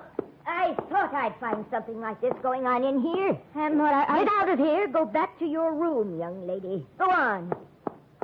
Now, Mr. Spade. It does look bad, doesn't it? Oh, I'm not blaming you, Mr. Spade. Nan's sakes, it's her. She ain't responsible for what she does. She's like this all the time. I see. Now, when I go out, you just lock your door. Just keep it locked. But, ma'am, this is a $5 room. A sleepless hour later, I heard something slide under my door. I looked and found it was a note that read, Mr. Spade, Sam, please unlock your door, and when the house is quiet, I'll come and see you. I'm desperate, terribly, terribly desperate. Don't leave me. Give me a chance to tell you what it's all about, please. Stupid me, I unlocked my door, dressed again, and waited. An hour and a half later, I heard my doorknob turning in the dark. The door opened quietly and quickly. Sam, the things that go on in this house, they're insane. Oh. I've been here 3 months. When my father died, I had no money, and because Aunt Maud was my only relative, I came here. And ever since I came, they never let me out of the house for more than an hour. They never let me see anyone or do anything. Why? I wish I knew. 5 days ago, Uncle Bert left early one morning. He hasn't come back since. Aunt Maud says he's away on business. He doesn't have any business. Yeah, well, even so, that doesn't seem strange to me. Then there's my dog. And what about it? It disappeared the same night Bert did. They told me it ran away. I know it didn't. I've had it for 3 years. It never ran away. Well, what do you think? Well, I was sure I could hear it howling somewhere for 2 or 3 nights. Then the howling stopped. I think I know where it is, but I don't know why. It scares me. Well, where do you think it is? Sam, you're going to think I'm crazy right out of my mind, but, well, about 150 yards behind the house, there's a hillside with an old cave in it. Oh, an old cave. I don't know what it's used for, but yesterday I saw the whole front end of it closed with dirt. Sam, they buried that dog alive in that cave. I know it. Oh, wait a minute now. Did you ask Mrs. Elkins? Yes. All she said was the dog ran away and mind your own business. She told me to leave the cave alone. Sam, let's go out there and look. Please. Well, So big, brave, stupid Sam, idiot boy, allowed her to show me the back way out of the house, and we sneaked to the barn together. She found a shovel, and we walked to the cave. When my eyes got accustomed to the dark, I saw the entrance had been covered with dirt, and recently. I took the shovel while she stood watching. I cleared half of the dirt away and worked as quietly as I could, but apparently not quietly enough. A flashlight suddenly hit both of us in the face, and a shotgun barrel flashed in the beam. Get away from there before I shoot your head off. Point that thing someplace else, please, ma'am. What do you think you're doing, mister? Digging. Mary, you get back to the house. No. Aunt Maud, I won't. Get back to the house before I count 3, or I'll put a load of buckshot right through you. Now, 1. Aunt Maud, my dog is in there. 2. All right. Now, Mrs. Elkins, suppose you put that gun down and tell me what this is all about. I got one thing to say to you, mister. Get in your car and get out of here, and don't waste any time doing it. But, madam... Your suitcase is in the car, and your $5 is with it. Yeah, but... Now get, before I shoot you as a trespasser. And I could do it, mister. Land sakes, I could do it. Now get. So I got under guard to my car. I got in and drove off. And Mrs. Elkins stood in the driveway with a shotgun still pointed at me until I was out of sight. I turned left at the first crossroad, parked the car, and cut through the woods back to the farm. I could see a light in the living room. Nobody was in or near the barn. And when I got to the cave, there wasn't a sound anywhere. I picked up the shovel I dropped and started digging again. 30 minutes later, the shovel broke a small hole through into that cave, and a stifling blast of fetid air rushed out, and something leaped out at me in the dark. And it wasn't the dog. It was a human hand on a human arm.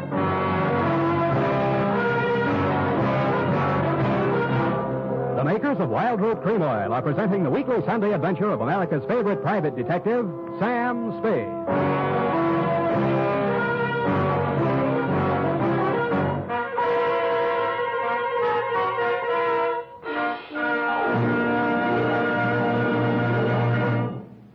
Now, here's important news on good grooming. If you want the well-groomed look that helps you get ahead, socially and on the job, listen. Recently, thousands of people from coast to coast who actually purchased Wild Root Cream Oil were asked, how does Wild Root Cream Oil compare with the hair tonic you previously used? The results were amazing. Better than 4 out of 5 who replied said they preferred Wild Root Cream Oil. Remember, non-alcoholic Wild Root Cream Oil contains lanolin. It grooms the hair naturally, relieves dryness, and removes loose, ugly dandruff. So if you want your hair to be more attractive than ever before, get the new 25-cent get-acquainted bottle of Wild Root Cream Oil, America's leading hair tonic, on sale at all drug and toilet goods counters. It's also available in larger economy bottles and the handy new tube. By the way, smart girls use Wild Root Cream Oil, too, and mothers say it's grand for training children's hair.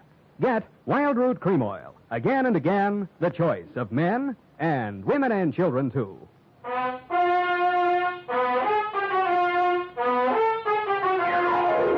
And now, back to the Farmer's Daughter Caper, tonight's adventure with Sam Spade. A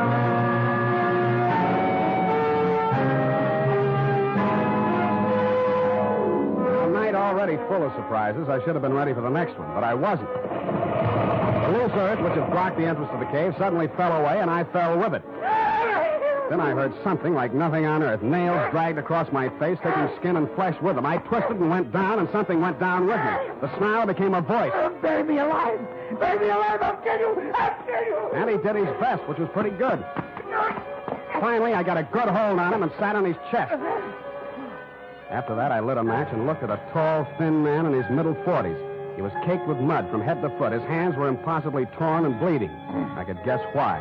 Judging from the stubble on his face, he'd been bottled up in that cave at least 5 days. How he was still alive, I didn't know. He acted like a madman, and he had every right to. But surprised, when his eyelids fluttered open again, he read a very sane line. I'm all done in. You got a drink, friend? Not on me. They hit me on the head and left me there. They thought I'd stay in there forever.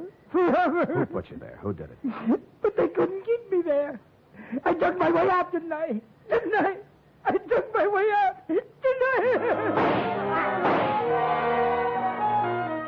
The force of the bullets knocked him halfway back down the incline to the cave. All I could do was hit the dirt. Finally, when it seemed safe, I broke cover and ran smack into somebody carrying 2 bags. No, please. Let's have a look at you. Sam, it's me. Sam, I knew you wouldn't go away without me. I knew it. I couldn't stay in that awful house any longer. None of that now. Who was that shooting at you? I don't know. Where's your aunt? House, I suppose. I slipped out the back way. Any visitors tonight? No. What is it? What is it? I think I found your Uncle Bert. Come on. I led her back to the cave entrance and showed her the body of the man I'd dragged out. I watched her face a long time as she looked at him very carefully. That's not Uncle Bert, Sam. Really? No. It's Mr. Linden. Jewelry salesman. Came to the place a few nights ago. 5 nights ago? Yes, come to think of it. The same night your uncle disappeared. Tell me, did you ask Mr. Linden to take you back to San Francisco the same way you asked me? Did you? Yes. He said he would. Got up early and left without me. He didn't get far. What kind of car was he driving? I don't know. I don't remember. Do you drive a car? Yes, but Here. Mine's down the road about 500 yards. Go to the nearest phone and call the highway patrol, a sheriff, anybody who represents law. Got that? Yes, I know exactly what to do. To make sure we were both thinking of the same thing to do, I followed her in the dark, watched her get into the car I rented from you, and drive off. Then I turned around, put a new clip in my gun, and walked back to the old homestead. It was still very homey. By the light of an oil lamp, Mrs. Elkins was peacefully knitting what looked like a shroud. Why, Mr. Spade? Why, Mrs. Elkins? Land sakes. Land sakes. Now that we got that out of the way, let's get down to business. If you're here to make trouble, young man, believe me, I can handle trouble. My kind of stock know about trouble. Well, suppose you tell me about the trouble I just had, or haven't you heard all the shots that were fired around here tonight? Shots? My. Seems I would have heard gunshots. Seems you would. Look, I've got a sheriff on the way. Have you, Mr. Spade? Why? I suppose you didn't hear the shooting. Oh, yes, I'd forgotten. Was anyone hurt? A man named Linden. He's dead. Linden. Now, that sounds familiar. It should. He stayed here 5 nights ago. He was a jewelry salesman. Yes, now I remember. You say he's dead? Somebody tried to bury him alive in your little cave. How awful. I do declare. I thought you would. Well? You must be joshing, Mr. Spade. I'm not joshing at all, Mrs. Elkins. Well. Buried alive, you say? Look, let's talk just like plain folks. Where's your husband? Where's the jewelry samples you probably stole from Linden? Is there anything else you want to say? Gunshots, eh? Well. I left the sweet old thing knitting and rocking and made my way through the house looking for guns, jewelry, and killers. I got downstairs in time to see Mrs. Elkins disappear out the front door. When I tried to follow, I stumbled over the rocking chair, which is indeed a lucky thing for me. After a few minutes of silence, bravely crawling on my stomach, I followed the shadows of the house until they blended into the shadows of a large, hulking building, which happened to be the barn. Inside, I bumped my head on the radiator of the car. Naturally, I didn't find any keys in it, but I did find a familiar jewelry salesman-type mud-soaked corpse. Trying to remember how to cross ignition wires, I heard the hum of a motor and saw 2 headlight beams swinging up the driveway. They lasted as long as any other lights. The car came to a lurching stop, and a thick-set figure in a Stetson hat stumbled towards me, tugging at a gun. That burned gall-blame cuff thing, Undo the flap. Oh, thanks. Huh? Put your hands up, whoever you are. You be the sheriff? You're dead blame right on the sheriff. You're dead blame right on the sheriff. Who are you? What's out here shooting the lights out in my car? My car. Oh, you Slade? Spade. Well, I'm Homer Pickett, sheriff of this county. The Homer? girl come, woke me up, said all sorts of funny things going on around here. Said there'd been a murder. Now, who's killed? What's going on, Stan? Sam. Well, for one thing, somebody's been trying all sorts of ammunition on me for size. You don't say. I do say, Mr. Sheriff. Why? Because I found a man in a cave who'd been left there to die. Want to look at the corpse? You can look at him right here. He's sitting in this car. So, yeah. How'd he get here? Somebody moved him here. Shouldn't have moved a corpse till the police examine it. I didn't move it. Huh? Now, listen closely. Listening? Huh? I found the man. He was still alive. Then somebody shot him. Shouldn't have moved him. Then they tried to kill me because I found him. When they didn't kill me, they decided to hide his body. Illegal. They probably intended to drive away and dispose of it so there'd be no evidence when an efficient, smart, alert, courageous police officer like yourself came around to ask questions. That sounds reasonable. Who's behind all this? Well, Mrs. Elkins threatened me once and tried to kill me once. More! Well, land say. Well, that's her, yes. I want to talk to her. Where's she? Roaming the countryside with a gun, no doubt. Well, let's clear all this up. See what it's all about. Now, who's this fellow in the car? His name's James Linden. Got a pencil? Better write that down. Tilden, huh? Linden. Well. By any strange coincidence, Sheriff, you happen to know a man named Dundee, San Francisco homicide? Lieutenant Dundee, old Tom. Old Tom, yes. Shucks, I learned everything I know about police work from him. Yeah, well, that figures. And law's law. Dundee always said. Yeah, I've heard him say it, Sheriff. Say it, Sheriff. But... And I aim to enforce it around here. One side, Mr. Slade. Spade. Hey, you'll be sorry. Well. Now, look here, all you Elkins. This Homer Pickett talking, and I ain't no small-town constable. I'm the sheriff of this county. You'll get a square deal from me, but first I order you in the name of the law to throw down your guns. Well? Oh, my. You all right? Nothing but my feelings hurt. Oh, I warned you. I thought that'd do some good. Well, now you know. Hey, look, maybe it did do some good. I'm giving up, Sheriff. I'm giving up. It's me, Mrs. Elkhead. She came across the farmyard as the first light was showing in the eastern sky. Her hands were above her head. One held a shotgun. Maud, get back where you belong, Maud. We could hear, but we couldn't see him. Maud stopped, hesitated for a moment, and then began running towards us. She almost made it. I ran out to drag her back, expecting any second to be the target for the night. There was a sudden and curious silence as I pulled her into the barn. She was still alive. Thanks. That man's been missing everybody all night. Never thought he'd be able to hit me. Easy. I come from good stock. I'm no criminal, Mr. Spade. Sheriff, you know that. Yeah, I know, Maud. I know. Let me take a look at you. You'll be okay. Don't blame Bert too much. He wanted to have money once in his life. So when this man came along with all the jewelry, Bert went out of his mind. He put the man in the cave. And the dog, too. So the dog wouldn't call attention to him. And then he took the man's car, went into San Francisco to try to sell the jewels in the underworld. No luck, eh? Bert says they laughed at him. The jewels was just paste, samples. And he came back and found me at the cave, and he figured he had to knock us both off. I just stuck by him all the way. Now he's like a tiger that smelt blood. No telling what he'll do. We'll have to get help, Spade. Roadblocks, bloodhounds. No, this is his land. He won't run. He'll hide here. Where? Why, in the cave. Well, I reasoned, one, that no matter how much a man loved his land, he was not going to let himself be trapped in a cave with only one exit. And two, it followed, therefore, that if he did hide in the cave, there was more than one way out, which the late Lyndon hadn't found. Sheriff Pickett volunteered to watch the front of the cave while I looked around for a rear exit. After a 20-minute search, which netted me nothing, I remembered the car parked inside the barn and how quickly Elkins had carried Lyndon's body to it. I went back there and took a look around. In a corner of the barn, I found a trail of dirt leading to a bale of hay. When I moved the bale, I found, you guessed it, a trap door. I pulled it open, caught a familiar whiff of used-up air, and lowered myself into a black hole that turned out to be a passageway. I cautiously made my way forward in the darkness for a few yards. Who is it? Who is it?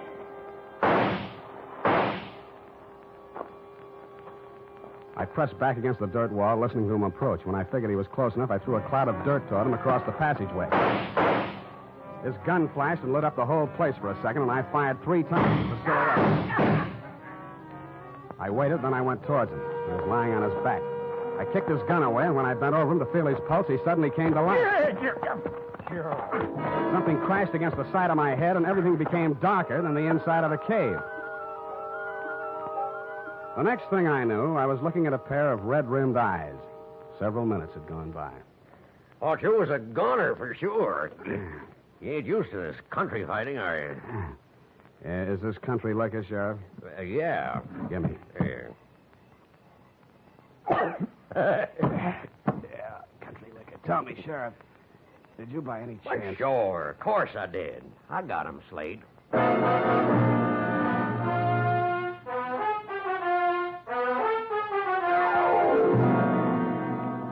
Period and a report. Sam, Hmm? do you mean to tell me you let a little country sheriff outdo you? Well, Effie, Homer Pickett's coming up for re-election next fall, and besides, you might think I was egotistical if I told you how it really ended. But your reputation. You're the greatest private detective of them all. And so I can afford to be generous. Now, not another word. Scoot, type that up.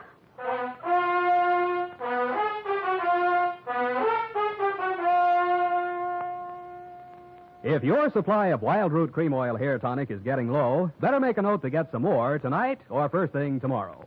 Remember, Wild Root Cream Oil is the famous hair tonic that grooms your hair neatly and naturally, relieves dryness, removes loose dandruff. Always keep a big bottle or tube on hand. And ask your barber for a professional application of Wild Root Cream Oil Hair Tonic. Again and again, the choice of men and women and children, too.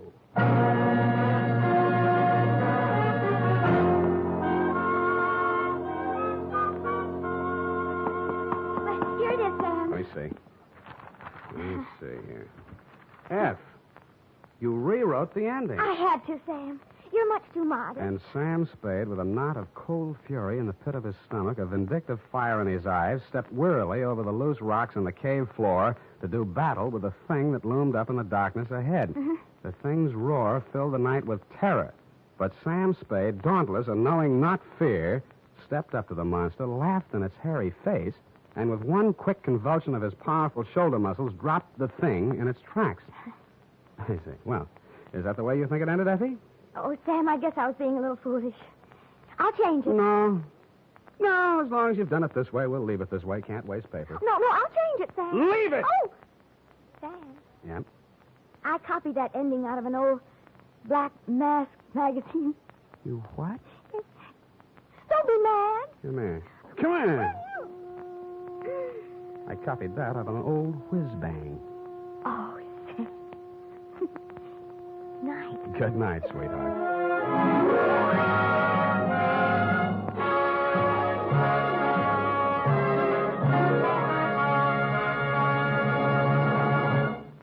The Adventures of Sam Spade are produced and directed by William Spear.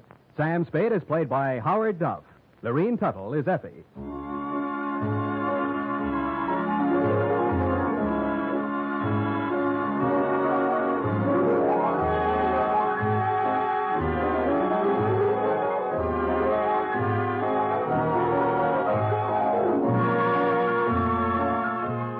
Tonight's Adventure with Sam Spade was written for radio by John Michael Hayes and E. Jack Newman. Musical direction by Lud Gluskin, with score composed by Pierre and Renee Garrigang. Join us again next Sunday when producer William Spear presents another Adventure with Sam Spade, brought to you by Wild Root Cream Oil. Again and again, the choice of men and women and children, too. This is Dick Joy speaking. Here's an exciting new shampoo that's grand for all the family. And here's our own Squeaky to tell you about it. Look at your hair, is it stringy and dull?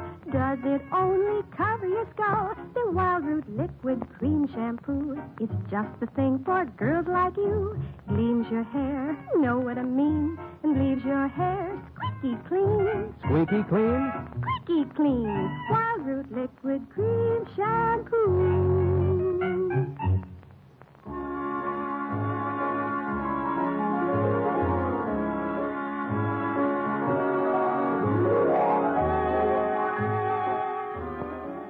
Stay tuned for the Summer Symphony with Catherine Grayson on... Our thanks this evening to America's own CBS.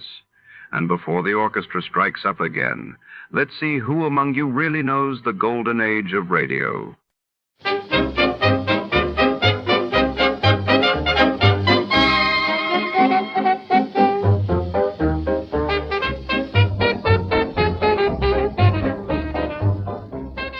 Tonight, we enter the shadowy corridors of 15th century France, where a young man named Denis finds himself trapped by fate within the oppressive walls of the Sire De Maletroits' ancient manor. The heavy stone halls echo with secrets as a single mysterious door seals his destiny. Set against the looming backdrop of medieval architecture, this episode unfolds in a candlelit labyrinthine chateau where every creak spells danger and escape seems impossible. What brought Dennis to this night of peril, and what secrets lie behind Maletroit's door? Before to start, let's see what happened the day it was aired. It was March 17, 1951. That day, the world was gripped by news of the United States testing its first thermonuclear device in the Pacific, while in the United Kingdom, King George VI opened the Festival of Britain, signaling a new era of post-war optimism and innovation. Escape. Escape tonight to Paris of 500 years ago.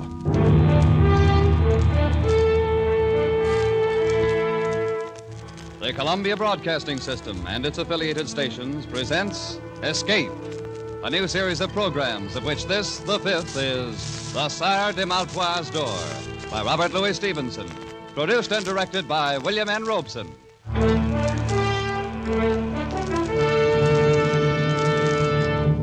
The pen of Robert Louis Stevenson has been an avenue of escape for 3 generations. Our grandparents thrilled to the macabre metamorphosis of Dr. Jekyll, just as we will never forget the nursery menace called Long John Silver. Tonight we escape with Robert Louis Stevenson down another avenue, which leads to Paris in 1429, and the amazing adventure of the Sire De Maletroits Door.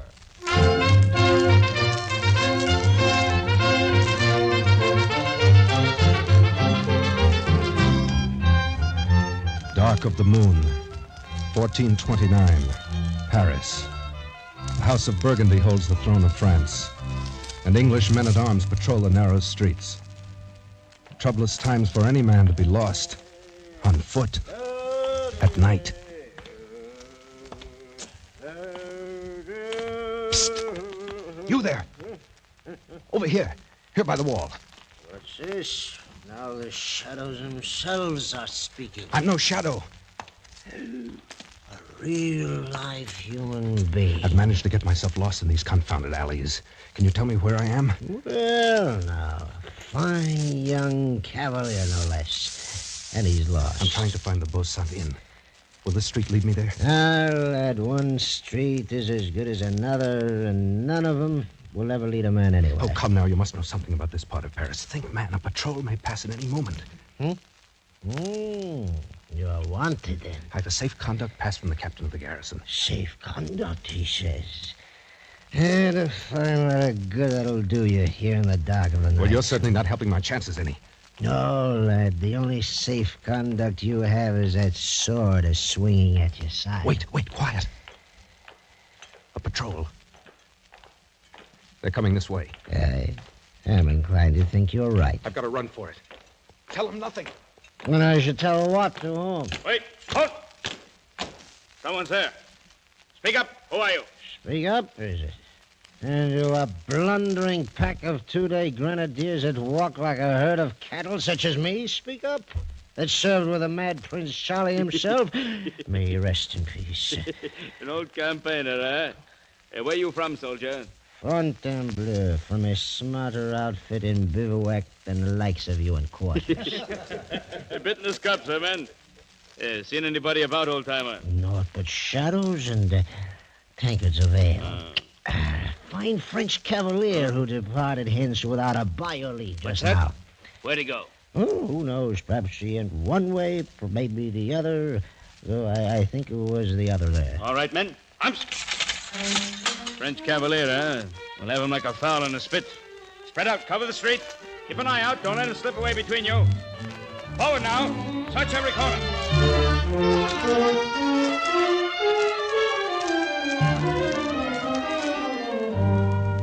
Oh, the fool. The drunken fool. I'm for it now, all right. This cross street. There's a bare chance they'll pass it by. If I can only get through here. Oh, no. Oh, no. It's a dead end, unless this leads... No, it's only the door to a house. Caught like a rat in a trap. All right. If it's so written, then so be it. With a bit of luck, there'll be 2 or 3 go with me. Huh? The door. It's unlocked. I can push it open.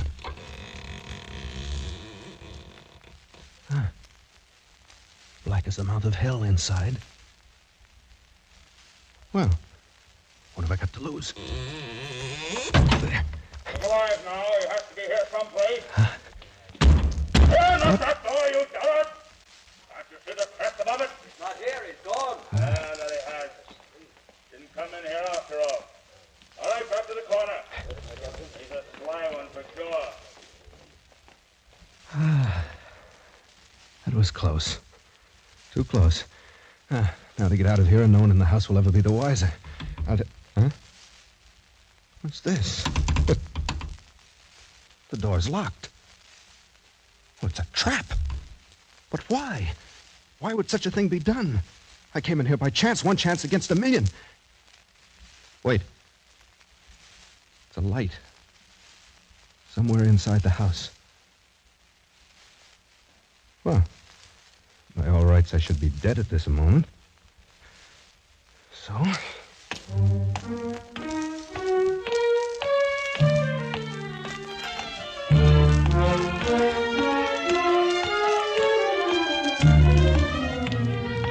Come in, young man.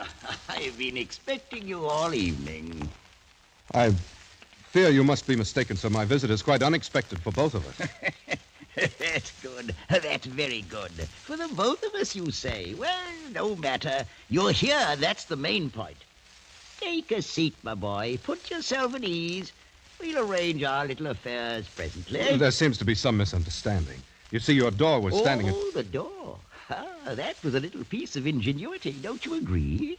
So you must know that I had no intention of intruding without an invitation. Without an invitation, is it? Well, we old people are used to such reluctance. When it touches our honor, we cast about until we find some way of overcoming it. And so, my boy, invitation or not, you are, believe me, most welcome. I hope you'll pardon my saying it, but I haven't the slightest idea what you're talking about. Oh, so that's it. Dead to rights, but still pretending, eh? Ah, you're a clever rogue. Sir, right. My name is Denis de Beaulieu. I am not a guest in your house by my own choice, and I am not accustomed to being Nor is the house of Maletroits accustomed to certain things, of which you well know. Maletroits? I should have expected better treatment at the hands of one of the most honored families of France. Honored indeed, until you, Monsieur de Beaulieu, took it upon yourself to dishonor us. Sire De Maletroits, I have attempted to explain that I took a stand before your door to fight off a patrol which I'd encountered in the street. I assure you I had no slight intention of forcing myself Since it seems impossible for you to converse with any degree of reason, may I bid you good night? Sir, if you have your right wits, then you're insulting me grossly. And if not, I have no desire to spend further time with a lunatic. You young fool. Thinking to get away so easily. No power on earth can make me stay here any longer, even if I'm forced to hack that door of yours to pieces. I me. And now, will you please sit down, my dear nephew? Nephew? You lie in your teeth. I said sit down. You think for a minute that I made a little contrivance for the door and stopped short with that? If you want to be bound hand and foot till your bones crack inside of you, then get up. Try to get away. But if you'd rather stay a free young buck, agreeably conversing with an old gentleman, sit where you are in peace. You mean, then, I am a prisoner here? I stated the facts. Draw your own conclusion.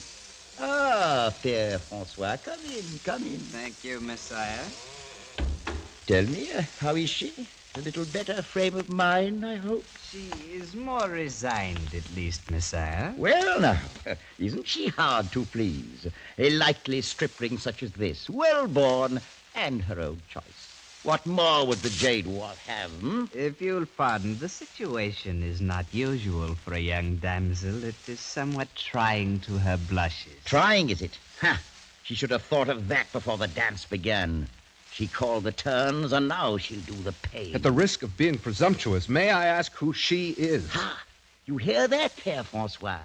Monsieur de Beaulieu wishes to know who she is. I heard, Messiah.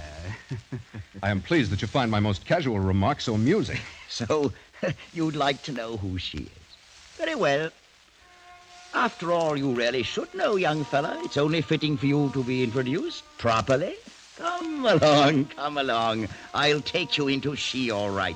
Why, that's the reason I planned the whole thing.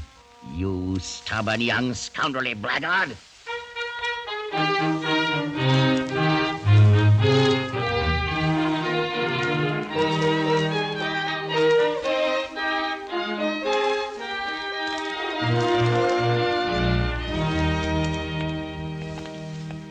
Come along, my boy.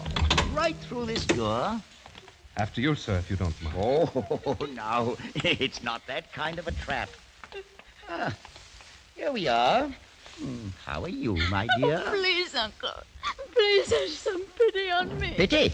But I do a great deal more than you've shown for the name of Maletroits. Come now, up off your knees and look at the friend I brought you. It's good to be devout, but it is also necessary to be polite. I have no understanding how you can be so vicious. Oh, that's very unkind. And now, Monsieur de Beaulieu, since we've decided to keep up this farce, allow me to present my niece, Blanche de Maletroits. For such an inhuman thing, surely heaven itself.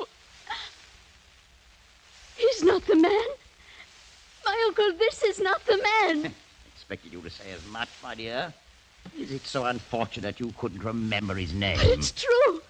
I swear by the Blessed Virgin, I do not know this man. I've never laid eyes on him before. Please, sir, tell him. Tell him we've never seen each other before. For myself, at any rate, I've never had that pleasure. Sire, I've not met your lovely niece before this moment. Oh, now isn't that too bad? But it's never too late to begin. Quite often these impromptu marriages turn out very well in the end. Marriage? Sire de Maletroits, will you please be kind enough to explain what you mean? Aha, now, surely you've heard of the custom of marriage. It's quite widely practiced. At least, sir, I've never heard before of such a maniac as I perceive you to be. And I've no intention of marrying anyone. Then may I ask what were your intentions, my boy? Oh, well, no matter now. Père Francois is looking forward to performing the nuptial rites. Oh, he's quite properly ordained, you know. So, shall we say, in 2 hours? Meanwhile, I suggest you become better acquainted. Wait! Uncle, you can't be in earnest. I swear to you I'll kill myself before I'll be forced on this young man. Forced? Oh, come now, my dear Blanche. Is it possible that you think I'm lying? That you still believe this is the man? Frankly, I do. Well, then you're wrong. I refuse utterly even to consider Enough, my such... dear. You took it upon yourself to dishonor the name of our family. You forfeited all right whatsoever to question my designs. I consider it a duty to see that you're married with as little delay as possible. Out of the goodness of my heart, I've attempted to find the man of your choice. And I believe I've done so. But if not, then I care not one jackstraw. Is that perfectly clear? It's clear, sir, that you're a madman. Perhaps, my dear nephew. I'm not your nephew, nor will I be. I'd sooner die 1,000 times. Oh, such a fury against the inevitable. But at any rate, you'll have 2 hours to compose your differences. Père Francois, bring the clock. Very well, Messiah. Thank you. Place it there. This, Monsieur de Beaulieu, is another of my little contrivances, and one that is hardly less ingenious than my door. Messiah, your accomplishments are of no interest to me whatsoever. Oh, I think you'll find this one most interesting. You will notice that the upper container is filled with water. In exactly 2 hours, all of the water will have dripped into the lower vessel, and at that time, I shall return. Remove the plug, Père Francois. Clever, isn't it? Well, genius is so rarely appreciated. And now I'm quite sure you'd sooner carry on your interview without an audience.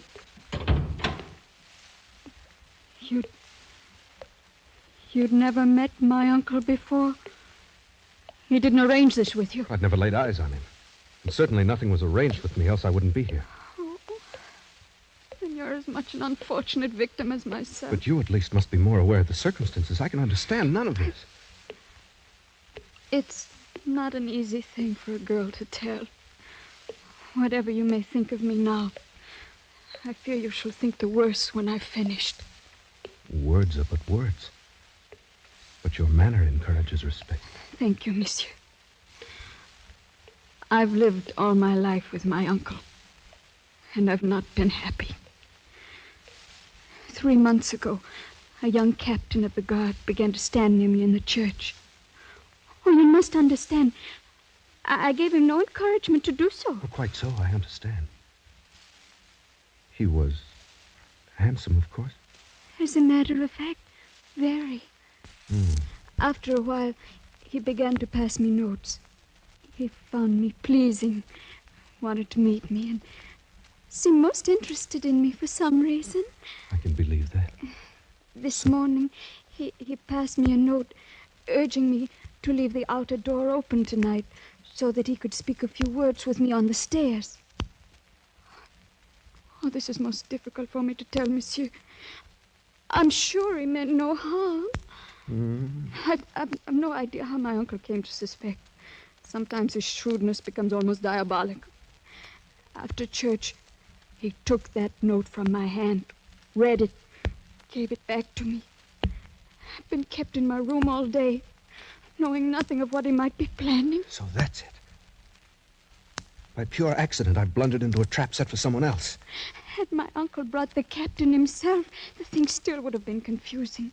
How should I know that he may not have been trifling with me all along? But to be forced into a situation with you, a perfect stranger... Your regard for me is quite clear, mademoiselle. I regret appearing as a disappointment to you. I believe you said he was very handsome? If that were all. There's more? I mean, monsieur, that you yourself are quite handsome. But it's so... Oh, no, it's really no use. Well, please understand me. I'm not urging you in any way. Urging, monsieur? I'm accustomed to meeting young ladies upon occasion who are quite ready to accept me as something beside a convenient substitute for some handsome captain of the guard. I've no doubt of it, monsieur. And to correct a mistaken impression you seem to have, I'm well aware that you're doing no urging. And were you to do so, I should neither listen to nor give it any consideration whatsoever. It's well that we both understand one another. Quite so. And that being the case, Mademoiselle de Maletroits, I wonder if you'll be good enough to conduct me to your uncle. With the greatest of pleasure, monsieur. I've no doubt but what this little matter can be settled very quickly, and with as much honor as possible to everybody concerned.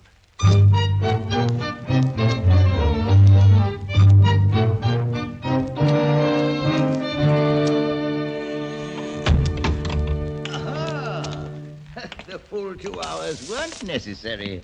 Already harmonious accord rises triumphant. On the contrary, Sire De Maletroits, your assumption is entirely false. Oh, what a pity. Well, Père François, there's nothing to it. We'll simply have to wait a while longer. As you say, Messiah. I fear it may be much longer than you think. In fact, forever.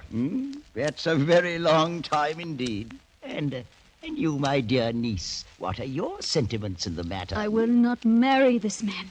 Do what you may, uncle, I will not marry him. Right back where we started. Can it be that our young friend is lacking in perception, Père François? It is possible, Messiah. I'm not at any rate lacking in a sense of honorable conduct. Dragged in here against my will, I've addressed your niece in the manner of a gentleman. I found her charming, lovely, delightful. Monsieur.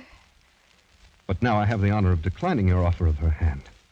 Let that end the matter. It's not as simple as that. Take a look from my window there, and tell me what you see on the wall beneath it. What do you mean? See for yourself. Whatever it is can have no bearing on the matter. There's an iron ring set in the wall. Quite so, and fastened to the ring? A rope. Right. So we have two elements, and to complete our little diagram, we need a third one. That element is, at the moment, firmly attached to your body. I'm referring, sir, to your neck. Uncle, no. And may I inquire the purpose of the dogs there in the courtyard? Uncle, no. And may I inquire the purpose of the dogs there in the courtyard below? Are they also a part of your devilish plans? My dear young man, a body doesn't hang in ropes forever, you know. You maniac. Even murder doesn't stop you. Ooh, that's such a nasty word. Let us confine ourselves to the bald facts. At the end of your 2 hours, you will prepare yourself either to marry my niece or to kick out your life while you swing at the end of that rope. There's no other alternative. I think there's one. Between gentlemen, at any rate. Arm yourself, sir. You fool. You think for a moment that if I'd regarded your sword as a threat, you'd still be wearing it? Père François, will you open that door to the passage, please? Of course, Messiah. I'll be most happy to. Gentlemen, show this rash young buck the color of your steel. Whether he likes to admit it or not, Monsieur de Beaulieu, one day a man grows too old to fight his own battles and must hire others to do it for him. Close the door, Père François. Then you'll not fight? Do I seem a fool? There'll be no fighting and no haughty refusal to marry my niece. You found her charming, well and good. But I'll tell you this. Were she as common as the Paris road, more hideous than the gargoyle over my door, you'd not spurn the hand of a Maltois and ever live to tell of it. Alive and married you'll be, or dead and hanging from that window, and soon after, food for the dogs. It's one or the other. So, make up your mind.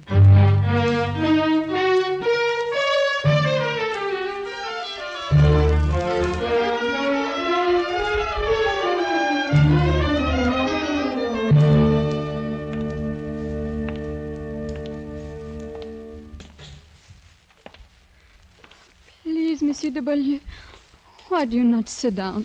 Your concern is most gratifying, mademoiselle.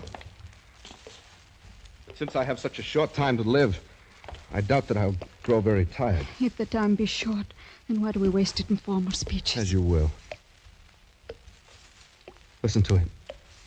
Drip, drip, drip of that devilish clock like an artery opened and life's blood itself dripping away. Well, I've sat here and thought until my whole mind's in a great whirl. Please, you really shouldn't trouble yourself so much.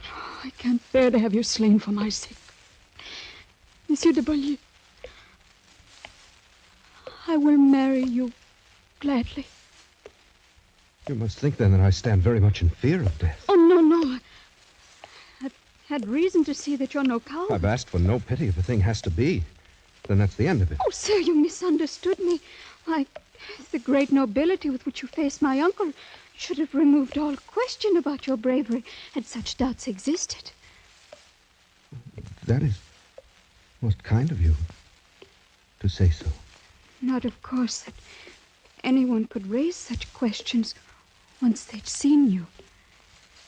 Death's another incident. That's all. Oh, but life's a better one. You'll agree, then? I'm afraid you underrate the difficulty. What your generosity offers me, my pride prevents accepting. In this moment of noble feeling toward me, aren't you forgetting what you already owe to someone else? Monsieur! He never really mattered. Mademoiselle, my very life's the forfeit here. One I'll pay gladly if it be of service to a lady, but to tell me it's for something that never really mattered. Please don't be so cruel. Cruel, you forget. I'm the one who's going to die, not you. I've not forgotten, monsieur. Yes. You'll enjoy tomorrow's sun like any other days. And tomorrow night, perhaps you'll see him again. And of course, I'll be forgotten. Oh, no, never. But it's all a man can expect when he's born into the world, death at last. And some piece of ironic misfortune. Oh, don't say those things. I can't bear it. Oh, if I've said anything to wound you, I'm sorry. It was for your own sake, not mine. Thank you. Please. It's a bitter thing, my dear, to see you in such distress that giving my life itself for you can't help it. I'm sorry. I'll try to be braver. Is there no way at all in which I can serve you? Either now or afterwards? Only by letting me think of you as a friend for the brief time that's left to us. By forgetting for the moment that I'm an awkward intruder thrown here by circumstance. That's all. And afterward? What does it matter? The closer you come to it, the clearer you see that death's no more than a dark and dusty corner where a man climbs into his tomb and shuts the door after himself. Oh, monsieur. I've only a few friends now. And once I'm dead, I've no doubt that I'll have none. You forget Blanche de Maltois. You're very sweet. Any young man in France would be glad to trade places with me and die for you. You value the small service I do you far beyond its worth. I'll not have you thinking so meanly of yourself. Look at me. Would you say that I am beautiful? I think the most beautiful girl I've ever seen. I'm glad of that. Tell me, is there a man in France who can say he's been asked in marriage by a beautiful maiden, asked from her own lips, and refused her to her face? Oh, no. I know you're a man and half despise such a triumph. But any woman knows more of what's precious in love. But remember, you asked me out of the pity of your heart, not for love. Oh, you're so sure of that? Must I bear my very soul like a merchant showcase? You're very good. As good as you're beautiful. I'll not forget it for the time that's left me. Very well. I, too, have a pride of my own. If you'd turn back now from your word, I'd no more marry you than I would any stranger off the street. It's a small love that shies at a little pride. The dawn's starting to break. Yes. My uncle and his men will come here any moment. What shall we say to him? Anything you will.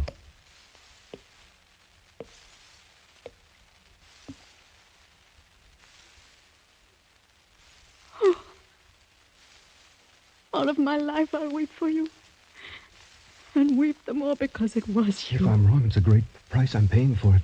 One I'd not pay if I didn't care for you so dearly. Careful.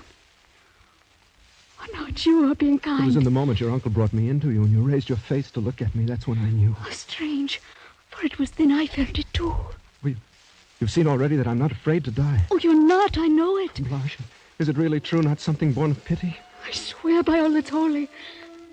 I love you, Denny. Oh, my beloved. And I can tell you now that I love you, too. Even after all you've heard. I can remember none of it. The captain's no name. No matter. I love you. Oh, my darling. I love you more than my life and my soul. Blanche, my darling, I love you. I love you, Blanche. Well, Uncle. Well. It's most gratifying to see this little matter settle in such a congenial fashion. Good morning, my dear nephew. I have nothing to say to you, sir. You're a vicious and unprincipled old man. Oh, that's most ungracious of you. No. At the very worst, I'm no more than a very wise old man. One who's lived a long time and seen a great many remarkable things. An old man who's learned all about such mysteries as the love of life and love.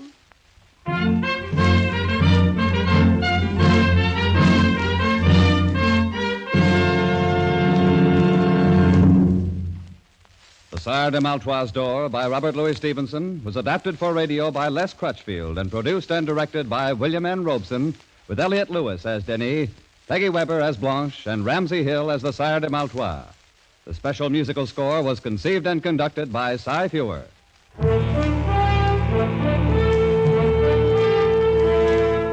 Escape is presented by the Columbia Broadcasting System and its affiliated stations each week at this time. Next week, we invite you to escape to Egypt of 3,500 years ago with Arthur Conan Doyle's fascinating tale of the Ring of Thoth. And so good night until next week at this time, when again it will be time to escape.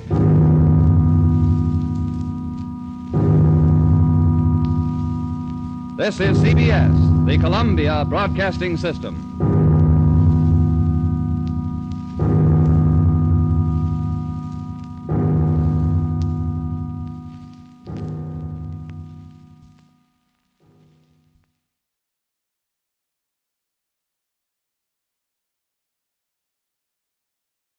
Good evening, friends. With a special word of thanks to our sister network, CBS, we invite you now to test your memory of the great radio adventures.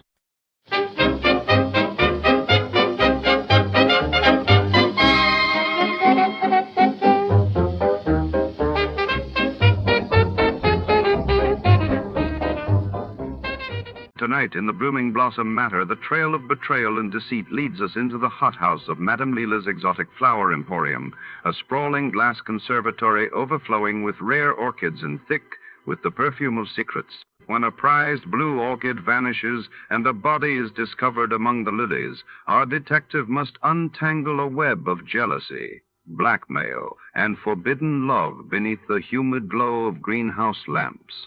Shadows stretch across the tiled floor as petals fall and the truth comes to bloom.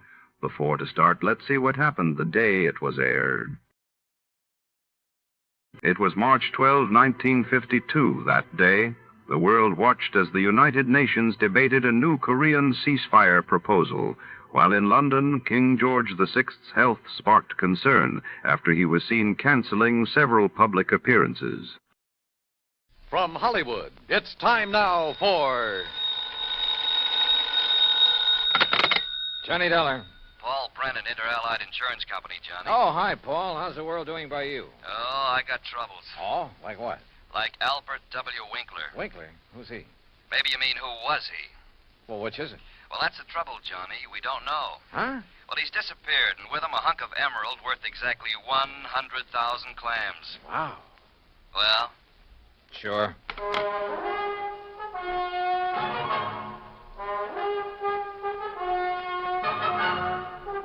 Bob Bailey in the exciting adventures of the man with the action-packed expense account. America's fabulous freelance insurance investigator. Yours truly, Johnny Dollar.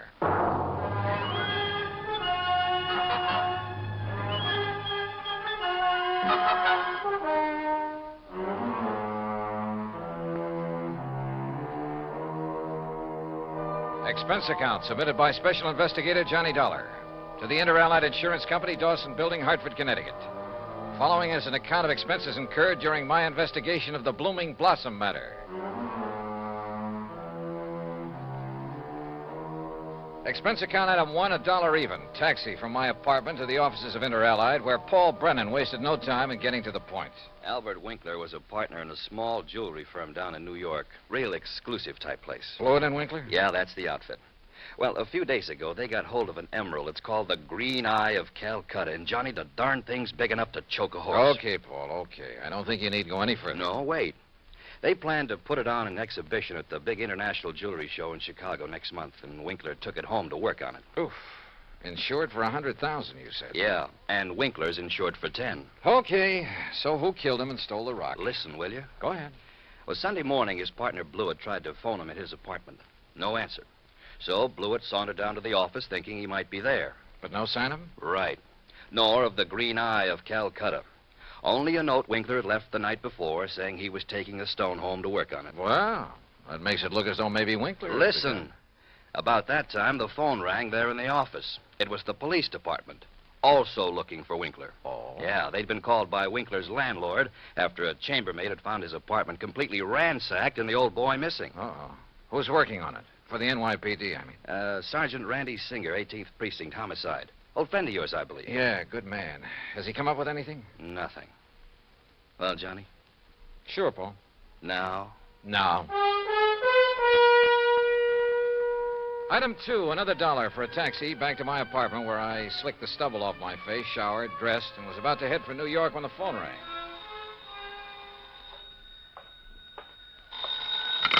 Johnny Dollar. Johnny Dollar? That's right. Oh, good. Well, who's that? Oh, yes, of course, Mr. Dollar. Huh? I must talk with you, sir. It's important, very important. Well, who are you? Me? Well, this is Wilbert Kenworthy Blossom. Yes, and I must see you right away. Well, what's this all about, Mr. Blossom, did you say? Oh, why, that's right. How did you know that? Oh, is this some kind of a gag? Certainly is not. And to think that now I'll be working with you on a... Oh, it's wonderful, just wonderful. What are you talking about? Why, you, don't you see? I follow every single one of your cases, sir. Either in the newspapers or on the radio. Oh, I'm your biggest fan. Is that all you call to say, Mr. Blossom? It is not. I'm calling about the mysterious disappearance of Mr. Albert Winkler. Winkler? You know something about him, his whereabouts? I certainly do. Where are you, Mr. Blossom? Here at my house in New York, and I'll be waiting for you, sir. Goodbye. No, wait. Give me your address. Oh, yes, of course. How could you know where to come if I hadn't given you that? Yeah. That was silly of me. Well, goodbye. The address, man, the address. Oh, of course. Yeah. It's 825 East 73rd Street.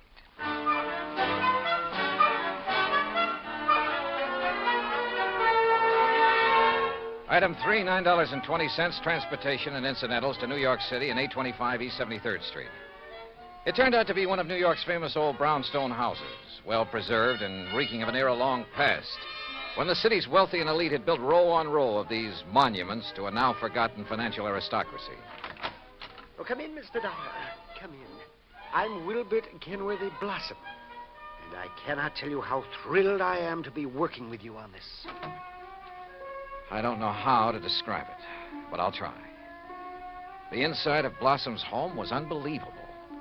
Ornate pre-Victorian furnishings, heavy velvet draperies, huge lamps and chandeliers, gilt-framed mirrors, even an ancient horsehair sofa. It was also filled with dusty piles of newspapers and magazines, hundreds of old books. Travel books, Mr. Dollar, and mysteries. Oh, I just love mysteries. One corner of the high-ceilinged living room was piled with old trunks and handbags, an old carpet bag even. Boxes of tools and utensils were stacked about, an ancient Victrola, beat-up sewing machine. You just never know when you might want to sew something, do you? Old guns and pistols, some of them museum pieces. A stringless tennis racket. A pair of rusty handcuffs locked to the base of a floor lamp without a shade. A broken bicycle pump. That's just in case I ever find a bicycle to go with it, you understand. Yes. Against one wall stood an old metal cabinet loaded with rusty surgical instruments and a worn-out catcher's mitt. Yet directly opposite was a corner shelf full of priceless porcelain figurines and rare pieces of china. Some of the old clocks and jewelry on the mantelpiece were collector's items. Fine original oil paintings lay among piles of old shoes. All in all, it looked as though the contents of half a dozen pawn shops had been dumped into it. At auction sales, Mr. Dollar. Oh, yes, sir. I just cannot resist an auction sale or a bargain. But what are you going to do with all this stuff? Oh, just keep it. I like it. I like a lot of things. Yeah, so I see. Including 12 gross of Spencer's superlative steel-tip shoelaces, patented 1841. But they were a bargain, Mr. Dollar. Just like all this fine artwork is, too. Yeah, I'm sure. Some of my friends pamper me a bit, though. You know, send me things they pick up at sale. Yeah, now look, Mr. Blossom, you told me you know something about Albert W. Winkler. Oh, yes. Yes, indeed. Well? And think of that magnificent emerald. Gone. Disappeared. Yeah, but now you said... And that poor Intralite Insurance Company. Oh, my. That's how I knew you would be called on this case. But $100,000 and $10,000 on Mr. Winkler. Well, at least they're off the hook on him until he's proved dead. Aha. And that's where I come in. With proof. Proof? What proof? Have you seen Winkler? Mr. Dollar, I have. Well, where is he? You understand, of course, that I know Mr. Winkler very well because I've seen him at his office so many times. Yeah, okay, go on. Oh, go on. yes, indeed. Such beautiful, beautiful jewelry he had there. And, of course, he was always trying to buy some of the things I But had. you say you've seen him where? Well, Saturday I'd planned with a couple of old friends to attend a railroad auction. That was the Canyon City and Metropolitan Railroad. Winkler was there at the auction sale? Oh, yes. Did you speak to him? Oh, no. Well, why not? You said you knew him. Oh, I didn't go to the auction. I wasn't feeling very well that day. I had a little cough. It was kind of like that. Then how do you know he was there? My friends went, and at least they talked about going. Mr. Blossom. And I'm sure they did, too, because they sent me something from... And what do you suppose it was? I don't know. I don't care. Now, look here. You got me It was the very thing that has solved this whole case for you. What? And think of it. This dull, drab, dreary life of mine has suddenly become... Why, it's almost like a mystery story, isn't it? Adventure and... Look, Mr. Blossom, Think of it. I'm being a detective. I'm working with my idol, the famous Johnny Dollar. Oh, George. Mr. Blossom, what did they send you? What's that? Oh, yes, of course. Here it is, sir. It's right here between the erector set and the golf clubs. This old trunk? That's right. Oh, great Scott, you think you do. But at first, of course, I thought of calling the police. But knowing all about you... Mr. Blossom, let me see that. Excuse me. There are a lot of crumpled newspapers on top. Yeah, I see. As old as the trunk. Good Lord. It isn't pretty, is it?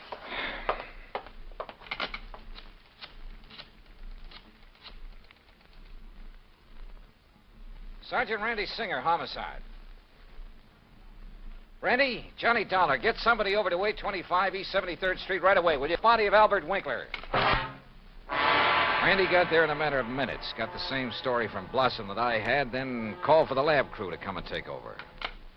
Now, who delivered this trunk, Mr. Blossom? Why, it was just a delivery man. Can you describe him? Would you know him if you saw him? Yeah, well, he was big and strong. He was very strong. Distinguishing features, scars or a limp or a beard or Well, something? I told you, Johnny, he was big and strong. How old? Well, I would say he was somewhere between 25 and, Yeah? 50. Yes, I'm sure.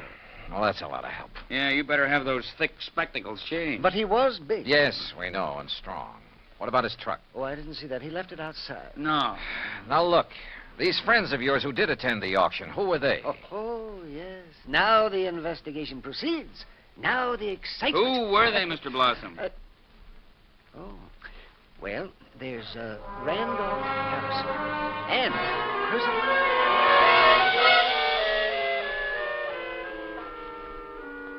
Randy Singer took down the names of Blossom's 3 auction-minded friends. The lab crew arrived. Randy took off to dig up Blossom's friends, and I took a cab. That's item 480 cents to the apartment of Elwood Blewett, Winkler's partner in the jewelry business. Blewett lived alone in a modest but tastefully furnished 5 or 6 rooms on East 52nd Street. Of course, Mr. Dollar. I'll be glad to help you all I can. Albert's death has been a terrible blow. Yes. Well, tell me this, please. Yes?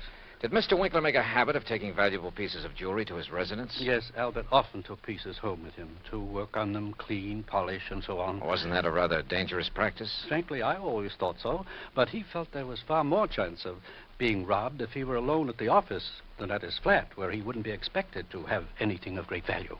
Well, who has seen the Green Eye of Calcutta besides you and Mr. Winkler? I'm not sure. Of course, almost anyone would have been able to recognize it. Because of the publicity and pictures when you brought it over here. Yes. Come to think of it, Blossom indicated he'd been much impressed with it. Wilbur Blossom? Yeah. You know him? He's been in the office many times. He and Albert were always bickering over pieces that either of us Bickering? had. Well, it was really something of a joke.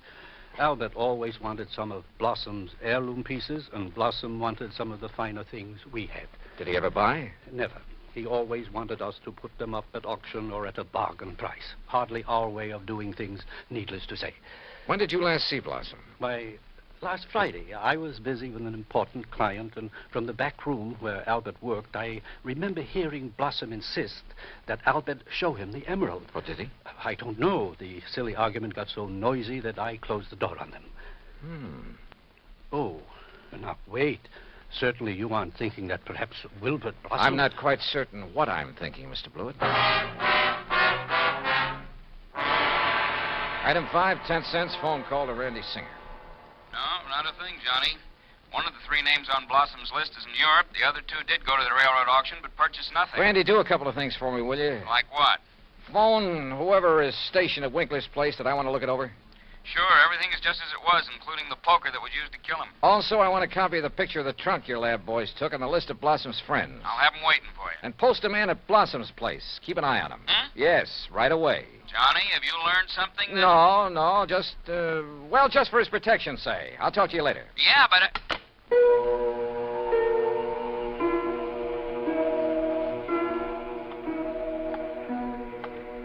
Blossom. Yeah, Blossom. Maybe I hadn't given enough thought to the strange little character. Or to why the trunk with Winkler's body had been at his place. But if he were involved, why call me in? Cover up? Possibility. But Wilbert Blossom kill a man? Yeah, maybe he could. Maybe he did. I'd better see him as soon as I get through with the inspection of Winkler's apartment. Mr. Dollar? Oh, hi, officer. Did Sergeant Singer call and tell you that... He's on the phone here in the Winkler apartment now. Wants to talk to you. Says it's very urgent, sir. Okay, thanks. Johnny Dollar. Johnny, how did you know? Huh? The man I sent to cover Blossom's house for you got there too late. What? Whoever got in and attacked the poor old coot got away. Attacked? Blossom? Yeah, really did a job on him. Johnny? Okay, Randy. Thanks.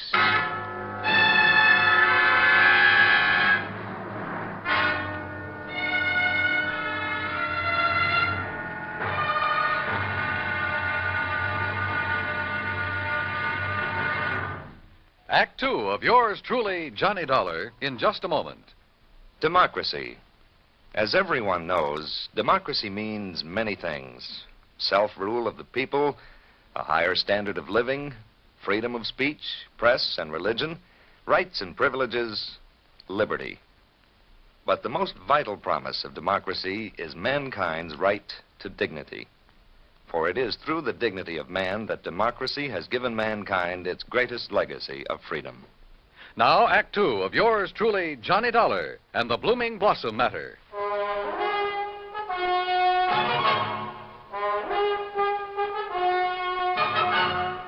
Expense account item 6, $2.25 for a fast taxi ride to 18th Precinct Police Headquarters. All right. As soon as I got your call, Johnny, I sent a uniformed man over to Blossom's house. From the way you talked, I thought maybe you suspected him. Yeah, Randy, I'm afraid I did. Boy, how wrong can you be? Anyhow, when he got there, he found the front door open and Blossom lying in the dark hallway. Where's Blossom now? The hospital, but he's okay, just bruised up a bit. They're letting him out. Fingerprints? Anything to go on? Lab's checking on the prints right now. Uh-huh. Let me know. Yeah. Anything else? Nope. So, now let's find out who tried to put Blossom out of the way, and we'll have the guy who killed Winkler. And stole the $100,000 worth of emerald, then shipped Winkler's body to Blossom. Oh, and by the way, here's the picture of the trunk you asked for and the 3 names Blossom gave me. Harrison, Norton, and Scatterday. What are you going to do with them? Randy, suppose the man who attacked Blossom is the one who did all the rest. You got a better suppose? Well, look, Randy, whoever wielded that poker on Winkler couldn't have been very strong. A really hefty wallop would have bent it out of shape. And the lab agrees with you. But, of course, it didn't take much of a blow to finish off old Winkler. He didn't weigh much over 100 pounds, you know. Yeah. Any strong arm could have finished him off easily and without messing up the whole apartment. And don't forget, whoever did him in also put him in the trunk and delivered it to Blossom's house. But why? Yeah. Yeah, and where's the emerald? That's what you should be worried about. $100,000 worth of worry for your insurance company. Now, what are you going to do with that picture of the trunk and the list of Blossom's friends? Oh, yeah, sure. I'll see you later.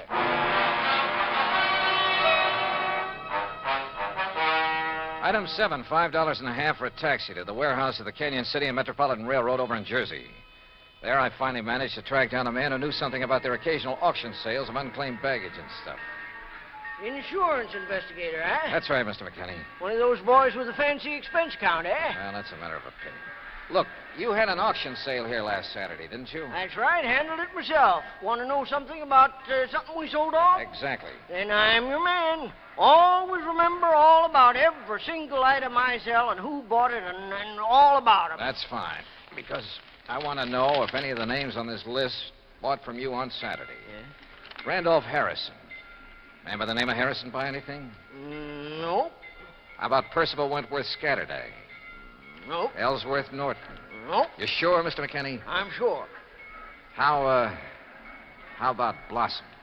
That a man's name? Yes, Wilbert Blossom. Well? No, sir. Nope, never heard of him. And like I told you, I never forget the stuff I sell or the fellows I sell it to. Wait. This picture of a trunk. Huh? Have you ever seen this trunk? Well, yes. Did you sell this trunk on Saturday? Yes, I did. To whom? Come on, man, it's important. Well, I was real early in the sale. Yeah, before most of the people got here. Bought this trunk and had it sent to his apartment in New York. And his name? Well, it was a funny kind of name. Blinky or Winky or... Oh, no. Winkler. Winkler. That was it. Albert Winkler. Item 8, $2, 2 drinks for myself at the nearest bar. But they didn't help to kill my feeling of utter frustration. Item 9, $5.50 taxi back to 18th Precinct headquarters in New York for want of a better place to go. Oh, it's about time you got here, Johnny. Oh? We matched up the prints we found after Blossom was attacked. You know who made them? Yeah, here's his card.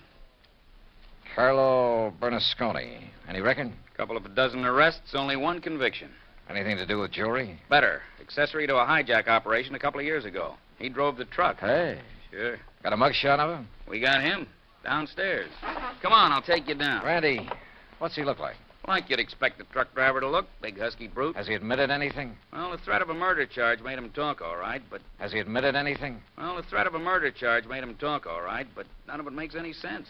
Of course it doesn't. But he's our boy, all right. He killed Winkler, beat up Blossom. I thought your lab decided whoever killed Winkler was a small fella.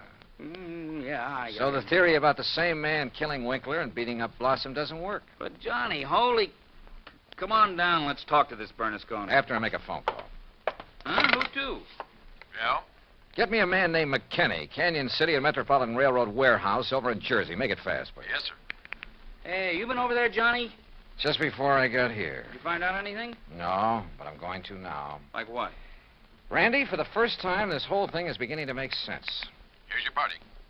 Mr. McKinney? That's me. This is Johnny Dollar, remember? Sure do. Good. And say, Now- I've been reading in the paper since you left here about that body found in the trunk over there in New York. Yeah, well, look. Is that the same trunk you was over here asking about? Yes. Now, you told me that trunk was bought by a man who gave his name as Winkler. That's right. Do you remember what he looked like? Sure do. Why, I can give it to you as accurate as if it was in the police files. Well, Height, 5'9", maybe 9.5. go on. Weight, between 155 and 58. You see, when I was young, I worked with a carny show guessing weight and height, and if I didn't guess it right... Yeah, okay. Now, how about the color of the eyes? Well, I noticed them because of the way he squinted through them thick, old-fashioned steel glasses. Thanks, Mac. I'm sending you a 10 spot in the next mail. Well, now. Well, Johnny? Come on, Randy. Let's go down and see this Bernasconi. You find something out new? Yeah, and I don't like it. I don't like it.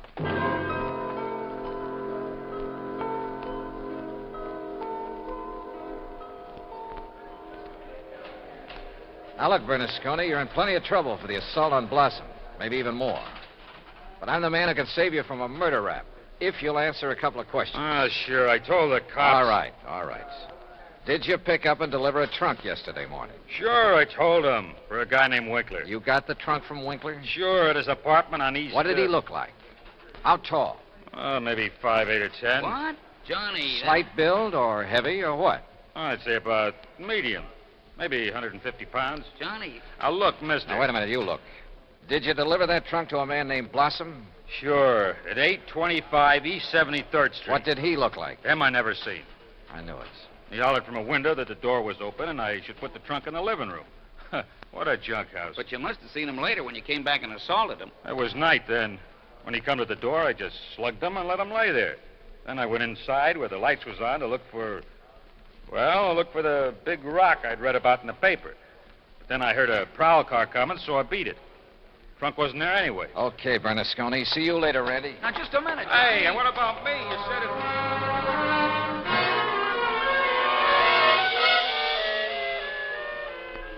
Item 10, 90 cents, taxi to Wilbert Blossom's old brownstone house on East 73rd. Come in, Johnny. Thanks, Mr. Blossom. All recovered from your beating? Oh, of course I am. Here, sit down. You said you wanted to help me on this case. Oh, yes, indeed. Why, this chance to work with a man I consider the finest insurance investigator in the world. Yeah. That's why I called you when I got the trunk with Mr. Winkler's body in it. Mr. Blossom, why don't you All tell the my truth? drab, dull life, I wanted to be a detective, an investigator. And this was my chance. My chance... Tell the truth, did you say? Mr. Blossom, listen to some facts for a minute and see what conclusions you draw from them. Oh, deductions. Like a detective. To begin with, this house of yours so full of, well, junk. I told you, Johnny, I like things. I like things. But it also has a lot of fine paintings, sculpture, china, jewelry. Oh, I like all sorts of things, especially if they're fine and rare. And bargains. Like the green eye of Calcutta? Oh, the most beautiful emerald in the world. And I would conclude that you'd do just about anything to have that stone. Yes, sir, Johnny. I'd reach the same conclusion. Okay. Now, when Albert Winkler and the emerald disappeared, it was in the papers that Inter Allied had written policies on them. Conclusion? Yes, sir. I would deduce that you would be called in. Wouldn't it be smart, then, if the killer was afraid I'd eventually get around to him anyway? Wouldn't it be smart for him to call me in and offer to help me? As a cover-up for what he'd done? Oh, yes. Yes, indeed. Or at least he'd think it would. Oh, yes, I guess he thought it would. Another thing, Mr. Blossom. Oh? What is it, Johnny? The body was packed in the trunk with old newspapers. Like these you keep piled around. Oh, why, yes. And I would deduce... So obvious that both Randy Singer and I overlooked them completely. Oh, well, there's so many things piled around here. You couldn't be expected to... Johnny. Yeah. What really made you decide that... Well, I'd like to know. All right. Albert Winkler was a frail little old man, about 4'11", not much over 100 pounds. Yes, he was. But the man who bought the trunk and had it sent to Winkler's apartment, who gave his name as Winkler, that man was about 5'9", 155 pounds. And he wore thick, old-fashioned steel-rimmed glasses. But, Johnny, I can't see without them. Then there's the truck driver. The man who ordered the trunk delivered to this house gave his name as Winkler, too. But Winkler was dead by then. Dead from a blow inflicted not by some big bruiser, but by somebody of, say, your build. Oh, that awful truck driver who thought the emerald would be in the trunk and came here to steal it and who beat me up. I suppose you want the emerald. Yeah.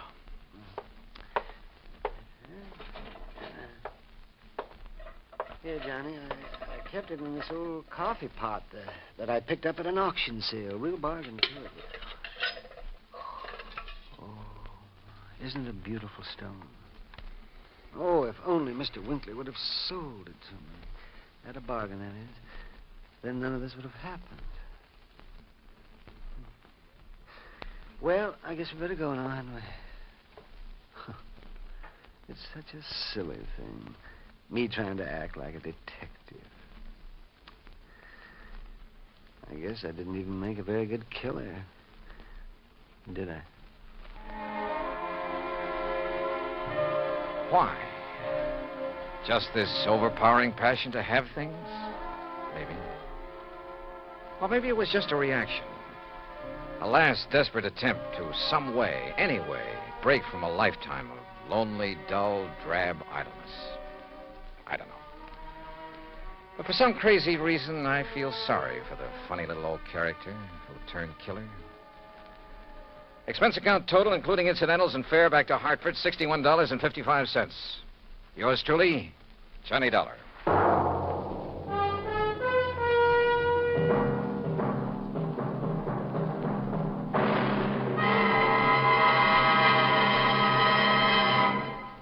Now, here is our star to tell you about next week's story. Next week, a case so simple, so easy, so obvious, that it proves almost impossible to solve.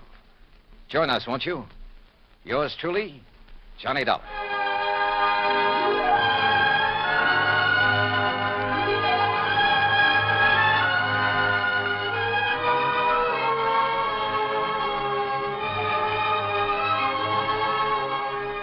Yours truly, Johnny Dollar, starring Bob Bailey, originates in Hollywood.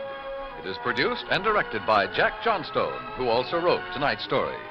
Heard in our cast were Howard McNear, Herb Ellis, Herb Vigran, Junius Matthews, Herb Butterfield, Frank Gersel, and Johnny Jacobs. Musical supervision is by Jerry Goldsmith.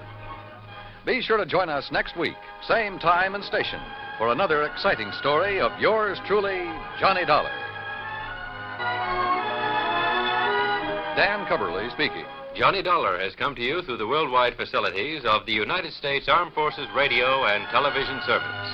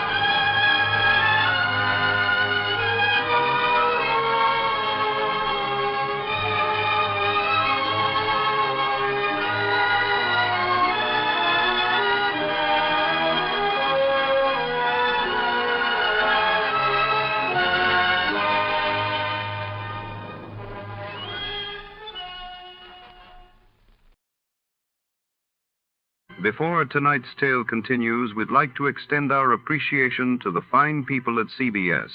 And now, listeners, sharpen those minds for a quick radio quiz.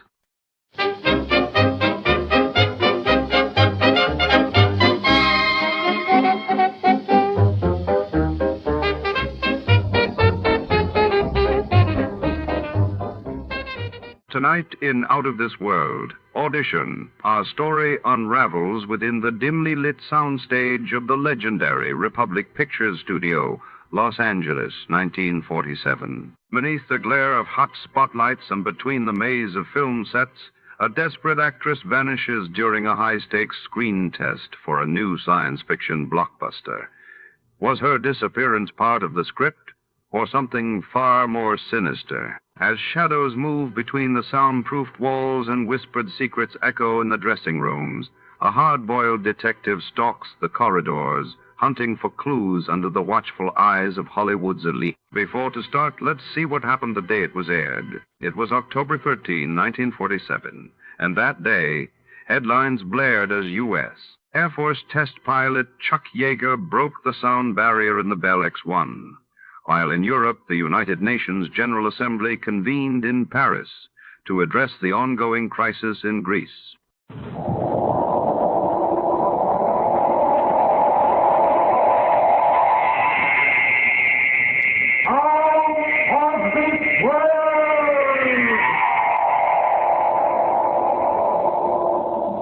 If you really want to know what happened, Inspector, ask Toby.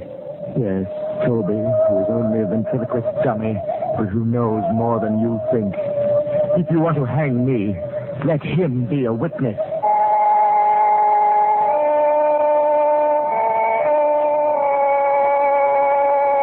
Out of This World. Columbia's parade of outstanding stories of those moments when reality turns to illusion, when fancy becomes fact, sharp, shocking fact. Tonight, a remarkable adventure from the successful English motion picture Dead of Night. A story which, for the next half hour, will take you out of this world.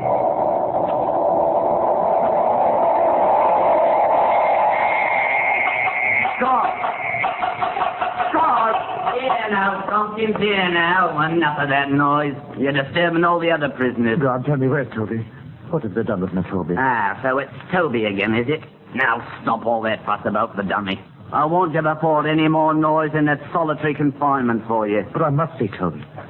Oh, God, I'll pay you anything if you'll bring Toby to me. Ah, you ventriloquist, a queer one. All this fuss about a talking doll. He's not a talking doll. Don't you understand? He's Toby. Where is he? What's happened to him? How should I know? Probably safe enough. The inspector will take care of him. Well, you tell the inspector to send Toby back to me. Back to me, do you hear? Tell him I want Toby and I want him right now. Sure. Inspector Dodds will be happy to do anything you say. You're an impertinent fellow. Oh, yeah, you're a rough one, all right.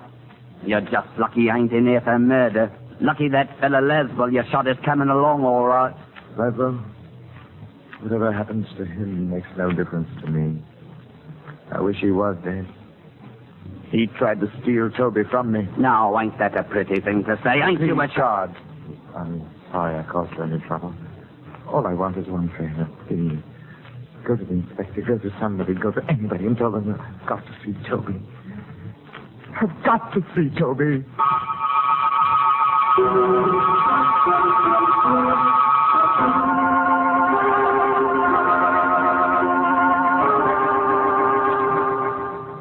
Tompkins, Inspector. He's raising a devil of a row down in the tills. Keeps yelling he wants his dummy brought back to him. I see. Well, if letting Tompkins have the dummy will keep him quiet, perhaps we can arrange it. Oh, good heavens, sir. Is that him there, in the chair? Huh? Oh, yes, that's Toby. How true. Sits up in the chair real lifelike, don't he, Inspector? Amazing, ain't it? It's fantastic that a man could be attached to such a thing. Queer how Tompkins keeps saying, if you want to know why he shot Laswell, ask the dummy. He's an odd one, all right. Imagine asking anything from the likes of this. Such a blank, idiotic little face he's got. Yeah. So you're Toby, are you? So it's you that's responsible for all the trouble I'm having with your master today. Poor Mr. Tompkins. If I wasn't a mild man, I'd change that smelly smirk on your face. I'd give you a real sad look, I would. All right, now hold on there. Do you think that stick of wood will answer you? Eh? Oh, you know very well only a ventriloquist can make a dummy talk. Well, sorry, sir. I guess I did look a bit foolish. Yeah, so before we all do, we'd better get to the bottom of this. God, bring Tompkins up here. Time we had a little talk.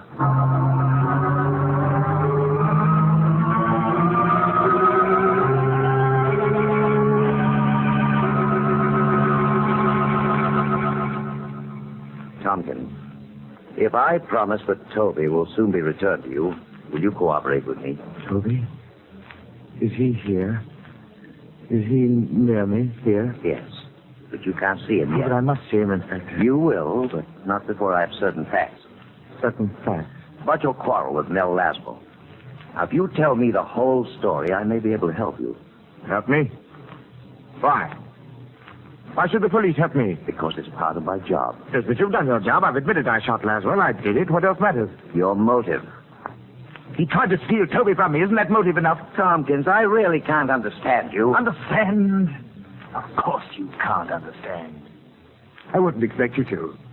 You've never spent years, endless years, playing shoddy, cheap music halls, starving out at the elbow because you couldn't find a partner who understood you. You never toiled day and night for weeks on end, creating somebody like Toby who could go to the big time with you. Oh, Toby can tell you what it's been like, all right. Unfortunately, Tompkins, Toby has shown no inclination to speak to me, as yet. Toby would appreciate that, exactly. Yes, indeed he would. So here he is. What have you done with him? You'll see him soon enough, I promise you. But first, I want to know what makes you think Mel Laswell tried to steal Toby. Oh, I was aware of Laswell's intentions right from the start, Inspector.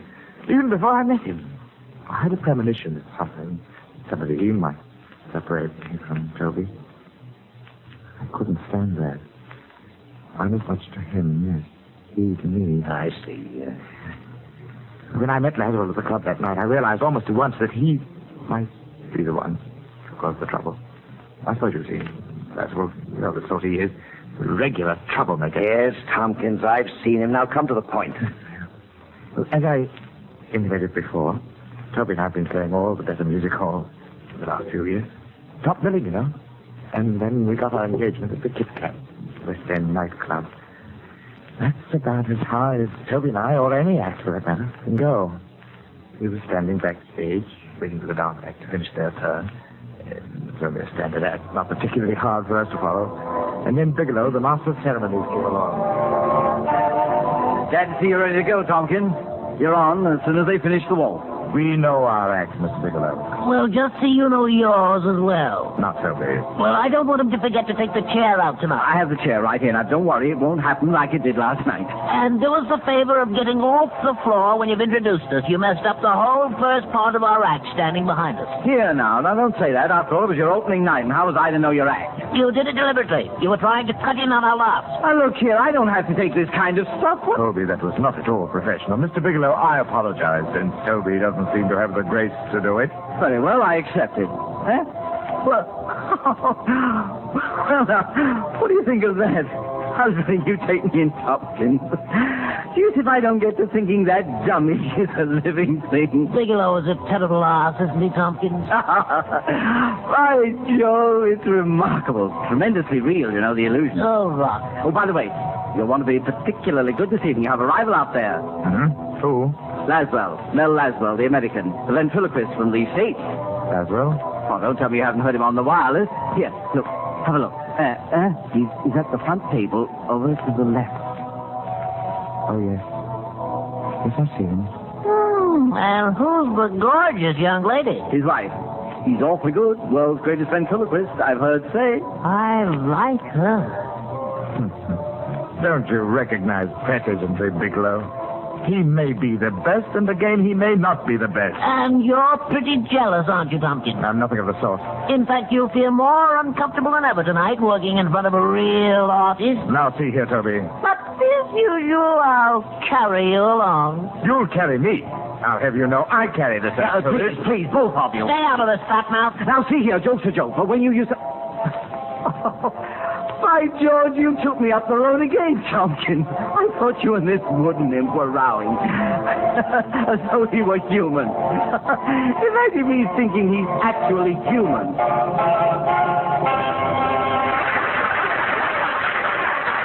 Stop blabbering, Rubber. Let's get out there and bring us on. Yes, of course. And don't forget the check. Wait. Oh, here it is. Look, I'm going to introduce Glasgow before I bring you off. Must you?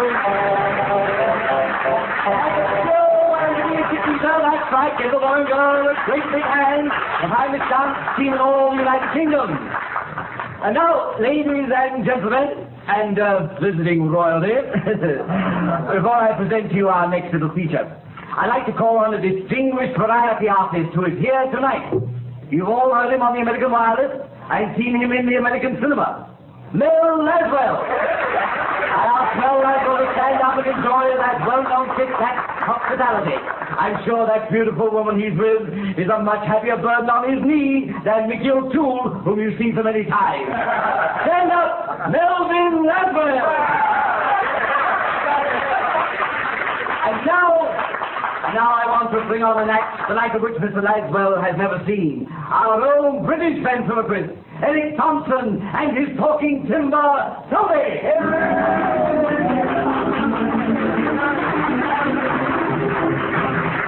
Well, good morning. Hey, Tompkins, go easy on that morning stuff. How come, Toby? Oh, that man over there looks like the truant officer. Why, that shouldn't bother you, Toby. You've been a very good boy, haven't you? Why, yes, but I'm out of school. Out of school? Why?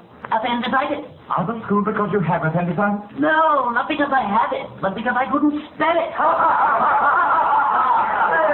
Now, Toby, my lad, you better watch that appendix of yours. After all, people die of appendicitis, you know. And then you'd be a skeleton. I bet you don't even know what a skeleton is. Get a good grip on your nose, darling. That guy's got the worst material in the British Isles. Please, now, act as though you're enjoying this. People are watching Well, you. then, what is a skeleton? A skeleton is a lot of bones with all the people scraped off. You know, Toby, I saw a very strange thing the other day. Toby, are you listening to me? I said I saw a very strange thing the other day. All right, you saw a very strange thing the other day. I don't blame the dummy for being embarrassed. My master. Now, here, Toby, that's not the proper attitude for a bright lad like you. I said I saw a strange thing the other day. There were 12 men standing under one umbrella, and not one of them got wet. And not one of them got wet. Now, I know the payoff to this game, but I won't say. And Mr. Laswell knows too, don't you, Mr. Laswell? What goes on here now? Come now, Mr. Laswell, I know you do. You give the answer. Toby, please. Darling, this is embarrassing. Well, Say Mr. something. Laswell, If this guy keeps writing me, I will get him to this his back. dummy's dummy says that he saw 12 men under one umbrella and not one of them got wet. So why not, Mr. Laswell? Because it wasn't raining. Correct, because it wasn't raining. Now, you see, Tompkins, everybody knows your joke. I'm humiliated, actually humiliated to be up here with a third-rate ventriloquist like you. Well, if you don't like your material, why don't you try rewriting it? Rewrite it? Did you ever hear of anybody going into St. Paul's and offering to rewrite the Bible? Then just what do you propose to do about it? I'd go to work for Mr. Laswell in a minute if he'd have me. Melvin, may I work for you? No, let's go. Wait, Claudia. May I, Mr. Laswell? Well, I pay Mickey O'Toole 75 cents a week. He'll wind up in my fireplace if you'll work for 50. I work for nothing. Just to have a beautiful woman beside you. The lens were right. I don't tell. I mean, ladies and gentlemen, you think this is part of the act, but it isn't. I think that Mr. Laswell is the greatest ventriloquist in the world. Ladies and gentlemen, please don't blame me for this. It's Laswell. He's speaking all this through Toby. He's trying to steal Toby away from me. Mel, is that true? Do you have something to do with it? Relax, honey. Get the rest of this routine. I'm being quite sincere, Mr. Laswell. I'll work for you and you won't have to say me a tuppence. Mel, are you speaking through Toby? Well, Mr. Laswell, will you take me on? Watch him try to get out of this one, Claudia. I'm thinking about it, Toby. Oh, Mel. Toby, either you behave yourself or I'll take you off the floor. That's right. Just when I'm about to get a good job, call the MC back, tell him you want to run away and hide. Come on out, Bigelow. Tompkins needs your help. All right.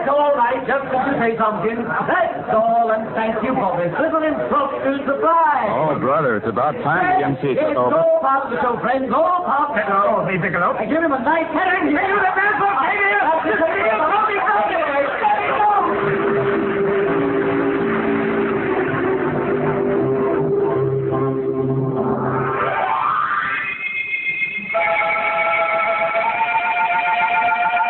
That's how I knew, Inspector, that Laswell had taken more than casual notice of Toby. Oh, I could have forgiven him for his interference on the floor of the club. That might have been mere professional discourtesy. But there was something else in Laswell's attitude that made me fear the man. It was his personal interest in Toby. Now, he wanted to separate us. I became certain of this later when he came back to my dressing room pretending friendliness. Anyone in there? Who is it? No, Laswell, Tompkins. Mr. Laswell. Well? Oh, how do you do? You mind if we come in for a moment? All right. Please do. This is my wife, Mr. Tompkins. Mrs. Laswell. Mr. Tompkins? Won't you sit down? Throw those dressing gowns on the floor. Thank you. Well, so this is your boy. Nice carving job. I'm very handsome. Don't you think so, Mrs. Laswell? Well, you certainly are, Toby. Tompkins, I've been curious to know who made him for you. Don't put your hands on him. Oh, well, I prefer that you left Toby alone. Well, certainly, you needn't worry. I'm quite handy with dummies myself. You certainly surprised me with that little act out front. Your own part in it surprised me, Mr. Laswell. Oh, believe me, Tompkins, I never... You didn't intended say to. anything. You'll see, Mr. Laswell, Tompkins' attitude requires some sympathy. He's quite aware he's not our equal. Keep quiet, Toby. Tompkins, how far does this gag go? That depends on you, Mr. Laswell, and on just why you came to my dressing room. Oh, only professional courtesy. If you've come to make some sort of a bargain for Toby, I am not going to permit it. Now, wait, Mr. Tompkins. I will not have it. Let's wait, Tompkins. I will not permit it. Whatever the Laswells have to say to me is my affair. You might even pretend you're a gentleman and make a grateful flex, but Toby, if you're trying to make me look ridiculous... I'm succeeding. Yes, I know. Now go on over behind the screen and get your makeup off. Very well, Toby, but I warn you... Beat it! Pay no attention to him, Mrs. Laswell. I don't. Well, I don't understand. This fellow's amazing. Not at all. He's stupid, really. Constantly interfering in my affairs. Mrs. Laswell, now that we're alone, may I tell you something? Something I'm sure you've heard before. What is it, Toby? That you're very beautiful. That I'm very fond of you, Mrs. Laswell. Oh, now, look here. And whatever Tompkins thinks, Mrs. Laswell, you're really a very nice woman. Well, I'll be... No, I don't like this. Tompkins. Yes? Come out here. Well, what is it? How far do you want to carry a joke? A joke? Either you apologize to Mrs. Laswell Apologize? right now... For what? For the last crack you just made through Toby. Did I? Listen, you... Really, Mr. Laswell, I don't know what you're talking about. Mel, darling, let's get out of here. You're not going to leave me, are you, Mr. Laswell? Please don't. You're an awfully funny fellow, Tompkins. Don't blame me for all this. Take me with you, Mr. Laswell. I just want to be near her. If you're afraid I'll make love to her, you needn't worry. I wouldn't. Tompkins, this is the most disgraceful demonstration I've ever heard. What can I do about him? Mel, please, come on. I love her. I'll do anything if you'll just let me go with you, Mr. Laswell. Anything. All right, Tompkins, you asked for it. Oh, no, Mel, don't hit him. Don't hit him. Oh, Mel. Why did you do it? The man's not natural. What's going on? I don't know what's eating that fellow. A rib's a rib, but he doesn't know where to stop. I guess he got the last laugh on me, making me lose my temper. Well, he doesn't seem to be doing much laughing. He's all right? He's a bit done in. Can't say he didn't have it coming, though. Oh, darling, I'm glad he didn't break the dummy when he fell. And you do care what happens to me. I love you, Mrs. Laswell.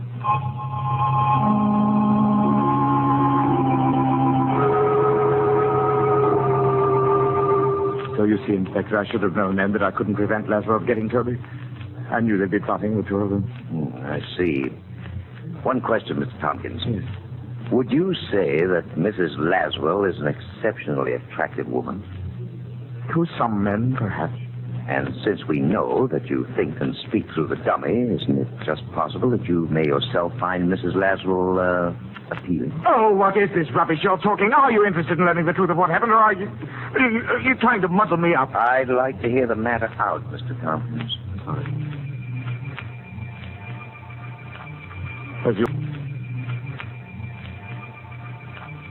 As you well know, I was sacked by the Kit Kat on the spot. I hardly spoke to Toby all the way home. I wanted to impress upon him the misfortune he'd caused us. And at first, I hoped that Toby's attentions to Mrs. Laswell had embarrassed them both so much that Laswells would no longer feel any interest in him. But in my heart, I knew the Laswells hadn't finished, but at that very moment, they must have been plotting. Plotting their next move to get Toby away from me. I'll tell you what that next move was. In our hotel, I carefully turned the key in the lock. Toby and I were secured for the night. I put him in his own little bed and then made ready for bed myself. As I moved around the room, his eyes followed me scornfully. Then I thought of the revolver in my bag. I took it up. With the revolver in my right hand and the key in my left, I lay down on the bed and waited. I dozed off. I don't know for how long. Suddenly I was awake, my eyes staring. Toby was gone.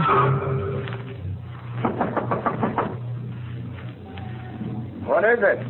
Laswell, I want to talk to you. No, be careful. It's Tompkins. The door is locked. Where is Toby? Get out, Tompkins. I'll come for Toby. Where is he? You've stolen Toby from me and I want him back. I don't know what you're talking about, but if you're referring to your dummy, I haven't seen him. Now, get out. Oh. No. What's wrong, dear? On the floor. On the floor at the foot of my bed. Toby. Toby, there you are. I found you. Oh, my poor little Toby, you've been kidnapped. Look, Tompkins, I don't know how your dummy got here. Toby. Toby, speak to me. Wake up, Toby. Look, Mel. Look how he's shaking that awful thing as though he's trying to waken me. Oh, you're not deceiving me, Toby. You know very well I'm here. Go away and leave me alone. I'm through with you, Tompkins. Oh, yes. Take it easy, Claudia. We've had all we can take of this, Tompkins. Are you going to deny you stole Toby from me? I certainly am. Look here, man. You're mad. You're ill. Ill? Am I? You took Toby from me and you say I'm ill? I didn't take Toby. You brought the dummy here. You must have brought it here. Well, maybe while you were walking in your sleep, but you brought it here. I'm going to prove it. Stay away from the phone. No, he has to come. You can shoot if you like, but I'm going to prove to you that... Hello. Hello, give me the desk clerk, please. Tompkins, I won't go with you. I'm going to stay with her forever. If Mr. Laswell will let me. Clerk, this is Mr. Laswell in 722. I want to know if someone came to my room a few hours ago. Is this some sort of trick? A man came, you say, and he was carrying a ventriloquist dummy. You let him come up. Did you hear that, Tompkins? I'm not deceived by this. Will you describe the man for me, please? Oh, no, you're a devil, Laswell. You stole Toby from me, now you're trying to drive me mad. Well, here, take the phone. No, I won't take it. You're tricking me again. No, be careful. Well, you won't succeed this time.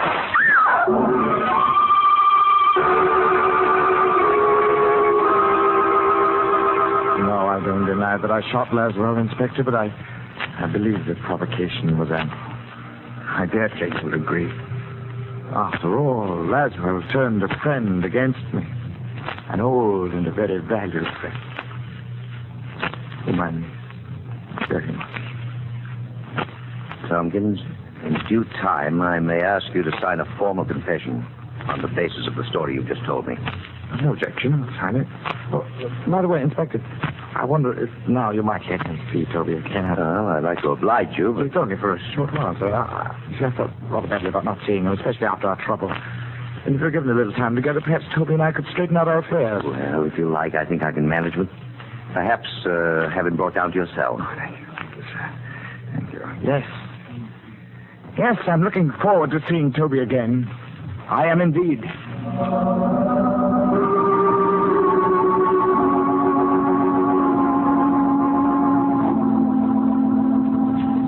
And that's the story as Tompkins told it to me, Mr. Laswell. And it's incredible. I had some idea what was going on in the fellow's mind, but that is... Mel, I'm so sorry for it. Just one question, Mr. Laswell. You'll pardon my asking. Yes? Did you have anything to do with what's happened to the Kit Kat? I mean, you didn't project your voice through Toby. Certainly not. So I thought. This business has me baffled. If I thought Tompkins might be more dangerous than he's already proved. Well, I'm afraid there is that possibility, Inspector. Huh? It may be that Tompkins has become so accustomed to thinking as two persons that the personalities have actually become divided. Is that possible? For one man to have two separate and distinct personalities? Yes, that's not rare. Well, I'll admit I've never heard of anything exactly like this business. What will happen to him now? It's a battle that Tompkins will have to fight out within himself. As long as he's in that cell without the dummy, he may learn to think for himself as himself again. Good heavens, man. Look here, I permitted that dummy to be taken to the Tompkins in his cell. You what? Tompkins was so keen on having a dummy with him that Do you think that will harm him? Well, I don't know, but... Inspector All right, Dollar. here I am. It's that Tompkins, sir. Carrying on something awful in this cell. What's happened? We put the big doll in with him, like you said, sir, and right off he began arguing with it, carrying on a fight, real lifelike. It's just like two people what hate each other. Laswell, you were right. Come on, we'd better get to them before it's too late.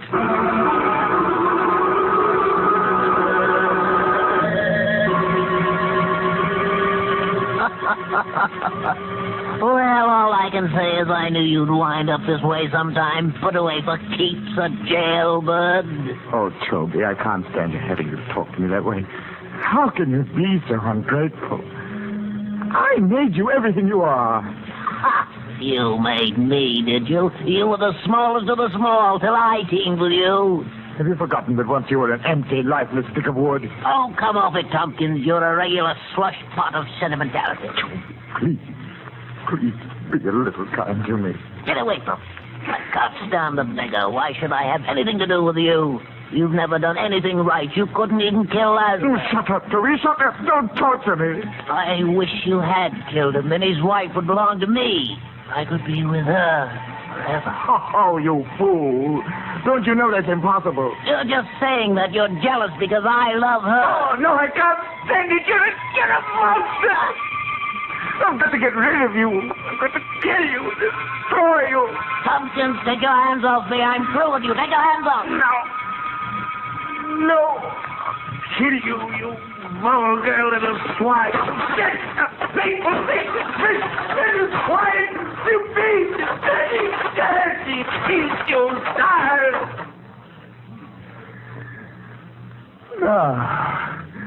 Now talk back to me, you little monster. Now tell me I failed at everything. I smashed your face. You can't kill me, Tompkins. No matter how you try, you can't kill me. Come down.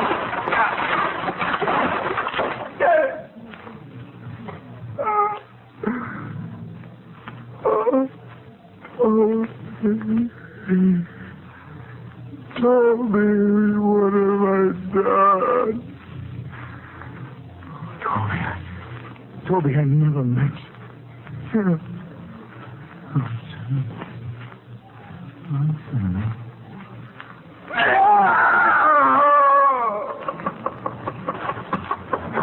Down this way. There we are. Mel, he smashed the dummy. Steady, Claudia. Oh, it isn't real. It can't be. We didn't reach him in time. He seems to have fainted. I guess we better see what we can do for the poor devil. Certainly made a pile of kindling out of his dummy, didn't he? Oh, Mel, what'll it do to him when he sees what he's done to Toby? How is he, Inspector? He's coming around all right. Tompkins, come out of it, fellow. Everything's going to be all right. He's reviving.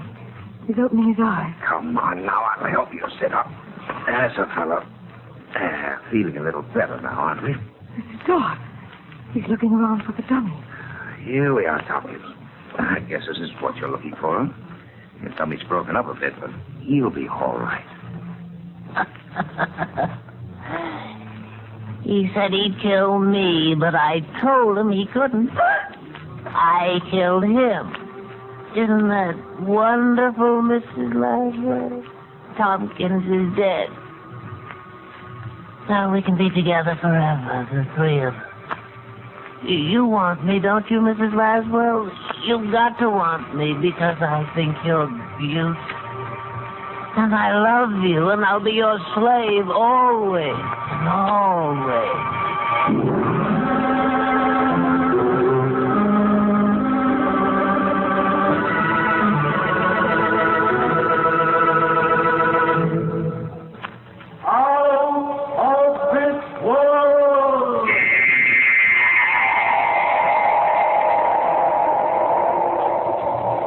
For the past 30 minutes, CBS has presented Out of This World, bringing you Charles Gusman's adaptation of the motion picture Dead of Night. Barry Kroger was featured as Tompkins and Art Carney as Toby.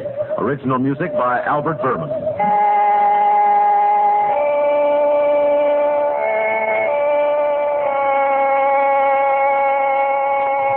Out of This World is directed by John Mosman for CBS, the Columbia Broadcasting System.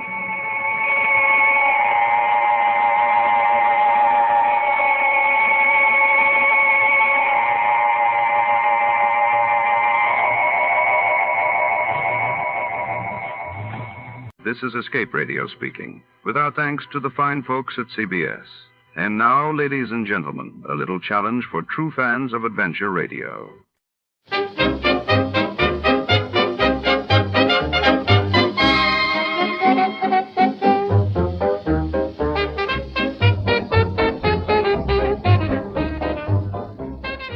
Tonight, under the neon haze of midnight, a shadowy figure slips through rain-soaked alleys clutching a mysterious briefcase marked SQP. When a sultry stranger with secrets of her own crosses paths with our hard-boiled detective, the line between ally and adversary blurs. As the city sleeps, a high-stakes chase for the SQP heats up what's inside and who will claim it first. Stay tuned for a tale where every clue is a trap. And everyone has something to hide. Before we begin, let's see what happened on the day it aired. It was March 10th, 1948. That day saw the world reeling as John Masarek, Czechoslovakia's foreign minister, was found dead beneath his window, while in Panama, the government declared martial law after fierce political unrest erupted in the capital.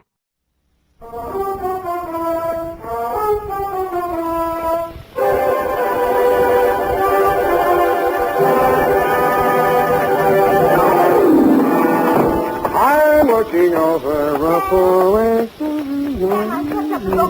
There's something terribly wrong with my typewriter. Looks okay to me. Those old models stand up, Eph. They don't make them like that nowadays. I should hope they don't. Somebody shot it. SQP again. No, the alphabet is all right, Sam. It's just the one key. One missing? No, but it's Sam. This one right here, Sam. Look at the at and Sam. That makes sense. You won't need it for this one. Come on in. Oh. Sam, wasn't I smart? I got the answer right away. The answer to what? That to which you referred to, Sam, is the whole ghastly ribble. SQP, to be exact. Well, I was tired. Of course you were. And besides, I was right here where I can see it, right out the window. See, the neon sign, Sam, over the Misty Drugstore. See? Okay. Stability, quality, purity. And a blink. Dave. Wasn't I smart, Sam? Wasn't I? Yeah, of course you were. But that isn't quite the answer. Well, what is that? To Detective Lieutenant Dundee, Homicide Detail, San Francisco Police, from S. Spade, Life Na, 137596. Subject, the SQP Caper. The minute she walked into my office, I smelled trouble. But it also smelled like $50 an ounce. She was small and brunette. Her eyes were large, appealing, and moist, but her pitch was disappointing. And now I realize that what he really came to San Francisco for was to be with her. This isn't the first time, Mr. Spade. There have been others. I don't know who this woman is, and I don't care. This time I intend to do something about it. They're registered at the Belvedere Hotel, and I want you to go with me and... Just a moment, Mrs. Pierce. Yes? I think I know what you're leading up to. You want a detective to go with you and be a witness so you'll have grounds for divorce. Is that it? Yes. I can't go on any longer with a man I can't trust. Oh, it's so humiliating. Mrs. Pierce, please, I do sympathize with you. Honest, I do, but I can't take the job. After I poured out my heart to you, exposed myself. Oh, now, please, it's not as bad as that. It happens every day. It's just that I don't take divorce cases. But I do know a detective who might help you. You'll be much better off with me. But I'm sure I'd feel much better with you. Maybe after your divorce, Mrs. Patricia, my friends call me Pat. All right, Pat, I'll see what I can do. Belvedere Hotel, good afternoon. Tiny Stover on duty. Tell him Sam Spade. Just a moment. Who is he, Mr. Spade? Friend of mine. House detective at the Belvedere, but he likes to pick up an extra fee now and then. Sam? Tiny? Sam? Tiny? Sam? Roger. Who? Look, Tiny, I'll stop if you will. Oh, Sam. Yes! What's with you? Yeah, about a guest in your register. Pierce, Donald, Mr. and Mrs. Oh, yeah, sure. Clerk gave you the high sign on him. Pierce, yeah. Checked in alone, but registered for both, Sam. Said the wife would be along later, but it's okay. She finally got here. Yeah? Well, his wife is in my office now. Huh? She wants to crash the party. Oh, I get it. Want the job? Well, Sam, I can't take it for a private fee. It's against the house rules, you know. Oh, too bad. Oh, wait, Sam. I go off duty in half an hour. Maybe I could do it incommunicado, huh? Send her around, Sam. Okay, Tiny, will do. Will he help me, Mr. Spade? Yeah. Ask at the desk for Tiny side, but don't let that put you off. He's an all right guy. Oh, thank you, Mr. Spade. You've been very kind. Goodbye. Good luck. Sam, what happened? Why did you leave so quickly? For the same reason you shouldn't have let her in the first place, Effie. It was a divorce job. Oh, but Sam, she looked so refined and all. And being the first of the month, I thought you might take exception. I do. Of course, you know best, Sam. But it seems to me you might welcome a little change now and then. I know you feel it's underneath you, but it's such nice space work, and between 9 and midnight alone, you could... Effie, there are 2 words for that kind of work. What, Sam? Never mind.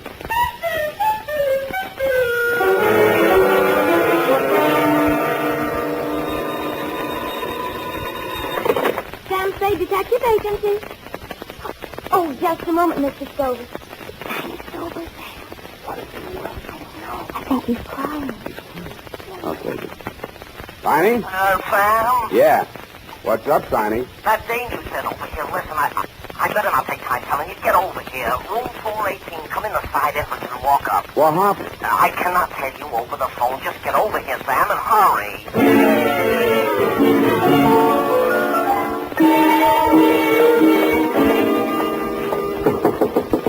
It's me, Tiny. Sam, open up. Come in, Sam. Sort of ease in, will you? He's lying in the way of the door. The first thing I saw as I squeezed through the narrow crack of the door was the brunette that had visited my office that afternoon. She was handcuffed to a chair, and a gag had been stuffed into her mouth. Tiny's frightened eyes shifted uneasily from her to the body on the floor.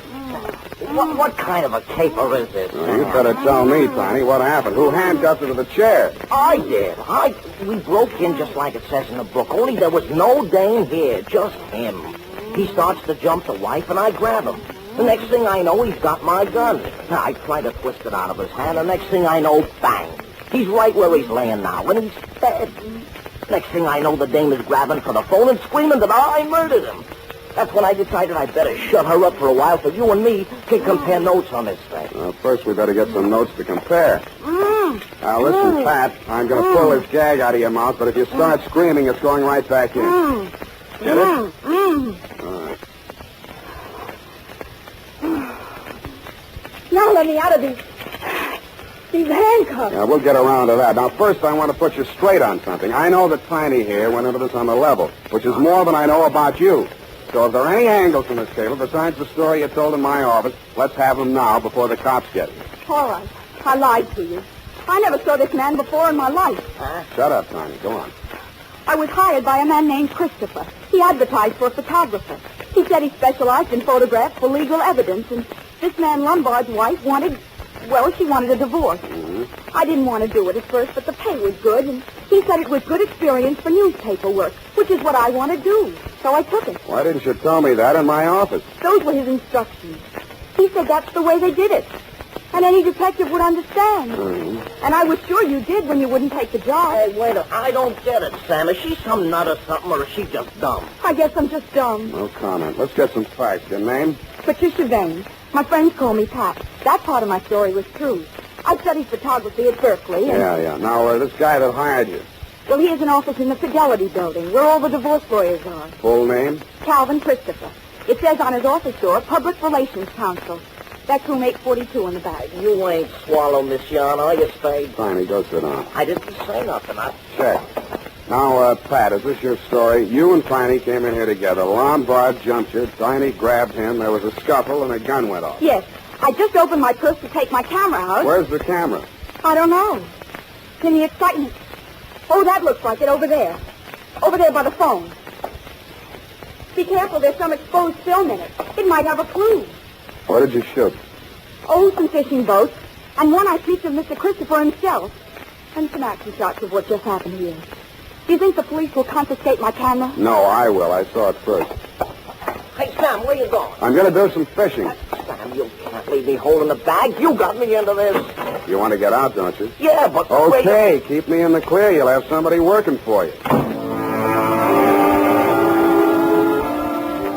I felt like a cad, Dundee, but there was nothing I could tell you that they couldn't tell better as eyewitnesses, so I left them there to face you and your homicide boys alone. My first stop after leaving the Belvedere was Ludkin's Lightning Photo Finishes, where I left Pat's camera and films.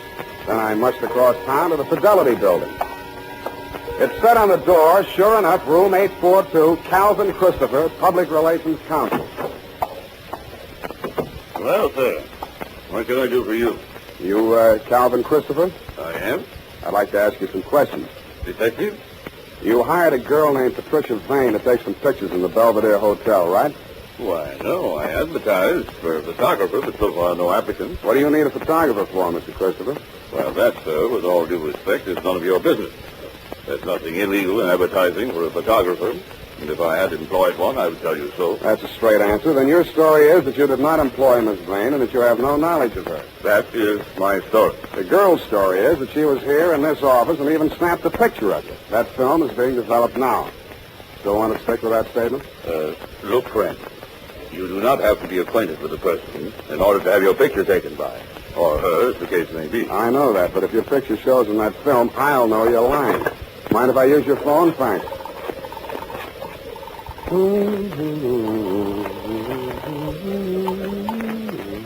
Homicide.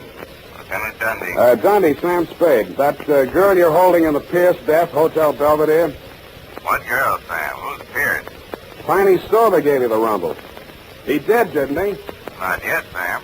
Well, you're getting it now, stiff in room 418. Gunshot. I'll meet you there.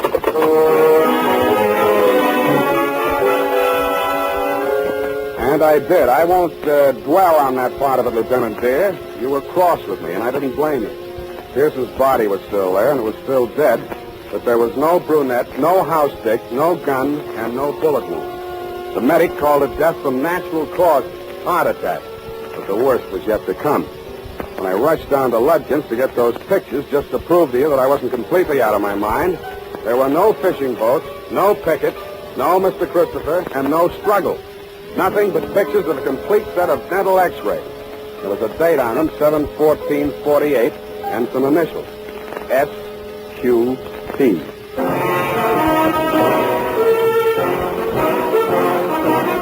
The United States Armed Forces Radio Service is presenting the weekly adventure of Dashiell Hammett's famous private detective, Sam Spade.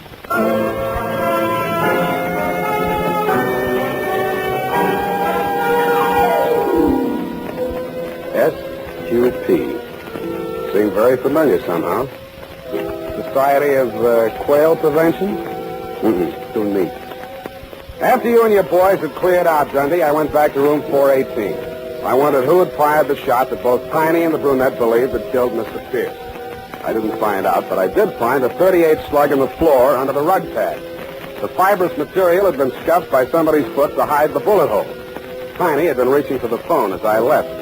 According to the operator, there had been no flash on her board from 418. That meant that whoever had stopped them had done so in a matter of seconds. I didn't know whether it had been done with a kiss, at gunpoint, or with a blunt instrument. I doubted anybody would have knocked Tiny out because he was too heavy to carry down 8 flights of stairs. I checked Tiny's room on the first floor. It had been ripped to pieces by somebody who obviously had been searching for something no bigger than, say, a roll of film. About there, I decided to go and pay my respects to the late Mr. Pierce.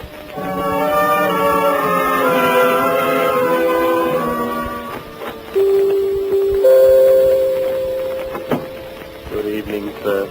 I'm Converse Jeffrey. You never remember me, do you? Was it in connection with the columbarium? No, we decided against it. Oh? Which was your dear departed? Pierce. Donald Pierce. Late afternoon pickup at the Belvedere. Oh, dear, he's still on the flat. He's not quite ready to be viewed. Would you like to see the floral tributes? They're truly lovely. Who made the arrangement? Mrs. P. A truly lovely tribute. Small but perfect. A heart-shaped wreath with their initials intertwined. D.P. from S.P. P.S., that isn't SQP. No, sir. The middle initial is usually omitted. That is, if desired, in the 3250 city. Of course, I'll go to him. By Jove, I do remember you. The detective, Mr. Spade. Good heavens. Foul play in regard to our Mr. P? I'm not sure, Mr. Etheridge, but maybe you can help.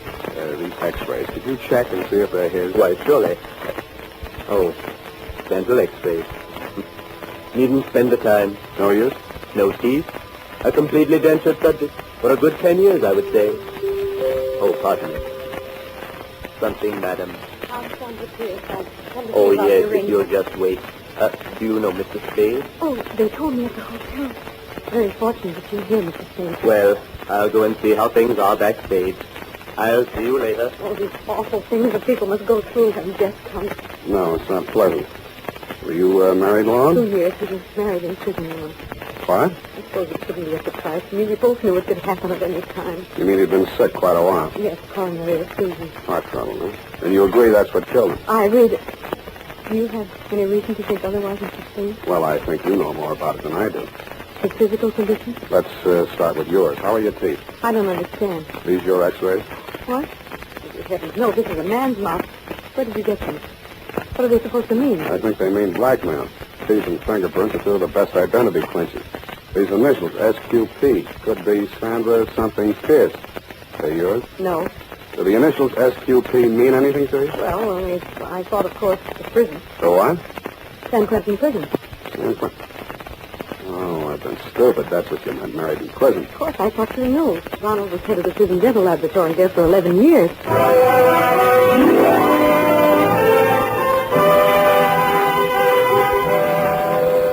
I sat down and gaped at her. She went on telling me how she'd been his assistant at the prison, how he'd had to quit because the prison routine was too tough for his heart condition, and how he'd bade her a tearful farewell because he didn't have any prospects and couldn't ask her to marry him. And practically the first day we arrived in San Francisco, he wired me to come here immediately, and we'd be married. A relative had died and left him $20,000, and more was coming in. He wouldn't even have to work anymore. He could retire, and that was wonderful because he really wasn't well enough to work. They're not listening to me. What are you thinking about? $20,000 from a relative. Never explained it any better than that, huh? No. The man came, the lawyer, I guess it was. I suppose he brought the money because Donald took it to the bank next morning. Where were you? Donald set me out of the room, but I was afraid to go too far away. He was so excited, and he was feeling these angina pains. I just stayed outside in the hall, listening. Mm-hmm. I couldn't hear anything they said, but then the door opened, and the man stood there and said, Don, I had no idea your ticker was so bad. Someday somebody's going to say boo to you and you'll drop dead. That's what I figured, Mrs. Pierce. I think your husband was murdered. He was literally frightened to death.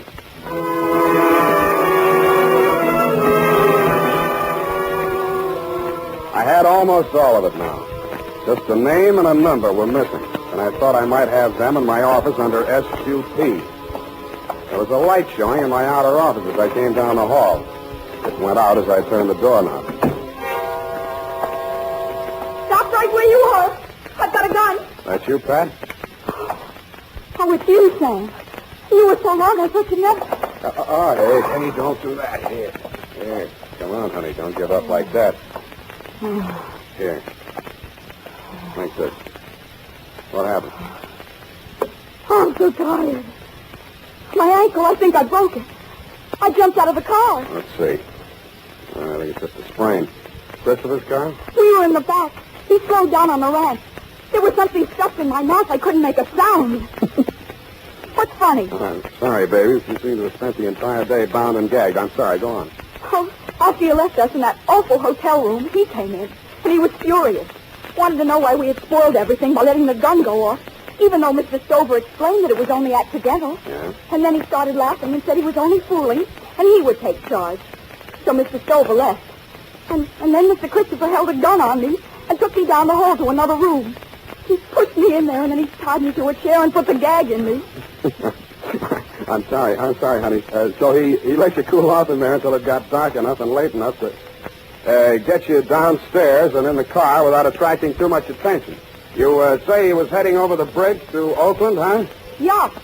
Why are you shouting so? I guess I'm just excited. And I was, but not over Pat's story. It was something I just seen. The shadow of a man against the frosted glass of my office door. I went on talking. I hoped loud enough for him to hear every word I said. Pat, I don't know how to tell you this. It's going to make you feel bad, but sooner or later you'll have to know about it. This guy named Calvin Christopher, that isn't his right name, and in just a minute I think I'll have that too. He gave you a phony pitch about a photography assignment to help somebody get a divorce. But what he had in mind from the beginning was to use you as a murder weapon. Me? A murder weapon? You and whichever detective happened to go there with you. You see, Pierce was a blackmailer. He'd been a dentist at San Quentin, and who did he run into one day here in San Francisco but an escaped con whose teeth he had worked on, and of whom, by happy chance, he had a complete set of dental x-rays. This con bought the x-rays from him for $20,000. He's still at large and thinks he's safe now that Pierce is dead. But what he doesn't know is that Pierce took snapshots of the x-rays before he turned the originals over. The cameras got switched, and I have the x-rays right here. Look at them, sweetheart. What are you... Get down, lie flat.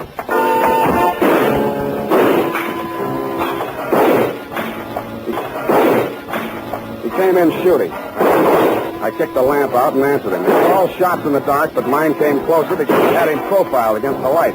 My third shot was the lucky one. It knocked the gun out of his hand, just like in the Westerns, but I was too tired to feel proud. Snap on that light, Pat, and push the phone over here, will you? Stand over away from that door, Christopher. By the way, what is that name? Graziani. Don't bother to smile. Homicide. Lieutenant Dundee. Just a chip. Lieutenant Dundee.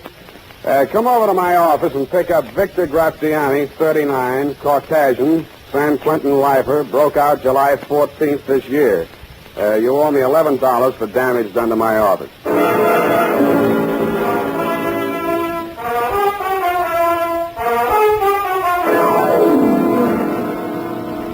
Period. End of SQ paid. Oh. Sam Spade Detective Agency. Oh, yes, just a minute. He's right here. It's Mr. Tiny Silver, Sam. Hello. Sam? Tiny? Sam. Who? Tiny. No Tiny here. Can I call you back? Sam. Ain't you interested in what happened to me? I got a clue, Sam. What were those initials again? SQP. That's it, SQP. I'm here now. Where? Seymour Kelly's pool room. Seymour Kelly's pool room? Yeah.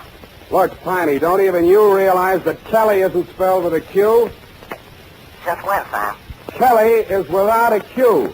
Oh, no, Sam. I think you must be wrong. He's chalking up now. His shot's coming up. Good night, Tiny. Sam? Tiny, I'd like to go around again with you, but this airtime costs plenty. As you'll know if you ever get your own radio show, which, if you did, would be sponsored by the makers of SP Stupid Pills. Hey, Sam, you should have seen it. Seymour just made a 3-cushion shot with the handcuffs on. You should have seen it. Sam? Good night, honestly, Tiny. Anything for me, Sam? Just go type that up, sweetheart, and have it back in exactly 34 seconds. I'm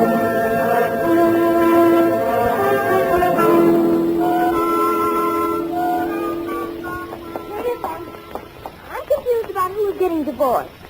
Sam, you shouldn't accept divorce cases. Effie, it was not a divorce case. You actually mean we require the usual partial recap? Partial recap? Oh, yes. The dental x-rays would have shown that, wouldn't they? Effie, you're not happy here. What? You have no one to talk properly to. Have you ever thought about maybe Tiny Stover? Oh, a lonely man, Effie. All these evenings free. Forced to pool rooms for diversion. Sweetheart, you could take him away from all that snooker. Oh, Sam. I could fix it up for you with Tiny. Sam. Come here, sweetheart. Has anyone ever told you how lovely you are? You know what always happens when you get me mixed up. I just... Sam, no. My earring. It's cotton. Well, Say, I'll let you stay out another week. Thanks for everything. Forget it. Good night, Sam. Good night, sweetheart.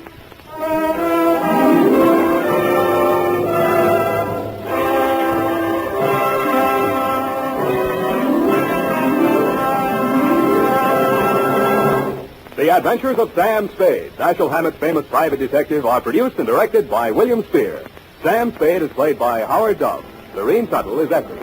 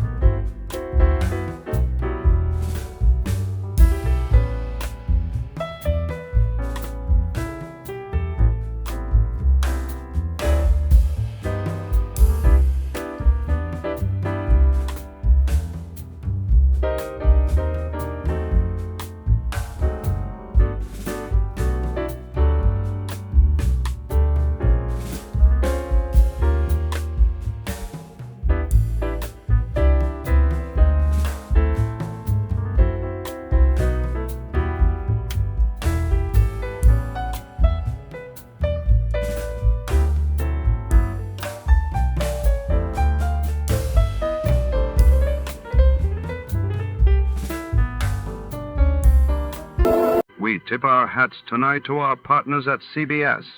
Stay tuned, folks, because before the next story begins, it's time for a fast and fun radio quiz.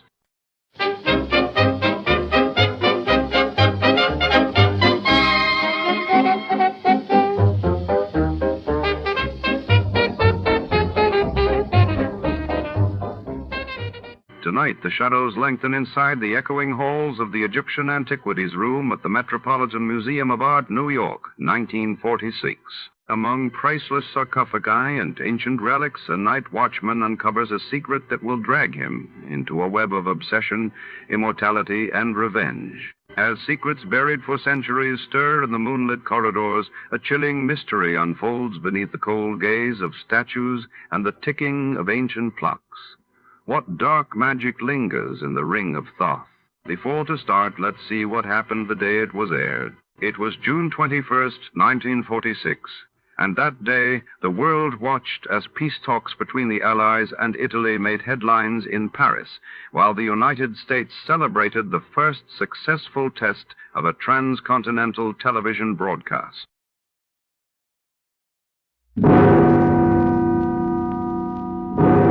Escape.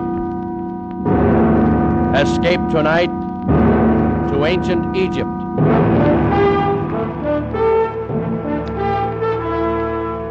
The Columbia Broadcasting System and its affiliated stations presents Escape, a new series of programs of which this, the sixth, is The Ring of Thoth by Sir Arthur Conan Doyle, produced and directed by William N. Robeson.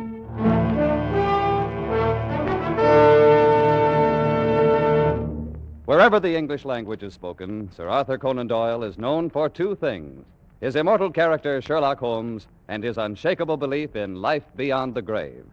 So great is the stature of Sherlock Holmes that Conan Doyle's earlier stories are all but forgotten. Stories like The Ring of Thoth, which so clearly anticipates the author's later fascination with spiritualism. We invite you now to escape to ancient Egypt and The Ring of Thoth, an adventure told in the words of John Vansittart Smith, British Egyptologist.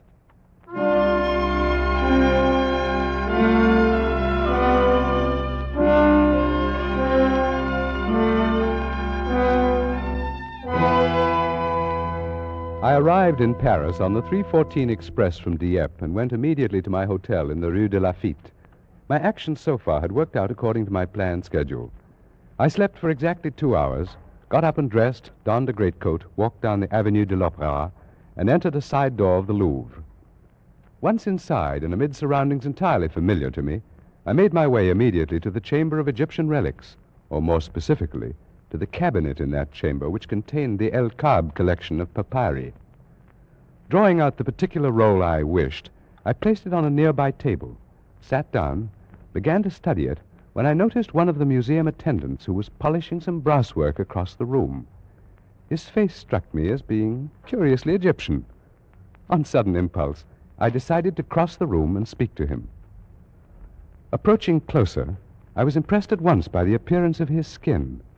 Drawn tautly across temple and cheek, it seemed as glazed and as shiny as varnished parchment, and out of narrowed slits there glowed two green and vitreous eyes, misty with a dry shininess, eyes of a kind never seen in a human head before.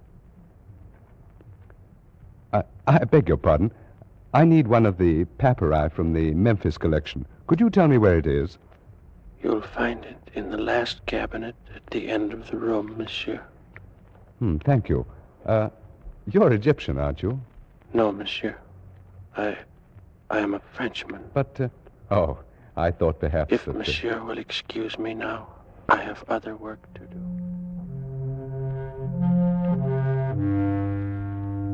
I went back to the table and took up the papyrus I had been studying before. But my former calmness in translating the intricate hieroglyphics was gone, and out of the depths of my mind welled a feeling of terrible familiarity. I concentrated more deeply on my studies, pushing aside those thoughts conducive to mental turmoil, and at last, worn out by the inward struggle, I fell asleep.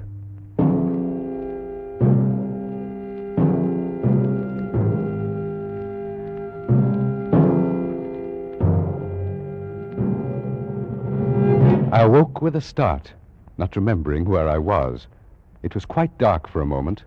Then gradually my eyes focused on the glints of moonlight reflected from the glass tops of specimen tables, from the shiny varnish of the mummy cases, and I realized with a feeling of sudden dread that I was alone in the Egyptian room of the Museum of the Louvre, locked in for the night.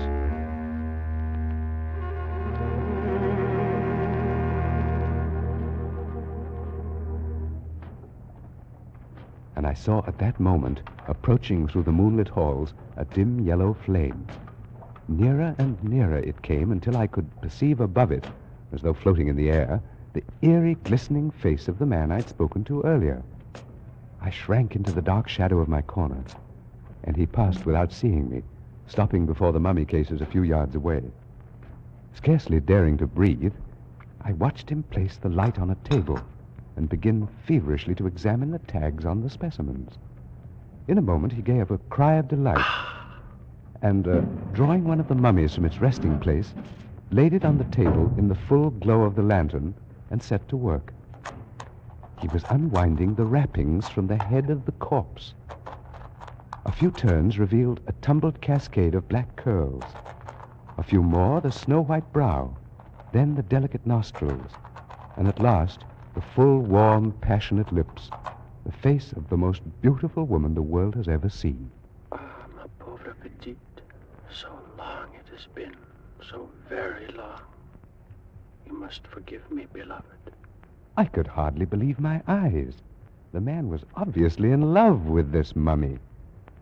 After a while, he left the body, turning his attention to one of the glass cases filled with an assortment of rings.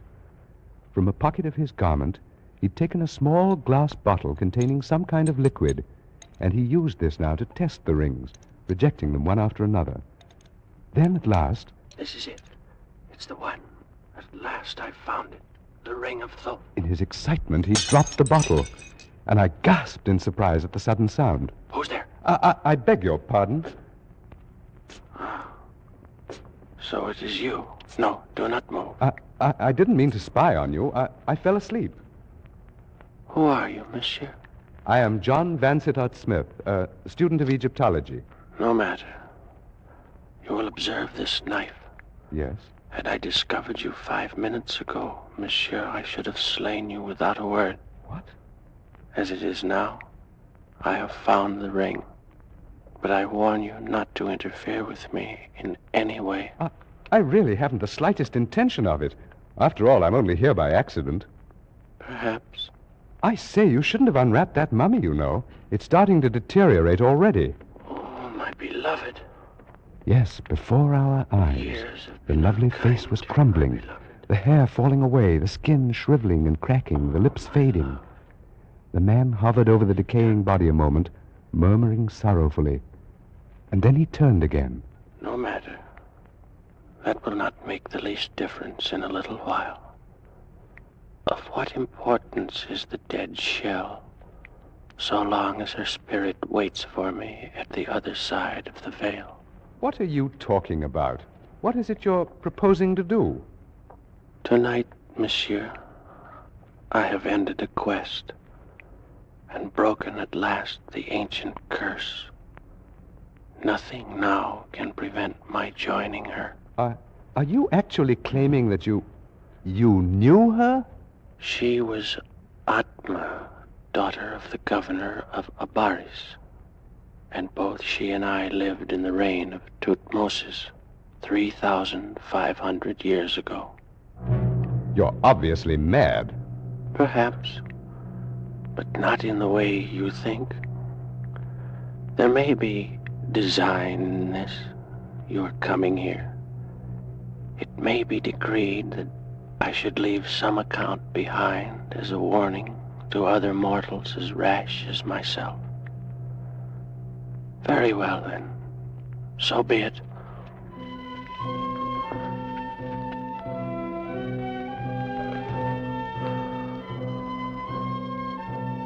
I am, as you surmised, an Egyptian.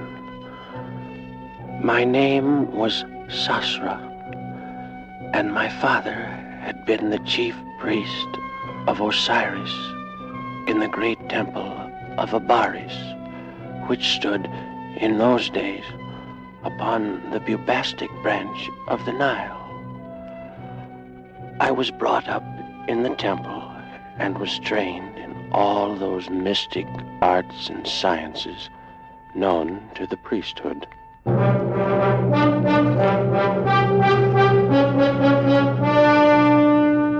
Of all the mysteries that I studied, none intrigued me more than the question of life and death.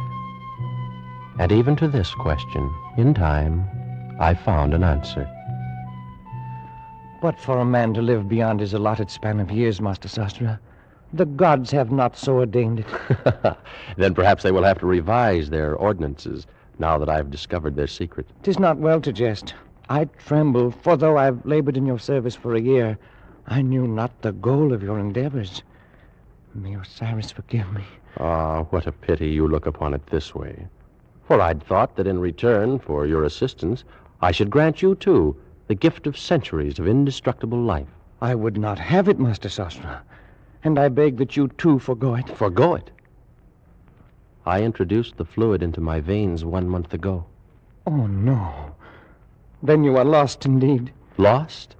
Do you call this being lost? Let's see now. My heart should be about here. Oh, that knife. No, don't. Master, you've killed yourself. Not at all. See? It bleeds a little. But in a while, the wound will close up. And that's all. It's immortality. No. I shall not live forever. But for 5,000, perhaps 6,000 years, I shall be immune from all dangers of violence, poison, disease, starvation. You cannot die? Now, with this fluid in my veins, nothing in this world can end my life. Dothra, are you there? Someone calls. It's Parmes, the priest of Thoth. In here, my friend. Enter. Oh, greetings, Sosra, master of sciences, and his worthy assistant. If you will excuse me, masters, I go to make my peace with Osiris. What's wrong with your helper, Sosra? The thought of a well-nigh eternal life has frightened him into gibbering superstition. Then you still believe in the discovery? Believe in it? Parmes, my friend. Look. By the heavens, what a scar. It pierces the heart. It was done only a moment ago with this knife. See? I can put it back in the wound. So. You suffered no ill effects? None whatever.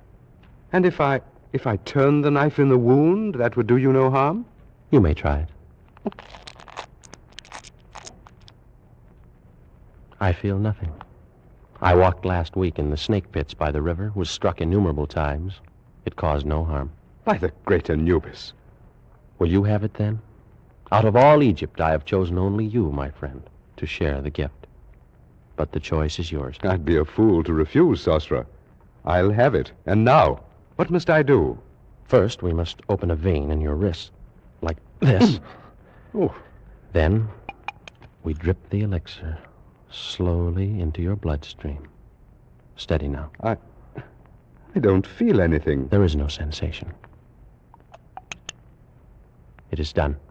So simple? There is nothing more? That's all. And now done, it can never be changed. It seems incredible, supernatural. It's no more than a chemical discovery, but with it, while all this about us passes away, you and I, Parmes, will live on for 50 centuries. Think of it, my friend. 5,000 years of life. 5,000 years. Only the two of us. Listen, that noise. Some procession must be passing in the street. I have an idea what it may be. Come on over to the window. Clear the road, stand back, and make way for the loveliest pearl of Thebes. She's being carried on the shoulders of slaves, Parmes. She must be some woman of rank. Her name is Atma. She's the daughter of the new governor. Her curtains are drawn back. Perhaps we'll have a look at her. Oh, Parmes. Mm-hmm. Is she not beautiful? She is the most desirable, the only utterly desirable woman I've ever seen in my life. Yes, I saw her yesterday at the temple. Then you're most fortunate, my friend. You've had 24 more hours to dream about her than I have had. I must know her, Parmes. I must make her love me. I'll send gifts. I'll call on her tomorrow. Oh, it has to be then. I couldn't wait any longer than tomorrow. A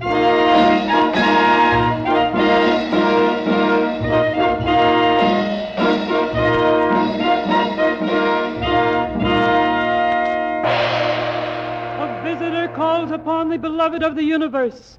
He is Sasra, priest of the temple of Osiris. Well, bid him approach. Enter, Sasra. Oh, most beautiful of all Egypt, I cast myself at your feet. That's a noble ambition.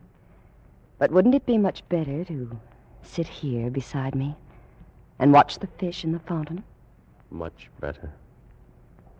You will all withdraw, except you, my girl. Play something for us, at a distance.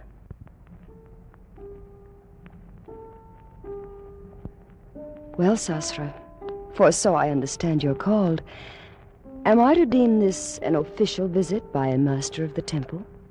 Oh, Atma, my beloved. That is, no, it is not official. Oh?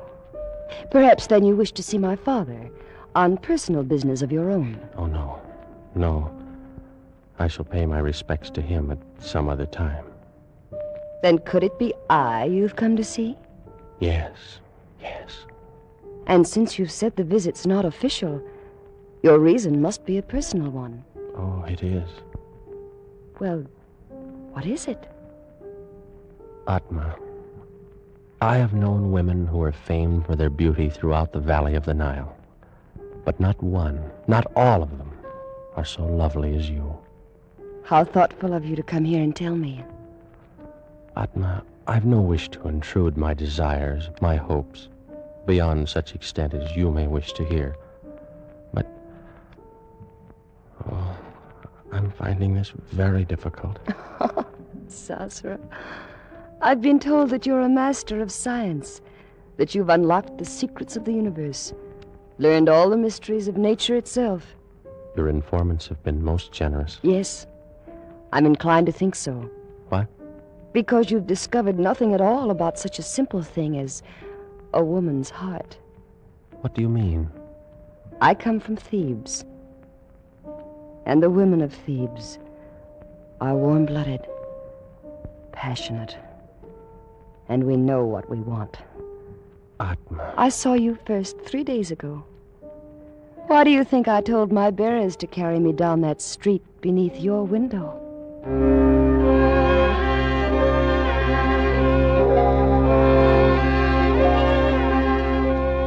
And so, miracle of all miracles, Atma loved me. Worshipping the very ground her feet had trod upon, I lived through those glorious weeks, and with it all, our love grew apace. But one thing bore heavily upon my mind, and I came to speak of it more often to my beloved as we sat and talked by the fountain in her garden. Look, Sasra. See how the stars shine from the water? Yes, Atma. More lovely even than their glow in the heavens. Are they very old, the stars? Very old, beloved. As old as time. And they'll go on gleaming there, long years after you and I are gone and forgotten. Atma, my dearest, we've talked of this before, and I know it distresses you to think of it. No, Sasra. Tonight everything is beautiful. We shall not talk of death. Not of death, but of life. They're only counterparts of one another. Oh, if we could only live together. Grow old together and die in the same instant. But how much better to live and love 5,000 years? Will you not do it? Does so long a time seem too great for the love you feel for me? Beloved, no. The time would pass in an instant, and the loss then be no easier borne than now. Then why draw back? Will you not take the elixir now, tonight? I'm afraid, Sasra. We'll anger the gods. We will outlive the gods. They will have their revenge. Whatever occurred, we'd be together.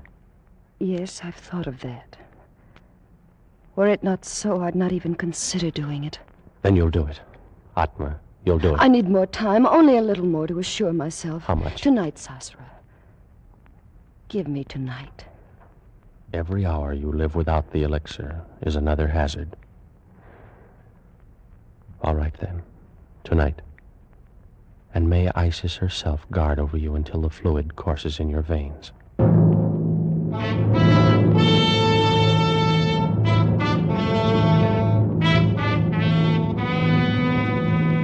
And so, on that accursed night, I went to my chambers and slept. And while I slept, the moon of Isis shone over the delta of the Nile. Shone but to light as foul a scene as was ever done on earth. Some hours had passed away. Master Sasra, awaken! Master, awaken at once. You know, who is it? Oh, what a terrible thing has transpired this night. You're one of Atma's slaves. Why do you come here? Oh, Master, Master. What has happened? What's the matter? Speak. It is she, the light of the world. Tell me what has happened to her. Master. Brigands came in the night. She is dead. You lie. You lie. Oh, Sasra, the slave speaks the truth. Parmes, my friend. What foul joke's behind these words of his? It's not a joke. Atma is dead. You, slave, depart from us. Yes, masters. By your gracious leave, I depart. Such a thing cannot be. Oh, of course. The two of you planned it together, sought to frighten me out of my wits. It's very amusing, really. But I was terrified for a moment. Atma no longer lives. She was stabbed to death only a short while ago. No. Oh, no. She can't be dead. She is dead, Sosra, and for all eternity. I must go to her. Surely something can be done. I killed her. What is it? What has happened? I killed her. Oh. I struck her through the heart with this very knife. You, Parmes. Why? Because she loved you. Why? And because I loved her. You, my friend. She would not look at me. And for that you would lose her to both of us forever? To both of us, Sosra? I think not. By the living Osiris, give me that knife. That's it. Strike. Again. Here's the heart. Here, strike. Again and again, Sosra. Wait. What foolishness. I cannot kill you. You're wrong, Sosra. You have killed me. Those were grievous blows. But the fluid, that cursed elixir of life, it runs in your veins as well as mine. True. But in mine is also the antidote. You lie. There is no antidote. Yes, day and night. These many weeks I've worked, and I found it. You couldn't have. Is there more of it? Yes, a very little. But you'll never find it. Where is it? Tell me where it is. In the ring, Sasra. In the Ring of Thoth. And you'll never find it. I will. I must. Go on, live. Live your 50 centuries. And every hour of them, think. It was your hand that struck me down with the same knife that took her from you. Think while I go to join her. Oh, no. You're not dead. You're not! No! No! No! No!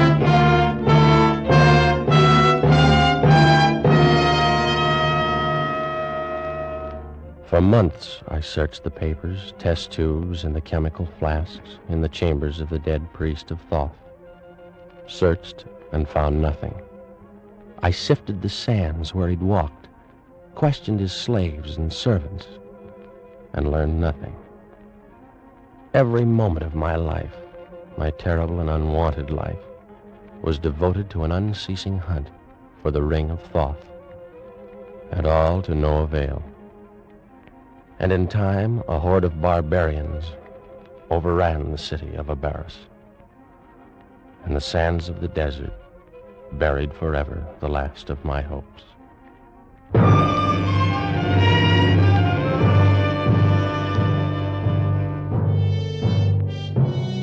And so began the deadly march of the centuries. How can you know how terrible a thing time is? You, who've experienced only the narrow course between the cradle and the grave. I've floated down the whole stream of history. I have traveled in all lands, and I have dwelt with all nations. Every tongue is the same to me.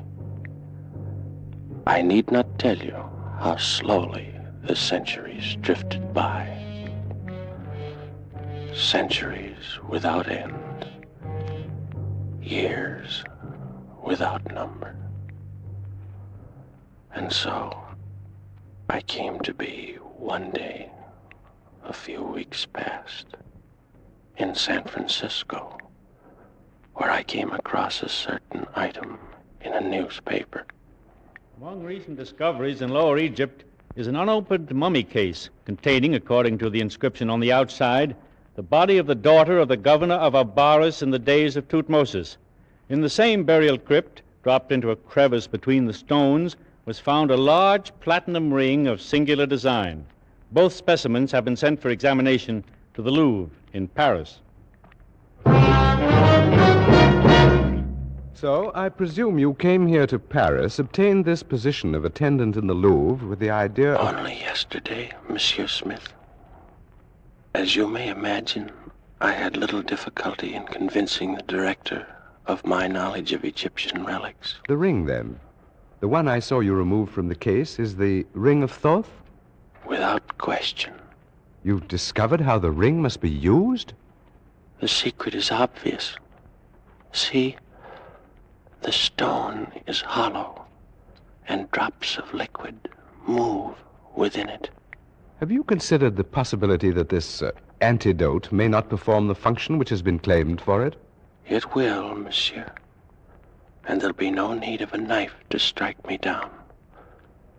My death was due in a time long past, and only this damnable fluid that runs through my veins supports the weight of my years. I delay no longer. I go to join her where she waits for me in death. No, don't. Oh. Too late. I've broken the gem. I've taken the antidote. I stood and watched him with a terrible fascination, but without pity and without compassion. He turned away from me and reeled toward the mummy he'd left on the table across the room. But even as he turned, the parchment skin of his face cracked and shredded. Discolored lips shriveled away from the yellow teeth. The vitreous eyes withered into nubs of formless plasm, and the full weight of his 3,500 years descended on him in an instant.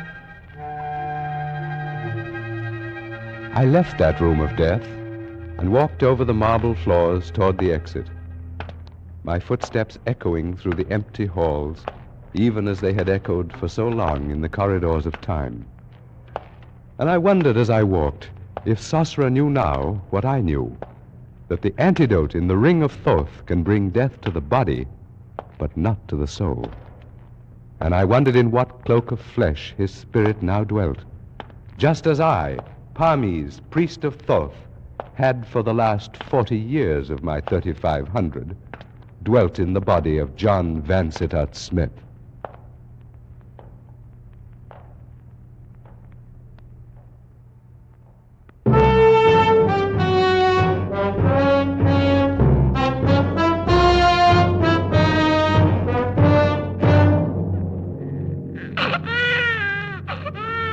Doctor, he's so little and so red. Well, now, he's only 2 days old. But he doesn't look a bit like either his father or me. Give him time, my dear. All babies look pretty much alike when they're first born. Well, I don't know. His eyes, it's silly, of course, but he looks like an Egyptian.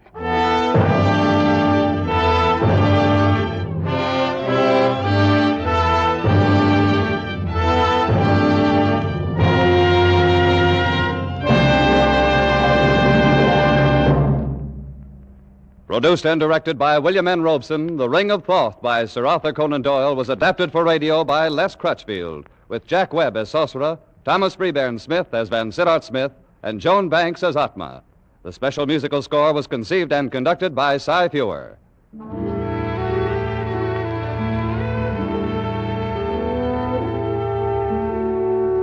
Escape is presented by the Columbia Broadcasting System and its affiliated stations each week at this time. Next week, we invite you to escape to a raft in the South Pacific with John Russell in his unforgettable story of human frailty, The Fourth Man. And so good night until next week at this time, when again it will be time to escape. This is CBS, the Columbia Broadcasting System.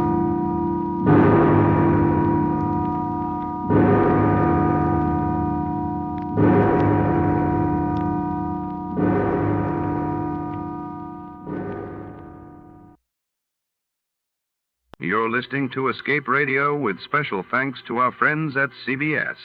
Stay right there. The next episode follows a quick test of your radio knowledge.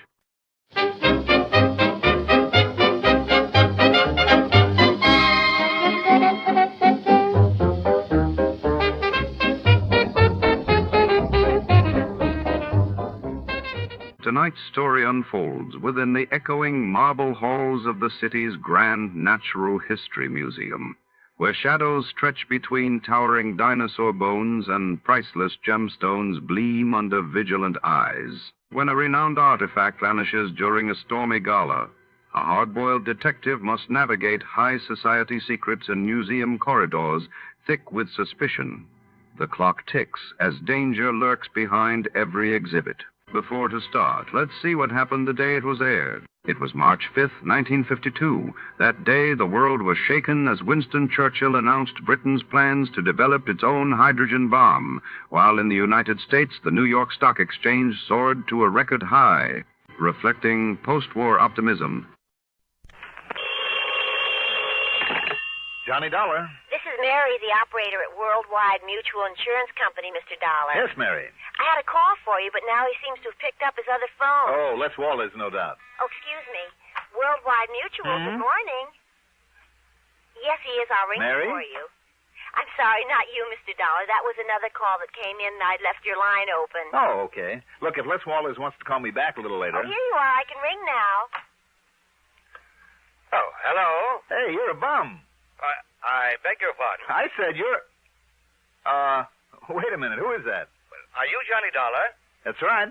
Good. Dollar, this is Jonathan Harmon of Worldwide Mutual. Mr. Harmon? That's right. You sound surprised. Yes, I am, Mr. Harmon. I was expecting a call from Les Wallace there in your office. Oh, I see. And that explains your reference to a big bum, did you say? I thought you two were the best of pals. Oh, we are, sir. But he was supposed to call me early this morning about going down to New York tonight to see a hockey game at the Garden to celebrate my birthday belatedly. Oh, I see? If, that is, he could get away from his wife for the evening. Well, I hope everything's all right there, don't you? What's that, sir? I mean about Walters and his wife. And she's such a charming little lady, too, isn't she? Yes, indeed, very. But he's not here, and what I called you about is... Oh, I'm sorry I interrupted you. No, I guess I interrupted you, Dollar, but what I called you about is this, and I think perhaps you'd better get out there right away. Yes, sir. About an hour ago, shortly after noon, a client of ours, Mr. William Willoughby, insured for some $70,000, was found dead in his apartment over at 19525 East Maple. Oh? What was the cause of death, Mr. Harmon? As the very unfunny police officer put it when he called, it was a case of lead poisoning. There's certainly nothing funny about that. So I think, Dollar, that perhaps you'd better get right on out there and see what's what. Right away, Mr. Harmon. And if Les Walters can... Fine, Dollar. Goodbye. Hello?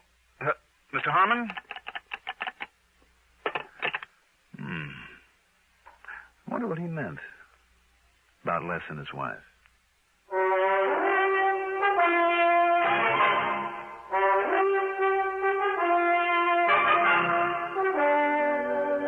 The CBS Radio Network brings you Mandel Kramer in the exciting adventures of the man with the action-packed expense account. America's fabulous freelance insurance investigator. Yours truly, Johnny Dollar.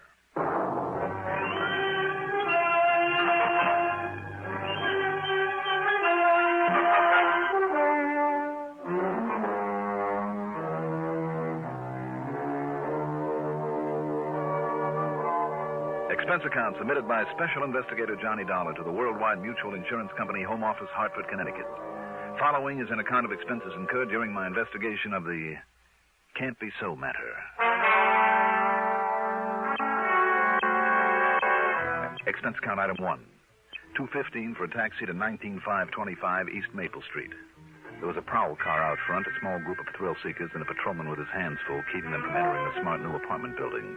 When I showed him my credentials, he told me to go up to 5B, where I'd find Sergeant Tommy Bravo in charge, and I did. Sorry, Dollar, but you got here a little too late. The boys just hauled young Willoughby, what was left of him, off to the morgue. Was it you who called the insurance company, Sergeant? Yep. See, I knew he had a policy with him. You did? How come? Oh, we'd been kind of keeping an eye on Willoughby ever since he moved back here to Hartford and put up in this fancy place. Why? You, know him when he lived here before? No, I didn't. Well, he wasn't much use to himself or to anybody else. Wanted the best of everything, but wouldn't do an honest day's work to earn it. I know the type. The chief even wondered there at one time if he might have had some connection with a narcotics pusher that we nabbed and set up the line. Narcotics? Well, I couldn't prove it, though. Anyhow, when he left here was to get out from under a lot of bills he owed, that sort of thing. Mm-hmm. And so then when he came rolling back a couple months ago, apparently rolling in dough, well, it just made the chief kind of suspicious is all. So we kind of kept an eye on him. But he stayed clean so far as we could see. Just what happened here, Sergeant? No signs of a fight or anything like that? No. And the lab boys, before they left, wow, Dollar, they figure it was somebody he knew pretty well. How come? Because Willoughby himself must have let him in, for one thing. Him? Him, her, what's the difference? But it was probably him. Was it? See those chalk marks on the coffee table? Mm-hmm. Lab crew made them, where a couple of drinks were sitting. Willoughby's next to that chair, and the other guy's next to this one. How'd they figure that? Well, that one had Willoughby's prints on it, and this one didn't. Did it have any prints? They were all smudged pretty badly, except one. Looked like they were deliberately smudged. So they took the glass to the lab for good look. Anyhow, there was no sign of lipstick, so it must have been a man. And he shot Willoughby? With a cannon. I'll find out for sure down there at the lab, of course, but it looked to me like it was a .45 at least. A .45? Yeah. But, Dollar, that's just about all we know so far. No other prints around, no nothing. Nobody was seen entering or leaving. And if the man 3 doors down hadn't stayed home from work with a virus and heard the shot... how did you find out about this? I got a call from Les Walters at the insurance company. Walters? Well, I should have said from Mr. Walters, huh? Yeah, why? Isn't he the one with that tall, good-looking blonde wife? Name of Constance? That's right. Connie. Why? Nothing. Just that I saw her having lunch with him one day last week. Lunch? You know, in one of those intimate little joints out on 44. With Les? Waters? No. What? With our now departed pal here, Willoughby.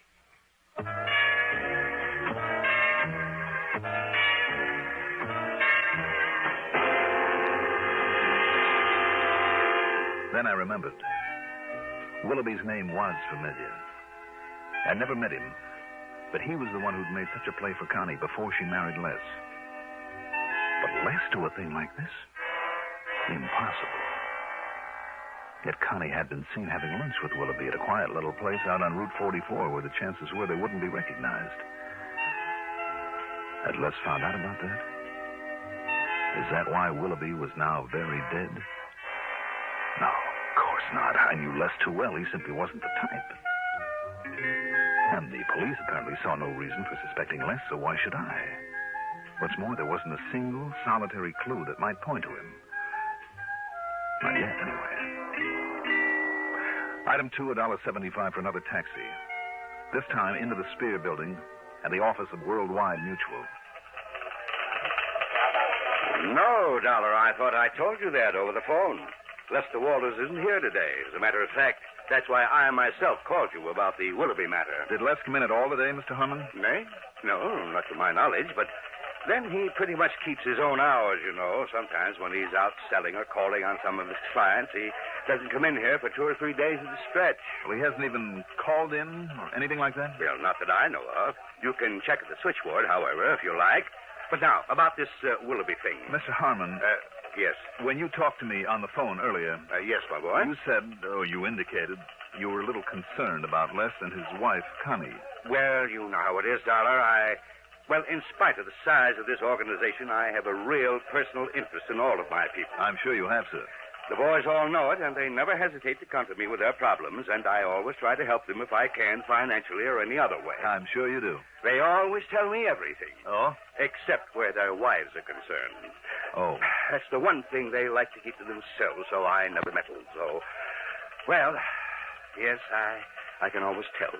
Yes, I know them better than they think. But you have no real knowledge of anything wrong between Les and Connie? Oh, there's some little worry there. There's no question about it, but... Now, about the... If you'll excuse me, Mr. Harmon, there are a couple of things that I have to do right away. Well, have you found out anything? I'm not sure. But don't worry, I'll give you a full report. Yes, I'm sure you will, my boy.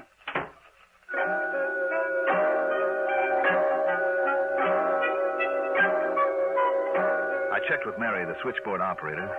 No, she hadn't heard from Les Walters all day. But he usually checks with me, you know. I mean, when he doesn't come in this way. Excuse me. Good afternoon. I told her then where Worldwide I'd be and that if Les did call in, she was to let me know immediately and from where he called. I told her she was not to mention this to Les. The fact that I was looking for him under any circumstances. Item 3, $1 even for a cab out to the little apartment that Les shared with his wife, Connie.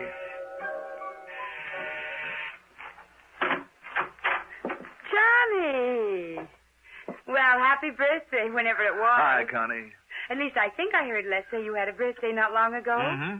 But what in the world are you doing in this part of town, this time of day? Well... Oh, come in, Johnny. I'll put on the percolator and we can have ourselves a coffee clutch. Well, sure, Connie, thanks.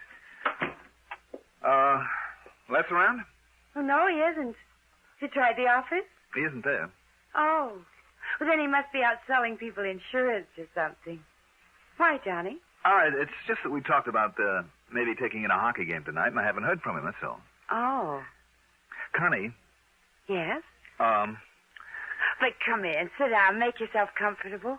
Connie, does Les keep any kind of a gun here in the house? Well, now that's a funny question, especially from you. You're the gun collector. Listen, Connie. Have you added any to that beautiful collection of yours lately? No. Oh.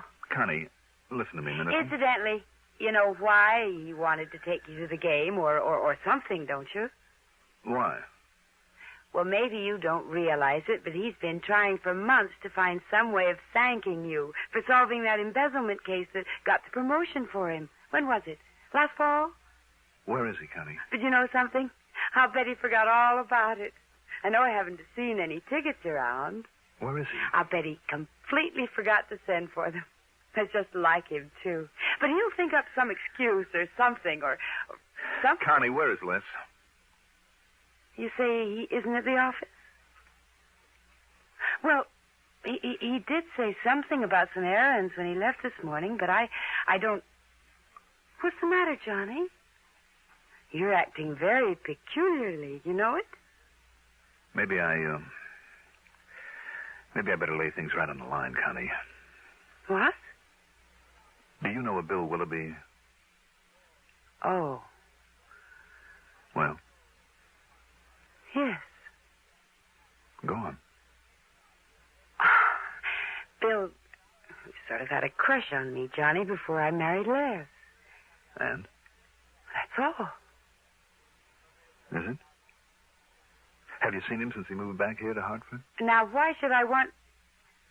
Well, he called me a couple of times. Have you seen him, Connie? Johnny. Please tell me.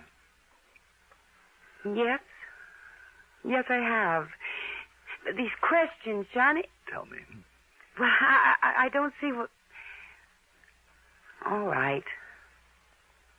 One day last week, Thursday, I guess it was, I was way out on Albany Avenue. That's Route 44. Yes. A seamstress who lives out there did some work on a dress for me. On the way back, I stopped at the gas station and... Johnny, what's all this about? Just go on, Connie. Well, Bill Willoughby was also there getting some gas. He insisted on taking me to lunch in one of those little places way out there, and... Well, that's all. That's all? Oh, well, he talked some nonsense about still being in love with me and wanting to see me again, but... Have you seen him again? Well, I certainly have not. When he started talking like that, I just got up and left him there. After all, I never really cared for him, and... Johnny? Connie, did Les know that you had this date with Willoughby? But it wasn't a date. Not really. Not at all. Well, did Les know about it? Did you tell him? What difference did it possibly make? Well, Les can be pretty jealous, can't he? Les? Of course not. You say that as though you don't really mean it. Of course I do. Well, where is he, Connie? Where's he been all day? Johnny, how should I know? I think you do. Will you please tell me what this is all about? Will you please tell me why you're being so evasive? But oh, excuse me, that's the telephone. Hello? Why, yes, he is. It's for you, Johnny. Oh, thanks. Johnny Dollar. This is Mary at Worldwide Mutual. Oh, yes, Mary. I just found out, Mr. Dollar, there was a call from Mr. Lester Walters. Oh? Phoebe took it early this morning before I came on duty. Yes? He was checking in to see if there was any messages for him and to say that he wouldn't be in today. Or maybe even tomorrow. Or maybe the next day, the day after. Oh, and that call was collect. From where, do you know? Oh, yes, we always check. It was from Equity 30114. That's over in Waterbury, you know. I know. And it sounds familiar. Thank you, Mary.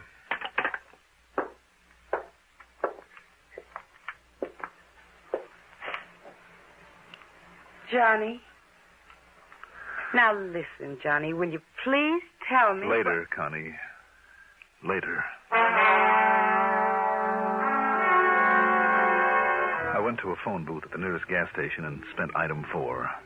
40 cents for a call to that equity number that had sounded so familiar. I hoped and prayed that I was wrong about it. That it wasn't. Bearcloth's Gun Shop. Who? Bearcloth's Gun Shop. Gun shop. Can I help you? Did a Mr. Lester Walters buy a gun from you recently? Yes, just this morning, early this morning. What kind? It was a handgun, a 45. 45? Yeah, it was one that we... Oh, now wait. Who are you, if I may ask? Never mind.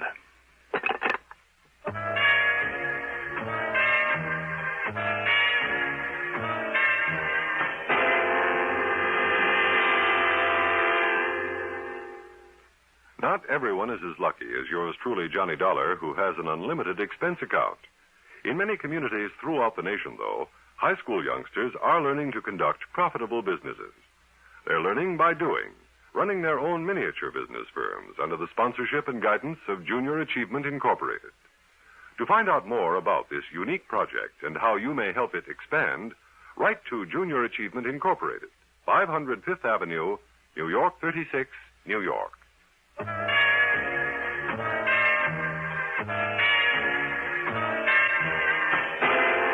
I still couldn't believe it. I wouldn't believe it. And yet all the evidence, every bit of evidence I had. Well, sure, it was circumstantial, that's all, every bit of it. But it all pointed to only one person, to my friend, Les Walters. I still couldn't believe it. Yet there it was. His failure to check in at the office the way that he usually did. Didn't he know that would arouse suspicion? His slip-up on our date for the hockey game. Didn't he know that would make me suspicious? Connie's having been seen with Willoughby. If the cops knew about that, why not Les? And then Connie's evasiveness about Les's whereabouts.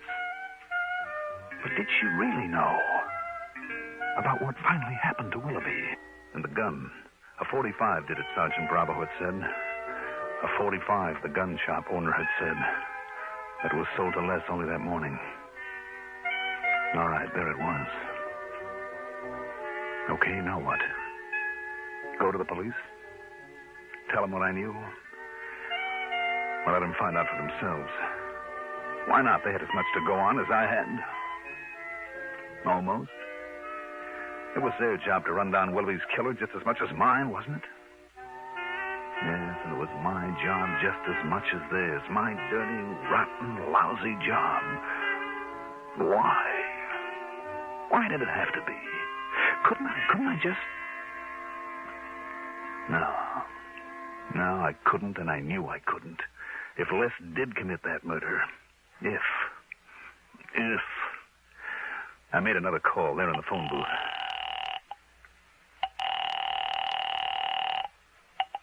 Sergeant Bravo. Sergeant Johnny Dollar. Hey, Dollar, have I got news for you? Real progress. Oh? So much so, the lieutenant took it right out of my hands. And, Dollar, you'd never guess who's the guy they've got a lead on. Wouldn't I? Ought to be wrapped up real pronto. And like I promised, I'll call you just the second I've got anything real definite for you. Are you at your apartment? No, you can reach me at Les Walters' place. At Walters? That's right. Well, now, what do you know? Too much, Sergeant. Too much.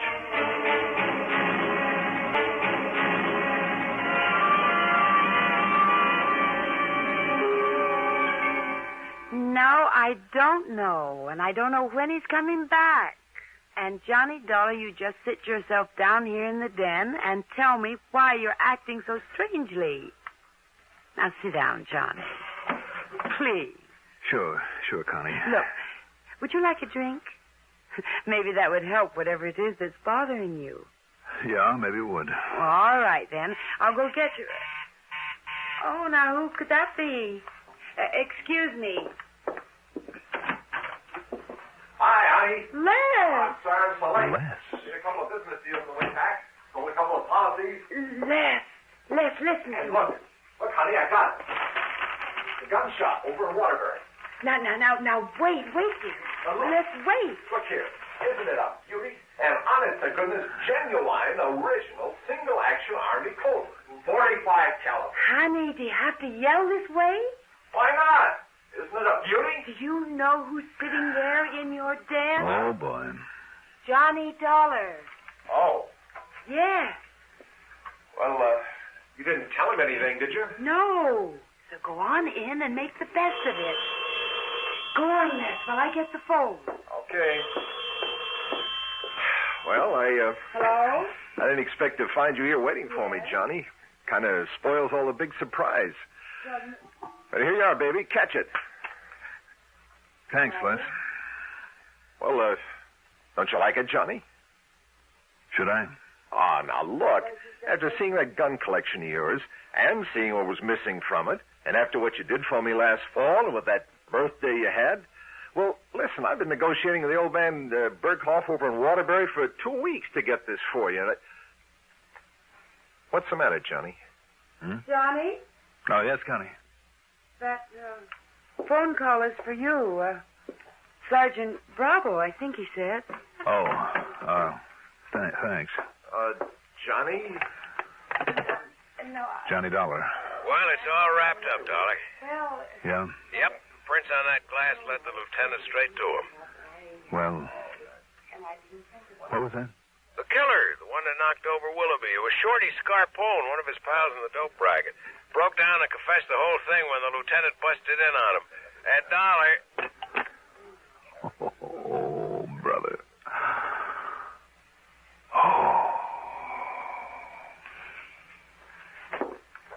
Johnny. Okay, now, what is bothering you? What's bothering you anyway? Me? Yes. Yes, you. Not a thing. Believe me, not a thing. Connie, where is that drink and we'll celebrate? Good. My birthday and a lot of things.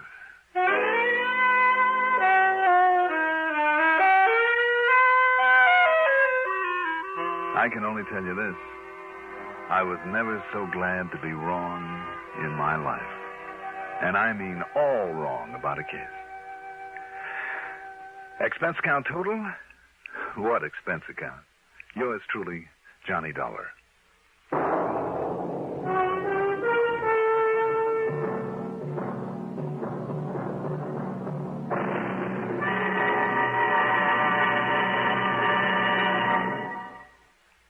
Now, here is our star to tell you about next week's story.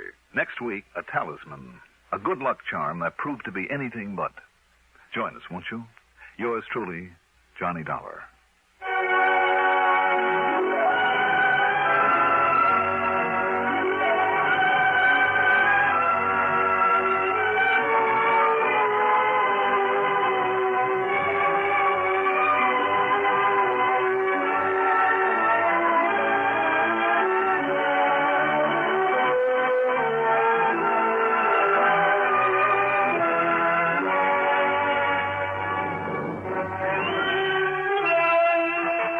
Truly, Johnny Dollar is written by Jack Johnstone, produced and directed by Bruno Zerato Jr., music supervision by Ethel Huber. Johnny Dollar is played by Mandel Kramer.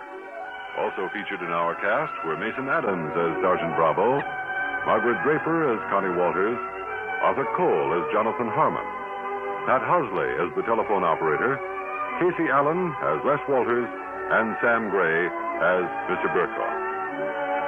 Be sure to join us next week, same time, same station, for another exciting story of yours truly, Johnny Dollar. Art Hanna speaking. Durward Kirby's favorite program, The Gary Moore Show, on the CBS Radio Network. WROW Albany. Welcome wagon hostesses rate their work as the most fascinating public relations job in the whole world. In the United States and in neighboring Canada, too, you will find thousands of welcome wagon hostesses who do a vitally important job every day of the week. Right here in the Capital District, there are more than 20 welcome wagon hostesses, your neighbors and mine, each one a charming ambassador of goodwill. We'd like you to meet one right now. I'm Lenny Gannett. I welcome all the newcomers in the McGonville-Giblin area. I try to make new families feel at home. The basket of gifts I bring is just a small part of my welcome. I'd like to call on your new neighbor. All you do is tell me who she is. Call Welcome Wagon at State 59640. Give the hostess the name and address of the newcomer you know. She'll call on them with a basket full of gifts from civic-minded businessmen. Call State 59640 for Welcome Wagon. Our sincere thanks go out to the wonderful network at CBS. And now, dear listeners, let's put your knowledge of the airwaves to the test.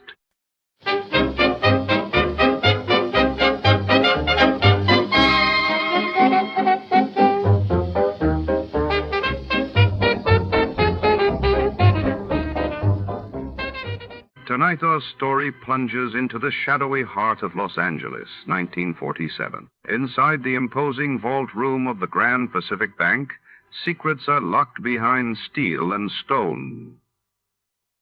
until a daring midnight heist leaves a trail of questions and a city on edge. Detective Jack Mallory steps into a world of double crosses, flickering security lights, and silent alarms, searching for the truth in a place where every shadow could be a threat.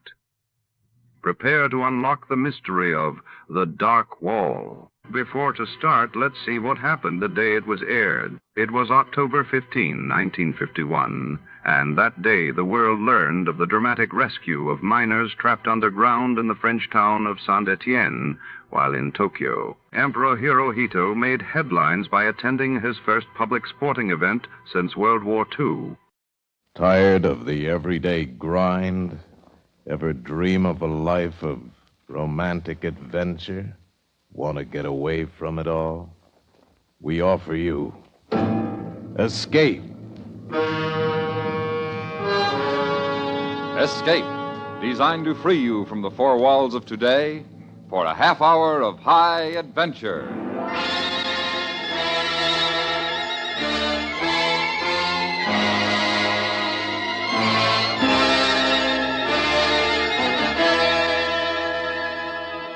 You are standing alone in a mountain village somewhere in the puppet country of Andorra, the high crags of the Pyrenees trapping the last of the daylight. And you know that in one of the stone houses facing you, behind one of the doors that is closed against you, is a beautiful woman whom you must find before she meets her death. Listen now as Escape brings you Kathleen Height's story, The Dark Wall.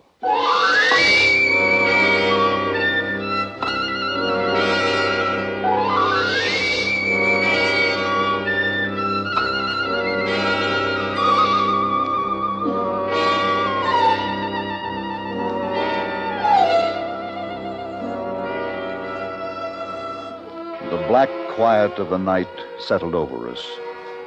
I could hear only the silky ripple of the river Segre nearby, and a thin whisper of wind in the high pines above us. The strained silence of the day was over. Joyce was sleeping quietly now, a few feet away. I sank into my sleeping bag and prayed that things would go better tomorrow.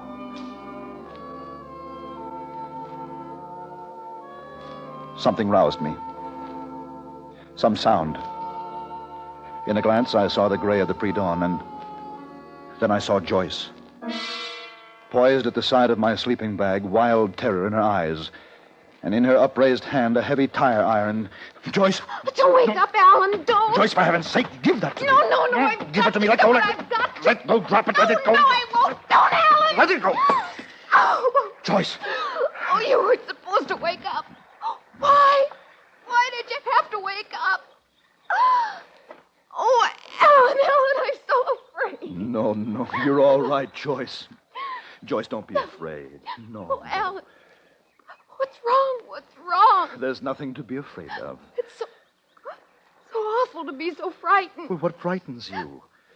Can't you tell me? I was going to kill you. What? I wanted to kill you.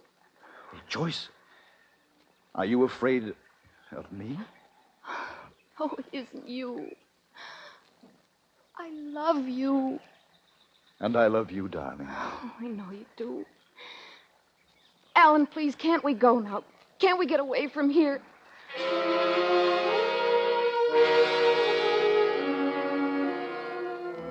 I knew now that Joyce needed care, quickly. Her sickness, whatever it was, had been a growing thing. As we drove through the narrow, winding roads of the Pyrenees toward the tiny state of Andorra, I tried to forget what had happened. Tried to ignore the mounting wall of silence between us. Something in that silence told me that Joyce's fears were greater than mine. Why are you stopping here? The road forks up there just ahead. I want to look at the maps. I'm not sure which way we're supposed to turn. Aren't there any towns? Well, Are we ever going to see people and buildings again? you can't be too far from Andorra la Vieja, but I doubt if this road we're on is even on the map. Then let's go back, Alan. Let's see now. If we don't know what's ahead, let's go back to Lerida or Barcelona. Anywhere but here. It was a long way back, Joyce. I don't care. This place, all tanglewood and pines. The narrow paths that twist and wander. We're not lost, darling. Then where are we? I don't like it, Alan. It's just a wild, lonely place. And it frightens me, and I beg you to take me out of here. All right, darling. Don't worry. I know what's behind me. The ahead, it's all unknown. I'm afraid of what's ahead. No, you mustn't be afraid, Joyce. I won't let anything happen.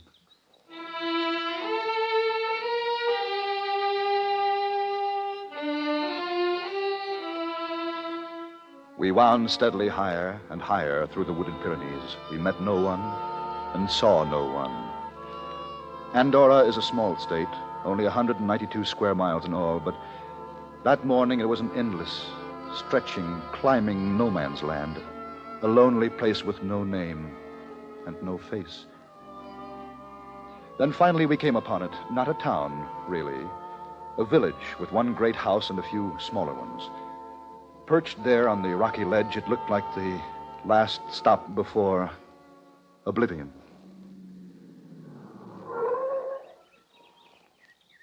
It's so quiet. I wonder where the people are. I wonder if there are people. It's not a town at all. Perhaps we should have turned back when you said to. Look. Huh? Look at the window. Where? What? Why, I know I saw a face in the window. Oh? There's someone here, Alan, someone. No, you don't want to stay here, darling. Even if we find someone, this isn't the place for us now. Look, you see? The door, it's opening. Alan, someone is here. But, Joyce, this isn't the...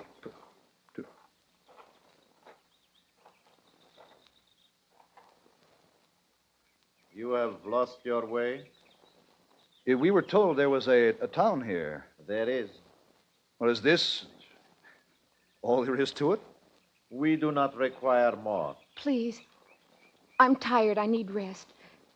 Can't we stay here? Is there a hotel? Any place where we can get a room? There is what your eyes tell you there is, and no more.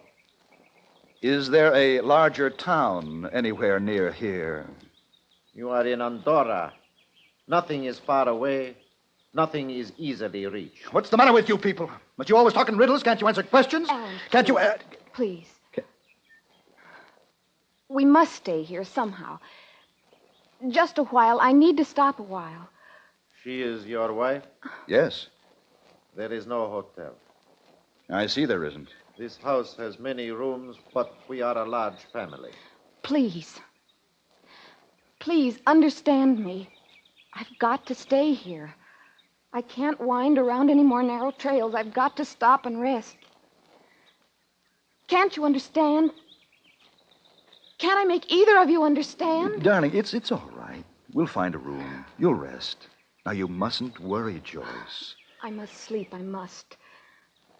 No matter what happens, I must sleep. Can't you do something? Lady, you come. Woman!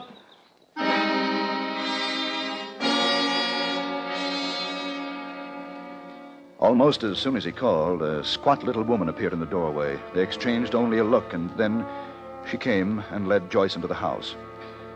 At first, I thought the man meant for me to stay outside. He moved as if to stop me from following. Then he stepped back, and I walked into the house. Joyce was stretched out on the bed when I got there. The bed was the only piece of furniture in the room. It's nice, isn't it, Alan? Well, it's a room, a bed. I wish it were more. Oh, I'm so tired. Yes, darling. Now, you go to sleep.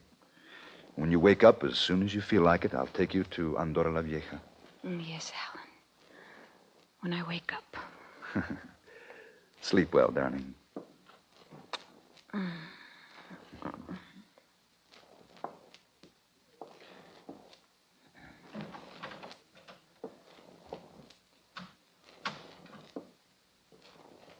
She sleeps?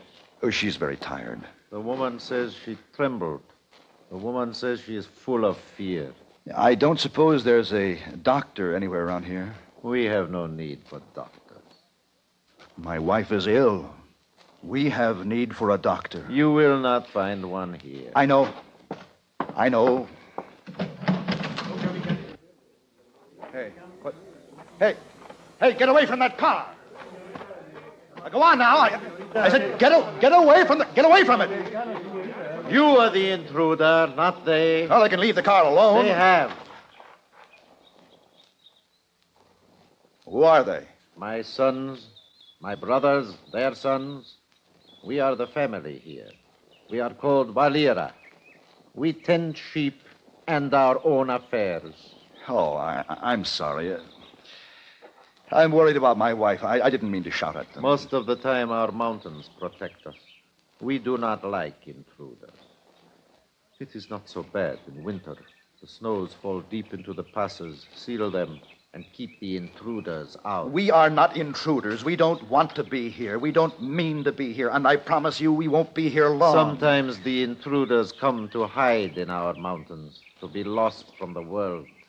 Always the intruders are troubled people, full of fears and discontent. The worst of the world. They find their way to Andorra.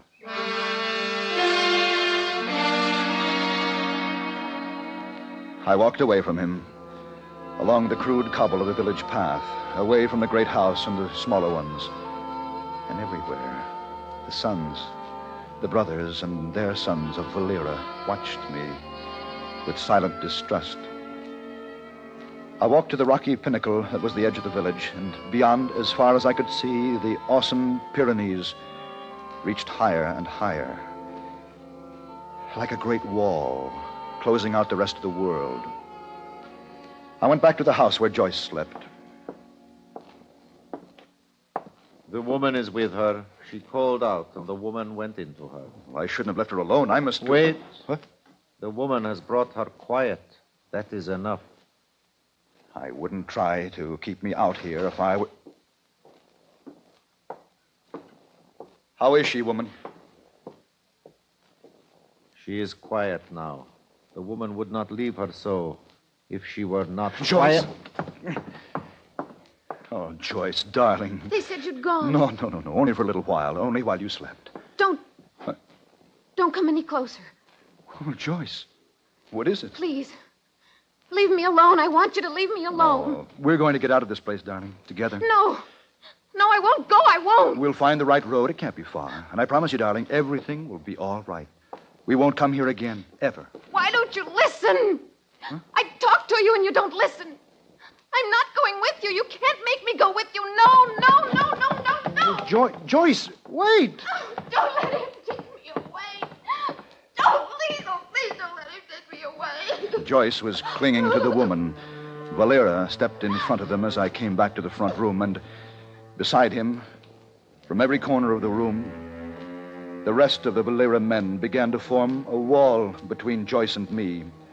A wall of men, silent men, with staring distrust in their eyes. What are you trying to do? Oh, can't you see she's sick? I've got to get her out of here. Don't you know that? I'm taking her with me. And the whole lot of you can't stop me.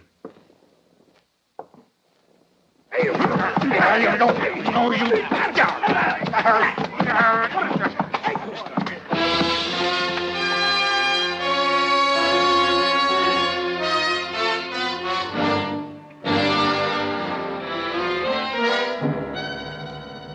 You are listening to The Dark Wall, tonight's presentation of Escape.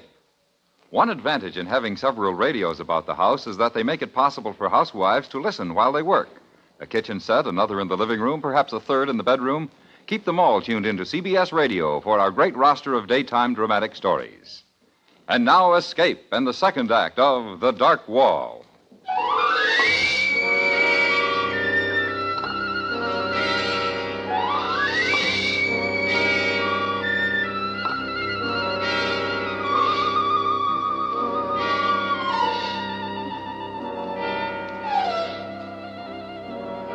I roused from a sleep that was tortured and full of pain. A bright afternoon sun shone in a haze about me, and when my vision cut through it, I saw nothing my eyes had seen before. I was in my own car, pulled to one side of a road that was wider than any I'd seen for days. And not far in the distance, I could hear the approach of other cars. But none were yet in my view. I got out, stood in the roadway. For all the stiff pain of me, it felt good to be a part of the world again. But then I remembered Joyce and the wall of Valera men, and I was lost and lonely and sick.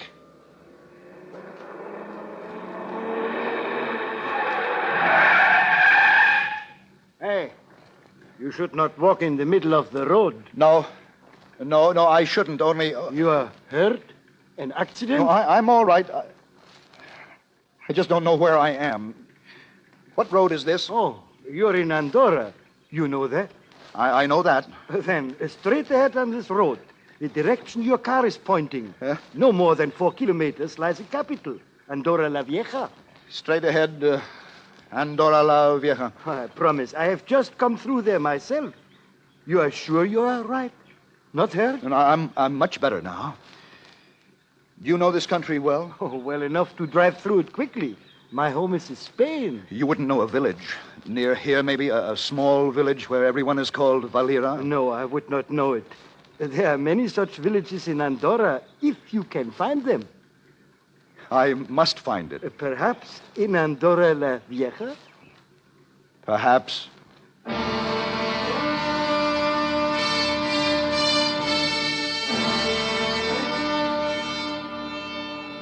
My hopes were high for Andorra la Vieja. There would be answers for all my questions. There would be concern and help and interest. I told myself these things to keep my mind from filling itself with Joyce, to keep the pain quiet. Some corner of my mind held the memory of all that had happened in the house of Valera. I could not be sure I wanted to remember. I do not see why you have come here, to me. Well, I didn't know any place else to go. I need so much help. I thought surely the police could do something. There has been a crime? No, my wife is ill. Very ill. She's with strange people in a strange village. I've got to find help for her and go back there. Then why do you not do this? Why do you bother me? I've told you. Will you try to understand me? I don't know where the village is. I don't think it's far away, but I don't know where it is.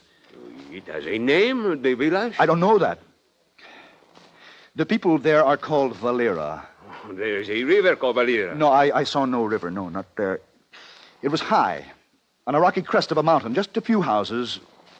You must know where it is. You were there? Yes, this morning. Then you must know where it is. No, I don't. I don't have any idea where it is. But you were there this morning. And now you are here. Look, I don't know how I got there. Can I make you understand that? I think none of this is important. Well, it's all important to me. My wife is ill. She needs care. You tell me that. Perhaps then you would tell me why you left her in a strange village you do not know, with strange people you do not know. I didn't leave her. But she is there, and you are here. No. You won't even try to help me. Help you? Help you what? Find a town where you have been, and I have never been? All right.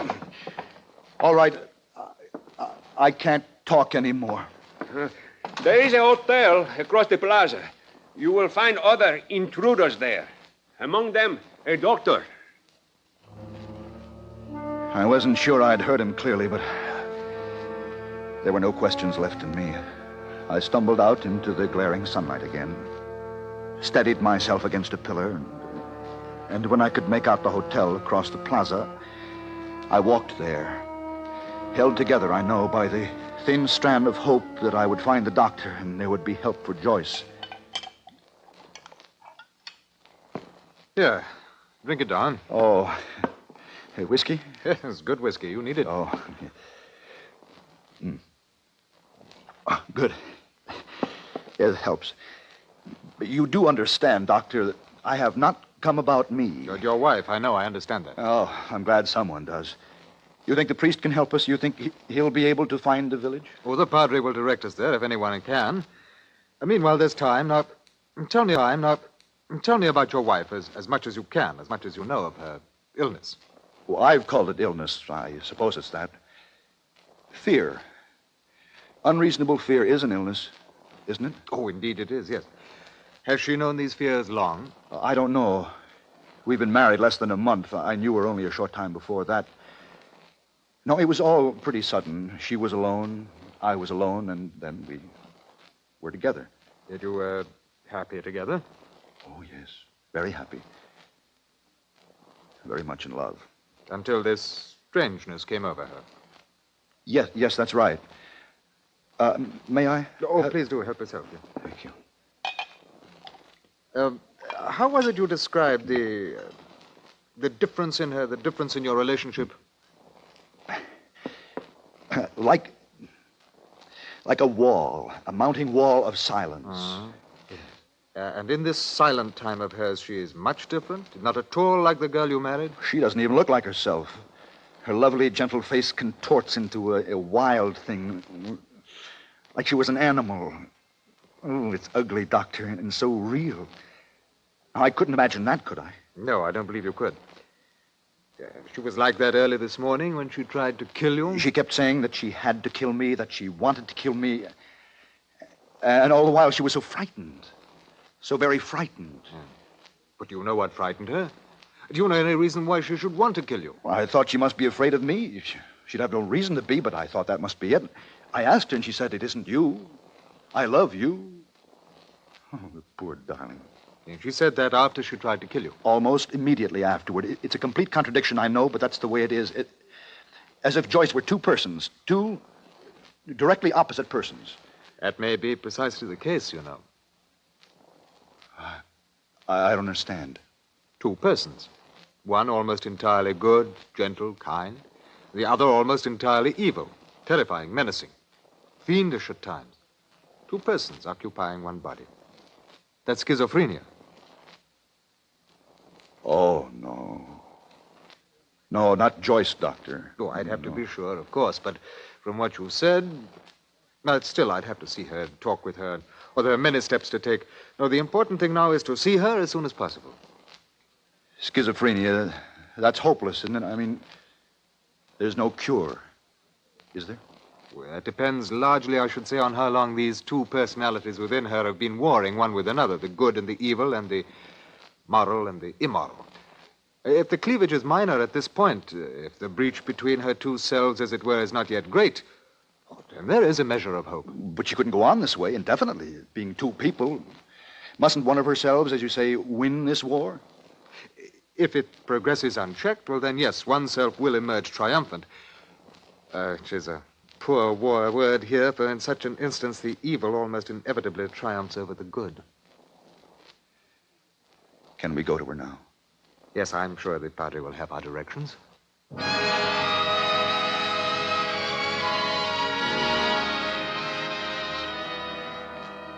The priest's directions were perfect. As I'd assumed, the village was not far away, but the drive was an eternity for me. The strain of the last days was beginning to tell. I was wound tight and knotted by all that had happened and torn deep by all the doctor had said. I stopped outside the great house of Valera. The doctor touched my arm. Perhaps it's best that I see her alone, at first. Oh, but I've got to see her. Oh, I know, and you will, but you don't know what happened here before you left. The last you remember, she was terrified of you. I'll send for you soon, I promise. Tell her I love her. Will you? Oh, indeed I will. Oh, there's one thing I neglected to tell you, one important facet of this. Yeah? If we find what we fear most, you must take this comfort to your heart. A girl you love, who loves you, has no knowledge whatsoever of her other self. Thank you, Doctor. Yes, you ponder that. I shan't be long. I watched the house door close behind him. And there in the high quiet alone, I took the comfort he offered me. The choice I loved me. That was all there was, really. All in the world I needed to know.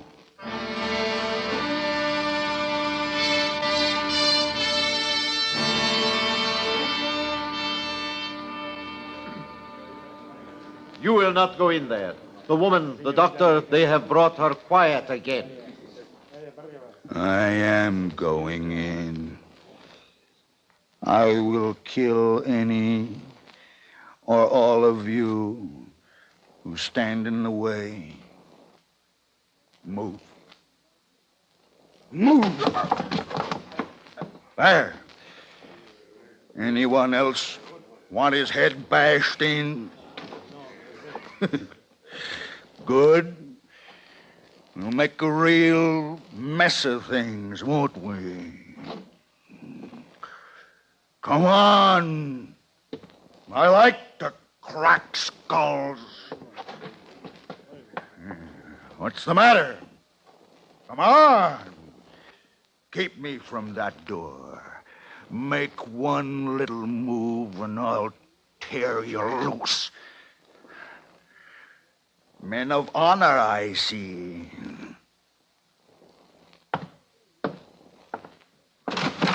Where is she? Don't let him. Don't let him try to kill me again. Look at her.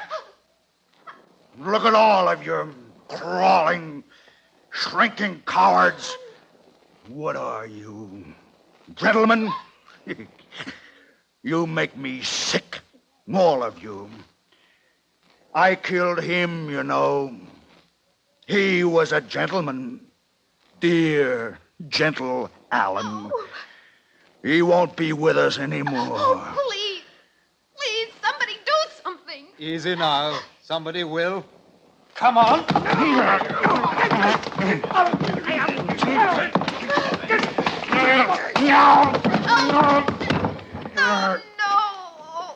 Alan.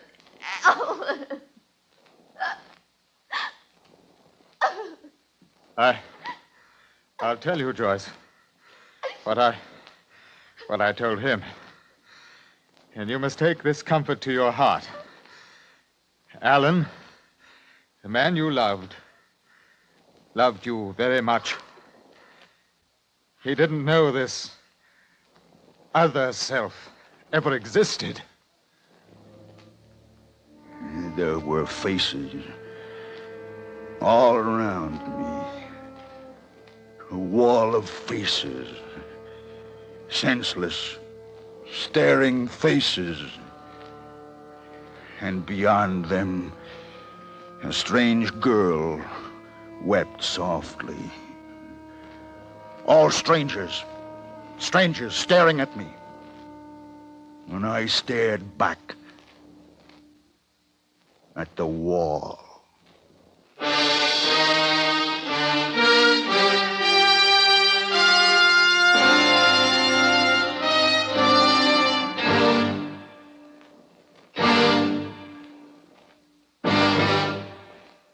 Under the direction of Norman MacDonald, Escape has brought you The Dark Wall by Kathleen Hite, starring John Daner with Joyce McCluskey.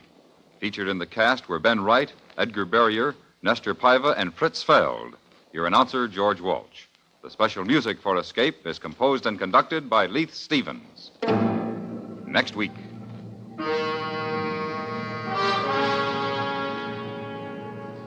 You are in a farmhouse on the southern coast of England. The autumn countryside around you desolate and bleak. And you know that in the dusk outside, waiting patiently for you, silently watching for you, is an enemy from whom there may be no escape. So listen next week when Escape brings you Daphne du Maurier's story, The Birds.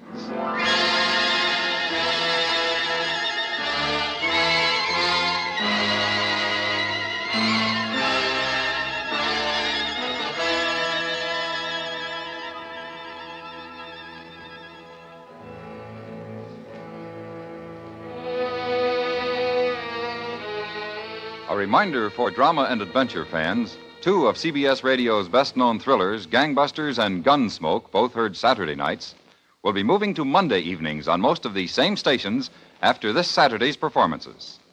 Follow the latest crime clues and true crime-smashing drama on Gangbusters this Saturday night, and don't miss U.S. Marshal Matt Dillon's latest Western adventure on Gunsmoke the same evening. Then, after this Saturday, remember to listen for them both on their new night starting next Monday, July 5th. Listen while you work. Enjoy Our Gal Sunday, Monday through Friday on the CBS Radio Network.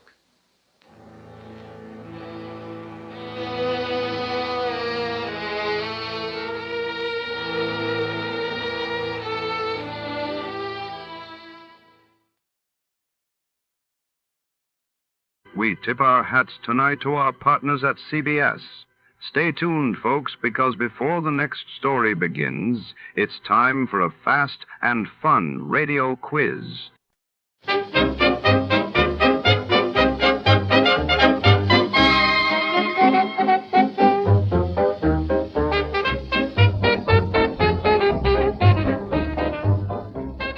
Tonight, under the shadowy glow of neon lights and secrets, a priceless panda vanishes from the city zoo.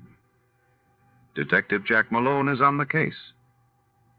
But with every clue, the mystery only deepens. A sultry stranger may hold the key or lead Jack astray. In a city where nothing is as it seems, can Malone solve the prodigal Panda Caper before time runs out? Stay tuned. Before we begin, let's see what happened on the day it aired. It was April 18th, 1949. That day, the world awoke to news that the Republic of Ireland officially left the British Commonwealth, declaring itself a republic while in New York. The United Nations convened to discuss the escalating tensions in the Middle East. The National Broadcasting Company presents The Adventures of Sam Spade, Detective.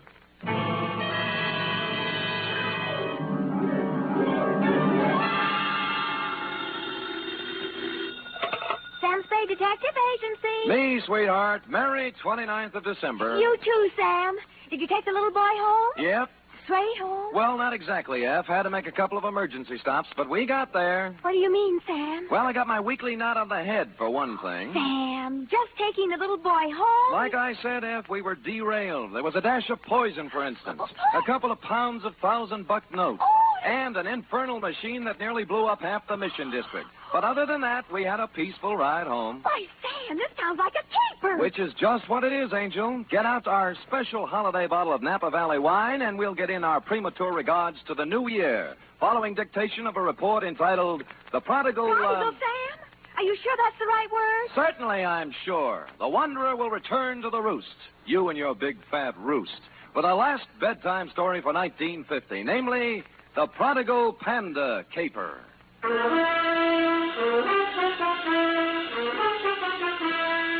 For NBC, William Spear, radio's outstanding producer-director of mystery and crime drama, brings you the greatest private detective of them all in The Adventures of Sam Spade.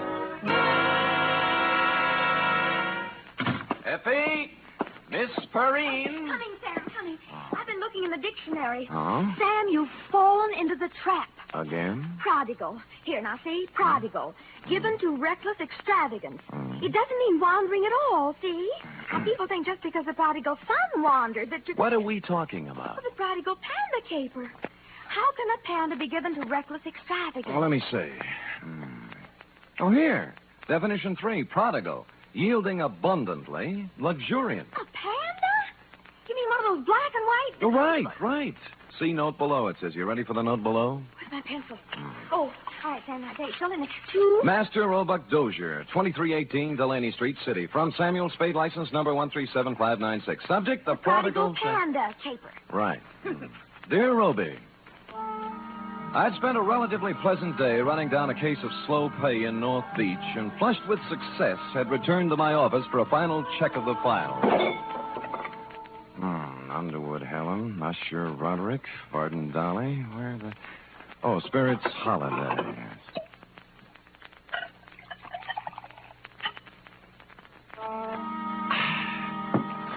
I sat down, put my hat and my feet on the desk, and was loosening my collar when I noticed just to the right of my off ankle one large bag of jelly beans. Sighting past it, I saw in the corner chair an open copy of a magazine featuring on the cover a blonde in a low-cut dress taking a .38 slug from a slack-jawed thug in the background under big red letters spelling out Thrilling Crime Comics. And behind all this, sound asleep, was you. Hey, Sonny. Hey, wake up, will you? Come on, Revelie's blowing. Huh? Oh. Hi. How long you been here? Oh, a long time, I guess. What's your name? Roby, short for Roebuck. Well, what can I do for you, Roby? I've been to the police. They wouldn't do anything. They said I should come to you. You mean you got a job for me? Yeah, Dangerous? yeah. A hoist. You mean a heist? What was it? My panda bear. Oh, someone stole it? Yeah. It's not mine, really. I bought it for my little brother, Barney. He's 5 and he's always wanted one. So when I got the junk money, I Junk went... money? Oh, bottles and papers and stuff. Oh. I collected it from the neighbors and earned $6.15. And Barney wanted the panda bear, so I bought it at Lacey's department store today, and they stole it. Who stole it? Well, there was this man in the checkered coat and the lady in the red silk dress, just like the story in the comic here. Oh. The man looked like that, but the lady looked different. She had black hair and a red dress, and her eyebrows went up this way instead of sideways. Oh. I was walking down the street with my panda bear, and the lady called me over to a car she was sitting in and started to talk to me. And right away, the man in the checkered coat ran up and grabbed at my panda bear, and they chased me up a fire escape. And the man pulled out a big black gun and said if I didn't come down and give him the panda, he'd shoot me and Barney and Mom. So I came down and gave him the panda. Well, that's quite a mouthful. Oh, excuse me, Roby. Hello? Sam? Yeah, Dundee. This is Dundee. Oh. Sam, there's a little fella about 8 years old on his way over there. No, he's here now, Lieutenant. What's the deal? He gave us quite a story. Well, how'd it go? We took it down. I got it right here Good. somewhere. Let me see. It's about a man in a checkered coat and a lady in a red silk dress. Yeah. Oh, here it is. Quote, I was walking down the street with my panda bear, and the lady called me over to her car. Okay, Dundee. He hasn't changed it any. Yeah, we got hold of his mother. Runs an elevator in the Russ building. Good. She says he reads too many comic books. You better send him home. Okay, Lieutenant, thanks. Come on, Roby. You're going to send me home? Lieutenant Dundee called your mother, old man, and You don't believe me either. Oh, it's not that, Roby. It's just But I can't go home without the panda bear. What do I tell Barney? I promised him. My own brother. Oh, he's home now, waiting? Yeah. Well, tell you what I'll do, Roby. You let me put you in a taxi and send you home, and I'll take the case. You'll get my panda back? It wouldn't be at all surprised. So if Barney's face hits the floor, just tell him Samuel Spade Incorporated's working on it. Only one thing. Huh? I haven't any money left. Oh, you got jelly beans, haven't you? Yeah? Okay, you can pay me off in jelly beans. Now, come on now, let's find a taxi. Which we did, Roby. Like the psychology books said, I didn't discourage the child imagination, but I did try to tout you off thrilling crime comics and onto Alice in Wonderland. This, I could see, would take some doing. It was almost closing time when I got to Lacey's, but I talked my way past the man at the door and hustled up to the 6th floor and the toy department. The clerks were doing whatever clerks do at 5:30, but I found a handy floor walker. Dear me, Mr. Spade, I just don't know. I just don't know. You mean you counted your cash and everything, but you can't... It's not that, Mr. Spade. Oh. I am perfectly willing to stretch a point to please the little fellow. We like to think we're human here, you know. Well, that's nice. That you like to think so, I mean. But you see, something very strange happened this afternoon. Come over this way, sir, by the escalator. Oh. We had the giant pandas at this counter here. 25 of the large size. I assume that's what you're interested in. I guess so. Then what then? Well, for Christmas, they didn't do anything. Just sat here, huh? Yes. But would you believe it, sir? This afternoon, all 25 were sold. Well, how do you account for that? New Year's gaiety? Well, if you want my personal opinion, it's... An impressive panda bear, Roby. It was hard to figure out how you could lose anything that big, and harder still to figure out how I'd explain this kind of thing to people who stopped me on Market Street. Be that as it may, my floor walker friend took my cash, tore off the sales slip, and I was about to set sail with my panda when I heard him make the kind of a noise floor workers make when they see what he was looking at. Miss Greenbar! Miss Greenbar! She pointed weakly, turned pale even by floor walker standards, and sagged to the deck. I turned in time to see Miss Greenbrier collapse at the top of the escalator and watched her come down, draped across 3 steps like the cover of one of your books of bedtime stories, Roby. She was the last passenger of the day, or so I thought. When I looked closer, I saw she wasn't a passenger. She was freight. At the lamp counter on the floor above, busily adding up receipts as if nothing had happened, was a dark type built along Dragon Lady lines. I'm very sorry, sir, but be closed, promptly. I want to know about the girl who just went down the escalator. The Greenbrier? Yeah, notice anything strange about her? Why, is she ill? Yeah. Did she look ill? I thought there must have been something wrong. I said hello to her, and she didn't pay any attention to me. It was only a second ago. Where'd she come from? Around the corner. I think she'd been at the wrapping desk. She had. There was a 10-size sheet of heavy brown paper, a batch of metered postage tape, and a shipping label addressed to Master Frankie Carson, 281 Avenida Ruiz, Havana, Cuba. Downstairs, I found my floorwalker friend had come around and was bending over Miss Greenbrier with an impressive-looking gent with gray at the temples. Good heavens, it can't be. It just cannot be. That's all. I'm afraid she is, though. In Lacey's, it's unheard of. Why should she be? Good heavens, in my department, too. Excuse me, floorwalker. Oh, this is Mr. Spade. He was with me when it... Oh, dear. I'm Dr. Kent Thorne.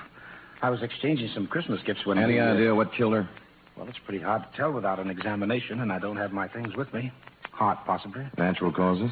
Well, of course. Why, do you have reason? There are more natural places to die than at the top of an escalator. And in my department at Lacey's, too. Good heaven. Well, who can say? Have to look up the girl's history. If she had a heart condition, well... Sure. Meanwhile, I'll call homicide. They've nothing better to do.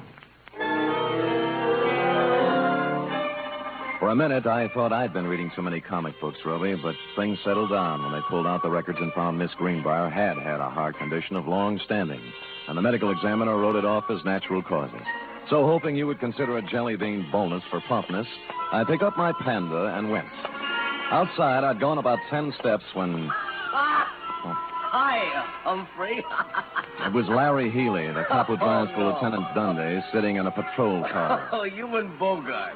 Who's it for? A little kid in the mission. How come? What do you mean, how come? I'm buying a panda bear for a little kid in the mission who likes panda bears. Does that have to be explained?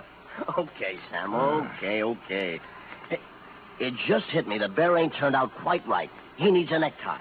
Oh? I just happen to have one here my brother-in-law got me for Christmas. Here, give me. There. Now, see. Sure. Here. Ooh. Larry, how long has there been bad blood between you and your brother-in-law? Bad blood. Listen, even when we were friends, he gave me ties like this. There you are. On your way, Sam. Thanks. Taxi! The cab let me out near the end of Delaney, and I started walking up the row of dingy pre-earthquake flats towards your house, Roby, at the end of the street. Parked at the curb was a discordant note in this hard-pressed neighborhood, a sleek, custom-built red convertible, one of the kind that looks like it can go 90 miles an hour standing still. The same can be said for the dame in it, also a discordant note. You see, San Francisco is a very big, large city. You just don't run into a dame at the lamp counter in Lacey's and a half hour later in a dumpy neighborhood in the Mission, unless she wants it that way. Well, hello. Hello, Dragon Lady. Oh, silly. You must sell a passel of lamps. The car? Mm-hmm. But don't try to explain that now. Just tell me why you followed my cab. Follow you? Why, Mr. Spade. Come on, what is it? You're embarrassing me. I know. Since that moment at the lamp counter, you can't get me out of your mind. Well, that's a perfectly normal reaction. No, it's not that. It's... Oh, dear. The panda bear. You want it in the worst way. You're kind of attractive as men go, Mr. Spade. Could you give me a light, please? Sure.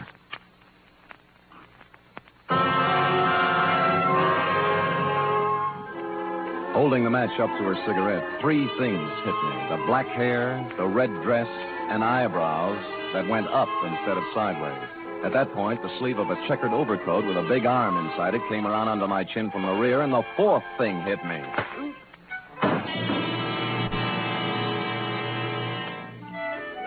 How long I dwelled in Panda Land, I don't know, but it was real nice while it lasted. I was a panda, too, I remember, and I was going somewhere with a big overstuffed private detective under my arm when a lady panda batted her big brown eyes at me and began pulling my nose. She seemed to have a very, very high voice. Wake up, Mr. Spade. Reveling's blowing. Oh. I call Lieutenant Dundee, Mr. Spade. Son is wait. Lucky. Over here. Good, Christopher, Sam. What happened? Well, it was this way, Dundee. I was walking down the street with my panda bear, and the lady called me over to the car she was sitting in and started to talk to me. And right away, the man in the checkered coat up and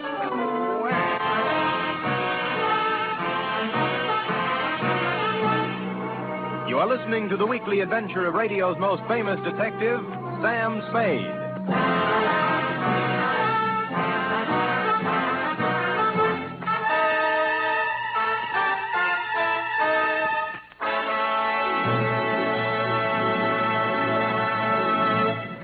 Van Heflin stars this Sunday in State Fair, another outstanding 60-minute production by Theater Guild on the air.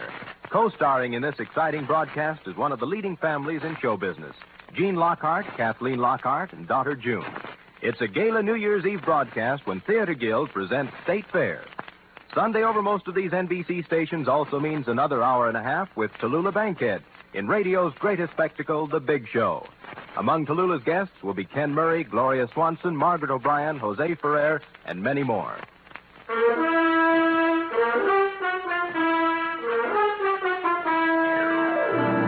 Now back to the Prodigal Panda Caper, tonight's adventure with Sam Spade.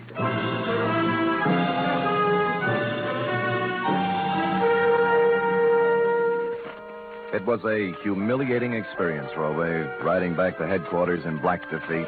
But dear, good Lieutenant Dundee, however, was the soul of patience and understanding. What do you take me for, Spade, an idiot? Look, Dundee, all I want you to understand is that this dame in the hopped-up convertible... I've had 3 rides on that merry-go-round now, and I'm sick of it.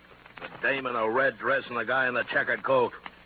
They take your wallet? No. Your watch? Other valuables? No. Just my Panda.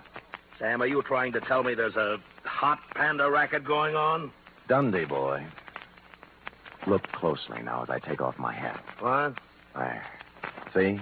Now, as you know, my head ordinarily does not come to a point. But this protuberance was made by a gun butt, not by imagination. Oh, someone slugged you. I believe that, Sam, but this Panda bear thing... Dundee. Yeah. What?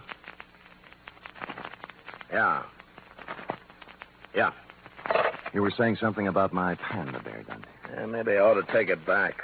That dame at the store this afternoon, the one who sold him? Miss Greenbrier. Yeah. I just finished the post-mortem. No heart attack. She was poisoned.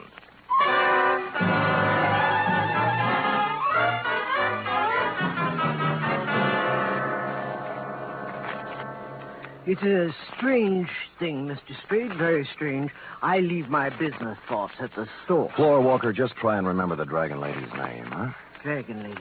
My good gracious, I can't remember my own name. I'm so upset. Oh, now concentrate now. Look, dark hair, up-tilted eyebrows, red silk dress.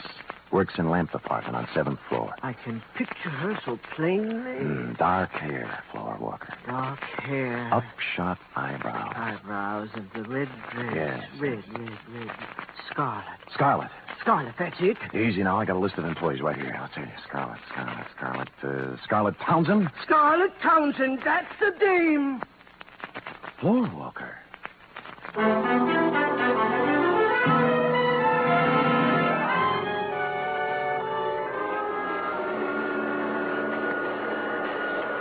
Scarlet Townsend. Yes, he lives here, right in this room. Move out. Today. Well, how come? Oh. I said, how come, landlady? Why'd she move? Me. Oh. I tried to keep her on the right track, but at her age, you can't tell her nothing. Now, when she bring that no good thing around here, I put my foot down. I said, Scarlet, you're What out. no good dame? What no good dame, landlady? Crystal McCall. Oh. Here, I found this just now as I was cleaning the room. Picture of Crystal McCall. Now, ain't that a swell way to have your picture taken? The name rang a bell, and so did the picture. Crystal herself and me all together. When I got around to the place, I made a startling discovery. Crystal was also the late Miss Greenbrier. Don't look at it all day, young man. When'd you see this girl last, landlady? This morning, she and a fella in a checkered coat come around to pick up Scarlet in a big red open car. Know the fella? Nope, never saw him before. But I'd sure know that car. Oh, you ought to see it. You're not telling me a thing, landlady. I have.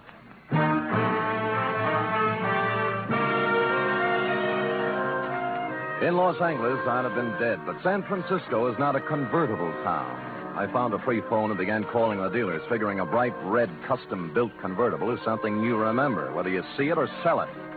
An hour of this got me nowhere, and I'd begun to wonder if the car had been smuggled up from the unmentionable side of the Tehachapi when the wind changed. Sold a yeller one a while back. Thanks, but near misses don't count, friend. But the buyer had it painted red. Special job. Well, you're improving. Who's the buyer? Kempthorne. Dr. Kempthorne? Right, Dr. Jules Kempthorne. Lives on Motley Drive in Burlingame. That's the only red one I know. Great. That's the only red one I need.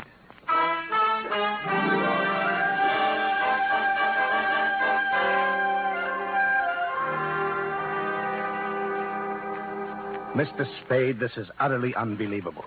And I certainly don't intend to stand here all night discussing the pros and cons of panda bears. All right, Kempthorne, let's slide over into your field. All right, Kempthorne, let's slide over into your field.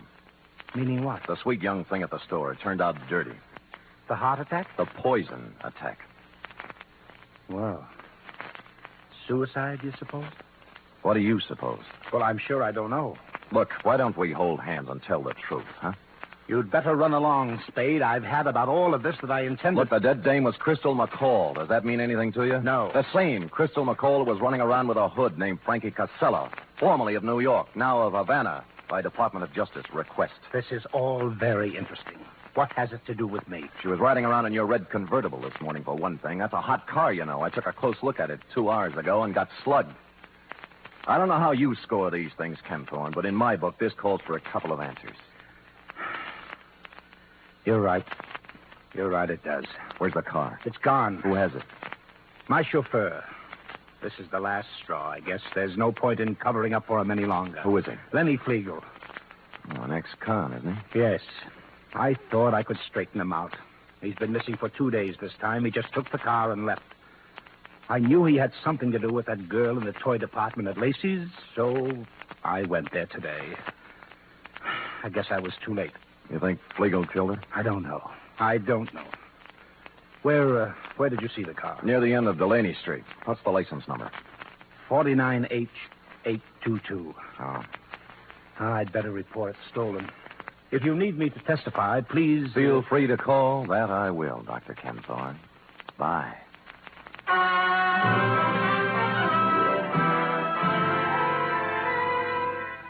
What I had in mind, of course, was to call Lieutenant Dundee and have him slap a 24-hour tail on the good doctor, but something intervened. Halfway down the walk to the street, my eye fell on a round plastic object about the size of a nickel lying in the grass. Clearly, the eye of a giant panda. Since 2 other eyes were obviously watching me through Dr. Kempthorne's front curtains, I continued gaily on to my cab, drove up a half block, got out, and walked back. Just in time to see Kempthorne pull away from the curb in his other car, heading towards El Camino and points north.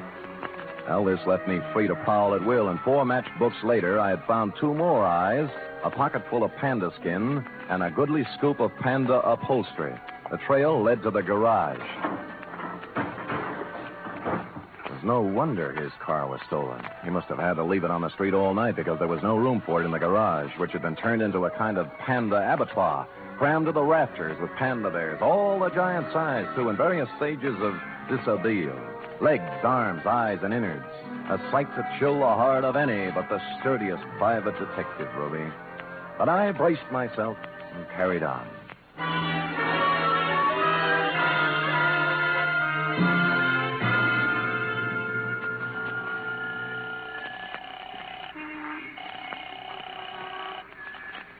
Homicide, Dundee. This is Sam, Dundee. Sam, where you calling from? Phone booth in a drive-in on El Camino. Listen, the license number on the red custom job is 49H822. And the guy driving it is Lenny Flegel, an ex-con. Don't talk to me about that car. Larry Healy picked it up tonight going 90 on the Bay Shore. Great. Lousy. Why? What happened? Next time I see one of them panda bears, I'm going to spit right in its eye. So Larry pulls the guy down, and first thing he sees is the panda bear with a necktie. What about the dragon lady? She came second. All Larry can think of is the hot panda bear. Figures they stole it, so he takes it back to the patrol car to return it to the kid. No. Yeah. By the time he got the exhaust smoke out of his eyes, they were gone. Oh, what's that license number again? 49H822. You sure? Positive. I'm looking right at it. Oh, Sam. Dundee. Yeah. We're all at Anderson's Drive-In on El Camino. Put it on the air.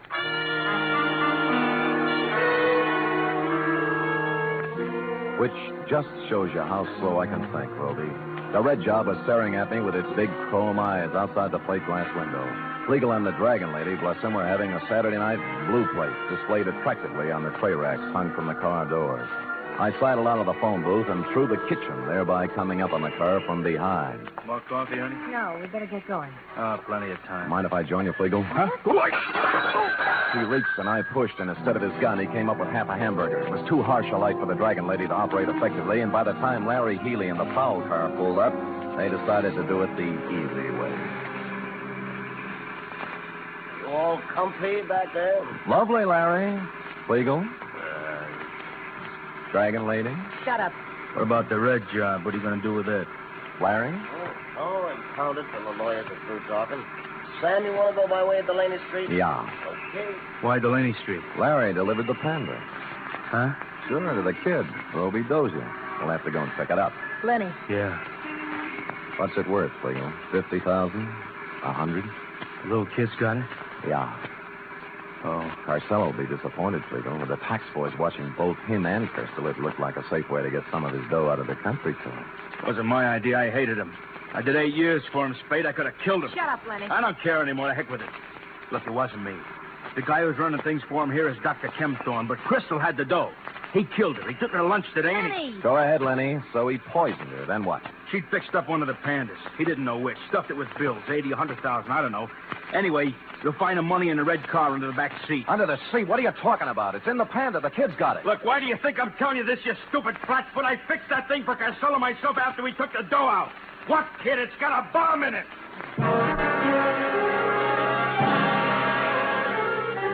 I don't remember much about the ride from then on, Roby. All I could see was a white line unwinding in the headlights. But somehow we got to the end of Delaney Street and around that corner again.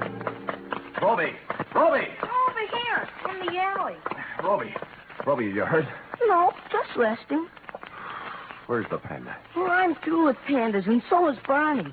Next junk money, I'm going to buy him an elephant. What happened? Well, a policeman brought it. Yeah? I started home with it when a car drove up, and a man with gray hair got out. Kempthorne. What then? Same thing. He grabbed it and got in his car and drove off. He's around the corner there playing with it. Go ask him. I don't care anymore. Around the corner? You mean he...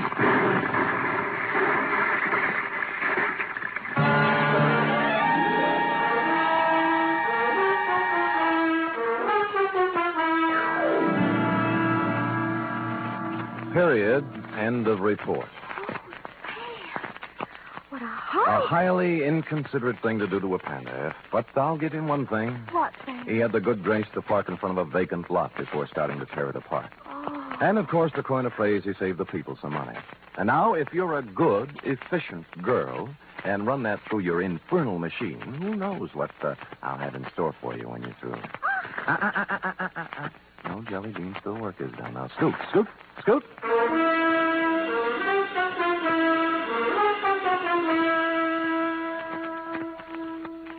Three chimes mean good times on NBC. Friday means another visit to that entertaining eat establishment, Duffy's Tavern. Archie, the manager, and his whimsical friends have cooked up another fresh half hour of laughs and typical Duffy's Tavern madness. And you're all invited. There's also another delightful adventure with Chester A. Riley, played by William Bendix, tonight on The Life of Riley. Keep your dial set to NBC for the very best in radio entertainment.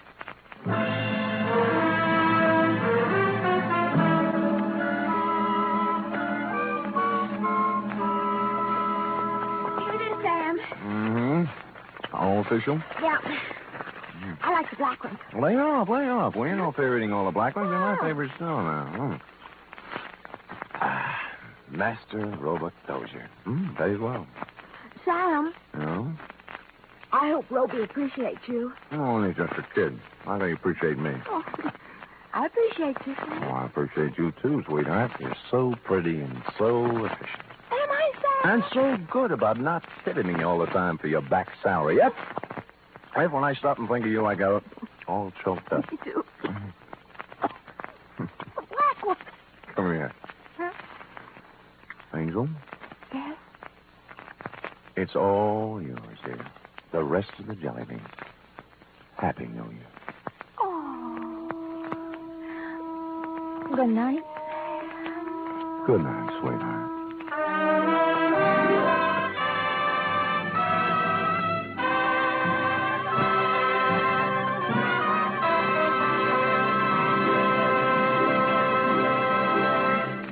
The Adventures of Sam Spade are produced, edited, and directed by William Spears. Sam Spade was played by Stephen Dunn. Doreen Tuttle is Effie. Script for tonight's adventure by Harold Swanton. Musical scoring by Lud Gluskin, conducted by Robert Armbruster.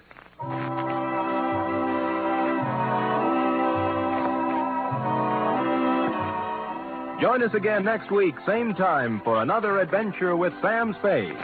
Enjoy the magnificent Montague, then Duffy's Tavern on NBC.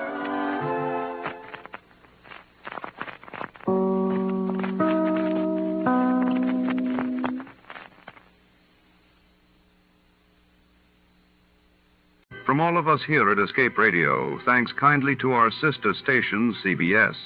Now then, let's see if you're true masters of classic radio.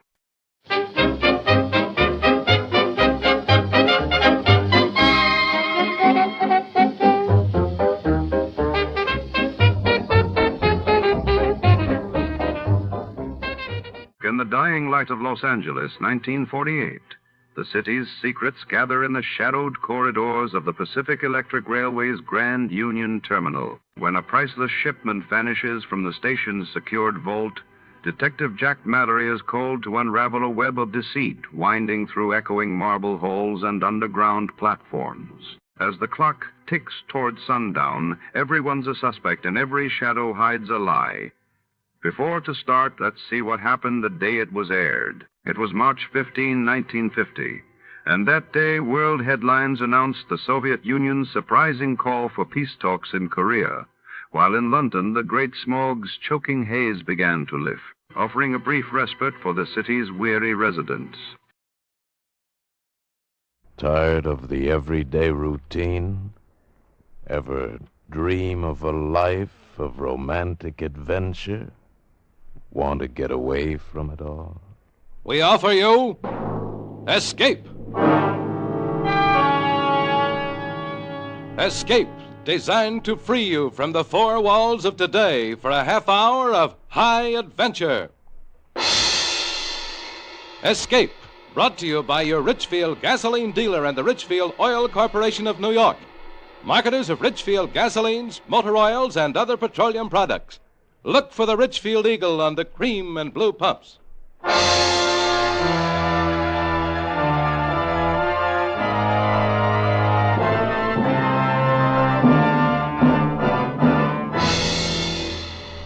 Tonight, we escape to the Old West in the story of a boy who never owned anything but a gun. As Joel Murcott tells it in his exciting tale, Sundown.